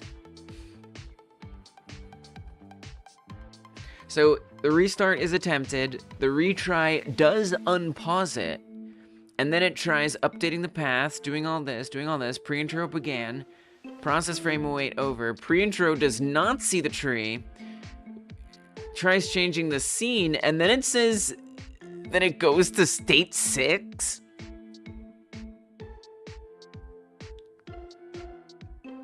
I mean, maybe some of that wacky crap that I set up to try to get things to work is leading to some strange results, as makes sense, I suppose.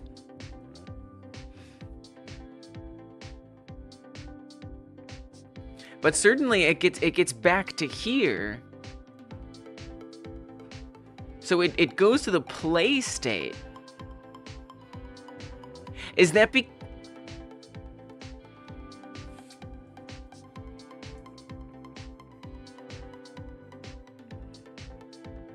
I wonder why it goes to the play state. That's a little surprising. Why would it jump to the play? I don't even get that.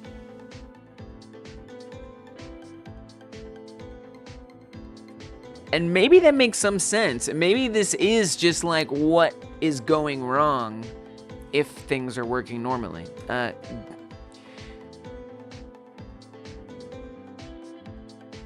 guess I need to look at all the places. So I'm gonna say, this is a wild thing I'm typing. Globals is game states play. So I wanna see like where it swaps to it. Oh, I have to type it correctly. Okay, so these are all the places where it even would go to that state to begin with. I think it's jumping to play because you are changing domain scene.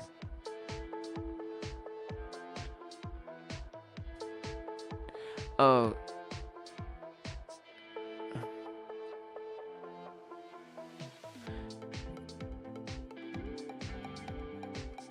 I don't understand why that would do that. New game teleporter? What the heck does that mean? What is new game teleporter? Oh, I know what that is. That's at the begin. I actually do know what that is. With change to scene file, maybe?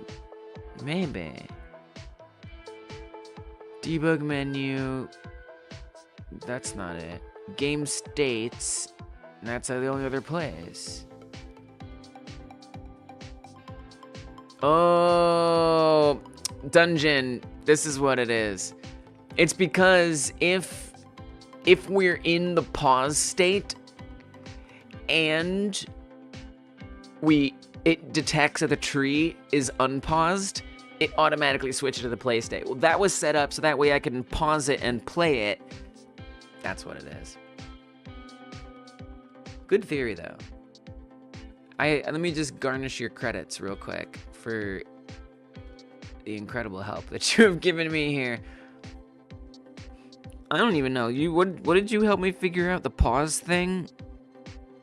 I don't even know. Like, where do I mean, I guess that's debug. I feel like that's debug. That feels like the appropriate credit here. Debuggery. Okay, I don't say that. No, don't say that. Alright. Oh, tied for first place. Alright, whatever. It's not first place. It's top billing, is what it is. Okay. So that's definitely that issue. So I would need to say, I mean, we could just set is pause to false. That would fix that handedly. And I think the game states is a class script, so it should be pretty, it's not. Okay. Really? I thought it was. Oh, it's auto-loaded, so it will be, essentially. All right, so then I gotta come to...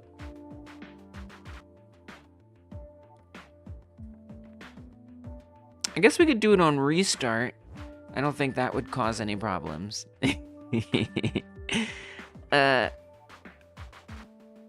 So let's open up globals.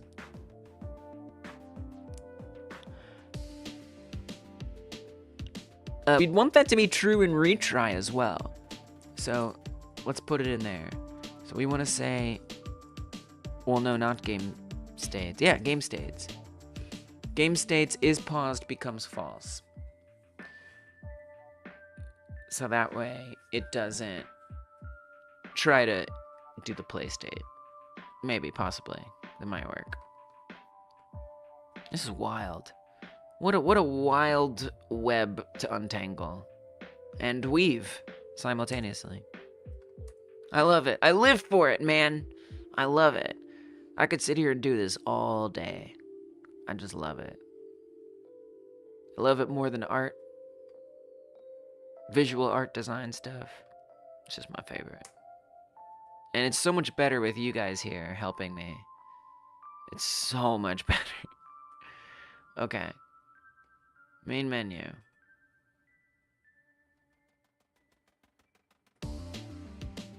It does not see the tree.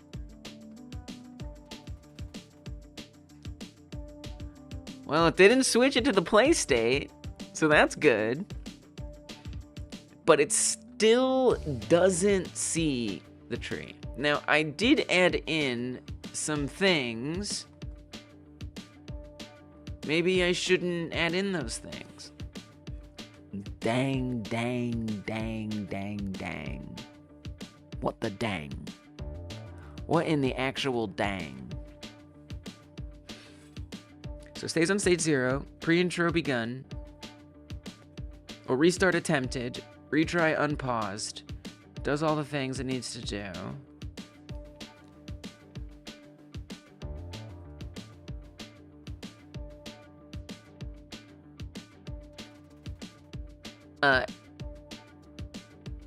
It awaits the process frame, pre-intro process frame, await over. Instead of seeing the tree, it does not. We do this change to file, it doesn't seem to be doing anything. Honestly, ideally, we don't even need to get here. Ideally, it sees the tree. I mean, I could, like, run another reload here, which just feels really ridiculous. But what if it works? What if I put another reload here? Just like bear with myself here for a second. Do I have one on clipboard? I don't think I do.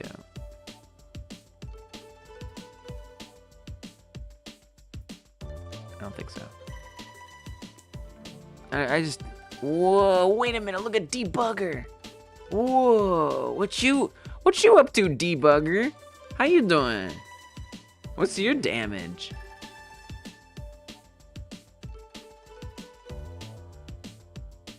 All right, pause it, give it a break, It's losing its mind.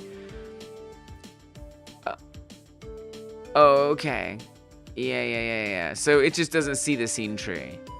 On mouse position 3D condition is not inside tree is true. So it's just not inside the scene tree. Well, yes, we know that there is no scene tree. All right. Yeah, there's no mouse. There is no mouse.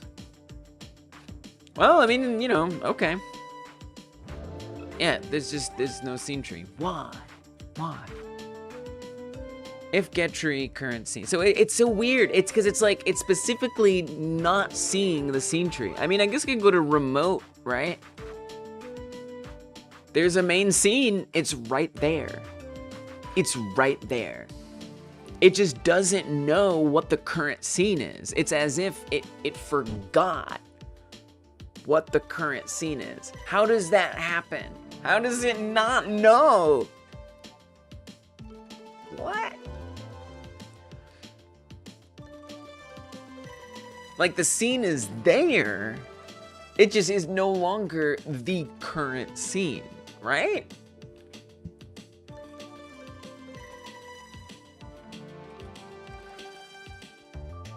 But I don't really know how to do that. Yes, change scene manually, but set current scene. You may need to, if you want to speak about, you may need to set.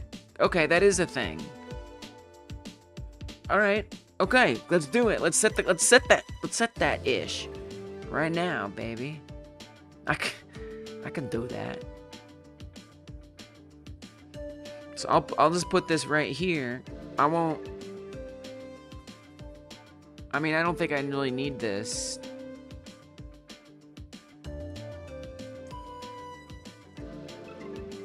Get tree, set current scene, to that. Just do it. You seem to be existing. Invalid argument. Argument 1 should be node, but is string. Oh, yeah. Okay, sure. I can do that. Main scene? Like that? Can I do that?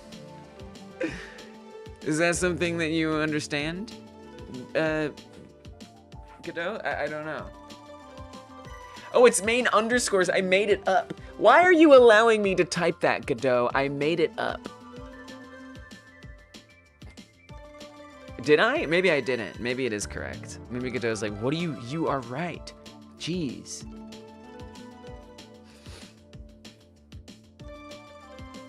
There's also a weird space there. It makes me uncomfortable. It doesn't feel right. It feels wrong. Yeah, so it's actually called main space scene. Which seems, in retrospect, like a poor naming decision. So I think if we do $, like that. Pushing a git commit to add a bunch of weird spaces to them.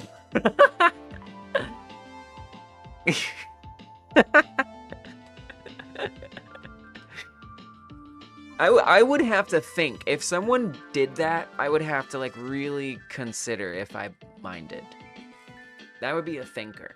I need at least 36 seconds to think that one through. Yeah. It's tempting.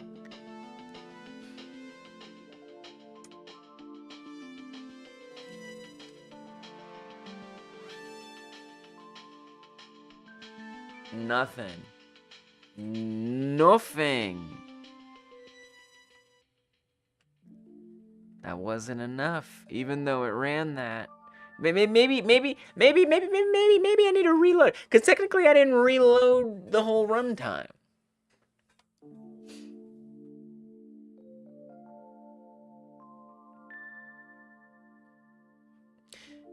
And the thing is, maybe it is working, but it needs to now feed it back to the beginning. We unpaused? We should be unpaused. We should be unpaused because it said so in the print. That's not necessarily so. What I also realized is this else is a dead end. Right? I kind of needed to go back through I need to like do like a return. I need to kind of make it like a different function. But that hurts my little brain. I don't want to do that. So instead, if I just run pre-intro again, I feel like that'll be fine. I don't think that'll have any negative consequence other than an infinite loop of a such. So really, it's pre-intro tried resetting current scene. Is it printing to failed to change scene? It is, yeah. Yes. Yes, it did.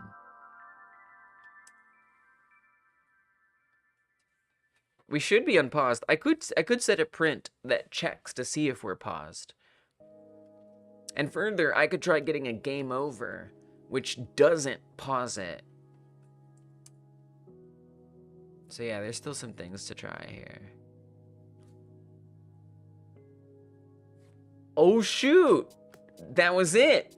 I needed to run the pre-intro again after we set it again. The set scene should end in the middle of the function, and that print shouldn't happen. Oh, yeah. Yeah, I know, right? Well, I know, but that doesn't seem to be the case. Something good! Yeah, something good! What? Okay. Is it normal? Oh my gosh.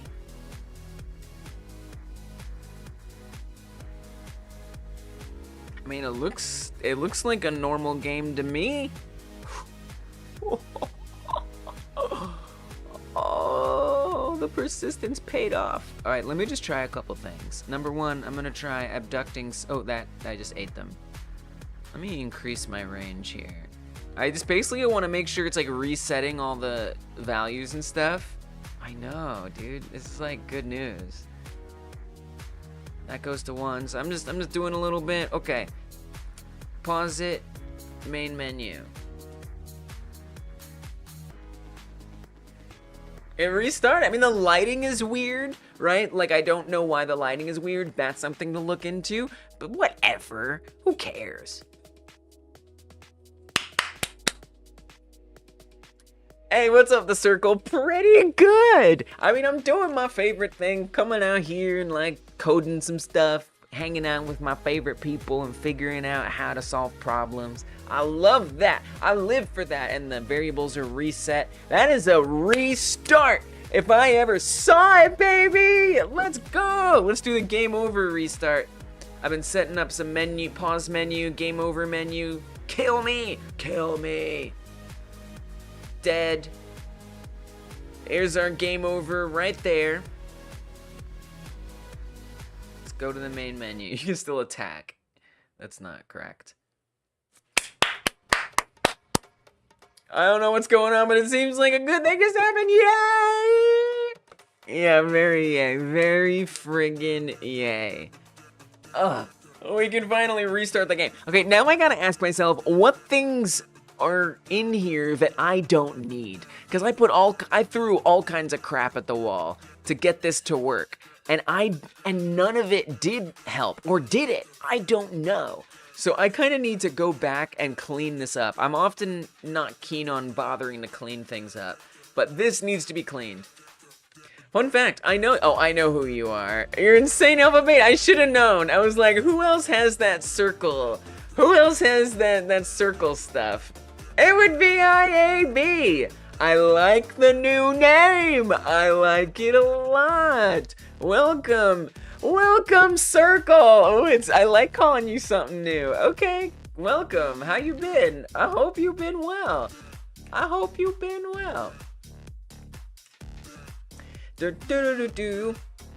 Tell by your grammar. I honestly, it's the circle. That's how it definitely crossed my mind. Like, ooh, Insane Alpha Beta has that kind of branding. I wonder what Insane Alpha Beta thinks about this person. Oh, probably good things. Welcome. I hope you've been well, IAB. I mean, Circle. Insane Alpha Beta Circle. It is! Insane Alpha Beta's come full circle. Yeah. Which is basically just an omega. I don't know what it is. Alright. So let's see what I've done and what needs to be dealt with. So, I mean, at this point, I would say that task. There is some things about the game over. ABC. There are some things about the game over that need to be dealt with. That's, yeah, Kai Guy, it's IAB.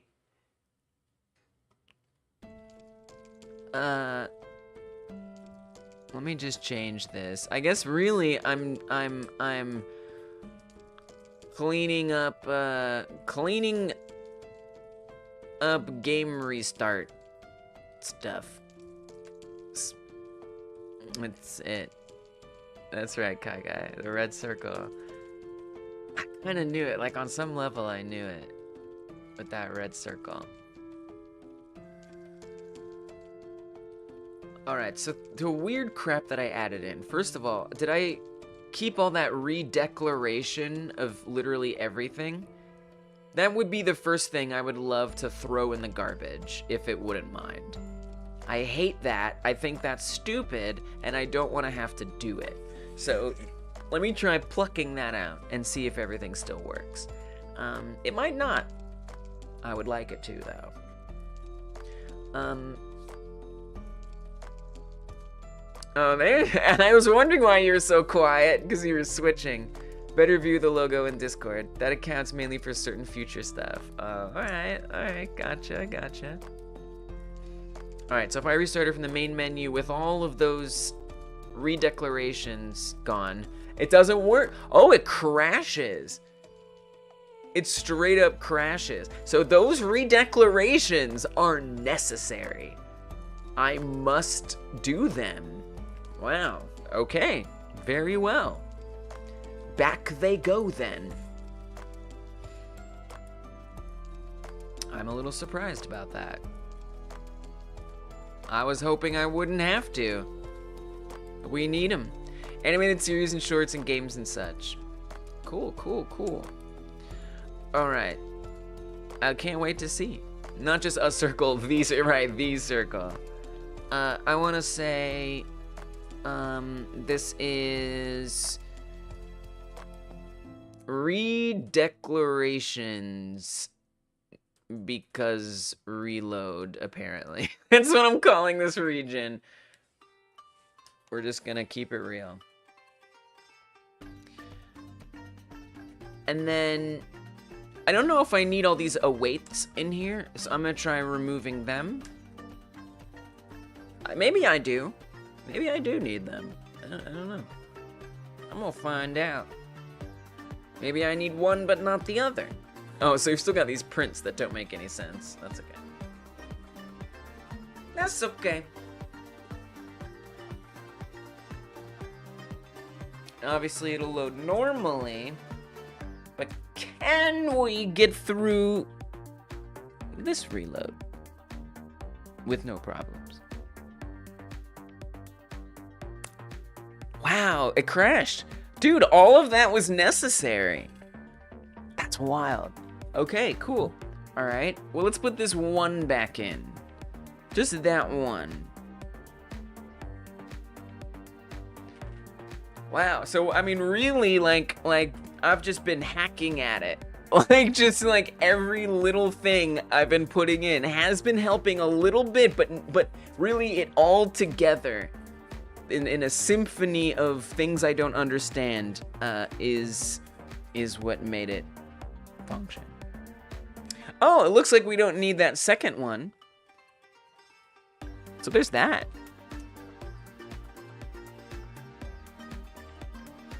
By our powers combined. That's probably a reference to something that I don't get, but I hope I did it any justice. All right, let's make sure it works from the pause menu as well. It does. It does. I'm not seeing any issues. Good, good, good. And I guess for good measure, let's check it from the game over menu. Can't imagine why that'd be different, but I've come across a few surprises today. So let's spawn a helicopter and get our head blowed off. Very good. I gotta deal with that first bullet that comes in. Okay, main menu. Looks good. Wow. Oh yeah, a lot has come together. Yeah. Thanks for noticing. So that wasn't necessary. I'm gonna get rid of all these prints for now, although who knows, I might need them back. This is kind of a nice error to have here, if I'm being honest.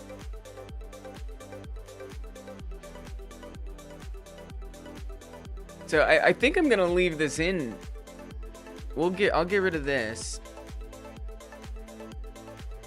But it might be nice to have this here in case something goes wrong again.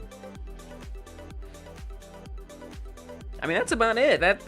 Well, I guess there might have been some things on the globals.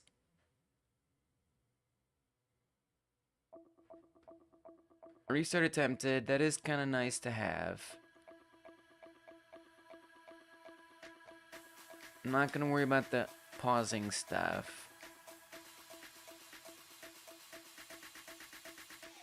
There is this call deferred on reload current scene.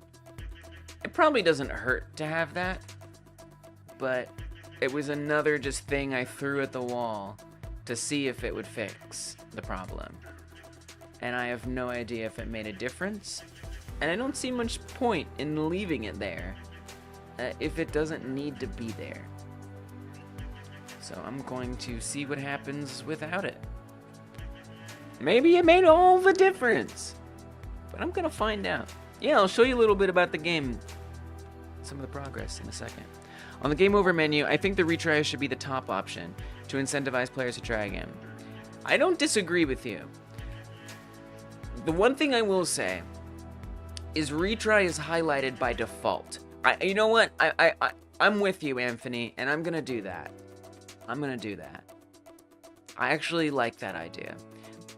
But I did think that maybe... Whoa, this actually works even better. What? Oh, no, it's not. Oh, it's busted. Look, it's overlapping thing. Nope, that was useful. Wow.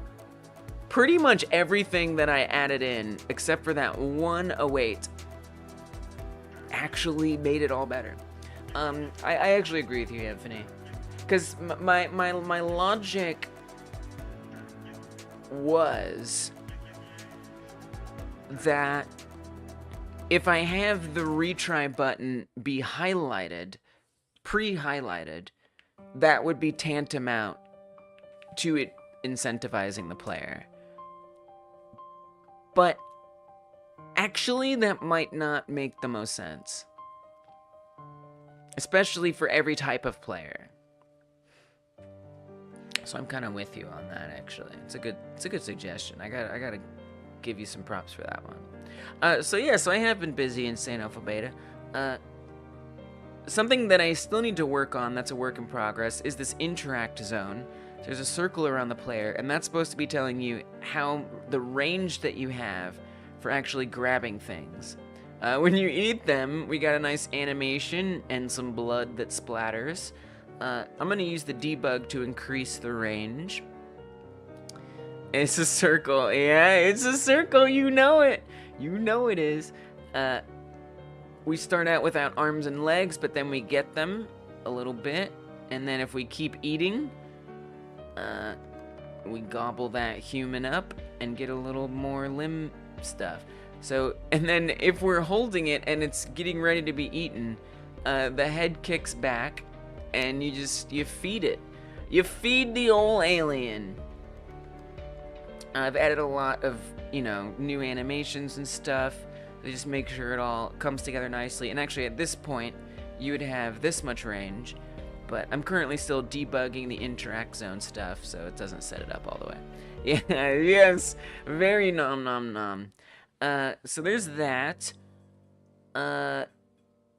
I've set up the collisions to be much more precise, and they actually, it's hard, there's a lot of things that have improved, but you can't, see how they've improved, but you could, feel it if you played it. But, collisions are much, much more taut. They're actually lined up with the body parts instead of, and they actually keep moving with the body parts when you move around and when they move around. So it's very accurate. And then we have the damage numbers. I actually just added that today, where it tells you -1 from a certain limb when you get hurt. And then, oh, I fixed the helicopters to work better, so they actually shoot bullets now. And they're a little too precise. I think before I stop today, I'll make them have some error room, so that way they're not as good at shooting you. A reverse Pez dispenser? Oh, yeah, because you're putting it back in. It does look like a Pez dispenser. All right, there we healed up. I did set up one power up. It barely works, but it is real. Let me make sure. I don't know what key it is. There it is. So it's a little drone that appears next to you. It's not actually. Oh, we died. Oh, we died. But it shoots bullets out of the out of that. Well, you probably couldn't tell, Anthony, but it did have retry highlighted at first. But I think that makes a lot more sense to incentivize it. I actually think that's a great idea. The only trouble is I have to figure out how to do that. The reason why it's ordered this way. Oh, I love that we could just go to the main menu now. It's just been so annoying having to reload the runtime whenever I die. It was just one of the most annoying things ever. So when I pull up the pause menu, you can see it goes continue settings, main menu retry. I guess it makes sense for retry to be there. I don't know. Does retry need to be on the pause menu? I mean, I guess maybe you're not happy with the run. That's fair. Let you retry it. But basically when the game over menu comes up, yeah? When the game over menu comes up, it's just these two removed. And so if I were going to try to reorder these, that would kind of be a little monstrous. Call it restart. That's true. I think I like the idea of swapping them. That to me just makes a lot of sense. So that's what I'm gonna do. Okay, so let's grab the retry button and just move it on up. It should just happen. There we go. Done. And now, if I spawn a helicopter and get my head blowed off, I'm gonna fix that helicopter. What? Somehow we survived an entire hit to the head, which is a concerning bug. Now retry is at the top. Retry means restart from beginning of that level? Yeah, exactly. So really the only purpose of that is less clicking around, so you don't have to go back to the main menu, watch the cutscene, click start, watch it drop you down. You would skip all of that. But I want there to be custom skins, so you can change the color of your alien, and that would be locked in unless you go to the main menu. But if you hit retry, you'll keep that same skin or whatever. That's pretty much it at this point. That could change someday, but for now, that's about how that goes.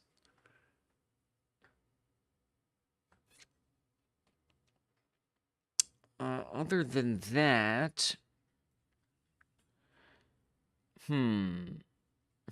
So retry doesn't work. By the way, it's not gonna do anything of any real value here. I'm not sure how to set up retry. That is going to be an entire other pain of a such. It is going to be painful to set up retry. And the reason why it's going to be so painful is because the level is already loaded. And so somehow it has to, there's no way for it to just switch the level. It can't do that. It cannot. just take what is here and on a dime change it. It's not how this works. It has to reload level 1 if you're not on level 1 in the distance, and everything that's already on here has to advance forward.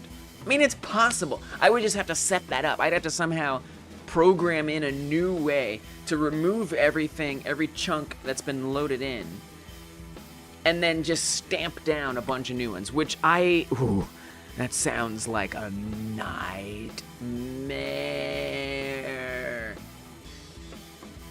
Yeah, where it is hasn't affected you. If you want to try again, yeah, that makes sense. It's more like subtle things that maybe some players will notice over others. It's like design principle kind of stuff. But yeah, that's fair. That it's probably not the most important consideration. People are gonna find what they want to find sometimes. Yeah, that's fair. Fair point. Oh, infamy. I mean, I did do the thing that you suggested, and I kind of appreciate it a bit, if I'm being honest. So we do have a pause menu credit. I don't think anybody's really gotten it except one person. But you get it too. You get it too. Dun dun dun dun. Alright. So yeah, getting it to retry is gonna be so difficult. I mean, I guess probably the best thing.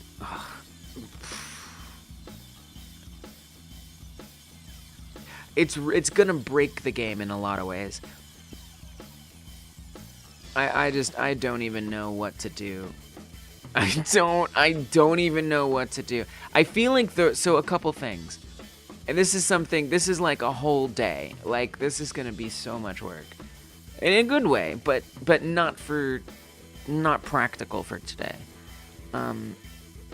Actually, let's look for everywhere that, but now I'm curious. Everywhere that retry gets emitted. Retry gets emitted, really when we do restart. So if we restart the game, it also does the retry stuff. But that's not gonna quite work. So I'm going to need to have it call with something. Lately, very recently, I've started adding in a note if something has arguments. I haven't done that for everything, but I would like to start doing it more. And so I'm going to add in one argument.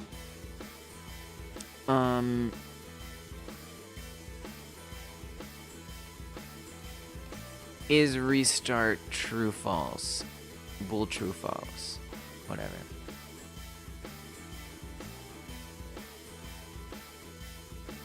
So I guess at this point, I'm experimenting with retry. This could be messy, but I'm too curious not to see. So in this case, I would say that this is the restart, so that would be true. In this case, it is not the restart. So if I come back to globals,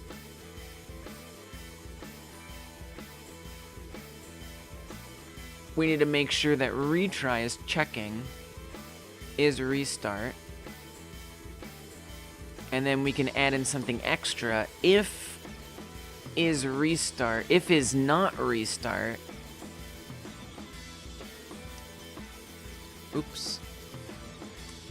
Then we would want to do a level update, except we want it to put us at level 1, which all that's going to do is it's going to load level 1 in the distance. So if level 5 is loaded in, the game will keep moving level 5 forward, and level 1 will be tacked on to the back. So like, one option would be to immediately make every chunk that's loaded in have every object on it be invisible. So all of the objects just become invisible, which is a little tricky. And then I could make the ground turn to grass, which is what you see at the beginning. And then we could play the animation where the alien gets dropped down again.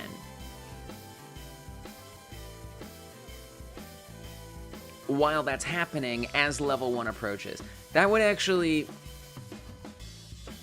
That would be the best way to do it. But it will take a little bit of work. So level 1 will come in, restart. We don't need all this. I might need to swap the game state, depending on things. I mean, we'd certainly want it to go to play. I might want to do that different. Might want it to be the state before, so that way we see the alien descend from the sky. Just kind of depends. But I'd be curious to see if that much works. Because what that would at least do, well, we gotta make the controls come back. We have to have the head reappear. The limbs you're probably gonna be headless. You're gonna have no hit points. So we also have to re-heal the player and stuff. So it's gonna be strange. But could be kind of interesting just to see. Just to see what happens. What would happen if? So we're just gonna do it right here. Retry. Now that was fine. Because, I mean, there was nothing different, really. Literally, we're already on level 1, so it's not changing anything. Is the game in a scene of its own, which you load from the menu? It's all one scene. The entire game is one scene, period. The whole game is a scene. It never changes scenes. Except when we reload it, it just reloads itself, but yeah. Always the same scene. So yeah, so nothing happens. The only thing that's going to happen when you reload it, pretty much, is going to be, it'll reset all your values. Now I do see a lot of frame drops. I don't know what that is. There's probably something that's been introduced lately that I need to look into what the frame drops are about. Could be related to my computer. It does seem to be when there's more objects on screen, but this is new. There was not always this many frame rate drops. So there's definitely something in the last couple weeks that have introduced these frame rate drops. I don't know what that's about. I'm sure it's just something. Hey, what's up, Glitched? Just pick the frames up. You dropped them, just pick them up. So I'm not too worried about it. I'm sure it's fixable. So yeah, it's probably fine. I wonder if it's the humans. No, because they're not causing any problem there. Yeah, I'm not exactly sure at what point we started dropping all those frames. No, Glitched, I haven't, because I'm not gonna worry about it right now. I literally haven't really been noticing it, but I kind of have. Well, maybe another day I'll work on digging into that. I mean, look, the issue when I check the profiler, and I said this before and I'll say it again, 9 times out of 10, if not 10 out of 10 times, it's always gonna just say progressed terrain. Because progressed terrain is the chunks moving forward. And it's always gonna say that, because all of the issues are usually the result of objects being moved all the time. And so it doesn't narrow much down, unfortunately. But I'm not here to figure that out. There is plenty of time to figure that out. So anyway, when I abduct something, so if I hit retry here, it'll, oh, it didn't reset it. It should, oh, you know what? It may be reset, it just maybe didn't update the number. So if I dunk this, is that gonna say, oh, it says 2. Okay, well that didn't work. I'm a little surprised. I thought it would have reset that. So we obviously have some things to set up. Oh, obstacles high. Yeah, so we're not. That would make sense then. Score 0. So we do have to also reset the score. So let's fix that. Stuff like that has to be updated. We'd want the score visually. It's just a lot. Retry is gonna be a lot of work. It's not bad. It's not like undoable, but it's gonna be a lot of work. And I'm not necessarily feeling up to it at the moment. But I'm glad I poked around at that and had some thoughts about it. Maybe tomorrow I'll work on retry. But yeah, it's a whole thing. I set a lot of goals today, and I knew I wouldn't get them all. Doontable. We got the -1 pop-up. Game over menu. Helicopters can miss. I could set that up, but I've been here for a lot of extra time. Real quick though, I will mess around with something just to see if we still get those frame rate drops. I'll turn on the profiler glitched, but it's almost certain that the problem is going to be progressed terrain. So I was wondering if it had something to do with the restart as well. Yes, it's dropping a bit. That's something to look into. Also, my computer can be a little slow. But I'm getting the sense it could even be connected to the reloads, to the restarts. That's actually a little scary. That concerns me a bit. Might have to figure out that. Turn on auto aim if you haven't for Nuclear Throne, since we're playing not mouse. It's really hard to aim otherwise. Whoa, I didn't know there was auto aim. Thank you. Thank you for that tip. Nuclear Throne is a game that Dungeon Martian recommended to me. Oh, there's some spikes. That's not too bad of a spike though. And it's a game that I've been using as inspiration for this game, and it's just a fun game in general. And Dungeon is giving me a tip for playing it better. Yeah, I'm not really seeing the problems here. So I think the frame rate drop, yes, there are some drops, but it's not like it just was. I bet that's either due to the retry or the restart. So let's try one of those. Let's do a restart first. Whoa. That's the restart right there. I mean, that's fine. It's acceptable for a restart to use some resources. But I wonder if after a restart, we run into any issues here. I suspect it's the retry. Retry really is gonna need a lot of love.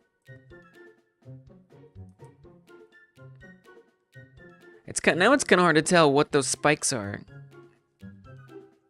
But I'm not seeing it as bad as it was. So I think... Oh, that was a little bit... Oh. Is it when I take damage? Does that cause some problems? Maybe.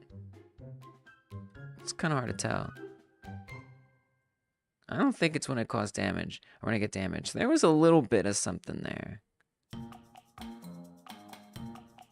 Try to get hit again. Doesn't seem directly connected to that. Alright, now let's try a retry. And see if it gets increasingly worse. And if it doesn't, well, then I'm just gonna chalk it up to my computer.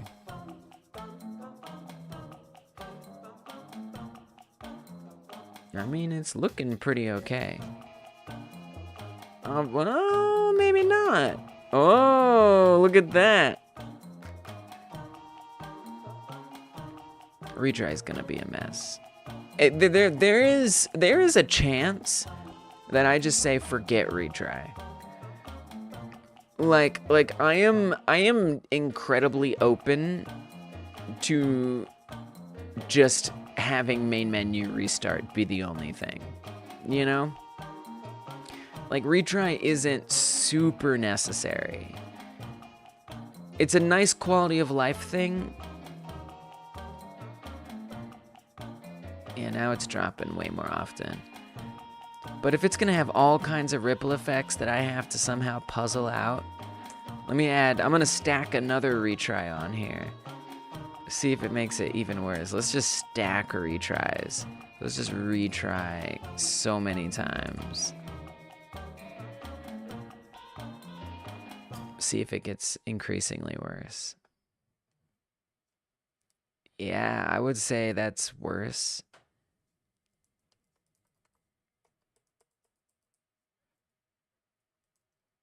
It got okay now.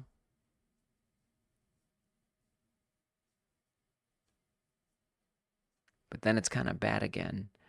All right, let's see what the profiler says. We obviously have a lot of data. I mean, look at this. I mean, I barely even understand what I'm looking at here. Like, this is the whole thing. That's everything. That's all the things.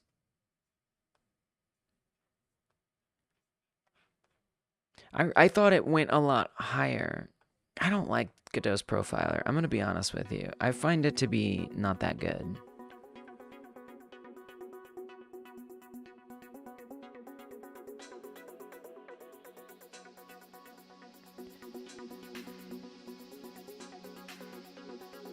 Physics 3D.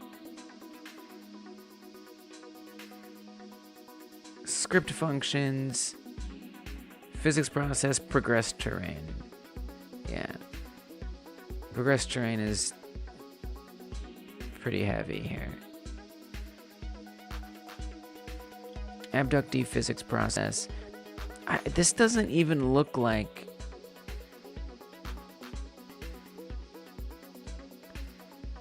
It's a little hard. I'm really not happy with Godot's profiler. I think it could be a lot better.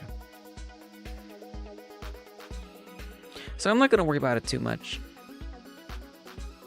I'm actually thinking maybe retry goes in the garbage. I just thinking about how, because I'll probably have to spend an entire day on making a retry work.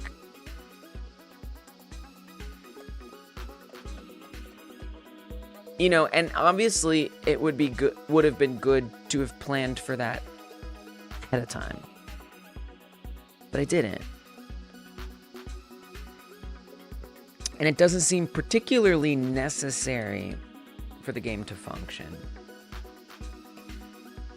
So I'm leaning towards the death of retry. I think that's just gonna make my life a lot better. Because if it's not even just a matter of getting it to functionally work, but figuring out why it causes, like, problems, oh man, that's a mess. That's a whole entire mess.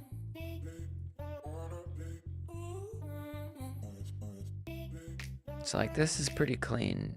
It drops to, like, 20 sometimes. There's things that I could look into to tighten that up. I'm sure the humans are causing a few issues, but overall, we're not getting that terrible dragging that we were getting otherwise.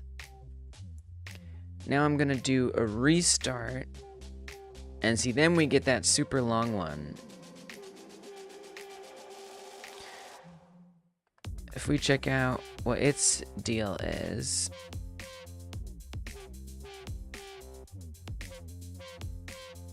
there, 768.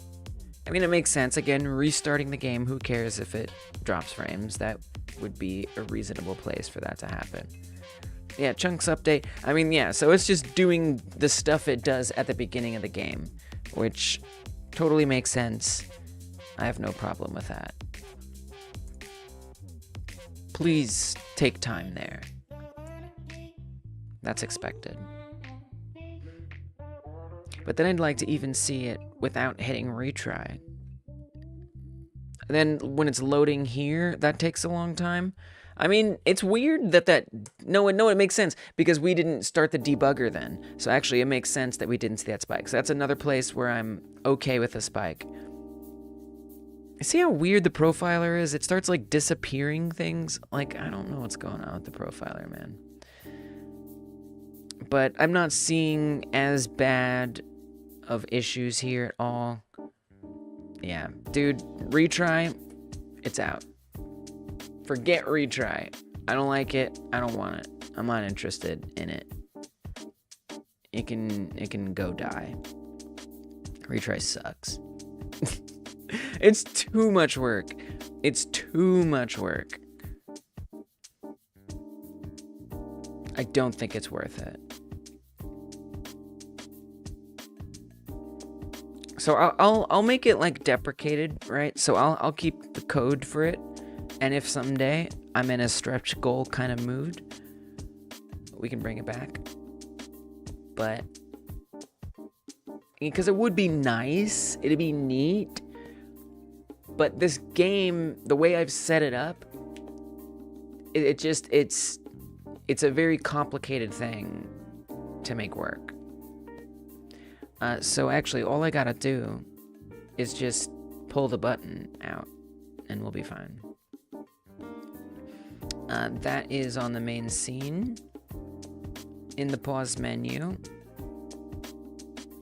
Right there.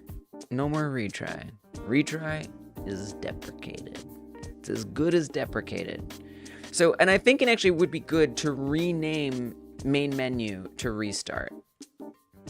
Per dungeon suggestion. And therefore, a credit is due. I think that would be better. Retry? More like no try. Exactly. Thank you. Thank you. Look at that. And Dungeon Martian has top billing for this game in the credits. Look at that. Okay. Cool. Good. Excellent. I just want to see what it looks like. Oh, and then... I mean, I don't know. I like main menu. I like main menu sometimes. I kind of would rather have it be main menu here.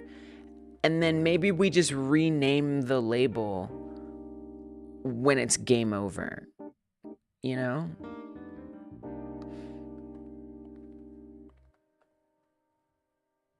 It seems a little silly, but I don't care. I like it. So we do...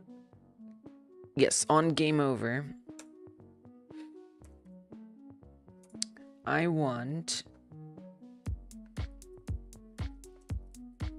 button... main menu...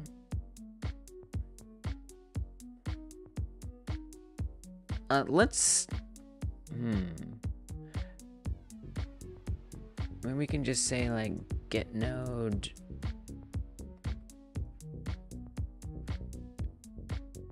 Can it just get a child?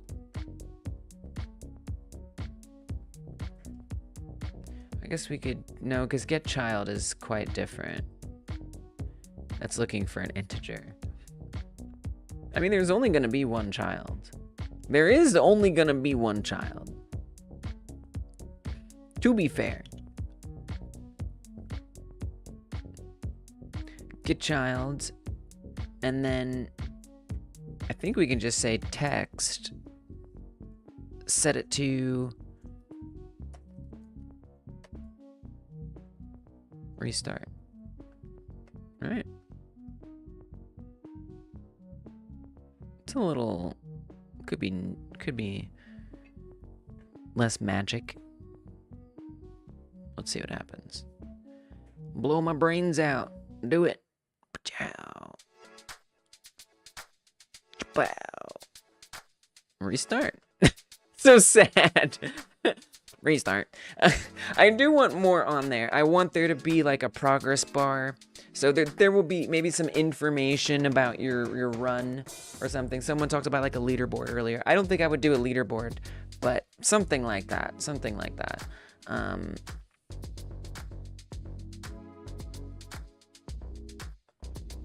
And now there's no more retry. Who needs retry? We got restart. We got a quit button too. No quit. No. I don't want to encourage people to quit. If they want to quit, they can restart, and then there's a quit button that comes up. Then they can quit. I could put it, but I'm opposed to that just feels like a mistake. Because look, on the main menu here, look at that, quit. There you go, there's your quit. Restart it, then you can quit. You're right, that there's something kind of nice about that. Nah. Alright, well, let me at least just talk about what was achieved today. Because I do feel really proud about the progress. I had a bunch of things that I wanted to do today, and I knew for an absolute fact that I was not gonna get to all of them. I knew it. And indeed, I did not, as I knew. We got the -1 pop-up. The interact zone is still not updated. Maybe I'll do that tomorrow to make that work a little better. But I combined, you know what that means. You know what that means. If I eat up all of these people, we got all our limbs. That +1 stuff also is repurposed to do the -1. It's got a different animation and everything, but it is the exact same node and stuff and animation player as the one that does the +1. So that was a really nice thing to get set up and working. I'm very happy about that. And then we have pausing. It pauses. We can pause and unpause, whether we're using a gamepad or a keyboard, or a mouse. It will still be functional and nice and correct. There's no settings, but we can continue, and we can go to the main menu as, well, you saw much suffering trying to get to work. But I say suffering, but I enjoyed every minute of it, let's be real. And then we got a proper game over. Not a lot is on there, but it's ready for it. We can die and the game stops. We can still do some things. I can still attack stuff. So I need to nerf the game over screen. Although it's kind of awesome that you can still do stuff. It doesn't make any sense though. So yeah, I don't know why this loading appears. I feel like I might want to deal with that. But other than that, we can restart the game, go to the main menu, so that's pretty awesome. Game over menu, pause, and -1 pop-up. All are done. I need to get them off of it. Get them off of that list. What are they doing up there? They got done for a reason. Bam. So they can be checked off the list. So yeah, I guess I'll look into some of this stuff tomorrow. By the way, if you haven't hyper smashed that thumbs up button yet, please do it. Unless you don't want to, then don't. But please, if you want to do it, unless you already did it, then don't do it again, because that would be very bad. Unless you do it again after that, then that would be very good. Yeah, I had a blast hanging out with everybody, so I hope you all take care. I'm gonna be back tomorrow doing this again. That's true. Subscribing and hitting the bell is a thing. That's right. And St. Alpha Beta makes a strong, good point. That helps if you haven't done that either. You're doing it for the 1,000,002 one time. Yeah, that's good. Yes. Odd number is good. Good job. Absolutely, guys. So I'll be back tomorrow. Working on this game a little bit more. Next week, I will not be here on Wednesday and Thursday, but I will be back the week after that. Members, of course, still get the Monday member stream. I don't take off on that unless I really have to. And then, of course, there's the Game Jam on Friday. So I hope I see you there in any one of those places.